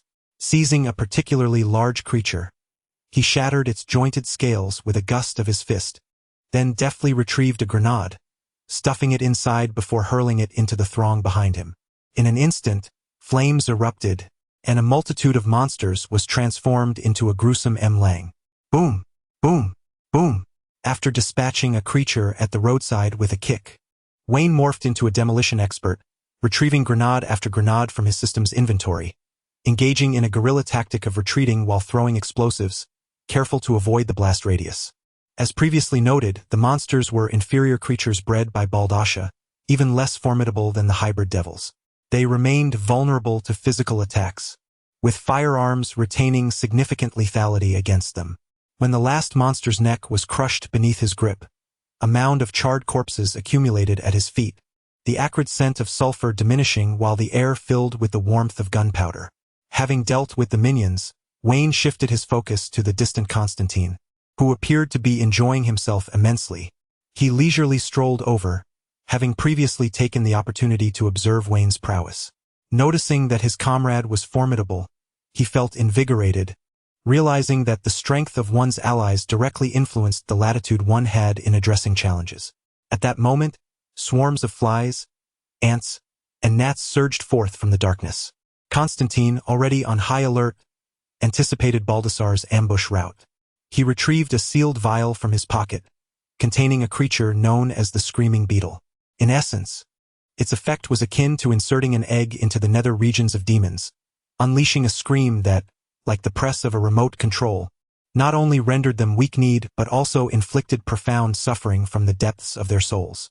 As Baldassar stood before him, the moment the sound of the Screaming Beetle erupted, he was struck with an excruciating headache, his fragmented form coalescing once more as he rolled on the ground, clutching his head. Constantine refrained from recklessly advancing. Having dealt with demons for many years, he understood their theatrical nature all too well. Rather than pouncing on a downed foe, he preferred to strike from a safe distance. He deftly drew a finely crafted silver firearm from his luggage, rotated the cylinder, and without hesitation, aimed at Baldassar's chest, firing a bullet. Boom! The bullet erupted with a thunderous sound, akin to a cannon shell. Having been soaked in holy water, it proved devastating against demons. Ordinary hybrids, when lined up together, would crumble under a single shot, reduced to mere flakes of scalp. However, Baldassar, as a subordinate to a powerful figure, possessed a modicum of strength, and as a fly-like demon, he was more resilient than his kin. Though he withstood the brunt of the impact, he had no desire to test the efficacy of the specialized bullet. Realizing that Constantine was not easily fooled and had prepared a powerful assault, he sacrificed a portion of his form to absorb the attack, transforming into a multitude of insects in the ensuing chaos. Seeing this, Constantine scoffed, once more switching the mode of his weapon. A torrent of roaring flames erupted from the barrel, causing Baldassar to shriek in agony. The dragon's breath gun, a gift from a fallen comrade, crafted from the saliva of a wicked dragon, proved exceptionally effective against numerous foes, especially against a demon of Baldassar's ilk. Where has your bravado gone, pup? What happened to your ferocity in seizing the warm remnants of Christmas? Taunted Constantine as he toyed with his beleaguered adversary. Roaring in pain, Baldassar charged at Constantine, fully aware that only in close combat could he hope to alter the unfavorable situation. If he did not fight desperately, he risked being methodically eliminated. As the demon lunged forward, claws poised to rend Constantine's chest, it suddenly faltered, an invisible barrier manifesting to thwart its advance. The moment its claw made contact with the barrier, a sizzling sound erupted, and its entire arm was reduced to charred remains. You thought you were the only one who could play dirty. Constantine sneered, revealing a pendant inscribed with runes around his neck. Observing that Wayne had resolved his own skirmish, he set aside any playful thoughts. Disregarding the retreating Baldassar, Constantine retrieved a fragment of the cloth that Moses had traversed, along with a glass vial containing Wayne's blood, and proceeded to drop the blood upon the tattered fabric. A lighter ignites the sacred artifact, tainted by its amalgamation, as incantations of a mysterious nature flow from his lips. A resplendent golden radiance ignites, sweeping across the entire street in a brilliant display. Light endures, banishing the night. Ah, ah, ah. Pure white flames engulf Baldassar, searing through him with an agony that permeates his very soul, leaving him utterly frail. This time it is no mere act. He has truly lost the means to resist. Oh dear, do not perish. Constantine, in a state of greater alarm than Baldassar, had not anticipated the ferocity of this combined technique. In mere seconds, it threatened to usher his adversary into the afterlife. In a frantic panic, Constantine extinguishes the flames consuming the sacred artifact, averting the devil's imminent demise. He requires the intelligence that Baldassar possesses. He cannot allow him to die at this moment. Baptized by the holy fire, the enemy now lies, emitting faint, labored groans. Chapter 53. Christmas comes to attend to business on the charred streets. The remains of Baldassar billowed with smoke, twitching incessantly. Half of his face had melted into a boiling wax-like substance, yet he still fixed his remaining eye with a fierce glare upon the approaching Wayne and Constantine. Constantine approached with a sinister grin, kicking aside the sizzling, burnt remnants of Baldassar's severed limb. He crouched down, using his palm wrapped in Moses cloth to lift the devil's remaining form. The moment the relic touched his skin, Baldassar emitted a shrill scream akin to nails scraping against a chalkboard. "Dear nephew, were you not proclaiming your intent to be a dutiful son? Do not feign death. You are still very much alive." Wayne removed his golden ring and pressed his blood-stained palm against Baldassar's forehead, locking eyes with the seething resentment emanating from him. "We merely wish to uncover the motives of the one who stands behind you." Baldassar's oozing single eye clouded with crimson mist, and a garbled sound escaped his throat. "Do you truly believe you can extract secrets from the devil's mouth? Even if you were to cast me into the holy water pool." "No, we shall cast you into heaven itself," Constantine interjected, giving a kick to the immobile Baldassar while uttering the words that instilled the most fear in him. "I have heard that you devils dread ascending to heaven, and I possess a modicum of knowledge regarding its paths. A wretch like you, steeped in malevolence, is destined to endure the harshest of punishments. Each decaying inch of your flesh shall burn eternally under God's gaze, and your soul shall be nailed to a cross, basking in the purest celestial light." As Constantine spoke, the devil's body trembled violently, the wounds previously seared by holy fire oozing a viscous black substance, while a human-like terror flickered in his eyes. Impossible. "You are merely mortals. How could you possibly wield the authority to open the gates of heaven?" Baldassar shrieked in madness, convinced that Constantine was merely toying with him. Constantine chuckled, draping an arm around Wayne's shoulder as he introduced him. "Generally speaking, that is indeed the case, but alas, my old companion is no ordinary man. Allow me to formally introduce this brother beside me, Wayne Cross Elias." "Elias?" Baldassar gasped in terror. "Indeed, the very Elias you have in mind. Otherwise, why would the midnight lend me the electric chair?" It was entirely in deference to Wayne. "Consider it. Their family possesses the feathers bestowed by Michael. With such a sacred relic, opening a gate to heaven and sending a rogue to face punishment is a trivial matter." Constantine exuded an air of authority, suggesting that should you refuse to speak, he would readily send you to bask in the sunlight, conveniently ignoring the fact that the feather was long gone. After all, they would not inquire, and both Wayne and he tacitly accepted that the relic still existed. At that moment, Wayne seized the opportunity to speak, reasoning in the face of Baldassar's astonished gaze. "Seeing your reticence, it stands to reason that the powerful figure behind you must be formidable, at least of the caliber of a demon lord. What, pray tell, could such a being desire?" "Undoubtedly, it wishes to descend into the mortal realm, transforming it into a hell on earth to augment its authority, thereby granting itself greater influence among mortals." You. Baldassar was rendered speechless, unable to comprehend how Wayne had come to know the ultimate objective of their plan. Even Constantine, standing nearby, was equally perplexed, questioning, "Wayne, how did you acquire this knowledge? Has God revealed it to you?"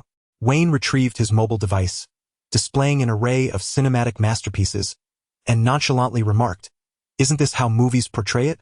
Demons laboriously devise schemes and exert tremendous effort to manifest in the mortal realm. Not for the sake of dominion, but what else? To engage in charity?"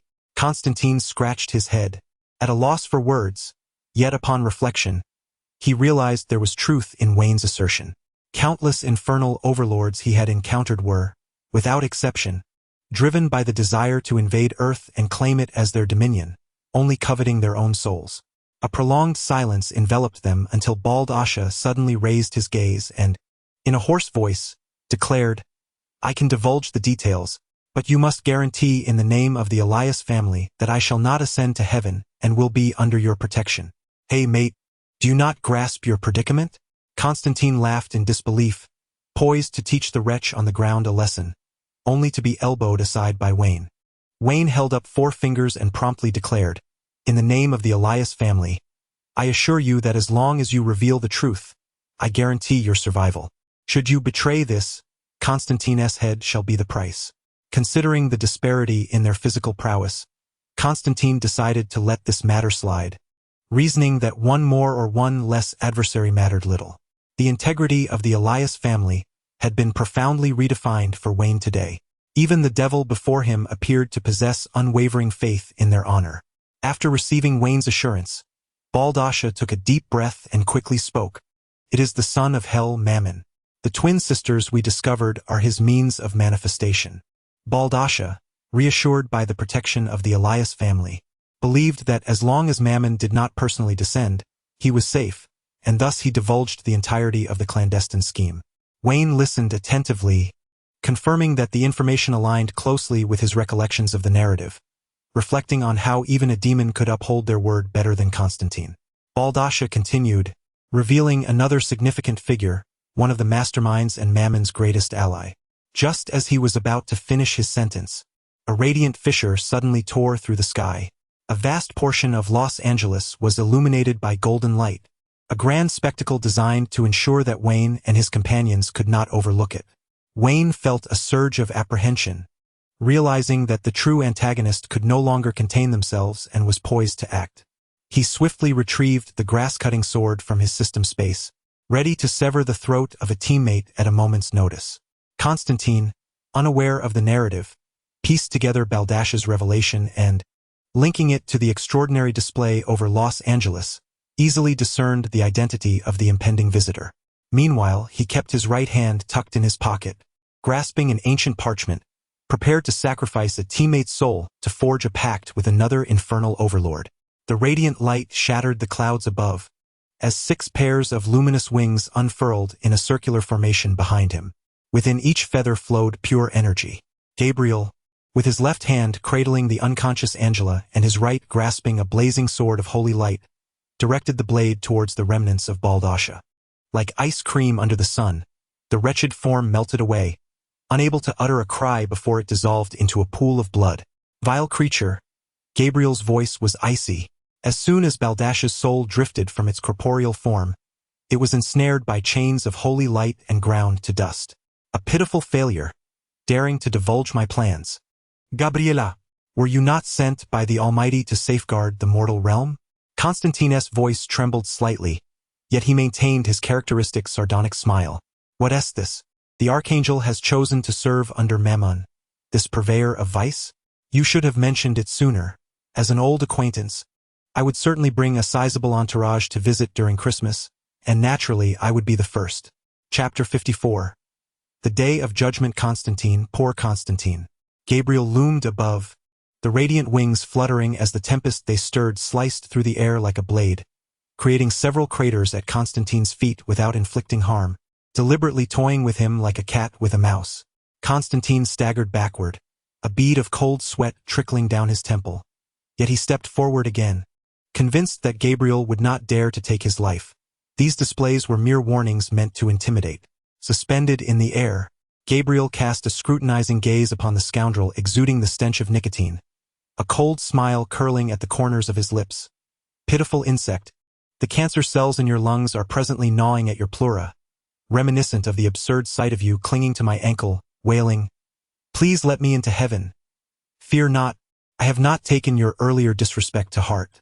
However, Constantine, I find the thought of your lamentations while submerged in the sulfuric pools of hell, with the serpentine tongues of Astamon licking your festering wounds, rather endearing. I can imagine even the demons of hell would set it to a ringtone for endless playback." It became evident that the ability to ascend to the position of chief of police in the Silver City required not only brawn and a penchant for drink but also a silver tongue, of course, coupled with that visage of a learned aristocrat. Constantine's mocking laughter caught in his throat as Wayne regarded him with an expression that clearly said, "Just as I expected." He coughed twice and explained, "Circumstances necessitated my actions. I am a man of principles." Principles? You? Wayne was acutely aware that the man beside him was as slippery as a greased lightning bolt, which elucidated why Constantine occasionally unleashed barbs at Gabriel during their journey. It seemed he had sought to forge connections but had only succeeded in being outmaneuvered by Gabriel, the last scion of the Elias family. Having retorted to Constantine, Gabriel abruptly shifted his gaze to Wayne. 6 pairs of immaculate wings radiated an astonishing luminescence, transforming the night of Los Angeles into a semblance of day. Such a commotion was bound to attract the attention of the government and the citizenry, yet regardless of their methods, they were unable to discern the source of the extraordinary phenomenon. Unbeholdable is the divine. As one of the highest-ranking seraphim, Gabriel walked with an aura of sacred light, and as long as she chose to conceal her true form, mortals were unable to glimpse her presence. Feeling the archangel's focus upon him, Wayne tightened his grip on the grass-cutting sword. Within the DC universe, while Gabriel might not rank among the most formidable, she was undoubtedly a significant figure. It would be disingenuous to claim he was unperturbed. After all, the scene had shifted too rapidly. Moments ago, he had been exchanging banter with notorious criminals like Black Mask, and now he found himself on the brink of confronting a mythical angel. It was not just him. Even Batman would be momentarily bewildered before hastily rifling through the scriptures, followed by nights spent in the Batcave, fervently attempting to forge anti-angel armor. Clang, clang. To alleviate his tension, Wayne struck the desiccated blood of Baldassar with his sword, and sensing his anxiety, Baldassar refrained from interrupting. The ashes that had been scattered. So quiet, so considerate. Thus, O Archangel, do you intend to conspire with hell to transform the mortal realm into a purgatory? This is how you fulfill the divine mandate assigned to you by God. Although Wayne appeared to be addressing Gabriel, his gaze discreetly shifted towards Constantine, his hand reaching into his bag. A cryptic smile emerged on Gabriel's serene countenance as he boldly confessed, "Indeed, this is a necessary measure to better fulfill my father's expectations." Is it truly a necessity to allow billions to perish under the devil's grasp? Ancient One found Gabriel's reasoning perplexing, and Wayne, unable to comprehend, likened it to the antics of a second-rate villain from a lowbrow film. Gabriel, with arms wide open, proclaimed, "For millennia, I have witnessed you burn witches, paint the church's dome with your avarice, and, in the name of freedom, aim nuclear warheads at one another. Behold, humanity can even distort the repentance bestowed by God into lies. What have these repeated opportunities yielded? Deals with the devil to deceive your own kin, exchanging fire and sword for a bloody tempest, while the malevolence of humanity takes root in the heart. God's favor is a gift, yet such gifts demand a price. Now, I require humanity to pay this price to prove their worthiness of the Father's love." Wayne silently rolled his eyes, recognizing yet another instance of the tired, familiar rhetoric of extreme anti-humanism. This archangel seemed to have only glimpsed the torments of humanity as depicted in the Book of Revelation, eager to replicate such horrors without grasping the underlying metaphors, foolishly believing himself to be more than just an unappreciated worker, but rather a proxy master. Even more astonishingly, Wayne observed that Gabriel was indeed forthcoming with answers, neglecting to learn from virtuous examples and instead adopting the villain's monologue, elaborating on his motivations, discussing the necessity of human existence, and even referencing theories of hellish purification. Were it not for Baldassar's earlier revelations, Wayne would have suspected that this celestial being might inadvertently divulge insights that could serve as a presentation for the Pope. With a hint of malicious speculation, Wayne pondered whether Gabriel, burdened by excessive thoughts and ostracized by colleagues, had become a bald figure with a metaphorical heart ripped out. Yet, from the moment Gabriel hesitated to harm Constantine, Wayne discerned a disparity between various incarnations of the archangel. At least this version of Gabriel dared not confront Lucifer directly, who, in cinematic depictions, reduced him to a mere figure nearly kicked to the curb. Now, you propose to make Mammon the lord of hell on earth, transforming into an alchemical furnace while you assume the role of the alchemist, treating the earth as a potion to be purified of its impurities and extract its essence? As the future bald figure prepared to launch into yet another lengthy discourse, Wayne could not help but interject. Setting aside whether the offspring of hell will share the spoils with you, do you not fear that your ostentatious presence before us might lead us to dismantle your scheme prematurely? The combination of Constantine and Elias. Gabriel paused momentarily, chuckling softly. It is rather tricky to avoid killing, yet it seems you are not united in purpose. A look of compassion crossed Gabriel's face. The foolish explosives you carry within your possession are unlikely intended for me. Rather, they may prove effective against Constantine. Do not feel remorse. The plan is rather clever and justifiable. After all, the The deceiver possesses a scroll of parchment from the depths of hell, and by sacrificing a special soul, a pact can be forged with a certain demon lord. Betraying one's companions. Indeed, humanity is a race steeped in sin, resorting to such methods to thwart divine purification. Wayne. Constantine. The two exchanged glances, awkwardly clearing their throats. The expression on their companion's face screamed betrayal, and they both understood the implication. Yet it was rather embarrassing for Gabriel to point it out. Gabriel unfurled his wings. An angelic energy coalesced into a gleaming white sword, which stood imposing before him. With a tone of authority he declared, however, in the face of absolute power, the struggles of mere ants merely serve to add a touch of ritual to divine judgment. Gabriel, you are quite verbose. Should you not hasten to resolve them? At that moment, a piercing, unnatural laughter echoed through the air, and there floated Angela, who had been unconscious beside the archangel. Her hair was disheveled, her once beautiful visage now grotesque, her eyes a ghastly white, and her abdomen swollen, revealing the face of a demon within. The consciousness of the hellspawn had indeed taken hold of Angela. Chapter 55. Who declares Judgment Day? Angela's body resembled a marionette, manipulated by invisible strings. She was hunched, with sharp fangs and claws, her body contorting in a fitful manner, her spine emitting a disconcerting crack, while dark mist surged from her orifices. Mammon's consciousness was tethered to her, unleashing a raucous laughter directed at Gabriel. Hee. Gabriel, what are you dawdling for? Hurry and fulfill our plan. Despite merely being a disembodied presence, Mammon exuded an astonishing aura, the thick darkness enveloping half of Los Angeles in stark contrast to Gabriel's radiant light. The special effects made it evident that even the likes of Balthasar paled in comparison to the tendrils of black mist emanating from her nostrils. With their souls extinguished, Balthasar still faced the indignity of being a mere puppet. What's the rush, you maggot of hell? Gabriel, her pristine wings folded defensively, braced herself as the sacred light clashed against Mammon's malevolent darkness. The two forces twisted the surrounding space, yet neither could overpower the other. Although she allied with Mammon, it did not imply any fondness for the loathsome creatures surrounding her. After all, angels have historically been at odds with demons. Gabriel, with her haughty demeanor, would never hide her disdain, even among supposed allies. Gabriel scrunched her delicate nose, casting a disdainful glance at the grotesque Mammon, coldly stating, to kill Constantine? That sounds appealing, but are you willing to endure the wrath of the morning star piercing your soul? At her words, Mammon's ghastly visage quivered upon Angela's pregnant belly. Gabriel's remark struck a chord with Mammon. Indeed, while the thought of dispatching that scoundrel Constantine was exhilarating, the arrival of Lucifer would certainly dampen the pleasure. Although he bore the title of the Son of Hell, he was not truly Lucifer's progeny. Old Lucifer's son was certainly not this wretch.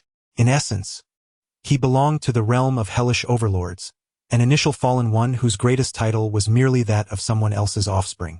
Naturally, Mammon's pride was incensed, prompting him to rise abruptly, only to sit back down, reluctantly enduring the situation. There was no alternative. To shed this title, he would need to confront Lucifer in a true showdown, and under Lucifer's merciless hand, he would transform from the son of hell to the grandson of hell. How utterly humiliating! A one-on-one duel with a true man was simply unattainable in this lifetime. Thus Mammon sought a different path, conspiring with Gabriel to manipulate the mortal realm, enabling himself to escape the shackles of his centuries-old title, while augmenting his power and authority, reclaiming the esteemed titles of hell's overlord and sovereign. As for any aspirations of elevating the title of Son of Hell to that of Lord of Hell, Mammon deemed that undertaking 1,000,000,000 times simpler than attempting to save the world. Clearing his throat, Mammon refrained from further mention of killing Constantine, turning to frown upon seeing Wayne. There is an odor within him that I find repugnant. Gabriel. Who is he? Gabriel raised her sacred sword, pointing it at Wayne, declaring, he is the last of the Elias lineage, blood of Set coursing through his veins. Michael has blessed their family. Should I sully my hands, Father would be displeased. It is better for you, the future Lord of Hell in the human realm, to take action. Rest assured, I shall extract his holy blood. It has no place within the filth of human flesh. Mammon felt a jolt of surprise. Even as a progeny of hell, it had heard tales of the Elias clan. Yet, in an instant, it emitted a sibilant, mocking laugh as human hands transformed into obsidian scales amidst the swirling black mist. So, the esteemed archangel has resorted to the treachery of a dagger in the dark. It was not foolish. Slaying Constantine would summon the wrath of its nominally benevolent father, while eliminating the last scion of the Elias family would not provoke divine retribution. But it would certainly forge an irrevocable enmity with Michael. Regardless, once the scheme reached fruition, both would be condemned to hell, and it would not need to lift a finger as other demons would come to serve. This is no time for trivial matters. Noticing that Mammon was not deceived, Gabriel scoffed, questioning its premature appearance. One should await the ritual's arrival in a psychiatric facility, not repulse mortals in this earthly vessel. Mammon, with a gaping maw, nonchalantly explained, "It is merely a wisp of soul consciousness. As long as I am at the right place and time, your Longinus spear can pierce this virgin form, and my true essence shall be birthed." At that moment, 5 talon-like fingers grazed Angela's pronounced abdomen, a visage of demonic glee flickering beneath her skin. At that moment, the mortal realm shall become my dominion, and I shall finally rid myself of that old fool's mockery, reclaiming my throne as the Lord of Hell. Constantine, listening to this audacious proclamation, fell into a state of incredulity. After all, he had refrained from acting swiftly, only to find himself embroiled in calamity. Had he known, he would have seized the opportunity from day one. Suddenly, as Mammon reveled in its monologue, a squadron of armed helicopters surged in from the distance, capturing its attention. Being a significant figure from hell, Mammon possessed the ability to render itself invisible to mortals. However, it was a demon, one that entices souls and thrives on manipulation. Additionally, it prided itself on its impending ascension as the ruler of earthly hell, feeling the need to display its dominion before mortals. Thus, it chose not to invoke its powers to conceal itself. Consequently, with its presence revealed, under the government's relentless scrutiny, it was only logical that the entirety of Los Angeles would identify the lone source of black smoke. Who else could it be? As several Apaches closed in on their target, upon discovering Mammon, they unleashed a torrent of bullets, the sky igniting with serpentine flames. Human weaponry? Mammon wore a fearsome grin, merely standing with its arms crossed, making no move as the 30mm rounds capable of piercing tanks hovered before it. The initial assault proved futile. The aerial forces did not relent. Instead, they escalated their second wave of attack. M30 chain guns, Hellfire anti-tank missiles, rockets, and an array of horrific heavy weaponry were hurled mercilessly towards Mammon's head. Following the ineffectiveness of the first strike, orders were dispatched from above that capturing it alive was unnecessary. Even a nail clipping would suffice. The pyrotechnics were splendid, but alas, there was no time to enjoy the street performance.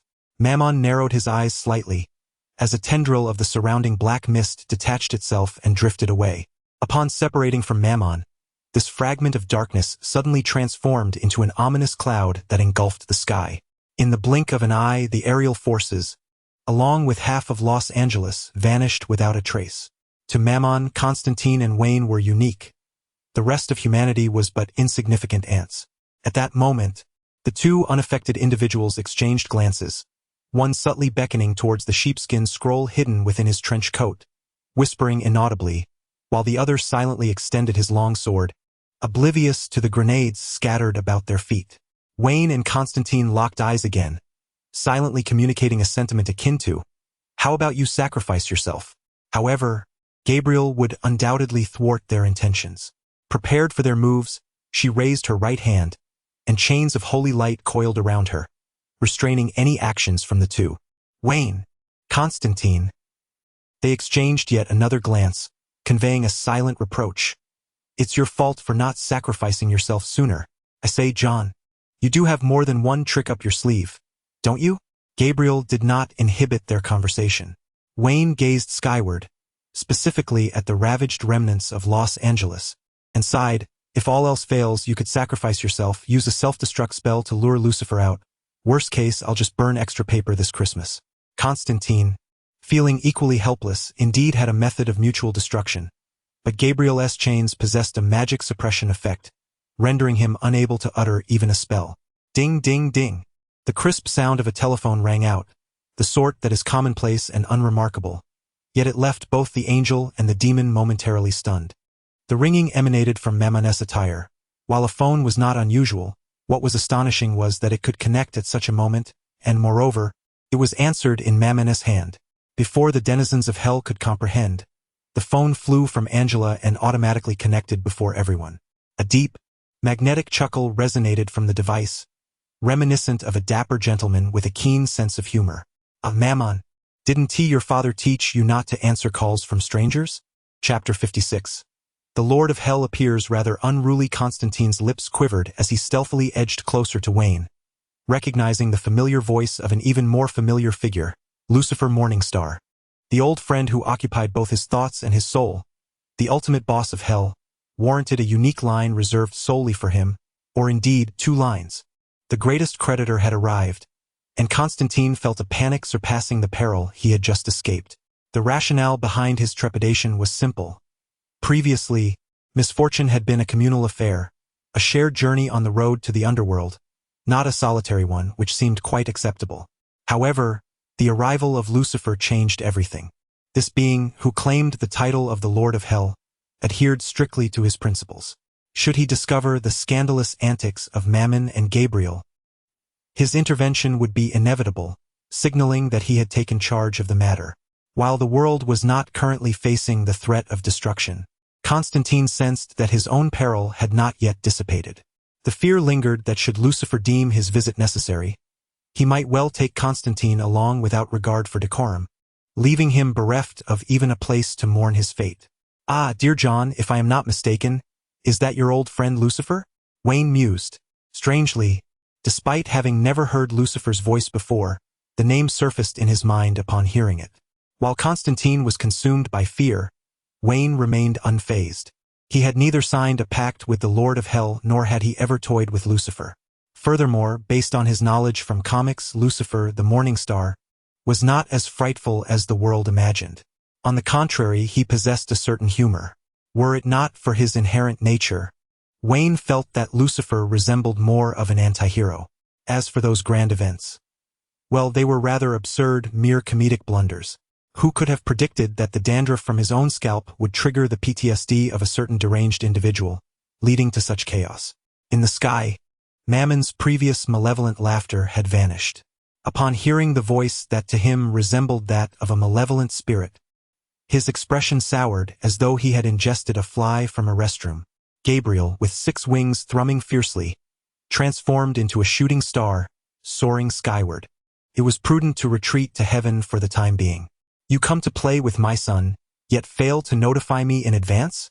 A frivolous laughter echoed in his ears, and in the next moment, Gabriel returned to her original position, flanked on the left by her and on the right by the pallid Mammon, with the illustrious Lucifer Morningstar at the center.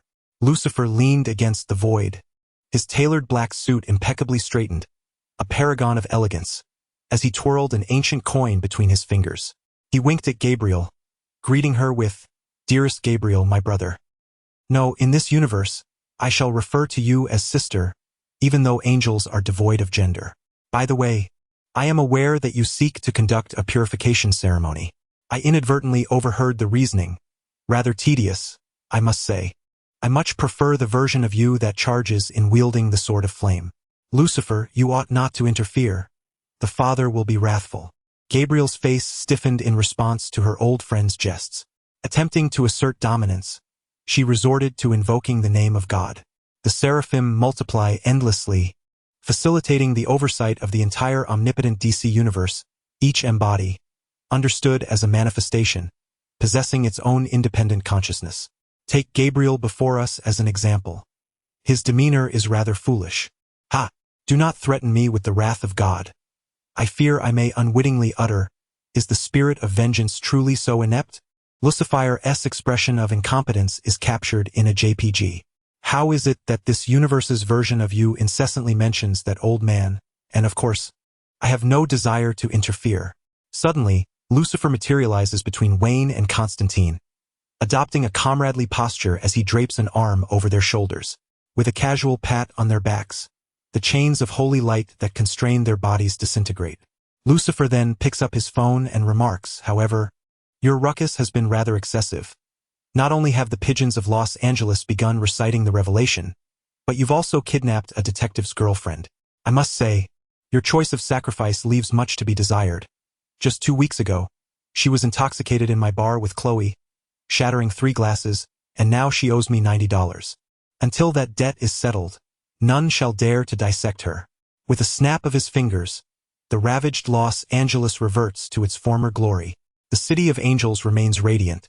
The moon is as full as ever, and it is as if nothing transpired. Perhaps due to the thwarted plans and the necessity to continue bearing the title of the son of hell, Mammon, in a fit of rage, bellows, "Morning star, do not become too audacious. Even together with Gabriel, you shall not slay us within 3 minutes. Gabriel interjects, "Could you refrain from dragging me into your father-son squabbles? I am merely a pitiable angel longing to return home for a divine embrace." Mammon's roar shatters 3 buildings, while Wayne and Constantine watch in disbelief as Angela's body expands like a balloon. Meanwhile, Lucifer, clutching his chest with a fearful expression, exclaims, "Wow, could you brush your teeth before possessing someone? Your breath is overwhelmingly foul, frightening me to the point of transforming into the legendary Mobius." Crying out for his mother's rescue, Wayne, who overhears everything, remains silent, while Constantine is perplexed.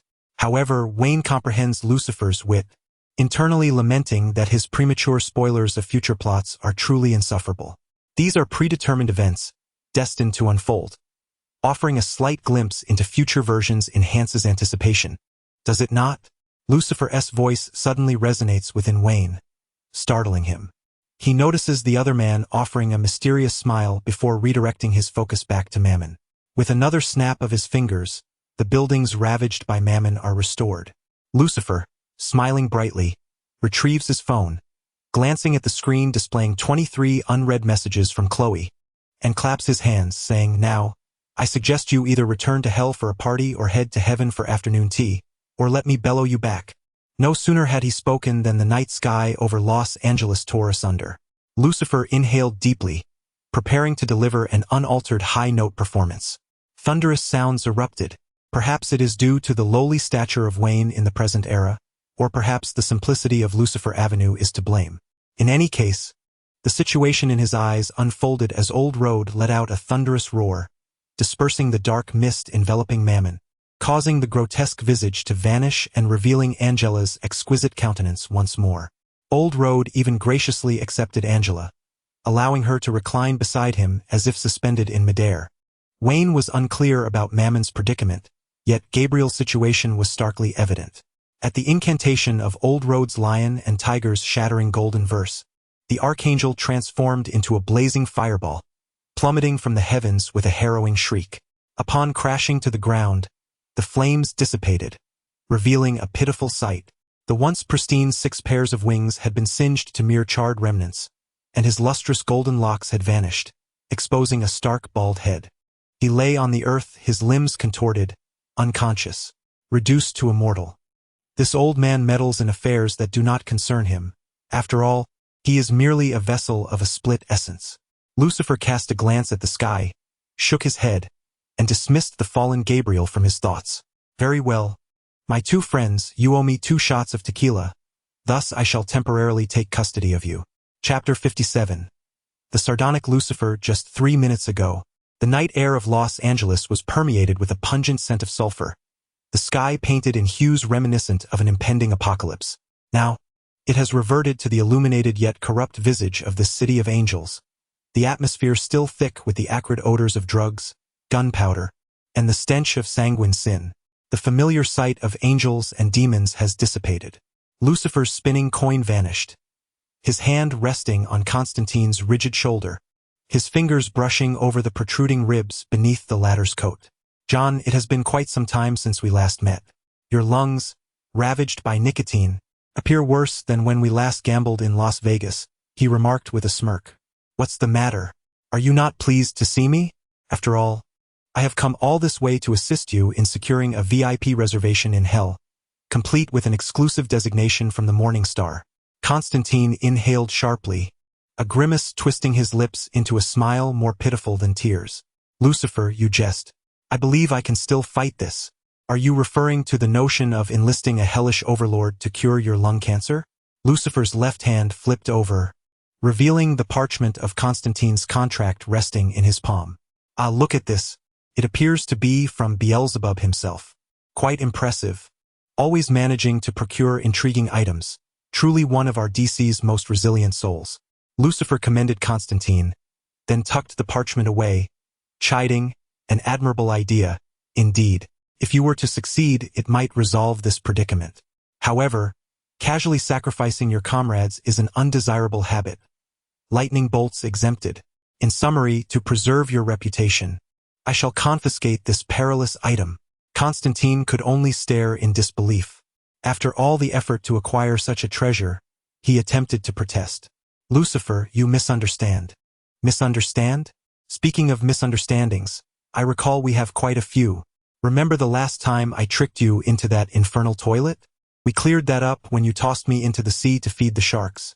Did we not? Lucifer raised an eyebrow as a bubble-like screen materialized before them. He pointed at it, and what of our previous misunderstanding regarding the holy water? On the screen, Constantine wore a mischievous grin, while Lucifer was depicted downing a drink. Ah, that was merely to ensure you wouldn't ruin your palate with counterfeit spirits. So I added a touch of holy water to the watered-down vodka. Constantine blinked innocently.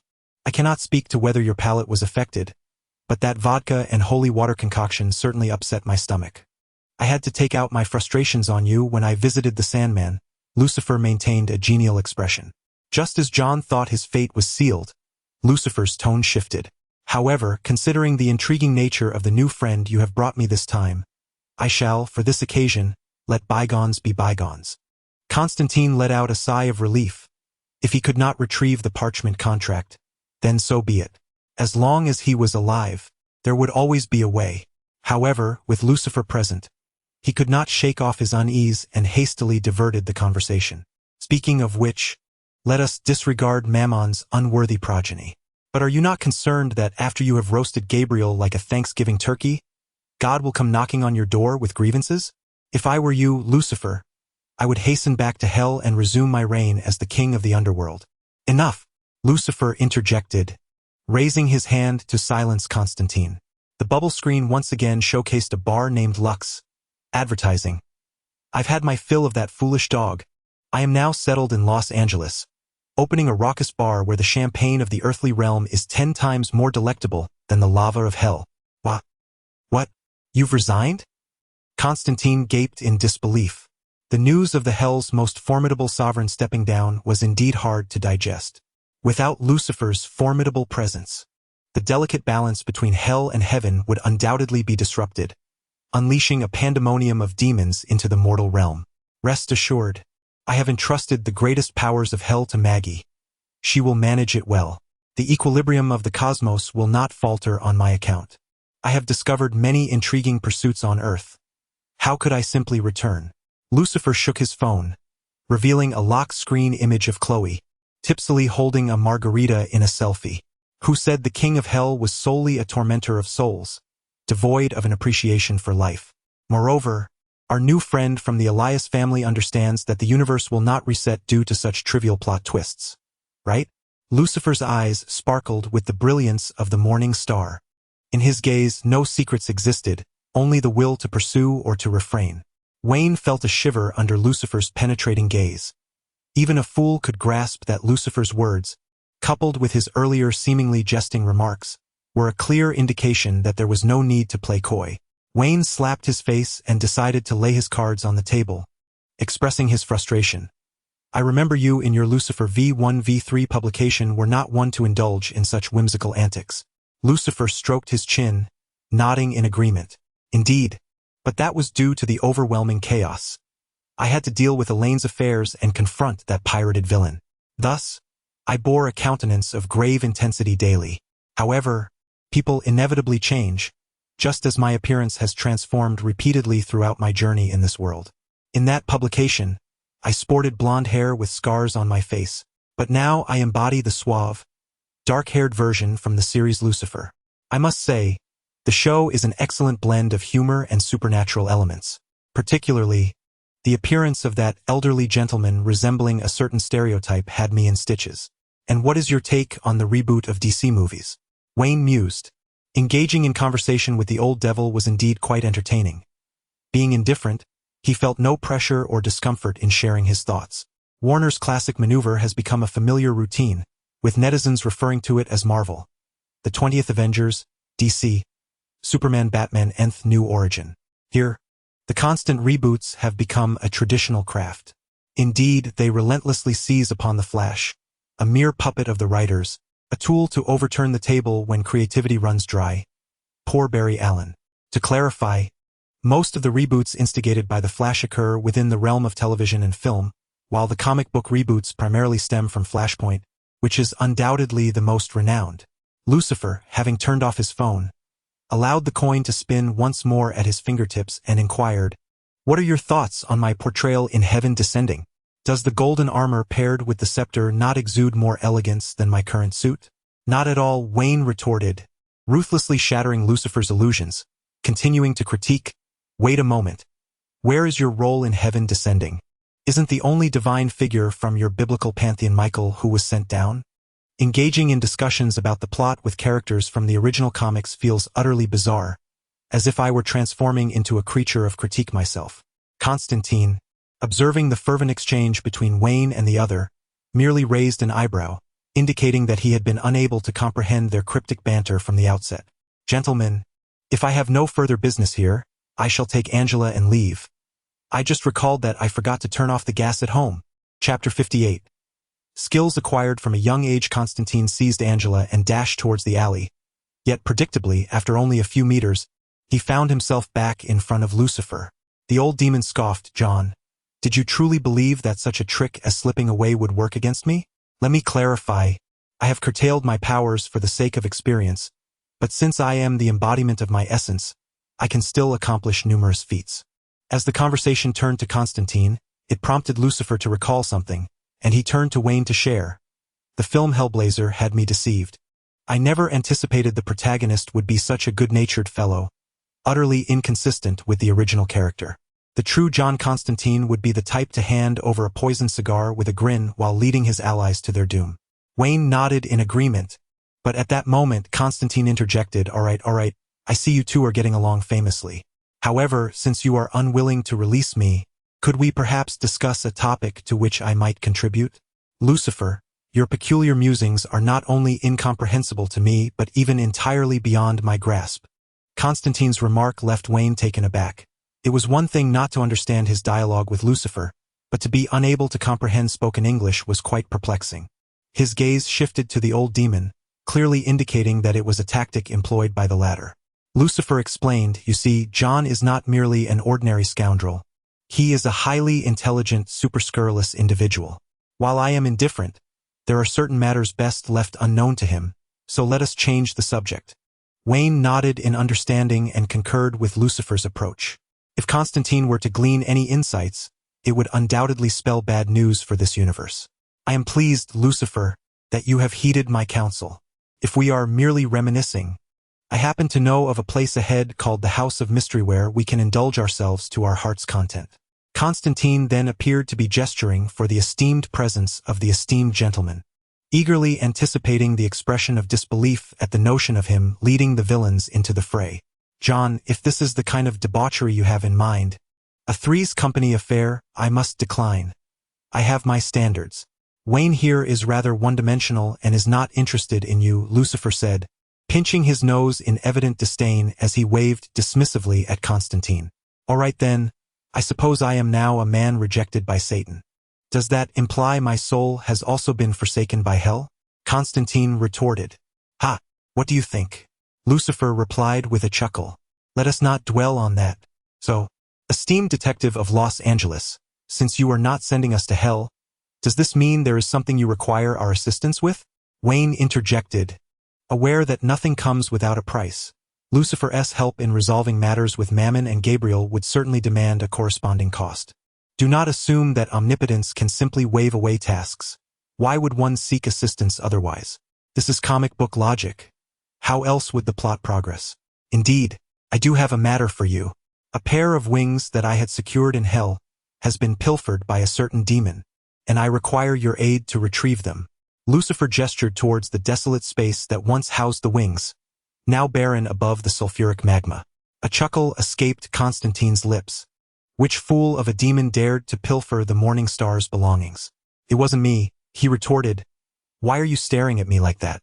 With a stoic expression, Lucifer replied, Indeed, there are many fools in this world, particularly in hell, where their numbers are too numerous to count.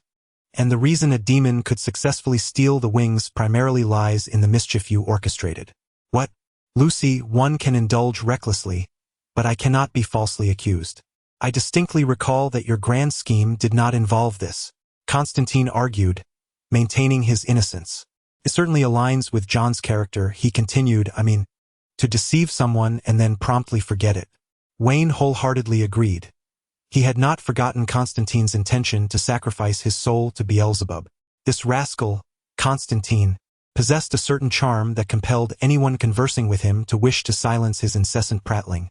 Yet Lucifer was an exception. Drawn to him perhaps because of the latter's infamous nature. Lucifer reclined on a suddenly materialized sofa, pouring himself a glass of wine, and remarked with irritation, John Constantine, when you were merely 11, puffing away and becoming a little fool, you unleashed a demon from my realm. Is that so? It seems tonight I'll be relying on the British brand for my toilet, he jested. Please, continue. Constantine chuckled awkwardly, poured himself a glass of wine, and settled beside Lucifer. However, he misjudged the space and plummeted onto the hard floor, the sudden pain causing him to gasp, spilling the wine and staining his white shirt.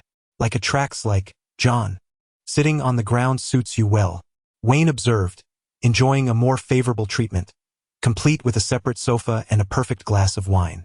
Now let us proceed. The demon who stole my wings is named Desponcho, an ambitious fellow. Initially, he was a lowly demon with a status akin to those souls condemned to hell. However, he feasted on pain, sorrow, and despair, making hell the ideal abode for his kind, where suffering was abundant. Thus, Desponcho devoured voraciously and grew stronger. In a manner reminiscent of tales from hell, Desponcho turned his fortunes, becoming the Lord of Despair, a veritable demon king. Yet, even his newfound title did not satiate his thirst for power. He sought more. The path to acquiring such power was simple: to dominate all of hell, to challenge and vanquish me. Naturally, I do not greet challengers with warmth. The outcome for me is inevitable, while for him it would be disastrous. This oaf fails to consider why other lords of hell, despite their covetous desires for millennia, have yet to dare seize the throne. I allowed him to be eternally tormented by his own arrogance and anguish. Despondio was imprisoned, and for centuries, deprived of sustenance, he grew diminutive and frail. He was destined to vanish. The tale would conclude with an ambitious demon's defeat, fading into obscurity, while the great morning star once again flaunted its might before the multitude of demons. However, a rather foolish young lad insisted on showcasing the clumsy rituals he had learned from a book in front of his companions, leading to an unfortunate consequence. One of his close friends met an untimely demise. Seizing the opportunity, Despondio escaped, attaching himself to this ready-made vessel. He concealed himself on earth for many years, gradually regrowing within, feasting upon the despair of humanity, until he amassed sufficient strength to bide his time and secretly return to hell to seize my wings. With them, Despondio could even disregard the boundaries between hell and earth, soaring back to this realm, steadily gaining power. With the tale of Lucifer concluded, Wayne could not help but give Constantine a thumbs up, initially believing that the scoundrel had only turned formidable in adulthood, but now it was evident he had been gravely mistaken. It turned out that this young man had learned the art of sacrificing comrades at a tender age, committing a ludicrous blunder worthy of DC's greatest scoundrel. Furthermore, Lucifer's message was unmistakably clear. John, this old trickster, had erred and must remedy the situation by retrieving the wings, and if possible, banishing Despondio as well. If the power were sufficient, it would not be limited to merely sending him back to hell. Rather, it would entail ensuring his permanent disappearance. Chapter 59. Seize the moment, ascend swiftly. I can reclaim my wings, while you can banish the demons encroaching upon our realm. Wouldn't that be a harmonious resolution? Not in the slightest. Constantine wore a long face, feeling as though he had just escaped from one perilous den only to plunge into another. With his days numbered, could he not be allowed a moment of respite? Wayne remained silent, not reveling in his misfortune. After all, the words of the previous conversation had addressed you all, not you alone, likely including him in the peril. Suddenly, he found himself yearning for Gotham, where the supervillains were not preoccupied with devouring brains or consuming souls. The thought of a demon adorned with Lucifer's wings was chilling. It felt akin to a celestial treasure being pilfered and refined by nefarious hands in a neighboring realm. This predicament is of your own making, John. You must seek to rectify it. Besides, assisting me shall not leave you at a loss. With a gentle flick of his fingers at Constantine's side, Lucifer extracted a foul, viscous black substance from beneath his flesh, akin to slicing through decaying fruit. Constantine gasped. Not from pain, but from an unexpected relief, feeling as if the lung cancer that had tormented him for so long had significantly improved. Damn it, Lucy, you old bastard. You're actually healing my lungs. This is no mere jest. Constantine stared in disbelief, astonished that working for the Lord of Hell came with such enticing benefits. Do not rejoice too soon. I have merely mended half of your lung. If the other half remains untreated, given your proclivities, it is likely the cancer cells will soon return to their former state. Lucifer discarded the viscous remains, revealing two smooth, oval-shaped organs, still connected by silvery nerves. What is this? Constantine felt a sense of foreboding, a nagging familiarity creeping in.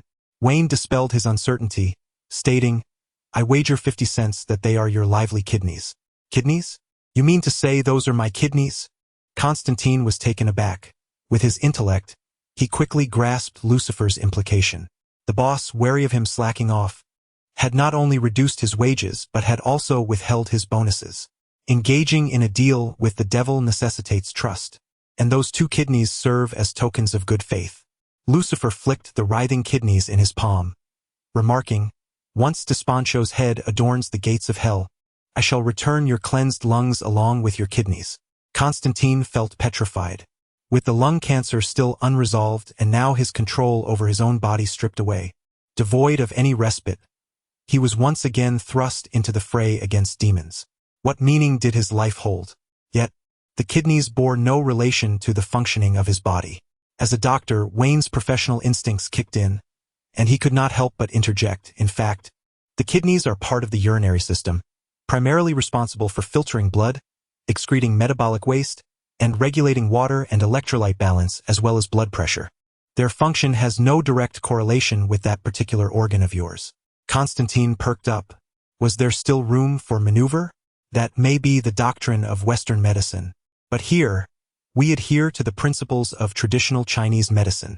Lucifer shattered Chakan's illusions, countering that traditional Chinese medicine's concept of kidney transcends mere anatomical references, embodying a vast functional system encompassing fertility, growth, and endocrine functions.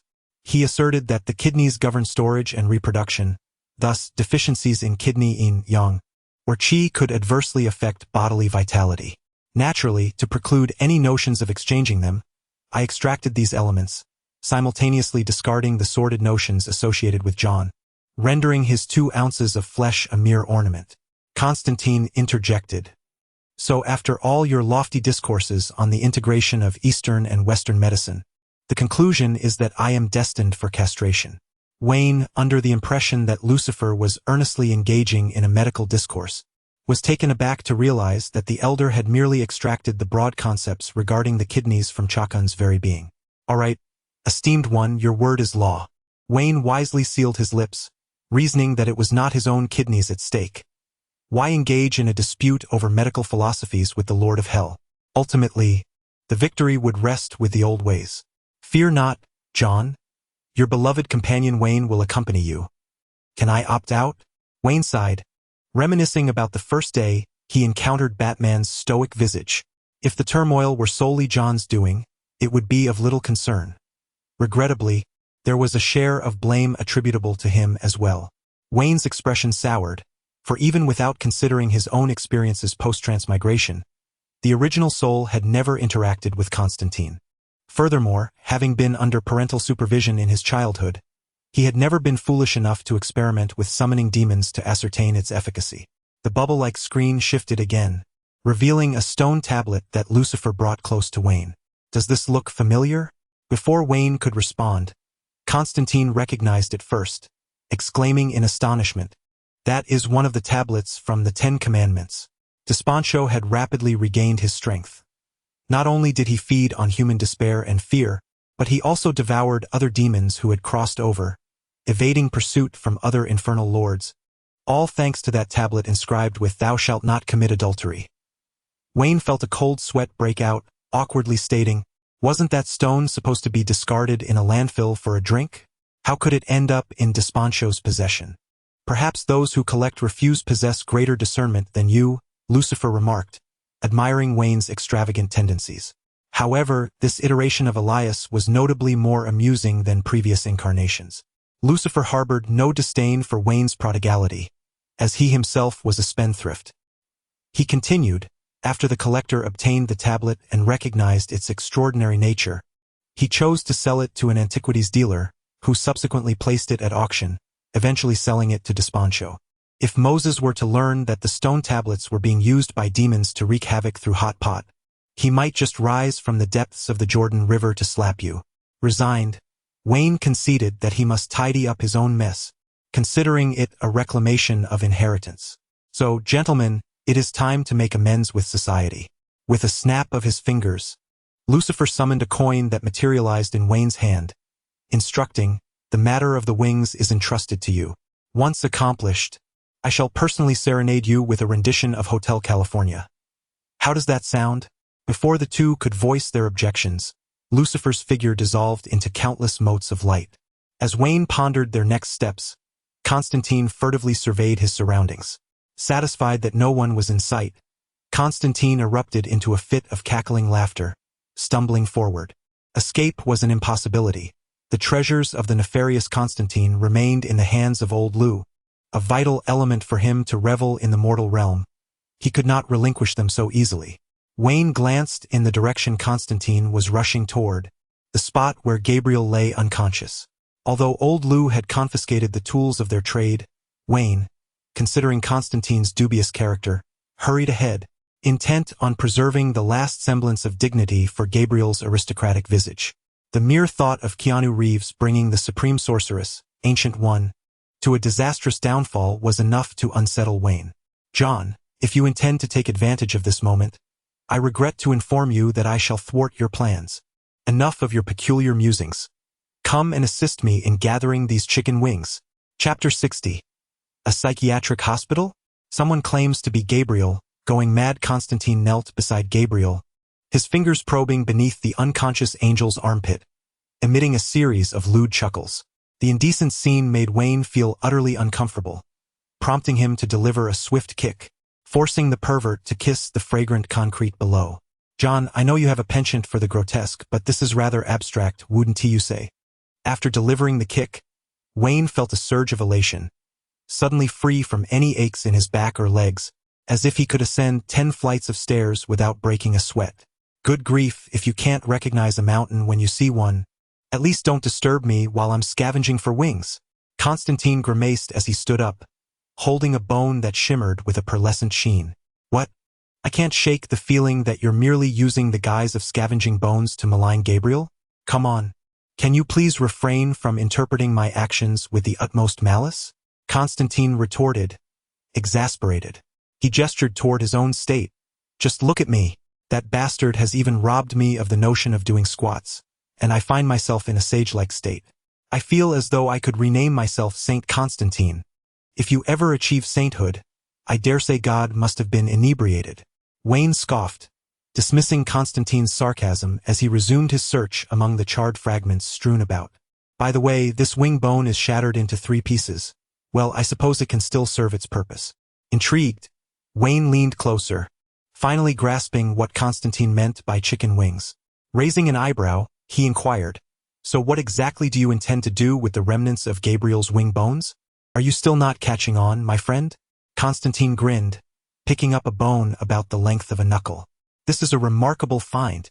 Don't let Gabriel's current pitiful state fool you. She was once a high-ranking archangel. Even though her wings have been reduced to charred bones, they are undoubtedly sacred relics. Is that really true? Can they still be of use even in such a state? You don't need to use them. I will. Observing Constantine's gleeful demeanor as he handled the bone, Wayne rolled his eyes in disdain. If you can't even comprehend the value of the relic, then step aside and let me take over. Wayne cast Gabriel aside and deftly squatted down, producing a sealed bag to collect the assembled wing bones. Shift a little to the left. You're pressing on the wingtip. At that moment, medical expertise reached its zenith. The two men resembled children on a beach collecting shells, diligently sorting through the bones beside Gabriel. Constantine handed the smaller fragments to Wayne for sorting, while he focused on placing the larger, more manageable pieces into the bag. Gabriel possessed a total of 6 pairs of wings, amounting to 12 in all, each with a wingspan exceeding 2 meters. After removing the feathers and muscle, the total weight calculated to an astonishing 12 kilograms. The idea that such heavy wings could achieve flight seems absurd. However, considering that angelic wings are purely energetic entities, their transformation into bones renders everything quite reasonable. In matters concerning the DC universe, one need not ponder too deeply. Until every last fragment of bone was cleared from the ground, Wayne finally dusted off his knees and rose to his feet. Gabriel, the bald angel, remained clad in his tattered white garment, his face smeared with dirt, resembling a tool that had just emerged from the cotton fields. Should he call the police or summon an ambulance? Wayne retrieved his phone, the screen reflecting the furrowed lines etched upon his brow. A psychiatric hospital's ambulance it shall be. Constantine lit a cigarette for himself, shrugged, and remarked that when the Archangel awoke, she would surely scream and rave, making that place the most suitable for her. Gabriel, in a moment of bravado, had been silenced by the old ways before the ritual even commenced. Perhaps the best punishment for her pride was to remain among mortals. The two tacitly agreed against choosing an alternative method of dealing with Gabriel, for the intentions of the divine were not difficult to discern. So long as she did not perish, anything else was of little consequence. However, upon coming to this understanding, Wayne and Constantine exchanged knowing glances, and simultaneously donned enigmatic smiles as they busied themselves. After a considerable time, the shrill wail of the ambulance siren shattered the silence, and Gabriel's singed eyelashes finally fluttered twice. Wayne leaned in, prodding her dusty cheek with a robust bone. Awaken, your luxurious chariot has arrived, O Archangel. He then thrust the bone into her mouth, moving it up and down several times. Constantine squatted nearby, chuckling as he blew a cloud of secondhand smoke into Gabriel's face, adding, a friendly reminder, this vehicle's destination is padded, with meals and accommodations included, but the downside is that you will never again behold the outside scenery. Gabriel gradually emerged from the haze, her keen senses detecting 2 loathsome faces before her. Awful memories resurfaced, and a hoarse growl escaped her throat. As she struggled to prop herself up, she felt a clump of charred, mushy substance fall from her head. A ticklish sensation swept across her nose as she incredulously gazed at the repugnant mass, which she recognized all too well. Not long ago, it had been her flowing golden locks. What have you done to me? Gabriel's voice quivered with rage as she attempted to slay the 2 ruffians with her glare. Constantine, suppressing laughter, retrieved a shattered mirror from his pocket and tossed it onto her lap. Take a look for yourself, old hag. A little makeover to bring you closer to God. Oh, and by the way, there's my autograph on your behind, rendered in winged ash. Absolutely authentic. Gabriel stared in disbelief at the distorted reflection in the mirror, her mouth agape. In a sudden frenzy, she tore open the collar of her tattered white robe, discovering that on her collarbone, someone had crudely inscribed the words "This angel has expired," accompanied by a vividly rendered tongue-out emoji. To her dismay, a pink cartoon sticker had been affixed to her face, depicting a chibi Batman holding a banner that read, "Be good today, Aya!" Gabriel shrieked, her wail echoing with anguish as tears streamed down her cheeks. The staff from the Los Angeles Psychiatric Hospital had yet to disembark when they were startled by her ghostly cry. "I shall cast you into the depths of hell," Gabriel shrieked, lunging towards Constantine with wild abandon. Alas, her legs, already fractured, betrayed her. Not only did she fail to seize her quarry, but she also tumbled in a most undignified manner, losing a tooth in the process. Seizing the opportunity, Wayne extracted his phone to capture her ludicrous predicament, the unfiltered visage of the heavenly police chief now worthy of his collection. Indeed, this was the expression he yearned to witness, one of seething rage thwarted by her own misfortune. At that moment, the rear door of an approaching ambulance swung open with a thunderous clamor, and two attendants clad in white uniforms emerged, their eyes widening in astonishment upon beholding the patient before them. Gabriel's eyelids bore the exaggerated strokes of a comically drawn brow, while Wayne had adorned her face with a pea-sized black. Her lips smeared with an expired, flamboyant shade of purple lipstick, and the vacant space where her front tooth should have been incessantly oozing crimson. The sight was nothing short of absurd. Wayne waved at the attendants, calling out, "This deranged woman claims to be Gabriel, having just escaped from the set of Mad Max to indulge in spontaneous combustion. Be sure to administer her sedatives with caution, lest she once again threaten to strike with her wings. How dare you, mere mortals, treat the most noble and sacred seraphim with such disdain? I shall report this to the Father and invoke divine retribution upon you." Gabriel cried out in a fit of hysteria, her emotions overwhelming her, as tears and mucus streamed down her face. The two attendants exchanged glances, bemused. This was indeed a novel experience, a mighty archangel indulging in self-immolation in Los Angeles. It appeared she was rather deeply affected. Chapter 61. Destination Liverpool. You shall regret this. Gabriel was restrained upon a stretcher by the attendants, his scorched hair cascading down in disarray, much to the dismay of the two caregivers who ended up with a mouthful of burnt strands. It was quite the honor to taste the hair of the archangel, a privilege not afforded to many. With a stroke of luck, it might even enhance their vitality. However, this was contingent upon Gabriel's ability to reclaim his angelic form. Otherwise, the hair would merely serve to provide the attendants with a clump of charred scalp flakes. Constantine, Elias, I shall remember you both. When I regain my strength, your souls will be crucified and seared by the fires of hell. It must be said, Gabriel was undeniably powerful. Even with fractured limbs and 3 broken ribs, he could still withstand the pain to hurl insults. Very well, we await your favorable tidings, Wayne remarked nonchalantly as he waved goodbye, watching the attendants secure a bite guard on Gabriel, who had, in a fit of rage, sprayed them with saliva. Constantine crept closer, whispering in a tone only they could discern, "Archangel, enjoy your twilight years. Your wings are truly magnificent. I have had the pleasure of experiencing them. They're quite supple." Ah! Gabriel's roar was drowned out by the slamming of the ambulance doors, the taillights fading around the corner, while the sirens echoed above the city, as if heralding the conclusion of this absurd farce. However, the conclusion of Gabriel's affair did not signify the end for Wayne and his companions. With the first calamity resolved, they now turned their attention to the second. Wayne mimicked Lucifer, spinning a coin on his fingertips before flicking it sharply against Constantine's forehead, and then it ricocheted back to him. To be frank, old Lucius was quite insistent. Where exactly was that wretched Despondio hiding with the younger brother you have tormented? The River Alt, Constantine replied, flicking ash from his cigarette, the glowing ember tracing an orange arc in the twilight. For the first time, a look of sorrow graced his face as he murmured, "If it pertains to the year I turned 11, then it can only refer to that incident. The event transpired in my hometown on the River Alt in Liverpool. Despondio undoubtedly manifested at that time. Damn it! I wondered why there were sudden floods." Wayne rubbed his temples, suddenly feeling unaccustomed to Constantine's seriousness. In pursuit of recovering their inheritance, he pressed further, "So, our target is highly likely to be in Liverpool? Will that demon remain stationary?" Despondio had possessed a boy named Billy Henderson, a wealthy heir whose father was an exceedingly affluent businessman and notoriously indulgent toward his son. If that demon possessed any wit, he would surely exploit Billy's father's influence to regain his strength, with at least his base of operations located there. Very well. Shall we depart now?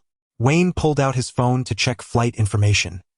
International tickets were not inexpensive, and squeezing out a few dollars from the modern Constantine would be futile. It was better to book the tickets himself to save time. In a moment of urgency, Constantine extinguished his cigarette and gestured towards the still unconscious Angela. "We must wait for 2 days. I need to ensure that Angela is settled, and I shall also address matters concerning her sister. Surprised by Constantine's newfound diligence, I questioned whether this was truly the John Constantine I knew. They are good souls, deserving of such efforts, particularly Angela's sister. It is not in my nature to leave a beautiful woman trapped in a hellish place. Regrettably, during their time together, Constantine had developed genuine feelings for the brave and kind police officer. Yet, to protect her from harm, he resolved to distance himself, ensuring her safety. Nevertheless, before departing, Constantine decided to perform a noble deed, liberating Isabella, Angela's sister, from her torment in hell, allowing her the opportunity for rebirth. Though this would incur some costs, he deemed the potential threats negligible compared to the recent gains. Wynne, always supportive of good deeds, hoped for a resolution within a week, as it had nearly been a month since the system's second special patient was due to manifest. According to the system's explanation, special patients would appear nearby rather than within his hospital. Thus, Wynne considered returning to Gotham for the potential refresh, hoping that if an outrageous character were to emerge, at least he could count on Batman's presence for support. While Constantine could serve as a shield, Wynne found him a rather unreliable one, fearing that he might inadvertently place himself in harm's way. After much contemplation, he concluded that the old Bat was a more dependable option, especially since the Justice League had yet to form, meaning Bruce's hidden arsenal had not yet yielded any overly formidable weapons, at least none that could topple Superman without the aid of kryptonite. Anticipating the next patient, he mused about what fortune they might bring him, not in gold coins, but in ailments requiring his expertise. 2 days later, at Los Angeles Airport, when observed Constantine stuffing 6 cans of beer, 20 packs of cigarettes, and Angela's warm, intimate garments into his enchanted suitcase, unable to stifle a sigh of disbelief. Could you not select a more appropriate souvenir? What kind of good person brings such items back home? These are reminders of those we miss, Constantine retorted, adjusting his crumpled tie before retrieving a relatively intact photograph from his coat pocket, a picture of himself with Angela. After a moment's hesitation, he opted to place it in his luggage. With time still on their side, they need not sever ties so ruthlessly. If I'm not mistaken, was it Chaz who brought you here? Constantine nodded, acknowledging that indeed it was Chaz. The rascal had vanished after delivering them to Baldassar, leaving Constantine unaware of his departure. The wayward lad, perhaps aware of Gabriel and the impending arrival of Lucifer, had chosen to flee early, only to reappear later, excitedly offering himself as Constantine's apprentice. Though they could not vanquish demons together, at least he could save on fare and worry. Heaven knows what expression Constantine wore at that moment. He mused that to alleviate his own concerns, he might as well draw some blood with a syringe, which would certainly simplify matters for him. The roar of the airplane engine drowned out his final mumble, and soon they were airborne. Due to the time difference, the flight from Los Angeles to London takes approximately 9 hours, while the return journey from London requires nearly 12 hours.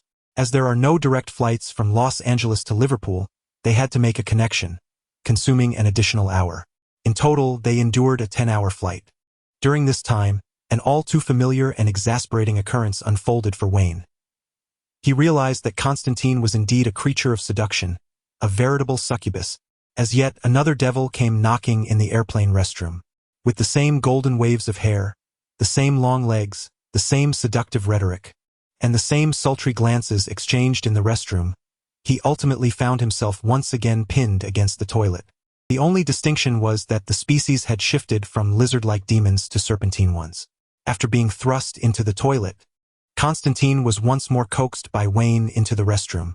The difference this time was that John, currently in sage mode, had no inclination to flirt with the devil and nonchalantly dispatched him. Chapter 62. Do not grill recklessly in the church. The rain in Liverpool is more fragmented than the integrity of Constantine, and even on a gloomy day, the air is saturated with a musty odor. Wayne followed the seasoned British rogue through the damp alleys, arriving at a quaint street that appeared unchanged after all these years. Constantine's face was etched with nostalgia as his polished shoes crunched over a chip bag floating in a puddle. The lack of change over the years speaks volumes about the stagnation of the local economy, suggesting a sense of inertia. Wayne stuffed 2 tissues up his nose, having just traversed a lane littered with refuse. The combination of rain and long-fermented garbage produced an intensely sour aroma, making him yearn for Gotham's Batman, where the people were genuine, the ambience rich, and the conversations melodious, complemented by enthusiastic fan gatherings hosting tours around the city. At least it wasn't like now, where in addition to the rubbish strewn about, he was assaulted by the peculiar scent of Constantine's smoky sweat, mingled with Angela's strawberry-scented conditioner. Aisha often remarked that Liverpool had 3 times as many churches as pubs. Constantine, with a rain-soaked cigarette dangling from his lips, halted at the entrance of a crowded church.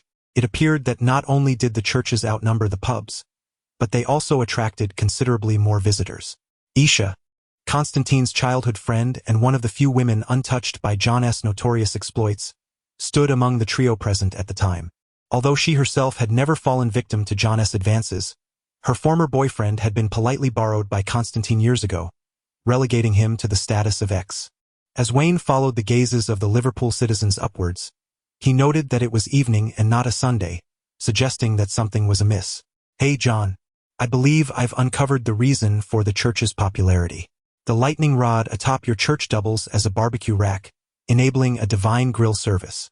How could business not thrive?" Wayne pointed toward the church's apex, marveling at the notion that Liverpool lacked scenic attractions. Was this not one? Upon hearing this, Constantine squinted upwards, utilizing the moonlight to discern the peculiar sight atop the church spire. A rotund man resembling a toy with wings, adorned with decorative appendages extending from his shoulders, akin to a turkey impaled on a skewer. More striking was the man's hands clasped in prayer, his face frozen in a serene smile, as if engaged in a meditative struggle against the constipation of ascension. "Wow, is this what you Brits consider performance art?" Wayne remarked, opening a disposable box to extract a hamburger purchased from the KFC elder, savoring each bite. "How can you eat in front of a naked, plump pig? That's a bit too bizarre for my taste, brother." Constantine gazed at the suspended figure of the hefty man, finding his silhouette oddly familiar. Crack! Just as Wayne was about to utter another comment, a sharp sound emanated from the church, and he witnessed the lightning rod begin to splinter at its base, the cracks rapidly expanding like a spider's web. As I observed the surrounding crowd, engrossed in hushed whispers and snapping photographs, some even broadcasting live, performing their doomsday rap, I couldn't help but notice their carefree demeanor. I turned to the onlookers and cautioned them, suggesting that if they wished to avoid an intimate encounter with that 300-pound behemoth from above, they should step back a few paces. Momentarily taken aback, the crowd glanced at the increasingly fractured lightning rod and, after some deliberation, took a step back with one leg and then the other, resuming their role as spectators. "Very well, you are quite obedient. I instructed you to retreat 2 steps, and you did indeed comply." With a resounding crash, our frail lightning rod could no longer bear the weight of the human pig descending upon it, thus concluding its tragic existence. The rotund man fell like a deflated balloon, encased in rust and rainwater, plummeting to the ground and creating a vibrant splash of crimson, a grotesque flower of blood, much like a depth charge. The hefty man hit the ground with a thud, sending flesh and blood flying, resulting in the onlookers receiving an unintended splatter of gore, collectively emitting horrified shrieks akin to those of slaughtered pigs. Quick on my feet, I seized Constantine, lifting him protectively before me. After all, I had no desire to be drenched in blood with an excessive fat content, especially since I had not brought a change of clothes. Fortunately, John, clad in a long coat, shielded me from the brunt of the splattering blood. Unfortunately, a couple of drops still found their way into the meat of the burger I had just bitten into. "Thanks, brother, that burger is now yours." I relinquished my hold on Constantine, who rolled his eyes, wiped the grime from his face with his sleeve, and, after taking the burger, stuffed it into the mouth of the wrapper beside him before striding forward to inspect the corpse. An instinct whispered that the body might hold the clues we sought. What does that have to do with him? More wings? I've seen enough wings and angels in the past few days. I approached, gazing at the blood-stained wings of the deceased, left momentarily speechless. Don't joke, Wayne. If he were an angel, then I must truly be a saint. Constantine examined the injuries on the body, and upon seeing the deceased's face, his pupils dilated, and he gravely informed me, before the police arrive and create a commotion, We must leave. Why? Do you know him? Is there something going on? Of course, I know him. Everyone knows him. Let me reiterate. He is not an angel.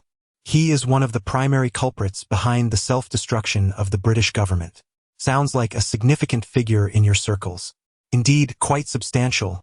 He is a former prime minister. 666. I muttered, incredulous. What is this? Just off the plane. And I stumble upon the murder of a former British prime minister?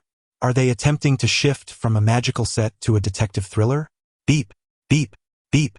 Several police cars approached rapidly, sirens blaring from a distance. Although the bystanders had fulfilled their roles and numerous photographs of the deceased had circulated online, at least the officers arrived before the body could vanish, surpassing the speed of the New York police. The police cars came to a halt before the church, and officers emerged from within. Among them were two figures at the forefront, a man and a woman. The man, with graying hair and a rotund belly, was African American, while the woman, possessing a bronze complexion and of Latin descent, moved with a practiced grace. She was Aisha, a childhood friend of Constantine, whom Wayne had seen in photographs. John, isn't it time to greet your old friend? Wayne nudged Constantine, encouraging him to approach. Ha! I believe we should also extend our greetings to another companion, Constantine remarked, draping an arm over Wayne's shoulder, a sardonic smile playing on his lips as he pointed in a certain direction. Following his gaze, Wayne's pupils dilated as he spotted a boy of 11 or 12 standing at the periphery of the crowd. His pale face, reminiscent of a layer of chalk, was dotted with freckles, yet bore an unsettling indifference. The child was none other than Billy Henderson, the very person they had been searching for. Unlike Aisha, who had transformed from a little girl into a mother of two, Billy remained unchanged, looking just as he had 2 decades ago. Noticing Wayne and Constantine's scrutiny, Billy slowly lifted his gaze to meet theirs, his eyes emanating a chilling crimson light. Chapter 63. Please refrain from opening champagne at halftime. A peculiar gaze fixated intently on Wayne and his companions, a slender tongue greedily licking its lips as a sinister smile curled upon its face. The malevolent grin evoked memories of the protagonist's smile in the film Doll with Attitude, a seemingly perfect smile that sent shivers down one's spine. The young boy defiantly gestured a middle finger at Constantine, then swiftly turned and vanished into the crowd, fleeing into the distance. After him, Constantine cursed as he shoved aside a drunken man obstructing his path, only to find himself slipping and tumbling onto the cobblestone floor due to his leather shoes.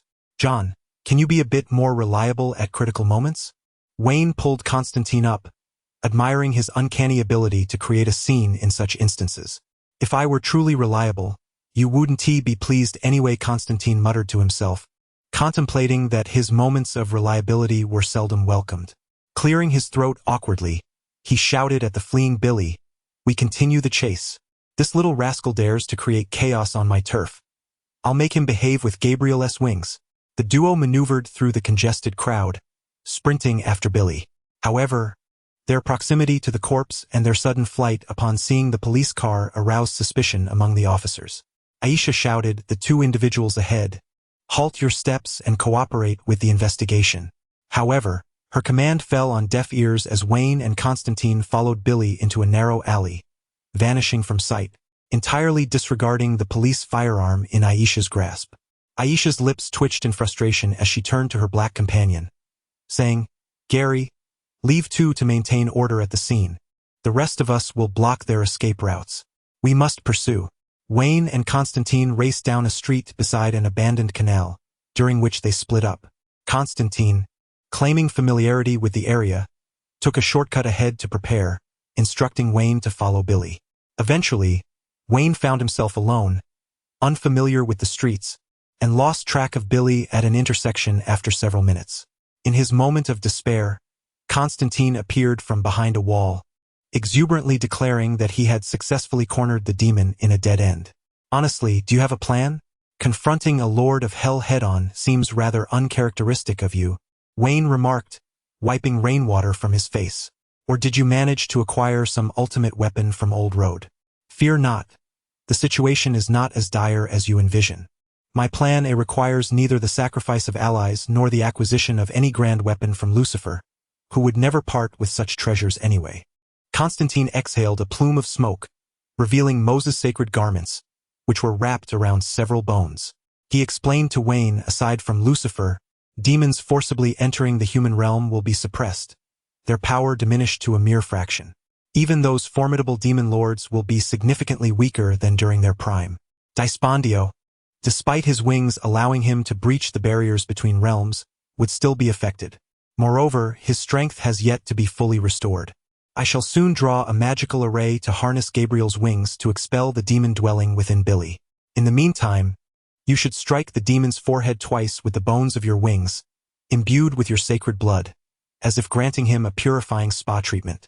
Thus, the matter will be resolved with ease, as simple as a flick of the wrist. However, this notion does carry an air of impracticality. I hope Dispondio behaves like a well-oiled machine, allowing our plans to unfold smoothly. Wayne believed that Constantine was overly idealistic, perhaps due to the intrusion into the mortal realm. Indeed, Dispondio was not particularly formidable, yet he had undergone a genuine transformation under Old Lou's tutelage and understood the necessity of borrowing wings for growth. Surely he would not be so arrogant as to engage in reckless confrontation. At that moment, Constantine waved his hand to dissolve the magical array, simultaneously preparing himself defensively to avoid being incinerated into ashes by a furious demon-wielding hellfire. As the array dissipated, revealing the scene within, Wayne observed several trash bins adorned with children's clothing, yet there was no pale-faced little ghost or crimson-skinned demon with horns in sight. A wave of relief washed over him, and he chuckled, "Damn it, John, you had better pray that your childhood friend doesn't recognize you when he arrives. Otherwise, you will need to explain that your purpose here is to assist Dr. Gotham in hunting down underage demons to save the world, rather than having murdered a former prime minister and seeking to evade justice. Goodness, did Lucy not say that Dispondio was a fool with courage but no cunning? That old rascal has surely misrepresented the situation." Constantine's eyes widened in astonishment, his frustration evident as he tugged at his golden locks. Here we go again, resembling his grandfather's habitual carelessness. Starting with a guaranteed victory, only to be toyed with and receive a thorough thrashing. One must wonder, when facing a named adversary, could we not exert our utmost effort to secure victory before celebrating? Henceforth, you and Batman shall not indulge in champagne mid-battle. Life is arduous, Wayne sighed. Subsequently, he retrieved the compass of desire from the system space. As the compass delved into Wayne's innermost longings, the needle gradually shifted, ultimately settling on a specific location. Over here, a Thysic ghost. The drizzling night rendered visibility even poorer. The African-American sheriff, named Gary, was also the partner of Constantine's childhood friend, Aisha. The alley was narrow, preventing vehicles from entering, so he and Aisha split up to expedite the search for the suspect. Gary was a commendable sheriff. However, even the best of officers could not escape the fate of middle-aged baldness. It was only a matter of time before he sported a hairstyle akin to that of the neighboring hero Ma'arefak. Damn, those two can really run. Gary panted heavily against the wall, his rotund belly betraying his lack of endurance for long-distance pursuits. Smack! Smack! The sound of chewing echoed unsettlingly in the dim alleyway. Gary's curious gaze followed the noise, discovering a slight child with their head bowed, sucking on something.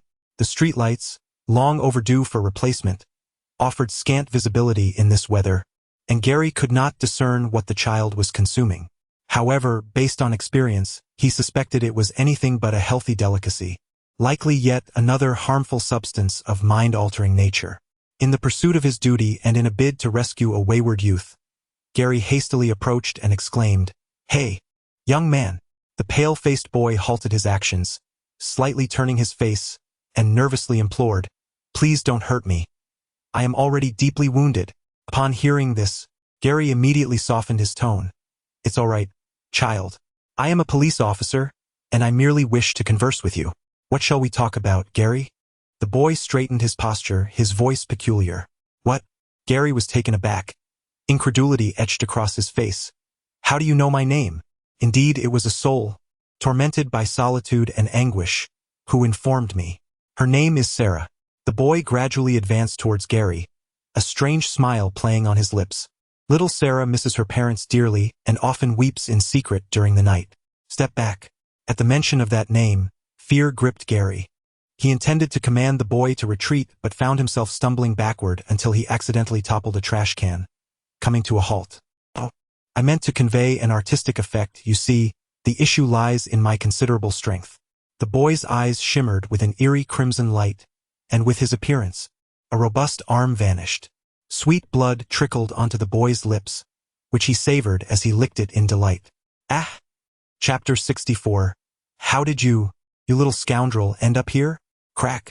The moment the gun barrel was thrust into Gary's right eye, Billy heard the disconcerting sound of the orbital bone fracturing, a cacophony that filled him with an exhilarating thrill. The pale visage twisted into a grin that stretched to his earlobes, his eyes ablaze with molten fire as he tilted his head to bid farewell to the dying sheriff.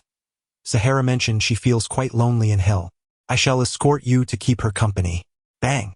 The gunshot resonated sharply in the stillness of the night, immediately capturing the attention of Wayne and his companion, who rushed through the puddles to the scene. Upon arrival, they beheld Billy, brandishing the bloodied, smoking police firearm, sketching chaotic designs in the air. Gary's lone left eye widened in horror as blood and plasma streamed from his right eye, creeping toward Wayne's feet along the brick seams and rainwater. Damn it! This guy has killed a former prime minister and now a police officer. The Constantinians may be despicable, but that does not mean he relishes this bloodthirsty demon. Despondio. You've already stolen wings, and now you're indulging in dismemberment? The demon clinging to Billy raised its gaze, its split lips curling to reveal a barbed tongue, flinging viscous saliva into the night sky as it coldly mocked. The illustrious Constantine, to what do I owe the pleasure? Have you come to visit an old playmate? Of course, I, Constantine, am always generous with friends. I have returned today to treat you to a special concoction of juice. He winked at Wayne, who retrieved a silver coin given by Lucifer himself, crafted by the King of Hell, stating that payment could be made with the wings on your back. Billy's pupils constricted sharply. He sensed a familiar and chilling aura emanating from the coin. Realization dawned upon him as he heard Constantine's words. No wonder I have never revealed my true self but was still sought out. It turns out I have become a pawn of the morning star. Let me clarify, I am not a pawn. I am a partner. Lucifer has instructed us to give you a lesson, and in return, he shall cure my lung cancer. Ha, lung cancer? Indeed, when I escaped my cage, you were already on a path of chronic self-destruction. How about this, John? I could also heal your lungs, which have been ravaged by cancer cells, provided you abandon your dealings with the Morning Star. I could restore you to your former self on the spot. What do you say? The terms are quite simple. Constantine felt a twinge of temptation, not only contemplating Despondio's offer, but also considering whether he could extract something more from the situation. Wayne, sensing his hesitation, jabbed Constantine's non-existent kidney forcefully, retorting, John, I advise you not to entertain any foolish notions. Otherwise, old Lou will certainly ensure you bid farewell to a fulfilling life for the latter half of your days. Hey, I am not plotting anything. I merely seek to lighten the mood.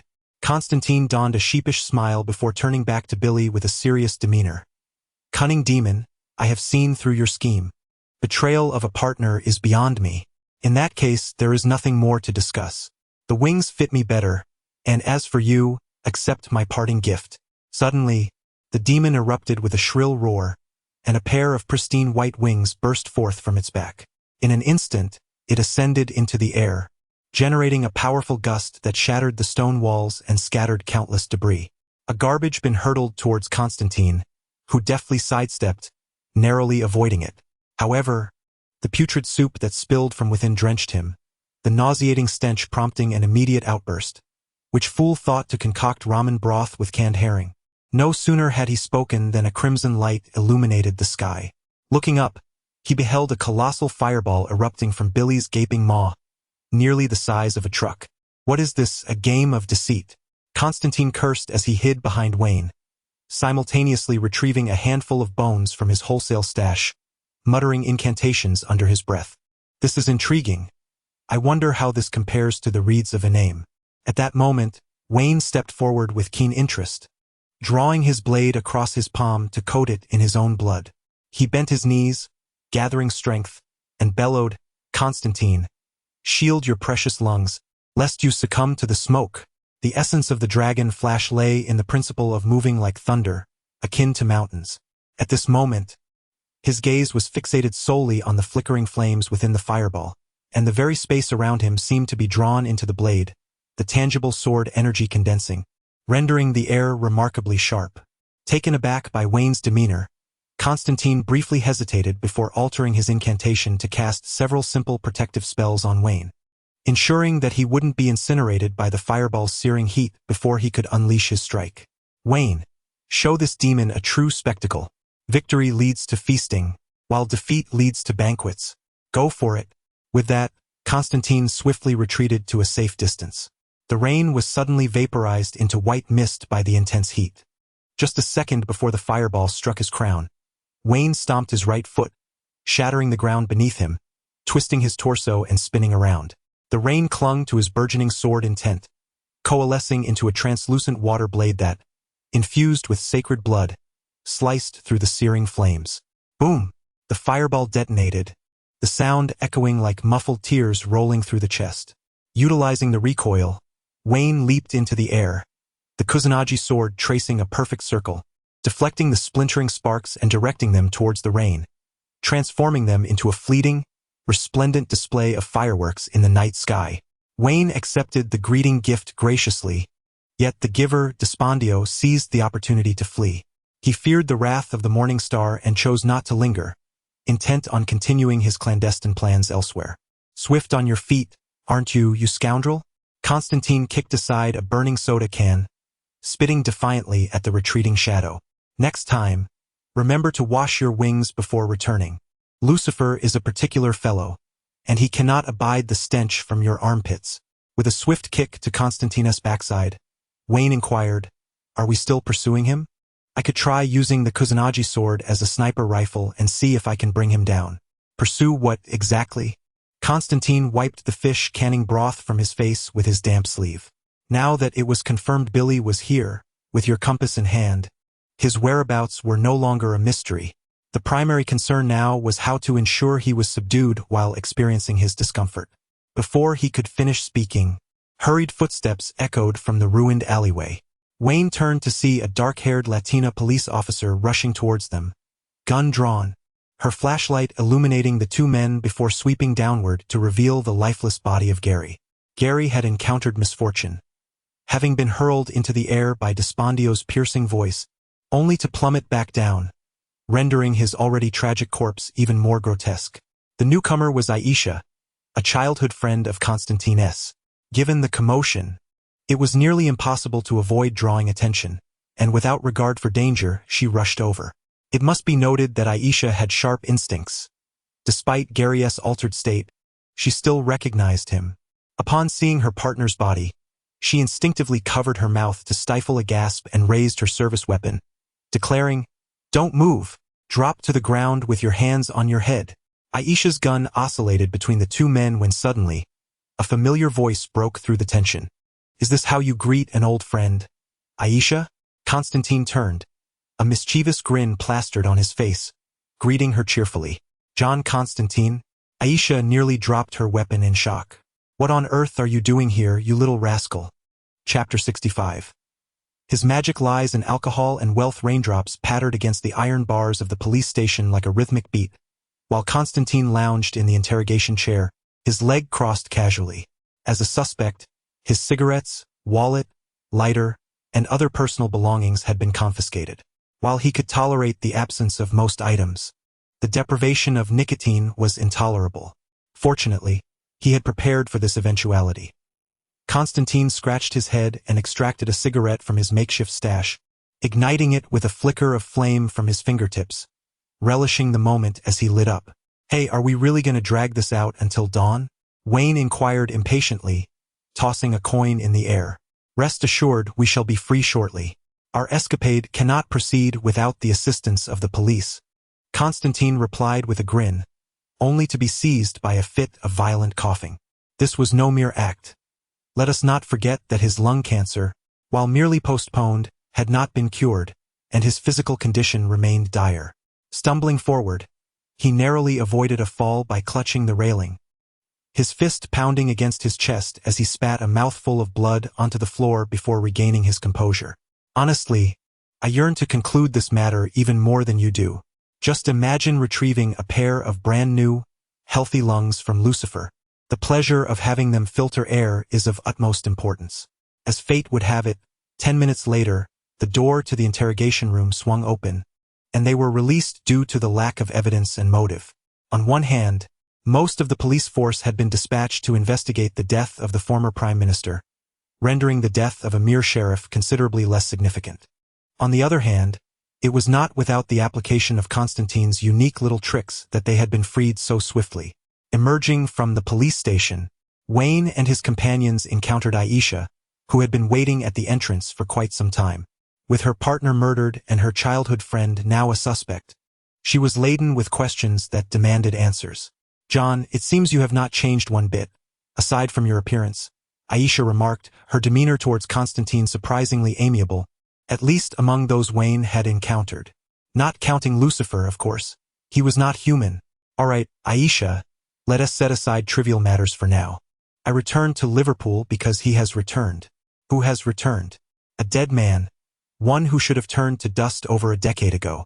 Let us go for a drink and discuss, as we require your assistance." Dylan's bar. Constantine was a master at enlivening the atmosphere. As the premier con artist in DC, with the aid of alcohol, he swiftly revitalized Aisha, who had been somewhat disheartened, encouraging her to assist them. "So, you two haven't seen each other since you were 11? Wayne interjected, his role in this gathering merely that of a supporting character, a mere filler in their company. Alas, his skill set did not include the eloquence of the seventh Hokage, so he could not weave tales as grand as the others. He could only sit idly by as an extra. However, he was not boasting when he claimed that if it came to telling devilish jokes, he could make both Constantine and Bruce laugh until they were defenseless 100 times over. "What? No, of course, we shall continue to indulge in the forbidden game, albeit in secrecy, which adds an extra layer of thrill." "Oh, but that is certainly not an amusing affair." Elsa placed 3 glasses of wine on the table, revealing, "He has stolen my boyfriend." "Ha! I did not poach your partner. He was the one who chose to leave you, and I merely borrowed him for a while before returning him," Constantine retorted, taking a hearty gulp from his glass. He then shifted the conversation towards Billy's predicament. "You are aware of Billy's situation. He is currently possessed by a vile demon, and I require your assistance." "No problem. I shall wrench that scoundrel from Billy and eliminate it in vengeance for Gary." "Haha, I knew turning to you would be a wise choice. Wayne will treat us, and you shall foot the bill. Let us raise a toast to celebrate our future victories." Clink. After several rounds of drinks, Wayne, without a hint of color in his face nor a sign of fatigue, looked helplessly at the two who had succumbed to inebriation. "A few dishes, and you've both ended up like this? Ah, so it's the little party snacks," Wayne declared. "Boss, I shall take that bottle of life-giving water. It shall serve to clear my mind." He rummaged through Constantine's pockets, retrieving his wallet, and without a glance, placed a stack of bills on the table. He then raised the bottle dubbed the Elixir of Life vodka and downed it in one go. The bar owner was left dumbfounded, for he had not even had the chance to collect the money before the entire bottle of vodka was consumed. Not only that, but this seemingly frail drunkard nonchalantly dragged his 2 companions out of the bar. His companions were still singing peculiar tunes. "La la la, the little dancer dances, big booger, la la la," dancing in the lights while releasing the waist. The bar owner, today, finally grasped the truth behind the saying, "Don't judge a book by its cover." He shook his head, tidied up the bar, hung up the closed sign, and finally picked up the bills to wipe them clean. The bar owner mused. "The denominations are substantial, and the quantity is not insignificant, but why are these bills fading in color?" The following morning, it was the weekend, and coupled with the tragic news of her partner Gary's demise, Elsa was taking a rest at home. She could have indulged in a leisurely sleep, but was instead awakened by her eldest son. "Mom, we can't watch television anymore." Sleepily, Elsa opened one eye, weakly asking, "What's the matter, dear? Why can't we?" "Because a beggar died on our living room carpet." "What?"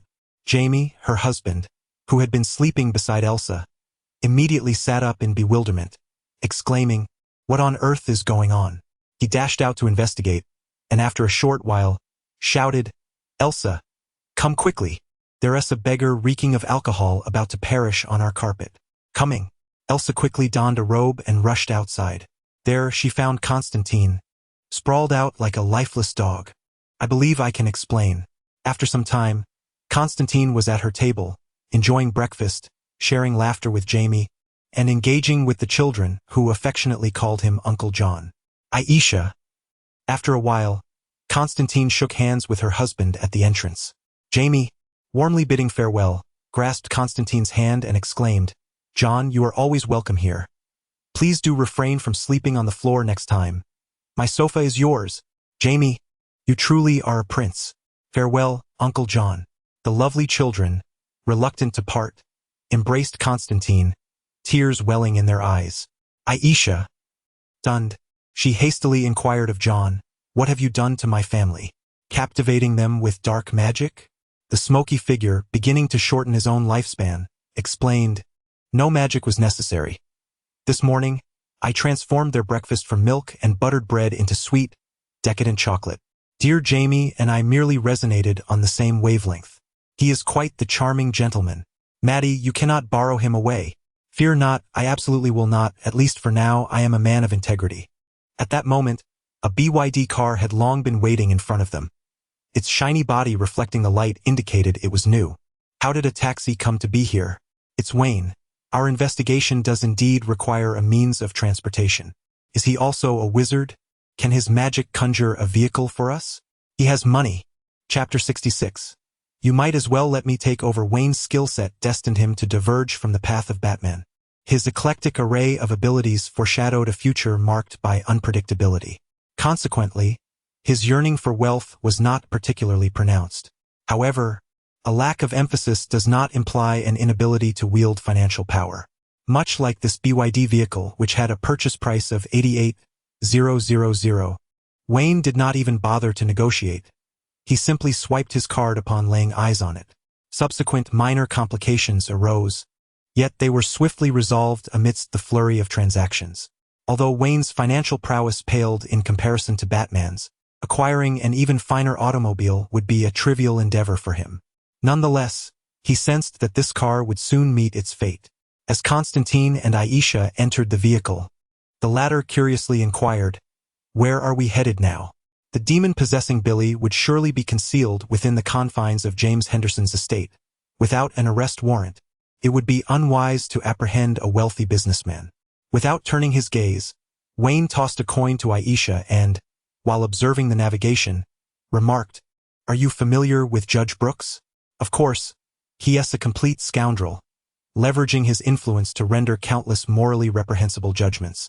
He's a believer in hell, and our infernal ally will prove invaluable.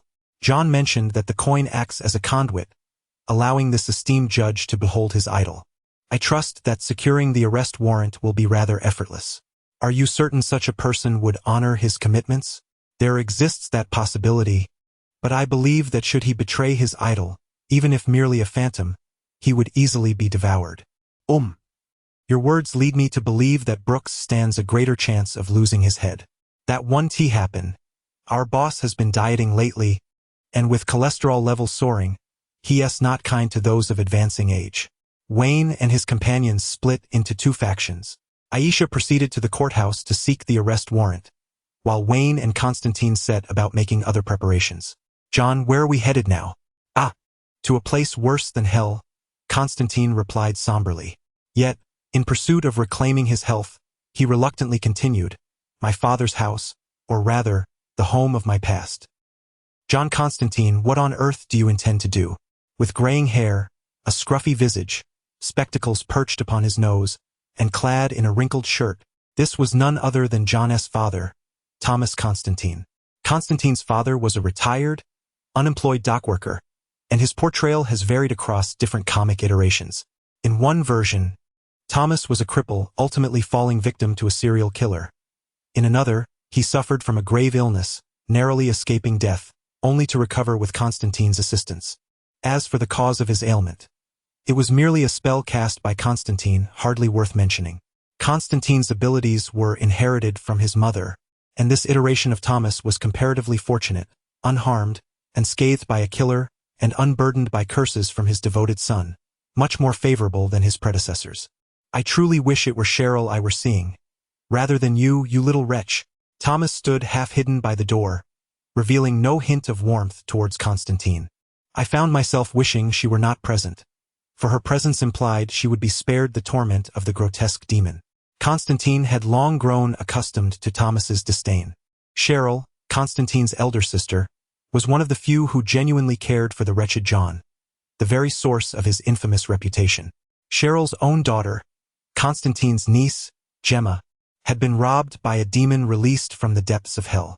Fortunately, Wayne discovered that this version of Constantine was still unmarried, and given the conversation with Thomas, it was highly unlikely that John had committed such a grave sin. Enough of this. If there is nothing else, be on your way. Constantine quickly caught the door as it was about to close, forcing his way inside and exclaiming, I merely seek a book, father, thin in cover, filled with nothing but notes and words, of which you probably wouldn't even dream. Constantine entered the room, pushed aside the sofa, and began rummaging beneath the old wooden floorboards. Thomas crossed his arms, coldly scrutinizing Wayne, and rudely inquired, And who might you be? One of those twisted new boyfriends? Wayne narrowed his eyes, his knuckles cracking with a sharp sound, his expression impassive as he replied, isn't he this the old cur of the Constantine household? Still relying on insults to keep the flame alive for your wife's grave. Thomas widened his eyes, fury causing his entire body to tremble as he growled, What the hell do you mean by that? With that, he raised his fist as if to strike, prompting Constantine, who had just acquired the spellbook, to rush forward and intervene. Not out of concern, for if it were not for the presence of a murderous demon, he would have relished witnessing the old man attempt a free-for-all with Wayne. But alas, today was not the day. Constantine positioned himself in front, earnestly stating, Father, to be honest, if you wish to avoid a face as swollen as your ancient backside, you ought to apologize and keep quiet. Slap. Wayne swore this was the loudest sound of a slap he had ever heard. It was a heavy blow, utterly merciless, causing blood to seep from Constantine's mouth as he instinctively stepped back. John Constantine, you are nothing but a harbinger of death. I do not care if you wish to return and play the boy. I know a foolish woman lies buried in the cemetery, who lost her life bringing forth your wretched self. With that, Thomas scoffed and turned away, no longer regarding Constantine. Very well, I shall take my leave. It has been delightful conversing with you, father. Constantine wiped the blood from his lips, his head slightly bowed, obscuring his expression, as he silently exited. Wayne furrowed his brow, each glimpse into the domestic affairs of DC eliciting discomfort. Batman's occasional madness was not to be mentioned, yet Constantine's side was equally troubling. Constantine's mother had perished during childbirth, and his father Thomas, in his impotence and rage, had laid the blame solely upon John, subjecting him to a childhood overshadowed by the sin of matricide, devoid of the paternal love and care he deserved. An incompetent father, Constantine's character can be attributed in part to Thomas's commendable upbringing. As Constantine slinked away in disgrace, Wayne could no longer tolerate the situation, especially since he had yet to settle accounts with Thomas. Donning medical gloves, Wayne retrieved a pair of fermented insoles from the system space, delivering a resounding slap that left Thomas disoriented. You bastard. What the hell are you doing? Thomas exclaimed. Wayne retaliated with another forceful strike, causing the other side of Thomas's face to swell. Dazed and bewildered, Thomas quickly grasped the disparity in their strength and pleaded for mercy. Please, stop. You're assaulting an elderly man. Yet, he was met with another painful blow from the insoles, shattering his glasses. Only then did Wayne relent. Elderly? How amusing. I am also an elder, having lived 2 lifetimes more than you. What exactly do you mean? Thomas, clutching the table, felt blood streaming from his nose. Wayne, hearing this, sneered coldly. What I mean, I find it rather amusing. Your wife sacrificed her life on the delivery bed, urging you to nurture Constantine properly. Yet, you chose instead to heap the blame of killing his mother upon your son for 30 years. She left this world with her eyes still open, grasping the nurse's hand just to see John one last time. And what do, you old dog? You tell everyone, this bastard killed his own mother. Hurry and send him to hell. Had I known John had a father like you, I would have gladly taken his place. Thomas. It seems there's something awry here. Chapter 67. Psychological afflictions alone and dejected, Constantine returned to the car, uncharacteristically refraining from retrieving a cigarette from his pocket for solace. Instead, he slumped in the back seat, lost in thought. The radio played fervent rock music as a gentle rain fell from the sky, trickling down the car window and reflecting his half-closed eyes and tightly pursed lips. After a few minutes, Constantine sighed and abruptly rubbed his face, pulling out an old, tattered spellbook brimming with memories from his coat. He steeled himself and tentatively turned a yellowed page. Suddenly, a loud knock echoed on the window, startling Constantine. He turned to see his troublesome father, Thomas, standing in the rain, holding an umbrella, his face a canvas of complexity. "What's the matter, Dad?" Constantine asked as he opened the car door, rain soaking his shoulders, though he paid it no mind. The elderly man bore bruises on his left cheek and a purple mark on the right, accompanied by a faint odor reminiscent of dirty feet. Wayne ambled over from behind, arms crossed, sneering, "Repeat what you told me to him." Thomas's throat bobbed nervously, his fingertips turning white as he lowered his gaze in shame. "John, what are you talking about? What's wrong?" Constantine initially wished to turn away, but upon seeing Thomas's trembling hands, he found himself unable to do so. "Hurry up and tell him," Wayne urged from behind, exasperated that his father, despite his age, struggled to admit fault. "I was wrong." Thomas, adjusting his broken glasses, closed his eyes in embarrassment. It was not your fault, son. You did not cause her death. It was my folly to place the blame on you. I am deeply sorry. I regret having allowed you to believe that since infancy. I was a terrible father. I apologize for taking my frustrations out on you." Constantine, slightly dazed, parted his lips but could not utter a word. Wayne, sensing his distraction, leaned closer and nudged him, muttering, "If you keep that grimace, you'll truly become an old zombie. This isn't the time for a mask of suffering." "Thanks, Dad." Constantine finally came to his senses, inhaling deeply and solemnly uttering those 4 words. Your handsome friend mentioned you have matters to attend to. Once you're finished, how about we catch a game together? Perhaps we could enjoy a drink afterward." Thomas produced a faded ticket from his pocket, a hint of hopefulness in his expression as he shyly offered it to his son. Constantine fixated on the weathered ticket, his eyelashes fluttering violently as his eyes reddened. He forced a strained smile. "Sure, that sounds great." On the journey back, Constantine finally lit a cigarette, the spellbook rustling on his lap as he lowered his head. Yet his voice carried a noticeable cheer. "Thank you, my hero. Are you thanking me for turning him into a pig's head?" Wayne quipped, steering the wheel with a mischievous grin. "Or for knocking out his dentures? At the very least, you haven't reduced him to the status of a locomotive. Consider this a debt I owe you, one I shall surely repay in due time." Wayne pressed down on the accelerator, swiftly overtaking a sluggish vehicle, nonchalantly offering a middle finger without so much as glancing back. "I typically refrain from meddling in the affairs of others, yet as a member of the valiant team that vanquished the Dark Lord, I cannot approach the task of saving the world with such dejection. I appreciate this sentiment.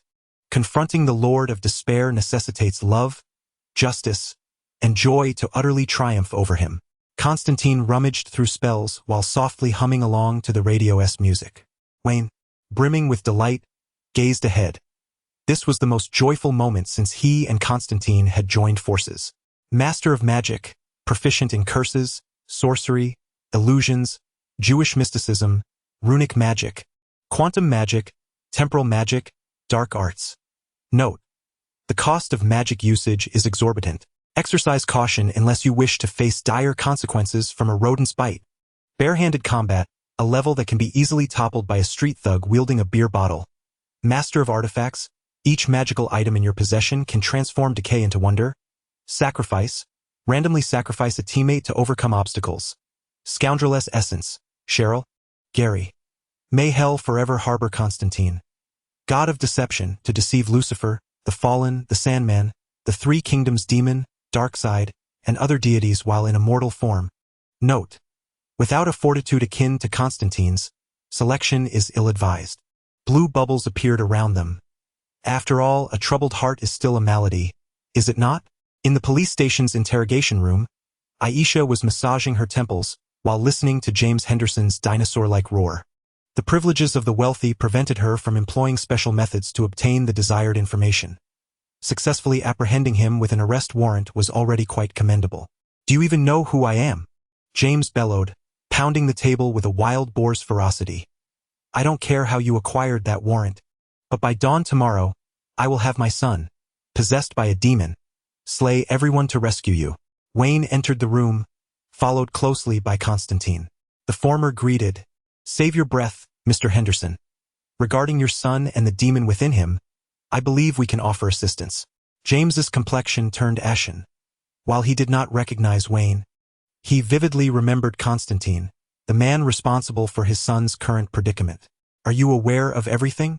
James's expression darkened. He indeed required capable assistance but did not wish for Constantine to be involved. "Of course we know, and we are also aware that you are aiding that wretched demon. You are complicit in his malice." James quickly defended himself. "You must understand, if I do not comply with his demands, he will harm Billy. He has already inflicted harm once, and it cannot happen again." Wayne nodded in deep agreement. "Indeed, it cannot occur again. I mean, we must not allow him to continue treating human brains as though they were ice cream. Now, I have a plan. Win, the king of Western ideas. JPG. What? Damn it. Just go and beat up Constantine right away." "Constantine?" James was equally perplexed. Yet he understood that now was the moment to unleash his wrath upon Constantine. Not only to vent his pent-up frustration, but also to seek justice for Billy. "This is for my son, you bastard." In an instant, James transformed into NBA James, seizing the chair beneath him and launching a thunderous dunk towards Constantine. Wham! James, defying the age of nearly 60, leapt with astonishing vigor, striking Constantine with such force that the weapon in his grasp shattered into pieces. "Good grief! How dare you strike me with a chair?" Constantine was covered in with splinters, and judging by his pained expression, it seemed he had sustained a few minor fractures. "Perfect. Now, Mr. Henderson, you have been arrested for intentional bodily harm. All we need to do is patiently await your son's visit to the prison." Chapter 68. The emergence of the demon James Henderson, having committed intentional harm, found himself apprehended and confined within the precinct's detention room. However, given his stature, he would likely remain there no more than a couple of days. Yet that was sufficient. Grasping the iron bars, James expressed his concerns to Wayne, exclaiming, "He will come for me. I cannot endure this any longer. You must protect me." Wayne, gesturing with his thumb towards Jakong, replied, "Of course he will come. Such a valuable tool will not be discarded lightly. As for your safety, John is a formidable mage. He will shield you." Constantine regarded Wayne with a deadpan expression, as if to imply that mere moments ago this rotund man had inflicted a severe beating upon him, and now he was expected to ensure his safety. Reluctantly, Constantine decided to overlook these grievances and raised his hand, inquiring, "I am not entirely certain about this course of action. However, I wish to ask how many lives that demon has claimed." "I believe you could attempt to persuade John," Wayne thoughtfully suggested to James, mitigating some negative sentiments. "John's prowess is widely acknowledged. Even the Lord of Hell would attest to it." "Did you hear what Wayne said? Tell me, James, how many wealthy fools have you and your foolish demon spawn cast down from the heavens?" Despondent, Dispondio feasted upon the myriad negative emotions of humanity, and the affluent individuals he had dispatched aligned perfectly with his criteria.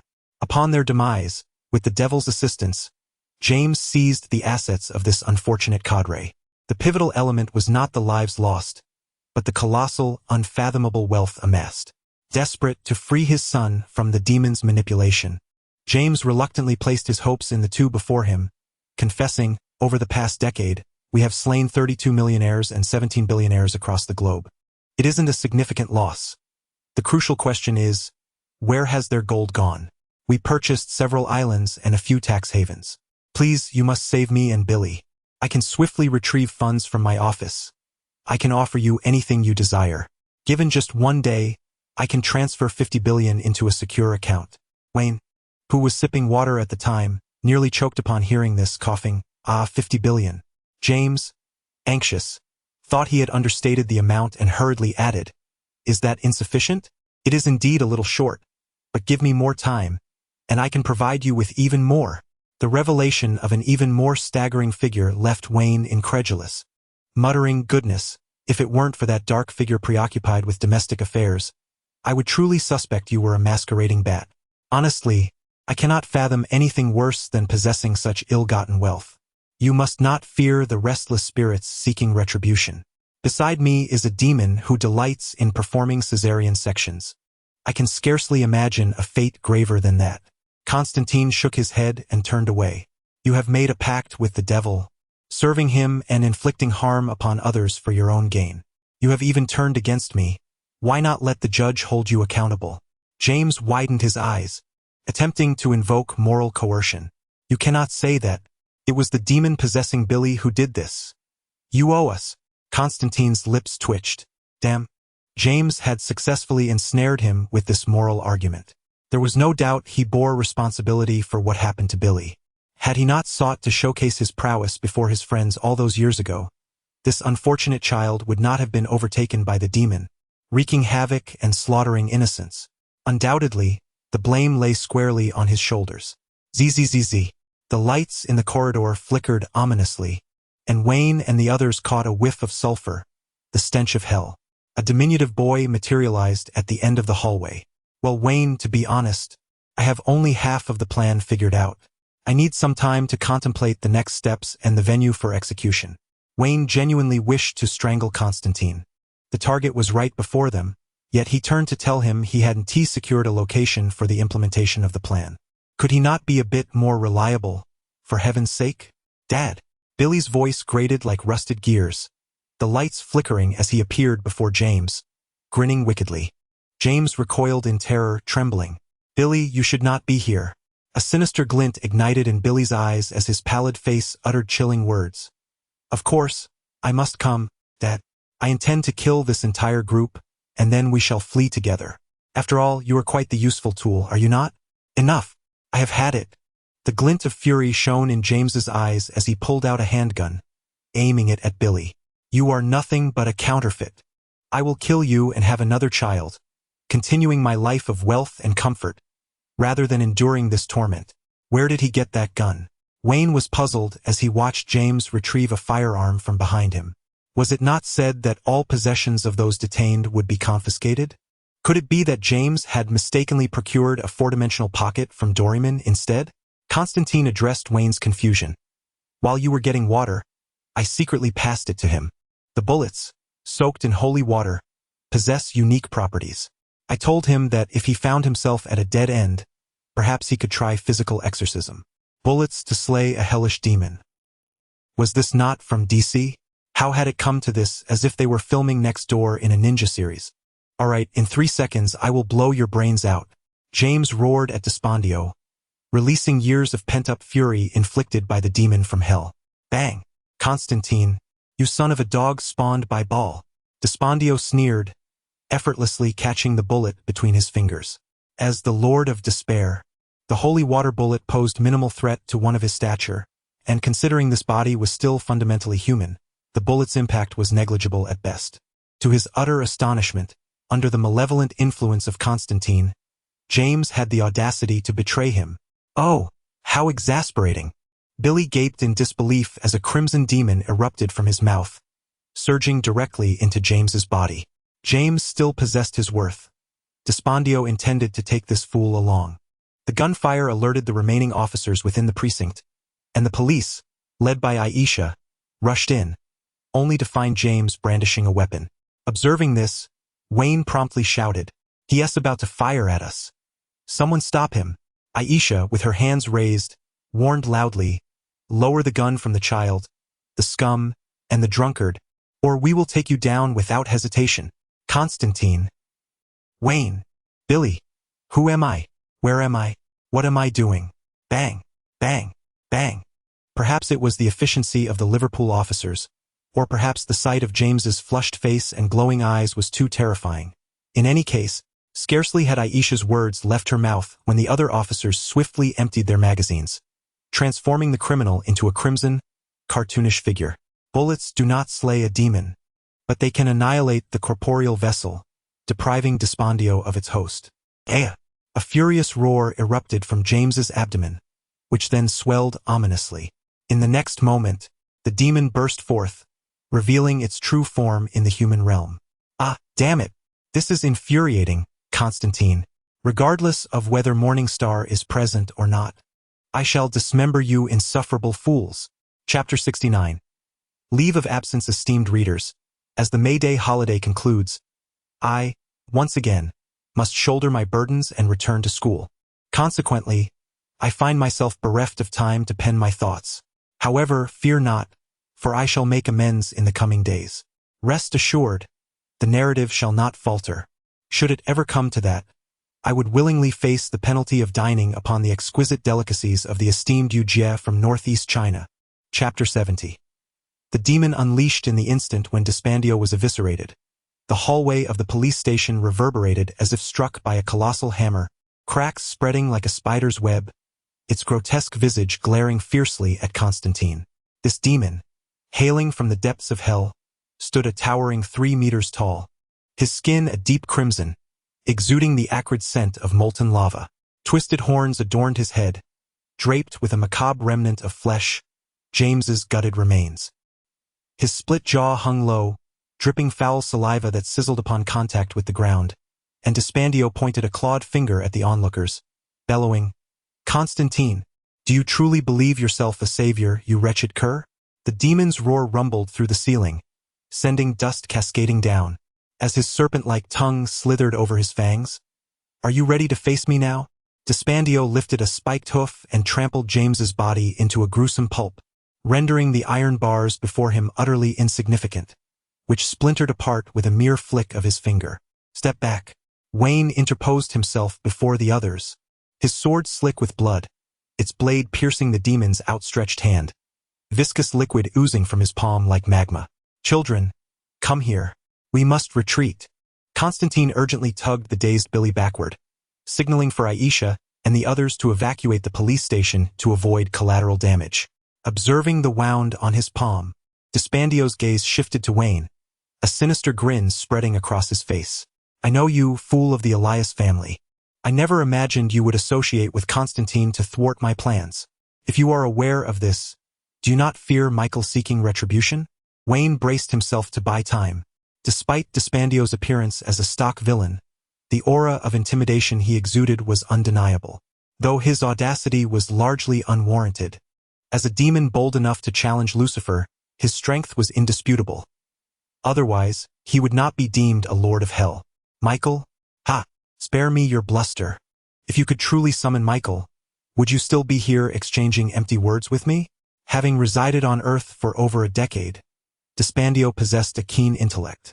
After his encounter with Wayne and the others, he had dispatched James to uncover every detail about his adversaries. Initially, the revelation of Elias' lineage had instilled a profound fear within him. However, upon regaining his composure, Despandio discovered the situation was not as dire as it appeared. According to the intelligence gathered, the Elias family had been decimated, leaving only Wayne alive, with many of their treasures pilfered, including the most crucial feather, long since vanished, while the Stone of Moses was now in his possession. In essence, the Elias family had become a mere shadow of its former self, devoid of the power to summon celestial aid or thwart his plans. Gazing at the wound in his palm, Despandio felt the flesh pulsating, forcefully expelling Wayne's blade, which then miraculously healed before his eyes. "Your sword is no magical artifact. It appears the issue lies within your blood," he mused as his form began to swell, rapidly pressing against the ceiling, his sharp horns effortlessly puncturing through. "It must be that drop of sacred blood from Seth in your lineage. I never anticipated you could merge with it. Alas, with such feeble efforts, it is akin to mere tickling."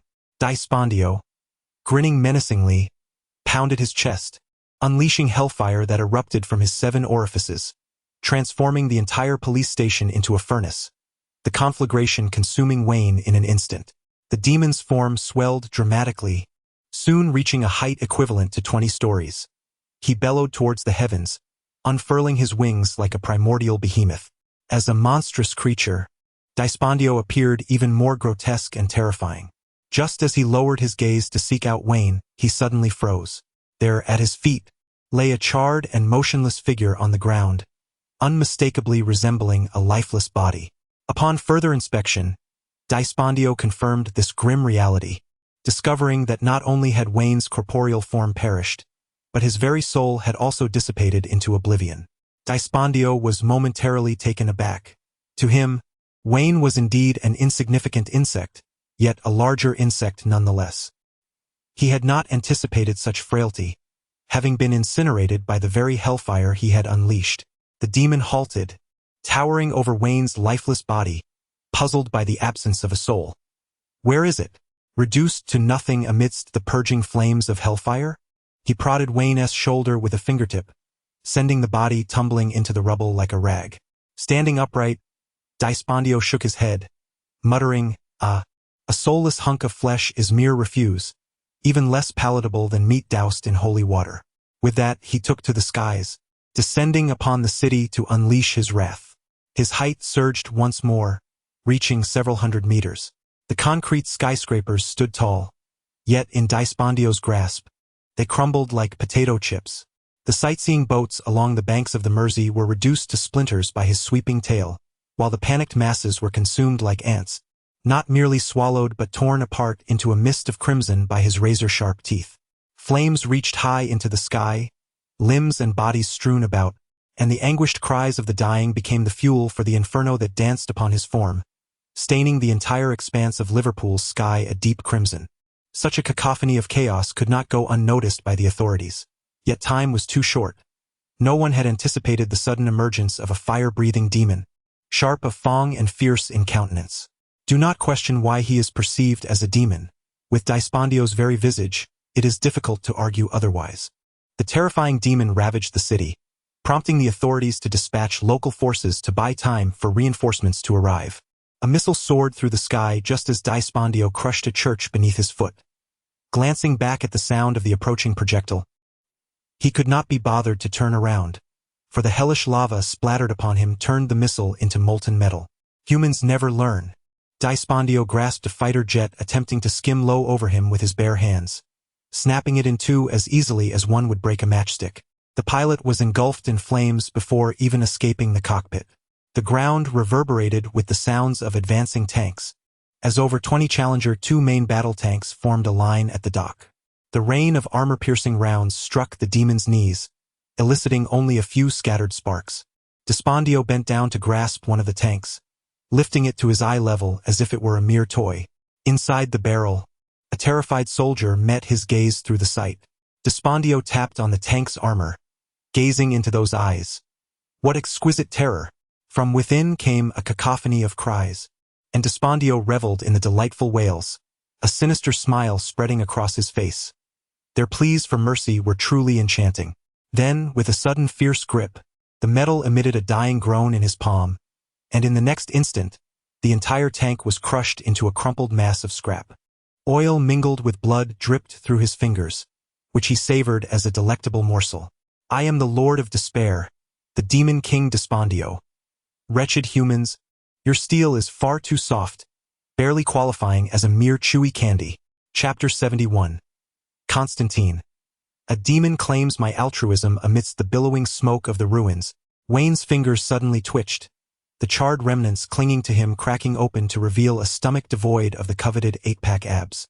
Bloodied and battered, he crawled out from the rubble, expelling a mouthful of blackened blood, and stood naked, shaking off the soot that adhered to his skin. He retrieved a set of clothes from his system space and donned them. The act of feigning death proved remarkably effective. He ran his fingers through his hair, relieved to find it intact, sparing him the need to later cosplay as the bald-caped hero. Before entering the police station, Constantine had drawn a rudimentary magical array on both of them, successfully shielding himself from the lethal flames with the defensive spell. Utilizing his feigned death skill, he had cleverly deceived Dispondio, managing to survive. However, The magical array had been incinerated in this assault, leaving little hope for its efficacy in future encounters. The sound of footsteps echoed behind him as Constantine, his hair now a striking gray, slipped inside. He entrusted Billy to Aisha's care, urging them to find a safe place, secretly wishing he could flee alongside them. Yet, with his kidneys in the hands of the old man, he had no choice but to return and assist Wayne in vanquishing Despondio. From within his cloak, Constantine produced a glass vial filled with luminescent fireflies. As he unscrewed the cap, he explained, "These creatures feed on wounds and are an endangered species. We must cherish the opportunity to be healed by them."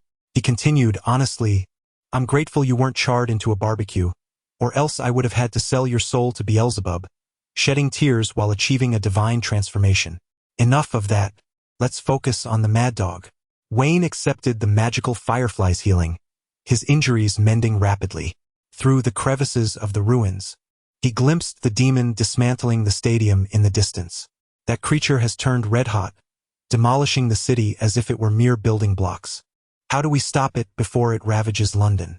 To confront a demon that feeds on despair, we must harness positive emotions such as happiness and joy to defeat it. Of course, we first need to ensnare it, ensuring our plan doesn't get thwarted before it even commences, leaving us as mere pulp. Location. Please don't tell me this battlefield strewn with corpses is your chosen site for our final confrontation. I'm afraid Despondio might overindulge. Constantine scanned the ruins, his gaze suddenly alighting on a promising spot not far away. A grin spread across his face as he declared, "To Stanley Park Stadium, it's time to engage our little BYD friend and the great demon in a thrilling race against time." Despondio, venting its inner fury, left a scorched earth in its wake, the sulphurous magma corroding the very ground of Liverpool. "Dark spirits, heed my call." After crushing a signal tower, the demon abruptly halted, sensing a summons, a willing vessel beckoning it forth. Despondio shrank in size, transforming into a crimson whirlwind, racing toward the location of the incantation. Mere seconds later, it identified its target atop a black car adorned with cryptic spells and arrays, moving so swiftly that even it could only trail behind, inhaling the exhaust fumes. Constantine. Upon encountering Constantine seated within the vehicle, Despondio was immediately engulfed in fury, for the audacity of the latter to treat him as a mere dog, tethered to a car, was utterly intolerable. He vowed that once he commandeered Constantine's body, he would inflict unspeakable torment upon his soul. "We have arrived at Gladys Street. Where shall we flee before the demon consumes us?" Wayne pressed the accelerator to the floor, executing a dramatic drift onto the street, while Despondio, in wild pursuit, crashed through 3 houses, temporarily left in their wake. "Right turn onto Walton Street. If we navigate around the park ahead, we shall have the upper hand against Despondio." Constantine endeavored to maintain his balance, using a marker to scrawl upon the roof of the vehicle, fortifying it against being obliterated by the demon's wrath. "Goodness! Did your math teacher not enlighten you that the shortest distance between 2 points is a straight line? What stone walls of the park! Witness as I demolish them." Wayne, undeterred, barreled through the concrete barriers and utility poles, smashing through the park's stone wall and charging ahead. Although the front of the car was somewhat deformed, it did not hinder its movement. Conversely, Constantine, failing to grasp the handrail firmly, was tossed about, feeling on the verge of retching. "John, if you dare to vomit in my car, I will ensure your eyes are affixed to the bat signal. You best resolve this matter swiftly." "You are correct. I am indeed a wretched fool. But did you memorize the instructions I imparted earlier? Those lines, repetitive yet concise, should have been committed to memory long ago. Blast it! I am about to sunbathe." Wayne's vision blurred crimson as a torrential rain of fiery meteors descended from above. Boom! The sound was akin to missiles striking the earth, as the vehicle, a BYD, sustained continuous damage amidst the fiery onslaught. The car leapt 3 meters into the air due to the explosive shockwave, the chassis emitting a metallic lament as Constantine lost his balance, accidentally biting his tongue and crashing into the control panel. In that instant, the car's audio system erupted with the infectious melody of Sunshine, Rainbow, Little White Horse. What nonsense! This song ought to be played in a midnight bar. Constantine clutched the passenger seat as the vehicle performed acrobatics, spinning 360 degrees in midair, with white mist billowing from the engine. Next time, I shall play Zhang Guorongzi Fair You, or perhaps the village people's Y.M.C. Wayne secured himself with the seatbelt, shielding his head with his hands. In truth, with his agility, he could have leapt from the vehicle even in such chaos. But gazing upon the deluge of fire from above, he deemed remaining inside to be the safer option. Bang! Bang! The car was propelled thousands of meters into the air, ultimately landing on an untouched patch of grass. Remarkably, it had not yet exploded, its durability rivaling that of a Wuling Hongguang. Constantine emerged from the smoking vehicle, the ground quaking beneath him as Diospandio landed heavily, now restored to its original towering height of 3 meters. Before ordinary individuals, it remained a colossal entity. Diospandio stood resolutely before John, coldly proclaiming, "Constantine, you have summoned me once more. For what purpose?" Constantine, coughing as he rose from the ground, brushed the dust from his garments and, with a hand shielding his face, lamented, "You intend to commit murder. Many innocent lives will be lost. In truth, I have already taken numerous lives and shall claim more shortly. I must prevent you, by invoking my presence within your body as a vessel and offering your soul as a sacrifice to halt my bloodshed. How selfless of you. Yet, I find myself rather fond of this new host of yours. Indeed, that is precisely my intention, and I have grown quite fond of this park. Concluding matters here would be rather fitting. Very well, I have no further business. You may enter now." "As you wish, my dear John."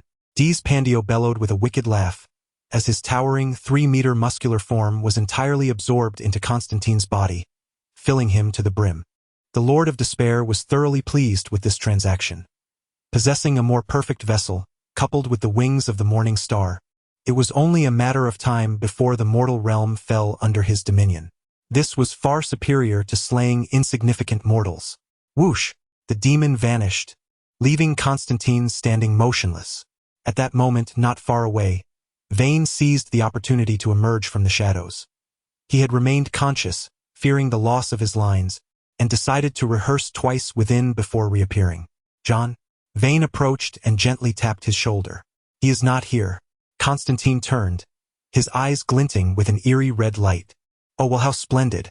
Vane retreated a couple of steps, feeling a wave of relief as he brushed back his hairline. At last, the trap had been sprung. Chapter 72. "How dare you plot against me, you wretched creature? What are you laughing at?"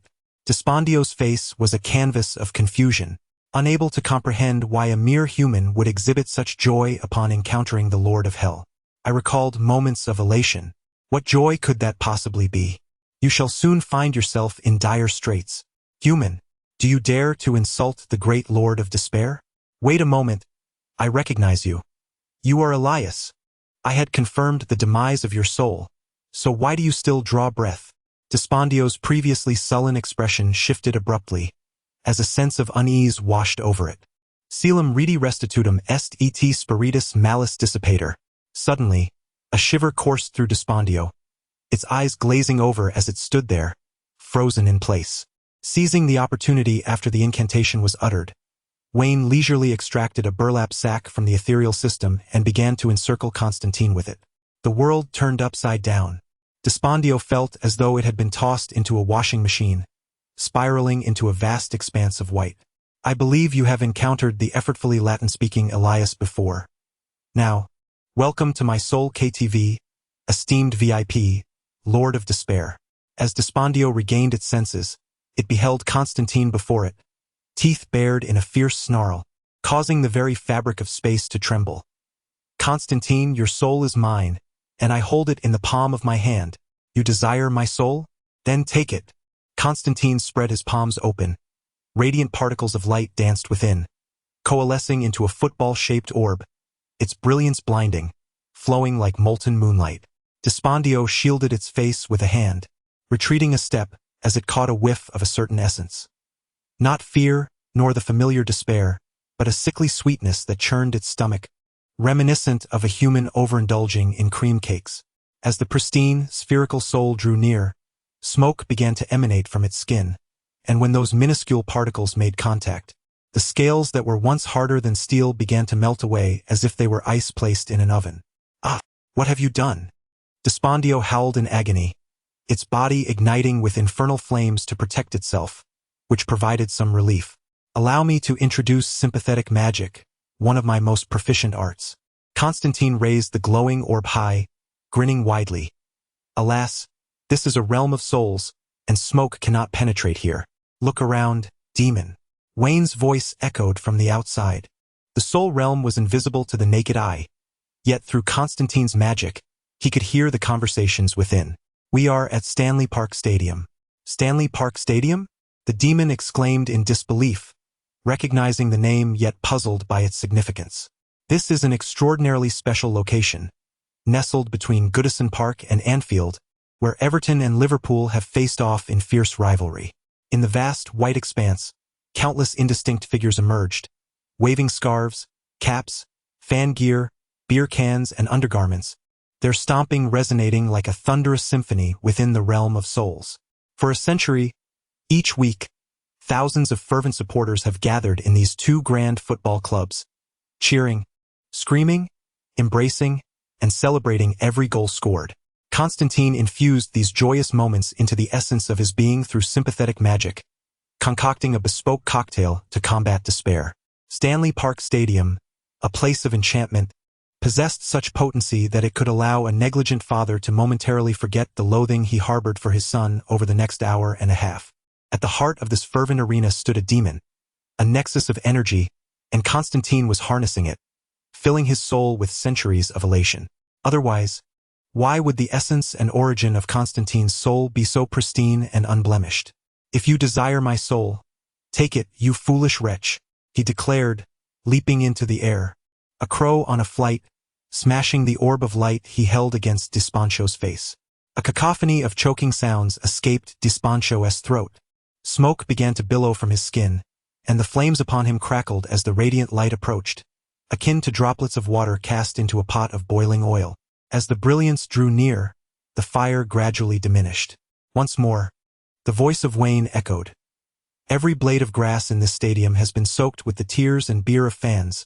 Mr. Despair Demon, do you revel in the amalgamation of malt and joy? Ah! Desponcho curled into a corner, striving to minimize the damage, and shouted in fury. Do you think this can halt me? Once these wretched light orbs dissipate, within 3 minutes, I shall return. In the realm of reality, Wayne was forming a magical circle upon the turf using Gabriel's wing bones, silver light seeping from the bones, resonating with the distant, unextinguished lights of the stadium stands. Suddenly, Constantine's body swayed. His crimson eyes dulled, and he staggered a few steps, resting his hand on Wayne's shoulder to avoid collapsing.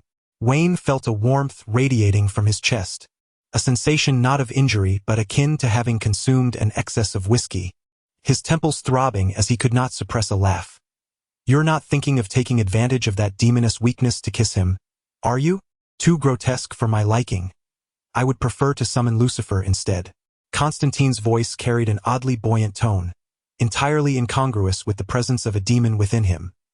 However, this emotional magic could only suppress it temporarily, rendering Desponcho weak but not extinguishing him. Eventually, we must find a place to offload the demon. Wayne repressed his mirth, frowning as he pushed Constantine away. So what shall we do next? Why not let me slay you, using your wretched soul as bait to lure the old one? Not to that extent, not to that extent. Constantine, with a furrowed brow, retrieved a crumpled cigarette and lit it, exhaling wisps of smoke as he elucidated. The emotional magic cannot vanquish the Lord of Despair. I have known this for quite some time. Once this surge of magic dissipates, Despondio shall emerge once again, treating the innocent citizens as mere morsels to devour. Thus I adopted a different approach. If I cannot slay the Lord of Despair, I shall imprison it within a vessel. Naturally, I am not capable of such a feat, nor can I expect anyone, especially a terminally ill patient, to withstand the turmoil the demon would wreak within. This vessel must possess unwavering will and a unique physique to contain the demon of despair. With that, he directed his gaze towards Wayne. Wayne replied, "It appears my plan is more feasible. Do not fret. Feeling dizzy is commonplace. I shall summon old Lou using the fragrant essence of your soul." With an expression devoid of emotion, Wayne silently drew his blade and poised it against Constantine's neck. Unexpectedly, Constantine showed no signs of distress. In fact, he seemed almost amused. After exhaling a cloud of smoke, he grinned and said, "Fear not. My plan has already succeeded halfway. The demon has taken residence within you." "What?" Wayne exclaimed, utterly bewildered. "When did this happen? Could not have been more than 2 minutes. Surely this was a jest?" "Oh, I neglected to mention that the formation you set up serves 2 purposes. The transfer spell was triggered when I touched your shoulder," Constantine explained casually. "Guarantee you supposed to say that was a sealing formation?" Wayne was on the verge of losing his temper, now understanding the source of his earlier inexplicable heat and urge to laugh.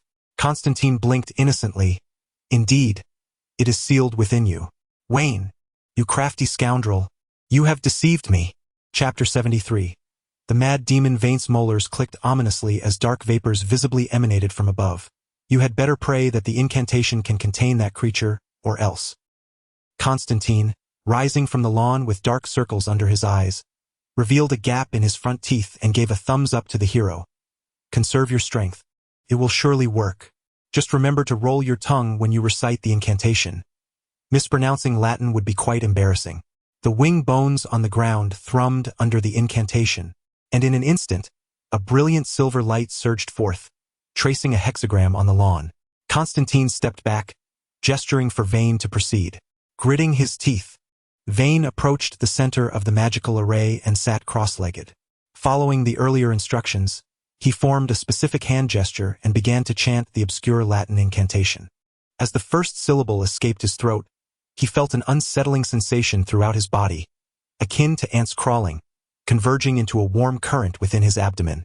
The spell given to him by Constantine resonated with the drop of holy blood within him, amplifying its power to facilitate the sealing ritual. "Sealum. Murda." Upon uttering this phrase, the bone wings on the ground radiated even brighter, transforming into pristine chains that coiled around his wrists like living entities, binding his body and piercing through his back into the earth. Constantine interjected, "Remember to stay focused, even if it takes the form of your boyfriend, stripping down to seduce you." His words were cut short by Vane's glare, and as the incantation reached its conclusion, a beam of light surged from the center of the hexagram. At that moment, he could distinctly feel something within him thrashing violently, accompanied by a roar from his abdomen. The power of the seraphim? You dare to attempt to confine a lord of hell? Ah, Constantine, you wretched spawn. I curse you. Dyspantio found itself bound by silver chains in the realm of souls, the celestial energy coursing through them causing immense discomfort, while Constantine continuously infused emotional magic to suppress it. Realizing that inaction would lead to its downfall, it unleashed its full power, igniting flames that erupted into a massive surge of red and black energy, formidable enough to rival Vane and his companions. In the physical realm, the clash of energies within Vane's body against the demonic force led to a dramatic transformation in his appearance. The right side of his face grew warm, enveloped in holy light, with veins beneath his skin shimmering with golden hues, while the left side visibly carbonized, revealing the skeletal outline of hellfire pulsating beneath. Quite striking. Indeed, a fallen angel with a dual visage. This look could grace the runway at Victoria's Secret. Constantine whistled appreciatively, anticipating Dyspantio's retaliation. In fact, its lack of resistance would have been the anomaly. After years of wielding power and influence, who would readily accept being bound and cast into a dark confinement without a fight? In the struggle against the demon, Constantine concealed yet another secret.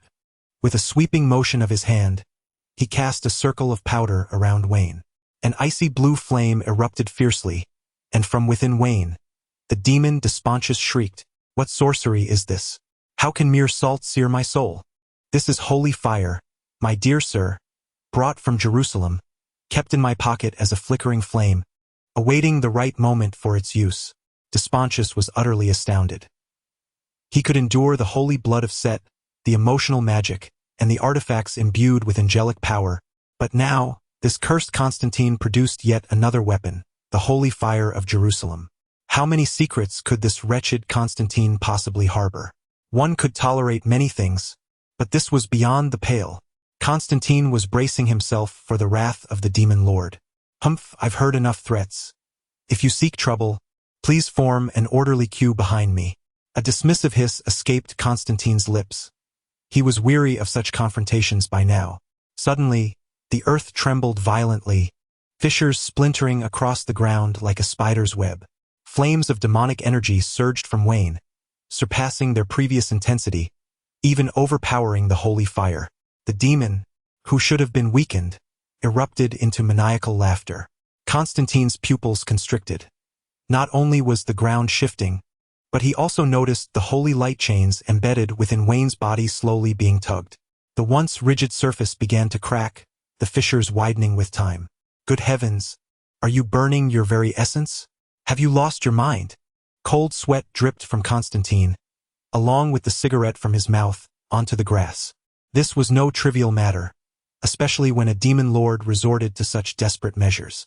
Burning one's essence as a demon could yield immense power, even allowing him to unleash his full strength on earth. Yet, due to his status as an illegal entity, the constraints of the mortal realm would be even more pronounced, and the backlash would be unimaginable the more power he expended. The worst-case scenario would involve Despontius suffering catastrophic backlash, losing control of the infernal energy within and becoming an explosive powder keg that could obliterate the earth. The best-case scenario would see Despontius barely managing to reign in the tumultuous energy, successfully seizing Wayne's corporeal form, yet suffering damage to his essence that would necessitate a slumber of thousands, if not tens of thousands, of years to recuperate. This old fiend was truly reckless. A mere reprimand sent him into a frenzy of self-destruction. Constantine frantically rummaged through his collection of magical artifacts, seeking something of use. The sound of rushing winds filled the air, and from the distant ruins of the city, dark mist began to rise. The anguished cries of countless souls drifted on the breeze, and Constantine beheld those forlorn spirits transforming into fuel, as Despontius expanded wildly on the despair of millions. What madness is this? Does this fool not think his demise is swift enough? With this buffet of despair consumed, he might very well explode. Just as Constantine was spiraling into despair, a yellow taxi crashed through the crumbling debris, screeching to a halt. "Chaz?" Constantine was taken aback. The individual emerging from the vehicle was none other than his nominal apprentice. "Chaz, Mr. Constantine, it seems you could use some assistance," Chaz exclaimed with a cheerful grin, despite appearing quite fatigued, his eyes still sparkling with vitality. He opened the rear door to reveal 5 stone tablets lying quietly within. "Is this the stone tablets inscribed with the 10 Commandments? Where did you acquire them?" The well-informed Constantine immediately recognized their origin, his surprise evident as he inquired further. "I discovered them in James's bank vault," Chaz replied, shrugging nonchalantly while spinning a tale. "You know, with demons running rampant and Liverpool in chaos, who has the time to worry about banks? Once I considered that, I promptly rummaged through James's belongings, and to my astonishment, I uncovered so many treasures." Constantine's lips twitched. The fabrication was quite impressive, but he hoped Chaz would refrain from such storytelling in the future. Chapter 74. The evil spirits of Wuji Town. Constantine scratched the back of his head in silence, pondering when Chaz's rhetorical skills would ever improve. Among the 5 stone tablets, one belonged to the Elias family, a photograph of which he had seen. If memory served him correctly, he had encountered replicas of the remaining 4 tablets a few years prior at St. Peter's Basilica, while the genuine articles were purportedly hidden deep within the Vatican.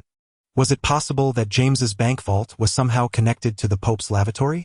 However, at this moment, Constantine had no time to expose Chaz's clumsy lies. He huffed and puffed as he moved the 5 stone tablets into the designated positions of the magic circle. Then, he swiftly recited the incantation, and the tablets, guided by an unseen force, began to glow in unison, their radiance converging and soaring towards the heavens. Boom! A robust beam of light erupted, forming a luminous barrier in the sky that effectively halted the onslaught of vengeful spirits. With the absence of the ghastly wails that had once bolstered Despondio, his roar diminished significantly, evidenced by the flames flickering weakly from the skeletal visage on the left of Wayne. "Wayne, once you've had your fill of slumber, spring into action within the realm of souls," Constantine shouted hoarsely. The The final step was to subdue the beast, ensuring that this ancient menace would remain sealed forever. As soon as the words left his mouth, Wayne suddenly trembled, his eyelids fluttering as he roused himself from the oppressive grip of Dispondio. Shifting perspectives within the soul space, Dispondio resembled a towering black-red volcano, desperately straining against the chains that bound him. With a swipe of his claw, he conjured a massive, fiery axe, its blade etched with countless anguished faces perpetually crying out in despair.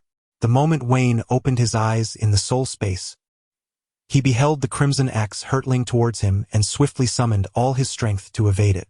Thud! The axe struck the ground, unleashing an enormous shockwave. In the physical realm, even if Wayne had not been cleaved to shreds, the sheer force of the impact would have reduced him to a mist of blood. Yet, this was Wayne's sanctuary, the realm of his soul, fortified by sacred blood, emotional magic, divine fire, angelic power, and the tablets of Moses, all continuously shielding him. Get out there. Take that creature down with your bare hands. Wayne felt invigorated, possessing the strength to confront the Lord of Hell. He was only lacking a suitable weapon to behead Dispondio. Curse it! You've drained all our resources. Where am I to find a weapon for you? Constantine was about to unleash a tirade when Chaz, as if performing magic, produced a rusted spear from his cloak and placed it into Wayne's hands. In the next instant, a flash of white light enveloped the spear, seamlessly transferring it into Wayne's grasp. Bring forth the blade. Wayne grasped the spear, which vibrated with a resonant hum. The rust dissipated, replaced by an immaculate radiance.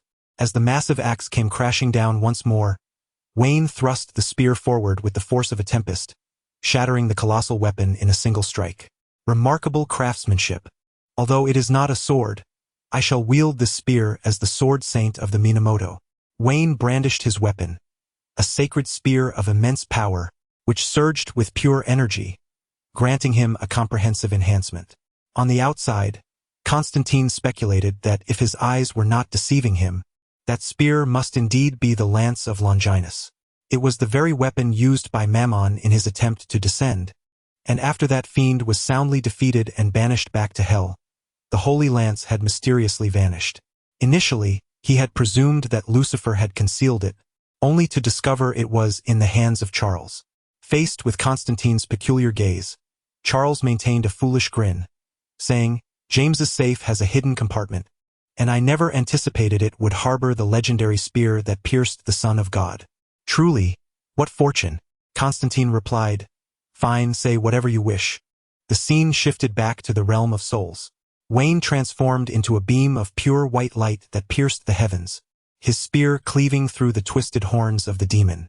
Deus Pandio roared in fury, his body erupting with bone spikes, each entwined with dark red flames, exuding tremendous power that stirred the very fabric of space. The special effects were certainly impressive. However, after unleashing a torrent of flames, not a single hair on his opponent was singed. Instead, Wayne wielded the holy spear like a windmill, causing hellfire to cling to its tip, ultimately gathering into a massive dark red fireball. With a resounding shout, Wayne hurled the fireball back, which detonated upon striking the demon's chest. Deus Pandio, wounded and retreating, did not suffer any grievous injuries. Wayne had made a miscalculation. Demons possessed great resistance to their own powers, unlike the cinematic portrayals where such tactics led to their demise. This would indeed be a source of amusement. Having just acquired a high-level weapon, Wayne was still grappling with its usage and lacked the time for experimentation. Thus, he opted for the most straightforward and forceful approach. Gripping the spear's handle, the holy blood within him surged, and sacred flames spiraled into the spear from the hexagram formation, transforming angelic power into a liquid flow of light. Ultimately, the holy light poured in, condensing the spear's tip into a blazing white star. The star emitted a high-frequency tremor, fracturing the ground of the soul space like a spider's web, melting into a surging ocean of light. Faced with the spear's terrifying energy, Deus Pandio's expression shifted dramatically. The bone spikes crumbled under the pressure of the energy. Howling, it constructed layers of skeletal walls, its instincts warning it of the imminent danger. Yet, fueled by arrogance and disdain for humanity, it chose to endure, despite being bound and compelled to resist. is nothing, just a bit of commotion. What could a mere human possibly devise? The Lord of Despair reassured himself internally. Accepting the situation with a smile was all that was needed. With a swift motion, the holy spear erupted with a radiance akin to the sun, as time seemed to elongate into viscous strands of light. The beam of stellar energy pierced through the skeletal walls, enveloping Deus Pandio. Under the purifying power, it felt as if struck by a mighty hammer. The colossal form of the demon emitted wisps of black smoke, visibly shrinking at an astonishing rate, until it was reduced to the size of a mere doll. It was time to conclude this. Wine cannot soar through the skies. Rather, he employs a rough but direct manipulation of various energies to lift himself aloft. The holy lance he wields commands countless chains that ensnare the heads and limbs of the demons. With a mere snap of his fingers, 5 stone slabs materialize in the air, swiftly diminishing in size and entering his being. Within the realm of his soul, each slab transforms into 5 blazing peaks reminiscent of Mount Sinai. It is said that Moses received the 10 Commandments there, rendering it a sacred mountain in the hearts of the faithful. However, wine has altered this sacred site, merging the 5 peaks into one formidable force, unleashing a descending palm technique. A thunderous crash ensues, driving Despondio into the ground. After a moment's contemplation, Wine deemed it insufficient. He converted the remainder of his emotional magical energy into a talisman, affixing it atop the peak, thus becoming the final straw that breaks the camel's back. A resounding boom reverberates as Despondio's roar echoes within the confines of consciousness.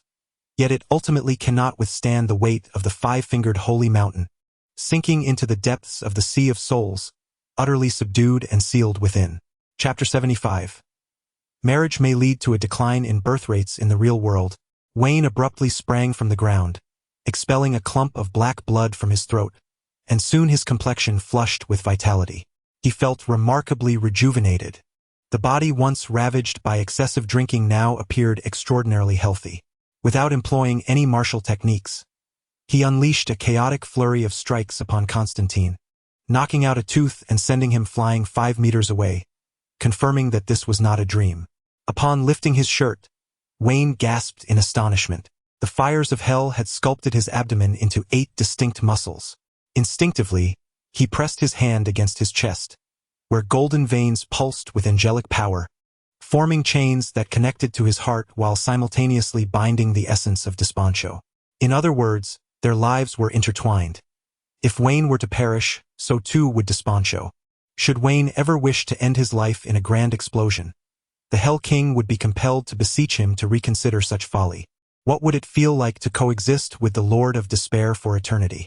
Constantine rose from the lawn, magical fireflies diligently mending his injuries, and soon his handsome visage was restored. Better than I imagined. At least I need not worry about alcohol poisoning or cirrhosis. Wayne glanced down, his right hand reaching out as though he had stumbled upon something amusing, and it seemed there was even more to discover.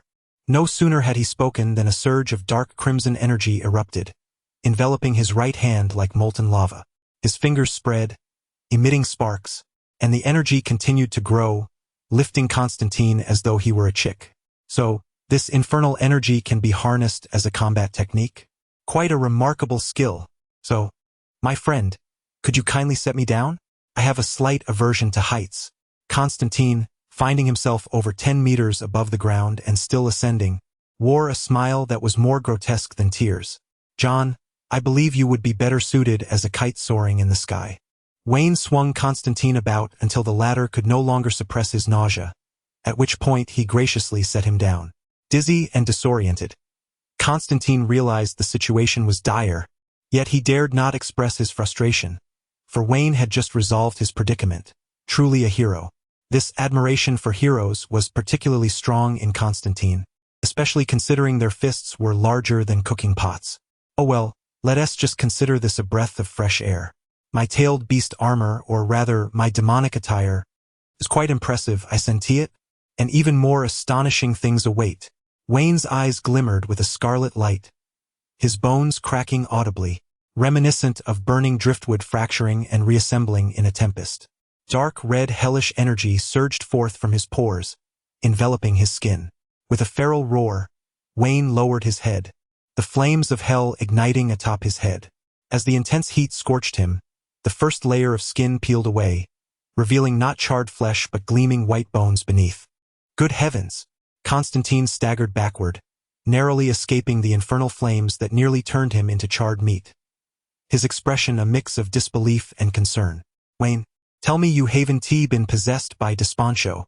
Now, Vane's skull has entirely transformed into a burning skeleton, with 2 clusters of blood-red demonic light pulsating in the eye sockets. The acrid scent of hellish sulfur oozes from between his teeth, saturating the air. His right hand is outstretched, as icy blue sacred flames coalesce within it, and his body casts a distorted shadow under the illumination. The new trick brought forth by the Demon King power bank seems rather fitting for me, doesn't it? Vane's voice is deep and hoarse, reminiscent of a Batman with a voice modulator. Constantinus' lips twitch. Adorned in heavenly attire, with his family engaged in dealings with the Vice Lord of Paradise, yet he resorts to the power of a hellish Demon King. Now, you ask me if you are fitting? To be honest, it is indeed quite apt. For Vane's heart is as dark as his hands, and this Demon King guise suits him perfectly. It appears I need not continue procuring materials for optimizing battle gear. Vane forcefully slashed his arm with the grass-cutting sword, remaining unyielding under the protection of hellish energy, even with the addition of sword energy. It seems he can essentially bid farewell to the damage inflicted by ordinary firearms. Yet, it remains uncertain whether he can withstand the likes of nuclear hydrogen. If he cannot endure, it matters not, for Vane possesses another technique, cough. He refers to the Demon King body constructed from primordial demonic power. However, this technique demands considerable energy, and with Desponcho severely wounded, he cannot extract such resources for the time being. Nevertheless, Vane feels compelled to attend to other matters. With superhuman vision, he swiftly surveyed the distant city, the cries of survivors piercing the air, a dissonant sound that is quite uncomfortable.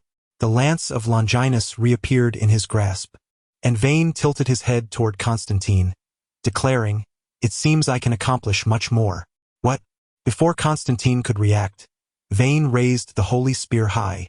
Pure white flames erupted from the spear's tassel, instantly enveloping the entire weapon, once more unleashing a magnificent holy light.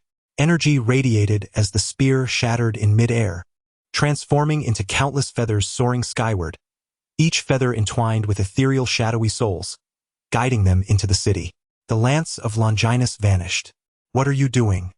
Constantine stared in disbelief, a vague suspicion stirring within him that Vane was about to undertake something monumental. The Son of God resurrected after 3 days, and with the spear tainted by divine blood, could this imply that it possesses a similar effect? Its essence is not rooted in slaughter. Its true power lies in salvation. Should it not be regarded merely as a weapon of death, thus overlooking its significance in salvation? Ah, even Jesus would leap from the cross to give you a thumbs up. Chaz, wouldn't you agree? Constantine raised his thumb, praising the comprehension displayed, truly befitting a liberal arts student. Chaz? Receiving no response from the young apprentice, Constantine turned to find that apart from a yellow taxi, there was no trace of Chaz. Are you angels more adept at fleeing than assisting Vane in any tangible way? Constantine sighed in exasperation, unable to comment on the foolish Birdman's repeated disappearances. Ding! Feathers of pure white light surged forth, drifting like dandelions throughout the city. In the fleeting moment they touched the scorched earth, vibrant green shoots sprung forth, and from the ruins emerged coughing throngs. Under the illumination of the holy light, wounds healed, severed limbs were reborn, flesh and blood once again blossomed. The feathers transformed into healthy bodies, and the wronged souls, having undergone the baptism of the sacred light, seamlessly reintegrated into their corporeal forms. 3 seconds later, eyelashes fluttered, eyes opened wide, and they collectively resurrected without exception. Joy and awkwardness danced in the eyes of the people. They rejoiced at the miraculous event in Liverpool that allowed them, cleaner than their wallets, to rise once more. Yet, the awkwardness stemmed from the fact that resurrection by holy light came without garments, leaving nothing to the imagination. Nevertheless, this sentiment was swiftly overshadowed by elation, as some overly enthusiastic individuals began to embrace and nibble on one another. Statistics revealed that, as of today, Liverpool's birth rate had plummeted to below 1. 5. Curiously, the number of individuals seeking marriage registrations had not only remained steady but increased. In response, the Church of England expressed vehement protests. Chapter 76. Lucifer. The affable devil Wayne reverted to his ordinary appearance, gazing at the dissipating shards of the holy lance in the sky. Rubbing his palms, still warm from the recent battle with the demonic sovereign, he watched as the once formidable artifact transformed into countless specks of light, vanishing entirely from the earthly realm. He could not help but mutter in dismay, "Just like that, it's gone. Had I known, I would have taken a little blood shell from above. Come on," Constantine exclaimed cheerfully, patting him on the shoulder. "Hundreds of thousands have risen from the morgue to dance the pole dance. If you hadn't thwarted the demon, to put it mildly, 52,000 lives would have been saved. To exaggerate, it could be 520,000, all thanks to Elias. My friend, you didn't merely wield the holy lance. You clearly swiped God's credit card for a hefty sum of merit. Even Jesus would grant you a platinum membership card, personally stab himself and gift it to you as a weapon." Wayne raised his hands in mock surrender, arching an eyebrow. "So, can I exchange merit points for a holy lance to play with? A holy sword would suffice as well. You'll have to ask God about that. I'm not in charge of payroll." At that moment, Constantine seemed to recall something, draping an arm around Wayne's shoulder with a mischievous grin. "I have an idea. Remember how we learned that old James had a substantial amount of ill-gotten gains? Indeed, I recall that. What's the plan? Are you thinking of absconding with the money to buy your own private island for a leisurely existence?" No, Constantine interjected, wagging his finger in front of Wayne's face with a sly smile. "What I mean is, now that this old chap has been turned to ash, we should, like the virtuous Robin Hood, utilize this ill-gotten wealth to improve the lives of the Liverpool disaster victims. After all, rebuilding a city is no easy feat." Wayne looked at Constantine, suspicion etched on his face, as if he were an extraterrestrial. "John Constantine is actually proposing charity? My heavens, please stop right there, so I can ascertain that you haven't been possessed by an angel. 99% of billionaires are the most useless beings on earth. I do not wish to tarnish my record with another negative remark." In a rare moment of seriousness, Constantine explained, "Moreover, this money would allow the citizens of Liverpool to enjoy a few more steaks and purchase some new suits, which is far more advantageous than allowing the church to squander it. Those sanctimonious folks are bound to exploit this incident for profit.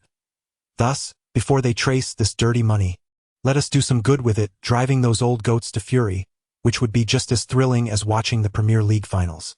Wayne shook his head, laughingly rebuking him. "It sounds reasonable, but I can't shake the feeling that you're merely accumulating karmic merit for your future ascension to heaven." "Who knows?" Constantine replied ambiguously before reminding him. "Now, we need to find an undamaged computer that can connect to the signal to accomplish this feat. No need for such complications. A single mobile phone will suffice." Wayne reached into his sleeve, retrieving his phone from the system space. With some minor modifications, it was still functional even now. With the hacking skills acquired from Barbara, Wayne effortlessly breached the firewall of the Liverpool bank using merely a mobile phone, peeling away the layers of James's concealed, encrypted accounts like an onion.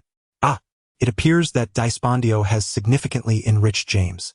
As Wayne scrutinized the transfer records on his phone, an eyebrow raised, he realized that by dawn, Dispondio would be utterly bankrupt, while Liverpool would emerge as the wealthiest city per capita.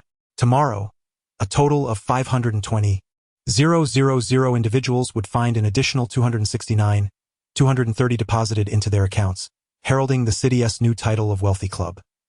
At least they wouldn't be penniless after purchasing trousers. Constantine listened to the distant screams echoing from the city as he addressed the final task. "All right, we must complete our most crucial mission, which is to locate Lucifer and return his accursed wings. No need to worry about this. I have been anticipating it." Suddenly, the air thickened, and a flippant voice emerged. Lucifer stood atop the ruins, still clad in his elegant black suit, greeting Wayne and the others with a bemused expression. "So, how shall I return your wings? Let me clarify, if it involves the gruesome method depicted in American dramas, I object with John's head as a token of dissent." Seeing Lucifer's reappearance, Wayne was unfazed and instead urged him to reclaim his wings. "Considering you saved the entire British Isles, You will certainly receive the honor befitting a hero. Lucifer lightly tapped Wayne twice, proclaiming that the wings were reclaimed. He playfully showcased his wings, the pristine feathers casting a vast shadow in the sunlight, praising Wayne, brother, well done. Although Dispondio's head wasn't hung at the gates of hell, keeping him as a power bank within you is quite a clever idea. I suggest you also incorporate the 7 deadly sins, perfectly completing the assembly of the 8 great demons, capable of toppling even Kryptonians at will. Having assembled all 8, why not add one more, allowing the 9 demon kings to merge into the legendary 10th demon king? Wayne rolled his eyes, contemplating whether to give himself a circle of eyes to realize the Moon Eye project. Lucifer remarked that as long as Wayne could defeat them, he had no objections and could merely leave apples at their graves on Christmas Eve for safety. Wayne wished he possessed such formidable power, but alas, he did not. Perhaps he would revisit the idea post-rebirth of the universe. All right, John, as per our agreement, it's time to restore you to your peak state. Lucifer turned to Constantine, offering a reminder before plunging his hand into his chest. I say, last time the procedure was so gentle, why has it turned so brutal this time? It hurts. Constantine, drenched in sweat, collapsed to the ground, but soon rose, his complexion rosy and his physique robust, a stark contrast to his previous pallor and weakness. He felt it, and it was unmistakably evident. The strongest scoundrel had officially returned. In a buoyant mood, Constantine could not suppress his reckless spirit and playfully flirted with Lucifer, saying, "Hey, my friend, since you have yet to return to hell, may I inquire if I truly fall beneath your standards?"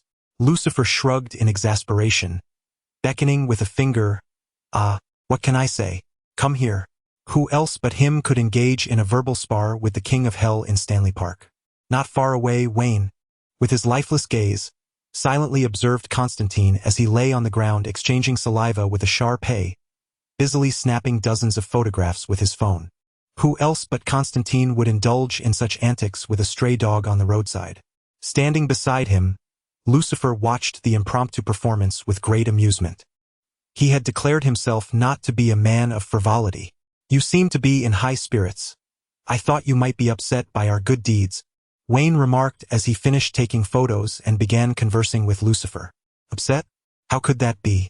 Hundreds of thousands of destitute souls are about to receive a windfall, and I can already sense the burgeoning evil," he replied. "Didn't you take the day off? Are you returning to hell so soon? To hell with that. I am a devil after all. Idleness is no sin. My holiday will never end until I grow weary of it. Besides, those matters are in Wheat's hands. Why not take you all out for some fun? Next time, for sure. My business trip has concluded, and I must return to Gotham to attend to patients, lest a riot ensue in the absence of the director. Very well then, before you depart, it is time to bestow upon our valiant hero the rewards he deserves for his triumphant return." Chapter 77. The greatest 7-colored rainbow in history. Wayne languidly reclined in his seat, gazing vacantly at the clouds beyond the window. The journey back had been solitary, funded by his own means, thus he treated himself to a first-class ticket. As the adage goes, no matter how arduous life may be, one must never endure hardships unnecessarily. After all, it was not that Wayne wished to spare Constantine the indulgence of first class. It was merely due to John's inability to afford 2 first-class tickets. However, matters had changed.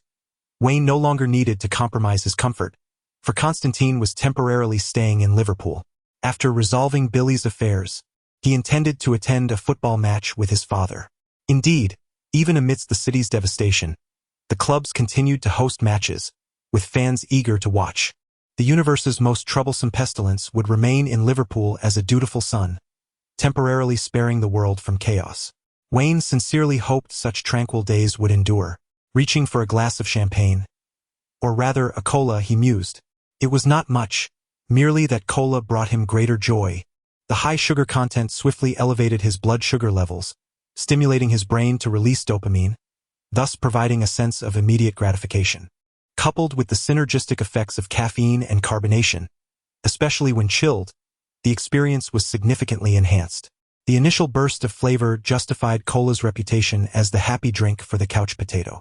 Given Wayne's unique constitution, the side effects of such indulgences bore no consequence to him. The same could be said for fried chicken and barbecued delights. The first-class cabin featured private compartments, and after perusing the menu, Wayne began to scrutinize the gold coins that Constantine had amassed.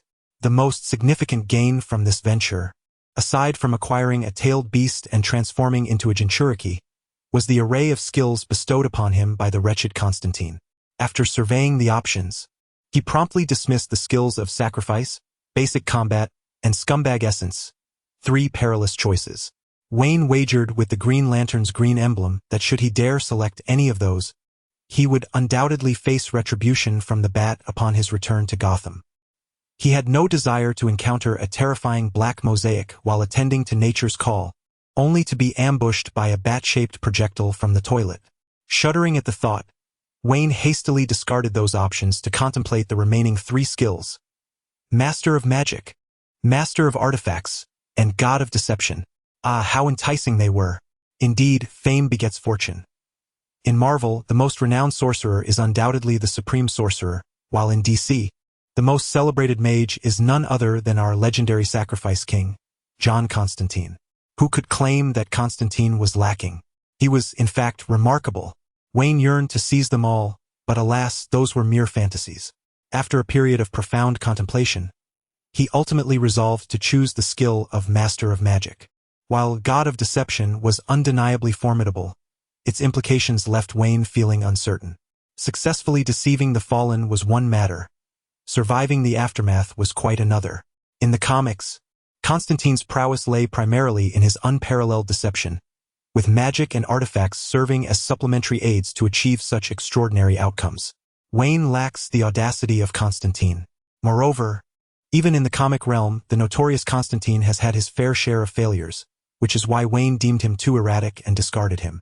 The reason for the elimination of the Master of Props is rather straightforward. Both Batman and the Agile Hero possess an impressive mastery over the gadgets in their utility belts, and Wayne would not be convinced that they lack such skills. Thus, he was not in haste to select this skill, knowing that when the opportune moment arrived, acquiring the skill would be a trivial matter. Although the Master of Magic skill has its pitfalls, these can be navigated at one's discretion, and the magical knowledge it encompasses is undeniably profound. As the adage goes, knowledge is power, a sentiment that resonates deeply within the wizarding community. Had Wayne not been a novice in magic, he would never have fallen prey to Constantine's manipulations. Furthermore, while copyright-protected spells are off-limits, Wayne can still harness the commonplace spells available on the market using hellish energy, and he can even ink ant spells to activate magical artifacts and draw magical circles. In summary, the benefits outweigh the drawbacks, making this choice a sound one. Upon selecting Master of Magic, all other blue bubbles vanished, and the skill flooded Wayne's mind instantaneously. When he reopened his eyes, he gradually grasped the entirety of the knowledge bestowed upon him.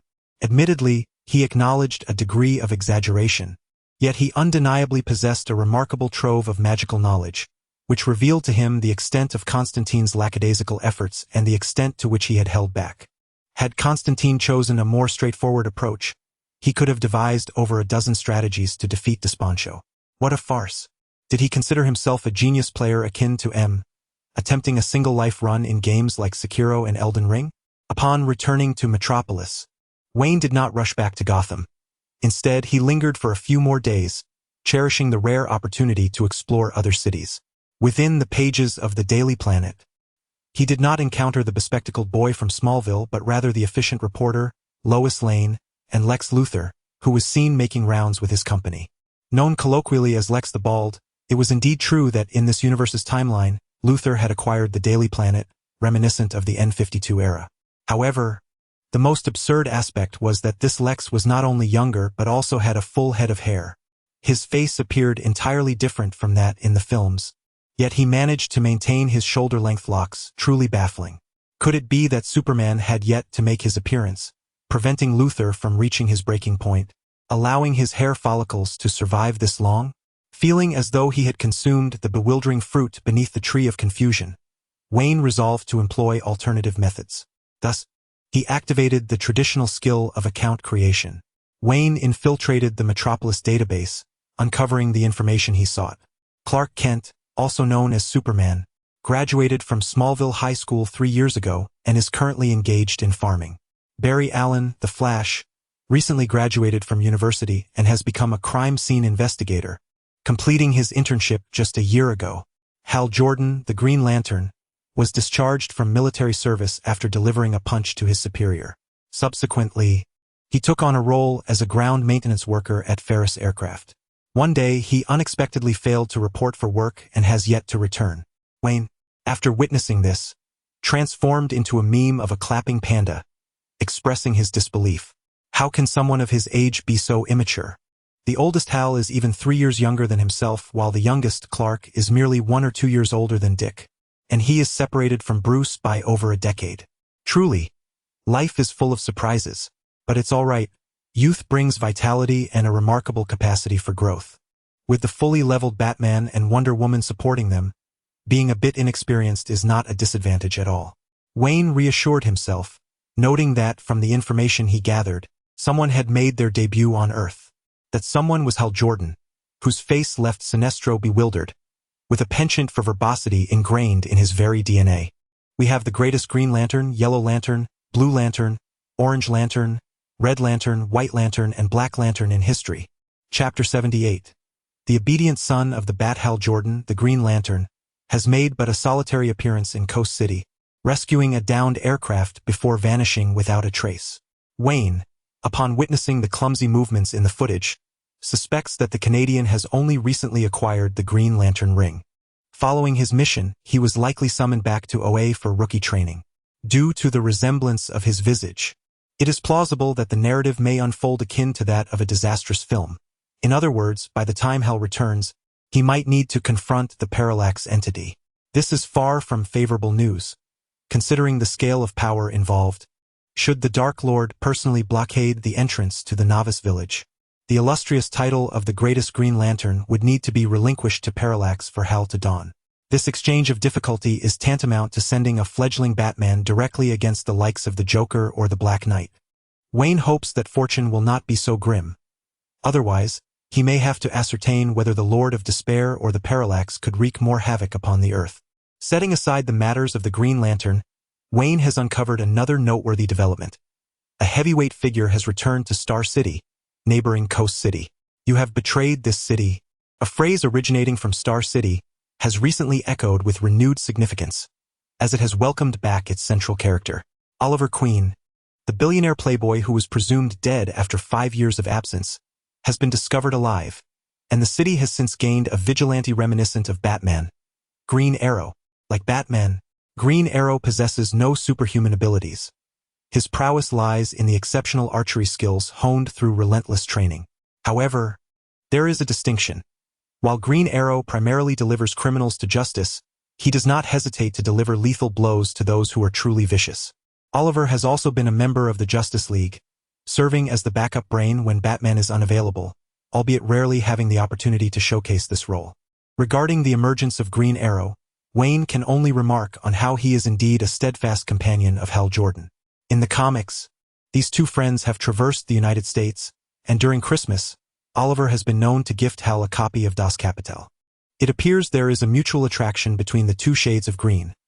Clearly, Oliver's hue surpasses Hal's, as even his hat is green, and the charmingly familiar neighborhood color affords him certain advantages. Though Green Arrow lacks his own standalone film, he has starred in an independent television series spanning 8 seasons. In stark contrast, Hal Jordan not only suffered a failed standalone film but is frequently subjected to the whims of writers in the comics. Thus, one might ponder whether Oliver's reappearance is merely to aid in delivering an arrow to Parallax in the future. Yet, Wayne finds himself more preoccupied with his wife, the enchanting Black Canary, particularly due to her remarkable attributes that rival even Wonder Woman's. Wayne deemed it essential to have the Black Canary undergo a physical examination. After all, bearing such substantial headlights for an extended period could undoubtedly lead to numerous health issues. Appropriate massage and chiropractic adjustments would be beneficial for her recovery. Upon confirming that the Titans of the Justice League still existed in this realm, Wayne felt a sense of relief. The Earth required heroes of their caliber to confront the impending cosmic crises. Meanwhile, in a forgotten corner, a certain wild husband of the Dragon Queen, who possessed the peculiar ability to converse with fish, had something to assert. He felt compelled to reiterate, "Fish do not possess the gift of speech." Suddenly, A thought flickered in Wayne's mind as he absent-mindedly rubbed his head. Just as he was about to return to Gotham, he sensed an unfinished task lingering in his consciousness. Yet he could not recall it, so he decided to dismiss the thought altogether. Simultaneously, in a narrow alley of Liverpool, Constantine darted between trash bins, clutching his head, as gunfire erupted behind him. He kicked aside a moldy sandwich, glancing back at the pursuing figures clad in black, and could not help but curse. What on earth is wrong with this band of assassins? Is it possible that Capital has set me up? No, I haven't wronged anyone recently. Bullets whizzed past his ears, startling him, and as he turned sharply, he inadvertently plunged headfirst into a garbage bin, his face smeared with the stench of decaying vegetables. Hastily scrambling to his feet, he noticed the assassins were still hot on his heels, prompting him to flee in desperation. Who on earth has placed a bounty on my head? In Gotham City, Bruce felt as though his week in the mountains had stretched into an eternity, only to find his return equally tedious. Today, the Batcave was graced by the presence of a rather irritable young guest. Bruce, I leave the rest to you. I can no longer endure his insolence. Dick was overwhelmed, lacking any experience in dealing with children. He attempted to communicate with the boy amicably but nearly lost his head in the process. The days ahead promised to be tumultuous. Bruce cast a stern glance at the unruly child wreaking havoc upon the bats, his brow furrowing as he spoke in a measured tone. Damien, we need to have a discussion. Stop with the theatrics, or I shall rearrange your face. Damien, brimming with hostility, drove a sword through a training dummy, displaying an attitude unbecoming of a son addressing his father. Bruce replied, Listen, child, your mother has informed me that you have been trained by the masters of the League of Assassins. However, this is Gotham, and I am your father. If you intend to remain by my side, you must apply what you've learned for noble purposes, such as combating crime. Combating crime? Ha! Are you suggesting I roast their hearts and feed them to the dogs? Damien scoffed derisively before launching an assault on Bruce. You may be competent, but if you require that steel claw, it signifies you are not yet exceptional.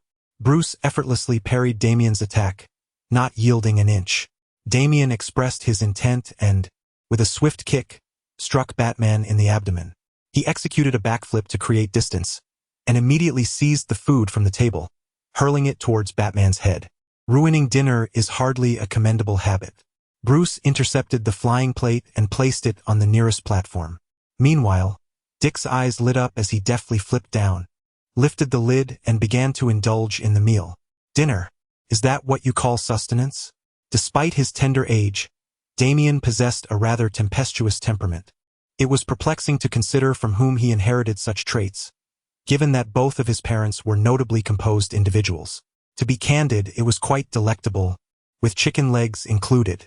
Dick chimed in, only to receive a fierce glare from Damien in response. Thus, I maintain my disdain for unruly children, particularly those with violent tendencies, Dick remarked with a resigned shrug towards Batman before retreating to the side.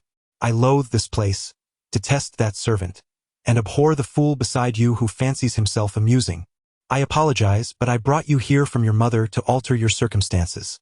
I suggest you take a rest. Being sent here was already against my personal wishes. You have no authority to command me to do anything I do not wish to do, unless you defeat me. Chapter 79.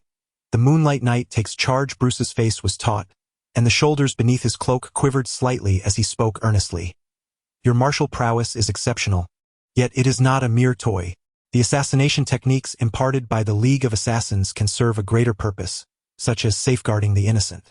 In unfamiliar surroundings, you may feel a sense of unease, but that does not justify flaunting your hostility within the Batcave. Protecting the innocent? Damien scoffed, his sword's tip deftly piercing the bullseye of a training target. A mundane act, merely a fade to mask his own frailty. It is no wonder you stood powerless as your parents perished before your eyes. Oh dear. Dick could not help but shake his head, thinking these words were ill-advised. Indeed, in the next moment, the sound of Damien's sword was abruptly silenced as Bruce's hand gripped the blade. No matter how forcefully Damien struggled, that powerful hand remained immovable. It was then he noticed the icy glare emanating from his father, the tone laced with a chilling authority. Repeat that.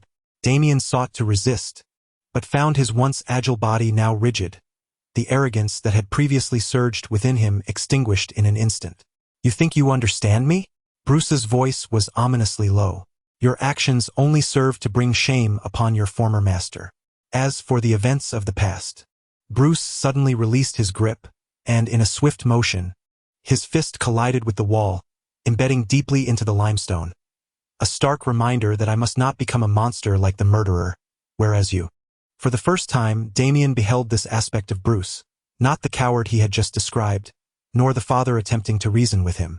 The man before him radiated the oppressive aura of the dark night. The billowing cloak surged like the wings of a great beast. A shiver coursed down the back of his neck as he realized the gravity of his earlier words. Yet he still attempted to retort, only to find himself silenced by Bruce's unyielding gaze. In those eyes, there was no fury, merely a glacial coldness that pinned him in place. From this day forth, your first lesson shall not be about killing, but restraint. You will have the opportunity to prove yourself to me, but until then, bear patiently. Bruce's voice carried an undeniable authority, and he turned to depart. Why yes, father. Damien appeared genuinely shaken, standing obediently in place, too intimidated to retort against Batman once more. Dick followed Batman as he left, and along the way, he inquired, "This kid's sharp tongue rivals that of Wayne. I hope you have a plan to temper his fiery temper. He will, after receiving the proper guidance, undoubtedly change. It merely requires time. Very well, as long as you have faith. However, I must mention that the Spectre has returned to wreak havoc, and has imprisoned the mayor in Blackgate Penitentiary. Clearly, it is time for us to take action. Gotham Airport. The Knights of Gotham are forever akin to a moldy piece of cheese, foul and sour. Wayne, having endured 7 or 8 hours confined within an airplane, stood yawning at the airport entrance, his shadow elongated by the streetlights, rendering him somewhat unrecognizable. Even at 2:30 in the morning, numerous taxis still sought passengers. Wayne grumbled to himself, "How can I be considered a public figure when not a single fan has approached me for an autograph, simply because I haven't shown my face?"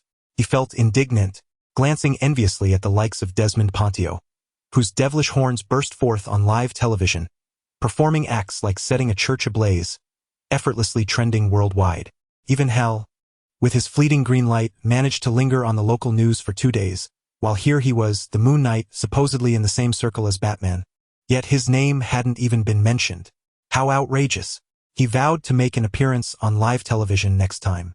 Hailing a taxi, he was fortunate not to encounter a dishonest driver this time. Without any malicious detours or slow driving, he returned to the new Arkham Asylum in merely half an hour. Upon arriving, he activated the voice control mode to illuminate the lobby and proceeded to the special ward.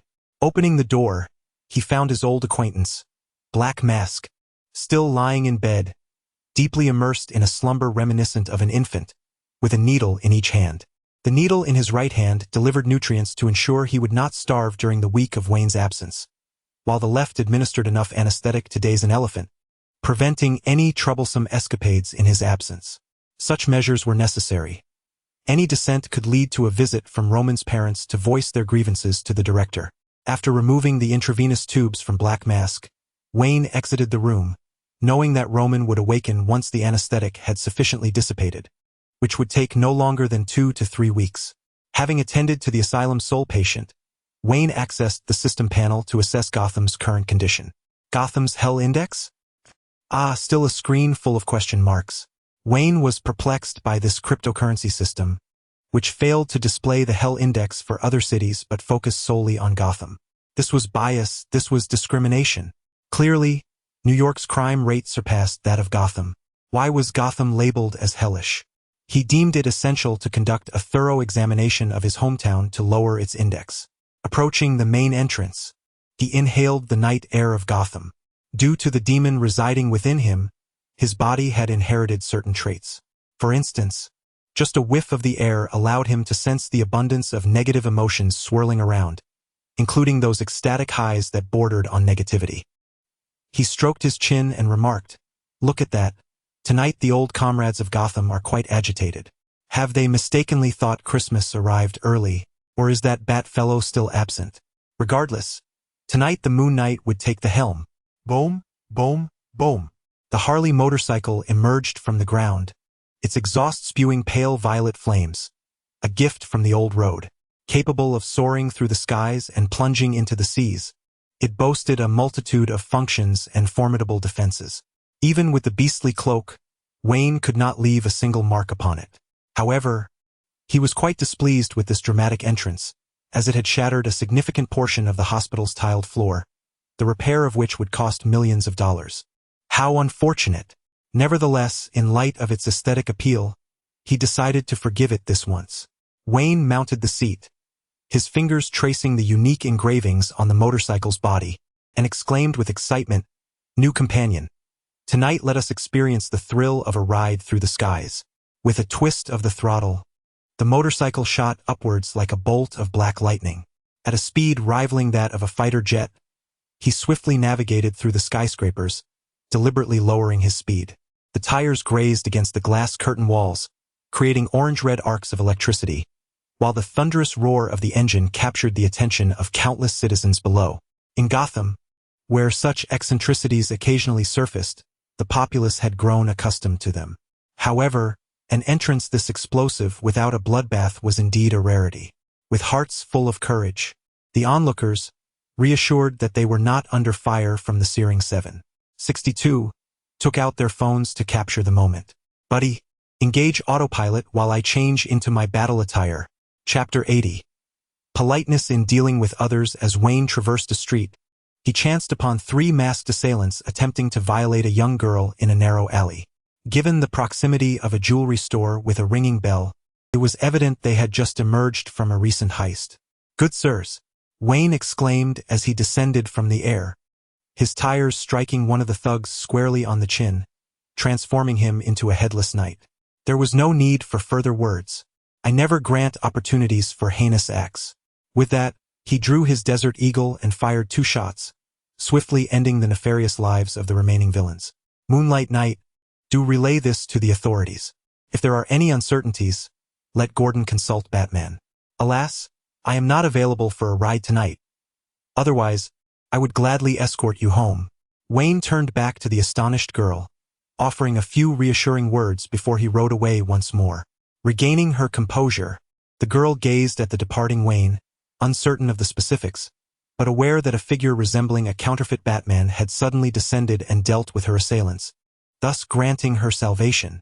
Dressed as he was, he certainly appeared to be yet another admirer of the Dark Knight. The scene shifted as Wayne sped into a derelict industrial district. The night held little sway over him now. While passing by, he caught sight of figures moving atop the roof of an abandoned chemical plant.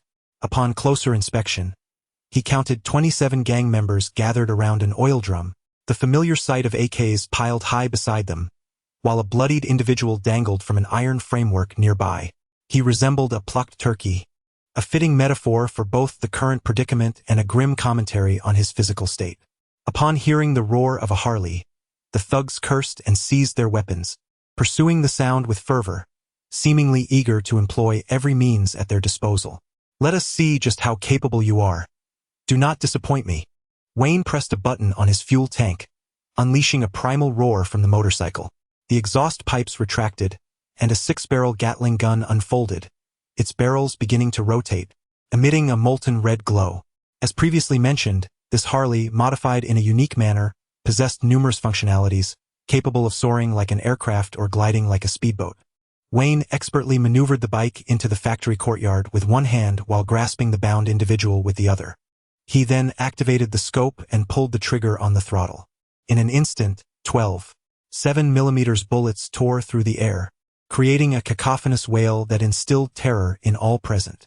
The foremost gang members bore the brunt of his onslaught, their bodies and weapons melding into a bubbling mass of metallic carnage, leaving no time for screams to escape their lips. Such a brutal display rendered the remaining thugs paralyzed with fear, and it was only when another comrade met a similar fate that they realized the necessity to flee. Pathetic wretches, the gift from the old man in hell may arrive late, but it shall arrive nonetheless. I shall force it into your very rectums. Graciously accept it, and allow me to wish you a Merry Christmas in advance. Wayne unleashed a torrent of fire below him, the motorcycle weaving through the steel framework with serpentine grace, its tires scraping against the walls, igniting sparks as it passed. Wherever he rode, iron bars melted, glass shattered, and a crimson meteor shower of debris and mangled flesh ensued. A burly man, attempting to resist, brandished an RPG in a bid for a sneak attack. Sensing the thick malevolence behind him, Wayne pressed a button, and the motorcycle transformed, revealing 2 miniature mortars that swiftly launched forward. Seems you've been off the market for quite some time, old friend. Your reflexes have grown sluggish enough to provoke a man to sweat. He mused. Boom! Boom! The sound of explosions caused half the factory to collapse as Wayne mercilessly rolled over a fleeing gangster. He carelessly tossed the hapless bystander to safety and promptly alerted the authorities. Without unbinding the criminal, he chose not to inquire further, leaving it to the arriving police to handle. Before departing, Wayne paid homage to the shimmering ruins, saying, "Thank you for your hospitality. Gifts from hell are never returned. Fortunately, it appears you all enjoyed it, not a single negative review. Do remember to visit again." After some time, Wayne dispatched the 7th wave of gangsters, reflecting on the sheer number of Gotham's small-time thugs. Were it not for Batman's vigilant presence, who could fathom how decayed this city would become? The clock now read 4:30 in the morning, and the noise of the motorcycle was rather disruptive. To avoid disturbing the peace, Wayne landed on the rooftop of a building to rest. The exploits of the evening would surely etch his name into the memories of Gotham's underworld. He found himself somewhat eager to see what sort of adversaries they might send his way next, ideally a named villain, which would provide Roman in the hospital with a companion of sorts. Just as Wayne pondered what treatment plans to devise for future patients, a faint rustling sound reached his ears, barely audible, yet unmistakable. As he turned, he met the gaze of a pair of eyes filled with lethal intent. Damian Wayne stood before him, clutching a hefty, bulging sack, with blood still dripping from the edge of his blade. The night wind billowed his cape, and the son of the demon regarded Wayne with a look of confusion. His father had instructed him to wield his skills against criminals, and he sought to prove himself. Thus, upon overhearing Dick and the others, Damian had ventured out to eliminate a particularly sinister criminal, aiming to validate his prowess. However, he did not anticipate encountering someone even more enigmatic on his return to the Batcave. Damian's nostrils flared. He detected the scent of blood on Wayne. Another criminal. How fortuitous. This would further demonstrate his capabilities. With the tip of his sword aimed at Wayne's throat, he dropped the sack onto the ground, from which rolled a lifeless head, eyes wide open in eternal terror, its brain matter spilling onto the floor. Wayne raised an eyebrow as he gazed at the specter lying on the ground. He recognized this brother, known as the Spectre, a minor antagonist from the Batman series, capable of passing through walls like a ghost. Yet, he faded into obscurity, his notoriety so meager that it was truly a feat for Wayne to recall even his name and abilities. Had he possessed a wife as stunning as Green Arrow S, Wayne would have undoubtedly memorized every detail of the Spectre's birth chart, personality, and preferences. After surveying the Spectre, Wayne turned his attention to the small brat who had dispatched him. This boy, exuding an air of insufferable arrogance, wore no mask, only a black hood to obscure his face, though it was of little consequence. Judging by his age, he seemed to be no more than 10. A closer look revealed a striking resemblance to Bruce in his youth, promising a countenance that would surely evoke a deluge of admiration in the future. Thus, the mystery unraveled. His very own son, Damian Wayne, was poised to present a gift that would infuriate his grandfather to no end. Confronted by the palpable aura of lethal intent radiating from Damian, Wayne tilted his head in contemplation and raised his hands in a feigned gesture of surrender. Wow, a barely pubescent little rascal engaged in a beheading play? Does your father know you're treating a criminal who ought to be imprisoned as a bowling ball? In response, Wayne was met with Damian's merciless swordsmanship, the blade glinting ominously as it neared the throat of the man before him. Chapter 81. The night wind blows fiercely. Damian's blade, akin to a venomous serpent striking, gleamed coldly as it aimed for Wayne's throat. Yet, in the face of this formidable assault, Wayne, with an air of intrigue, merely stroked his chin, his eyes unblinking. A slight tilt of his head allowed the sword's tip to graze past his white hood. Seizing the opportunity, Wayne deftly jabbed his fingertip into the nerve at Damien's elbow, commenting, "Your speed is impressive, and your strength formidable, but your movements are too exaggerated, your vulnerabilities too apparent. It is all too easy for an opponent to exploit them." The hand of the demon's son went numb, yet his formidable willpower enabled him to alter his attack within a mere 0.3 seconds. In the next instant, the sword's tip descended, aiming for Wayne's heart, swiftly followed by a knee aimed at his lower abdomen. "Wow!" Wayne exclaimed, catching the blade between his fingers as he raised his hands defensively, absorbing the knee strike. When Damien's assault faltered once more, a grim expression crossed his face as he decisively relinquished his long sword, executing a series of backflips to distance himself from Wayne. "Hey, you forgot your weapon," Wayne exclaimed, tossing the long sword back towards Damien with an air of expectation. "Aren't you supposed to be a ninja? Surely you can employ some ninjutsu. Hurry and unleash an amaterasu on me. Are you belittling me?" Damien, reassured that his sword was unharmed, retorted with a darkened countenance, his voice thick with ire. "To return a weapon to an enemy while being unarmed yourself is truly foolish." "Ah? Ha ha ha, is that what you're talking about?" Wayne replied, waving his hand dismissively, his tone indifferent. "No worries, it's simply because you are weak." These words pierced Damien's composure like a heated brand thrust into a beehive. His eyes bulged with fury, and he roared hoarsely, "How dare you underestimate me, you scoundrel! I shall cut off that grinning face of yours and hang it on the wall." With a surge of speed exceeding his previous efforts, Damien's left hand formed a fist as his steel claws erupted from his glove, lunging towards Wayne's face. Simultaneously, he hurled his long sword towards Wayne's heart, while his right leg bent at an unnatural angle, aiming a kick at Wayne's knee.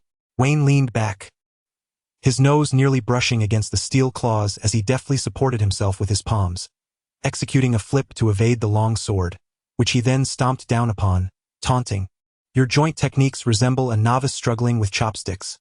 Bruce ought to teach you what it means to generate force from the waist." "Die!"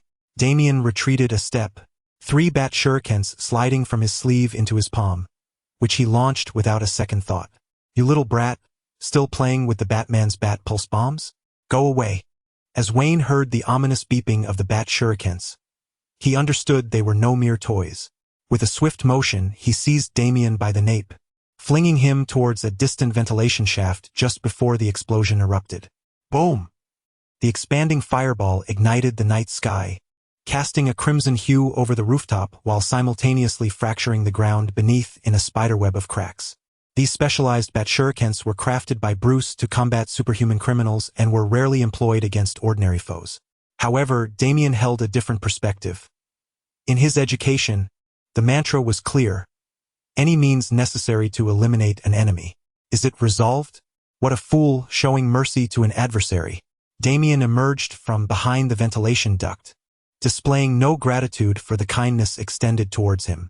Adhering to the principle that where there is smoke, there is no harm, it was evident that this notion had not come to fruition.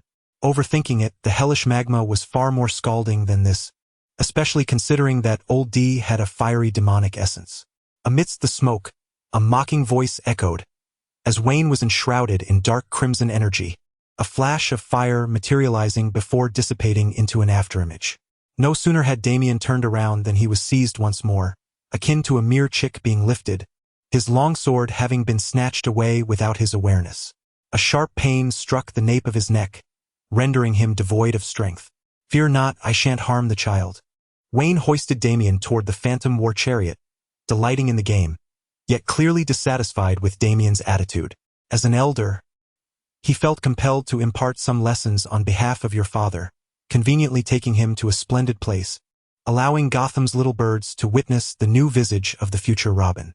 "Come now, from this day forth, you shall also be a ghostly youth." After securing Damien in place, Wayne revved the motorcycle, soaring into the skies towards Wayne Tower. Meanwhile, Nightwing and Batman had liberated the imprisoned mayor and others, commencing their investigation into the headless corpse of the Spectre. According to the intel provided by the mayor, they learned that the Spectre had met its demise at the hands of an individual suspected to be a child or a dwarf. Upon hearing this, Batman felt an ominous premonition stir within him. Before he could further contemplate, Dick's communicator buzzed with an incoming call. Upon recognizing the name, Dick answered the call, soon donning a rather expressive countenance. Batman, I think we ought to leave. The one who killed the Spectre has been found, and unfortunately, he's encountered your doppelganger. I'm referring to the Moonlight Knight. He wants you to meet him at the tallest building in town. Instantly, Batman's expression soured at an observable rate. Given Wayne's temperament, it was surprising that he hadn't dispatched the individual on the spot, but instead summoned him to meet. This clue was sufficient for him to deduce the identity of the Spectre's killer. What had initially been an unpleasant mood had now deteriorated further. Nightwing, we must go. 10 minutes later, Batman and his companions arrived at Wayne Tower, finding the riddle of the tallest building to be exceedingly simple, requiring no contemplation. Batman melded with the shadows, silently approaching Wayne, who had just arranged a circle of flashlights on the ground and was now snapping photos of the spire with a crimson camera. Where is he? Batman's voice emerged unexpectedly from behind, causing Wayne to nearly drop the camera in surprise. Turning around with an exasperated expression, he remarked, I'm not engaging in any illicit dealings. Can't we exchange pleasantries? Truly absurd. Excluding Dick, who was adept at concealing his presence. Everything felt as it should to Wayne. No malice, no anger, no joy, no fear, and no despair. Yet, the towering figure of Batman stood ominously behind him, so still that one might mistake him for a statue. Where is he? Batman's gaze was profound, his unyielding stare fixed upon Wayne, generating an automatic release of low pressure. Whether it was an illusion or not, Wayne sensed a peculiar darkness creeping around him. Quite absurd, considering the array of flashlights at his feet. Was this what they referred to as presence? Terrifying indeed, terrifying indeed. Look right there. Wayne pointed to the spire above. Batman followed the direction, his gaze landing upon the pinnacle of the tower, illuminated by lights. Damien's undergarments were absurdly hoisted, twisted into a high braid, secured at the tower's apex with a bat-shaped shuriken. He was suspended upside down, his rounded posterior bathed in a pale glow, swaying in the night breeze, even a drop of liquid falling upon Bruce's face. Batman, Wayne chuckled softly, remarking, the quality of those briefs is quite impressive. Did Alfred purchase them for Damien? They have remarkable elasticity. Just as the atmospheric pressure around Bruce began to plummet, Wayne's laughter abruptly halted, interrupted by the long-awaited system notification sound. Ding! An interdimensional patient has returned to Earth, revering nature. Ding! An interdimensional patient has arrived, still the most useful being despite the passage of time. Ding! An interdimensional patient has emerged, delivering a powerful strike akin to a diamond, thrashing the office worker's stake-headed youth. Chapter 82. As in the sky regains thought on the virtual screen, 3 prompt messages flickered, catching Wayne off guard. He never anticipated that interdimensional patients would arrive at this moment, causing his lips to twitch in irritation as he inwardly lamented. Arriving just before quitting time of all times, and why 3 at once? With a mere thought, Wayne summoned the system instructions and swiftly perused them. A minute later, he tucked away the manual, realizing to his astonishment that it wasn't a system bug. The number of interdimensional patients was indeed not capped, their arrival being entirely random.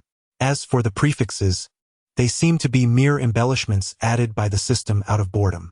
Focusing on the prefixes of the patients, he noted one identified as returning to Earth and revering nature. This sounded reminiscent of an environmental organization president returning from interstellar colonization. The second patient's description also appeared familiar, and coupled with the third, a stake-headed individual, Wayne could almost ascertain their identity. Wasn't he this the same old fellow who fueled the road every day?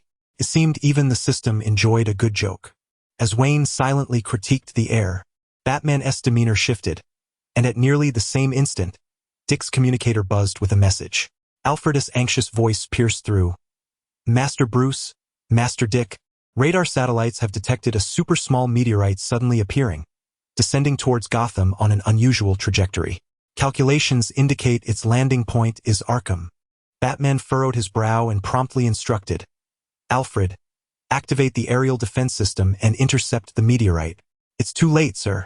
We detected it too late. The meteorite appeared as if from nowhere, and it is now above Gotham. As the words left his lips, Wayne, who had been eavesdropping, sensed something amiss and gazed skyward. In the previously murky heavens, a meteorite trailing a crimson tail tore through the clouds, resembling a gaping rift from hell, swiftly plummeting into Arkham. Images relayed by the Bat satellite showed extensive damage inflicted upon the hospital. Bruce's expression darkened, cursing under his breath. Arkham was damaged, but he could simply fund its reconstruction. However, the meteorite posed a greater threat. It would injure the innocent medical staff inside and, more critically, the destruction could create vulnerabilities in the heavily fortified Arkham, facilitating the escape of numerous dangerous criminals. This would plunge Gotham into chaos. Dick, stay alert.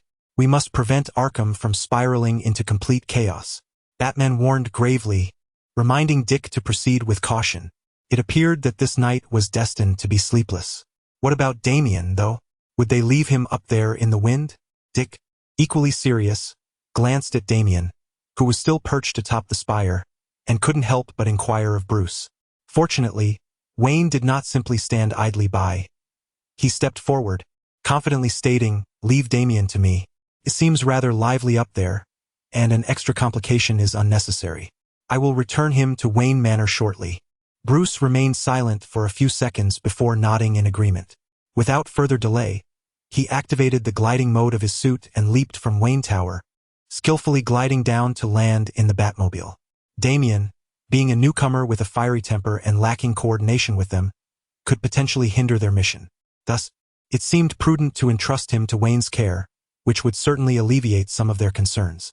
The meteorite, which managed to evade even the Bat satellite's advanced reconnaissance, was undeniably suspicious. "I too shall depart. If you wish to stay up all night, I suggest you join the festivities at Arkham after returning Damian. It seems tonight will be quite lively, perhaps to the point of exasperation." Dick exchanged a few words with Wayne before hastily leaving, remarking, "Don't let that kid hang around in the cold all night. It's freezing, and he might catch a cold." Once the two had departed, Batman turned his gaze toward Arkham in the distance, murmuring to himself, "With 2 Joes and 4 Joes, it appears that a certain celestial pillar of man has resumed his contemplation. Wait, this Earth is not what it once was. Could he evolve once more? It has been proven that anything associated with Arkham is destined for a restless fate.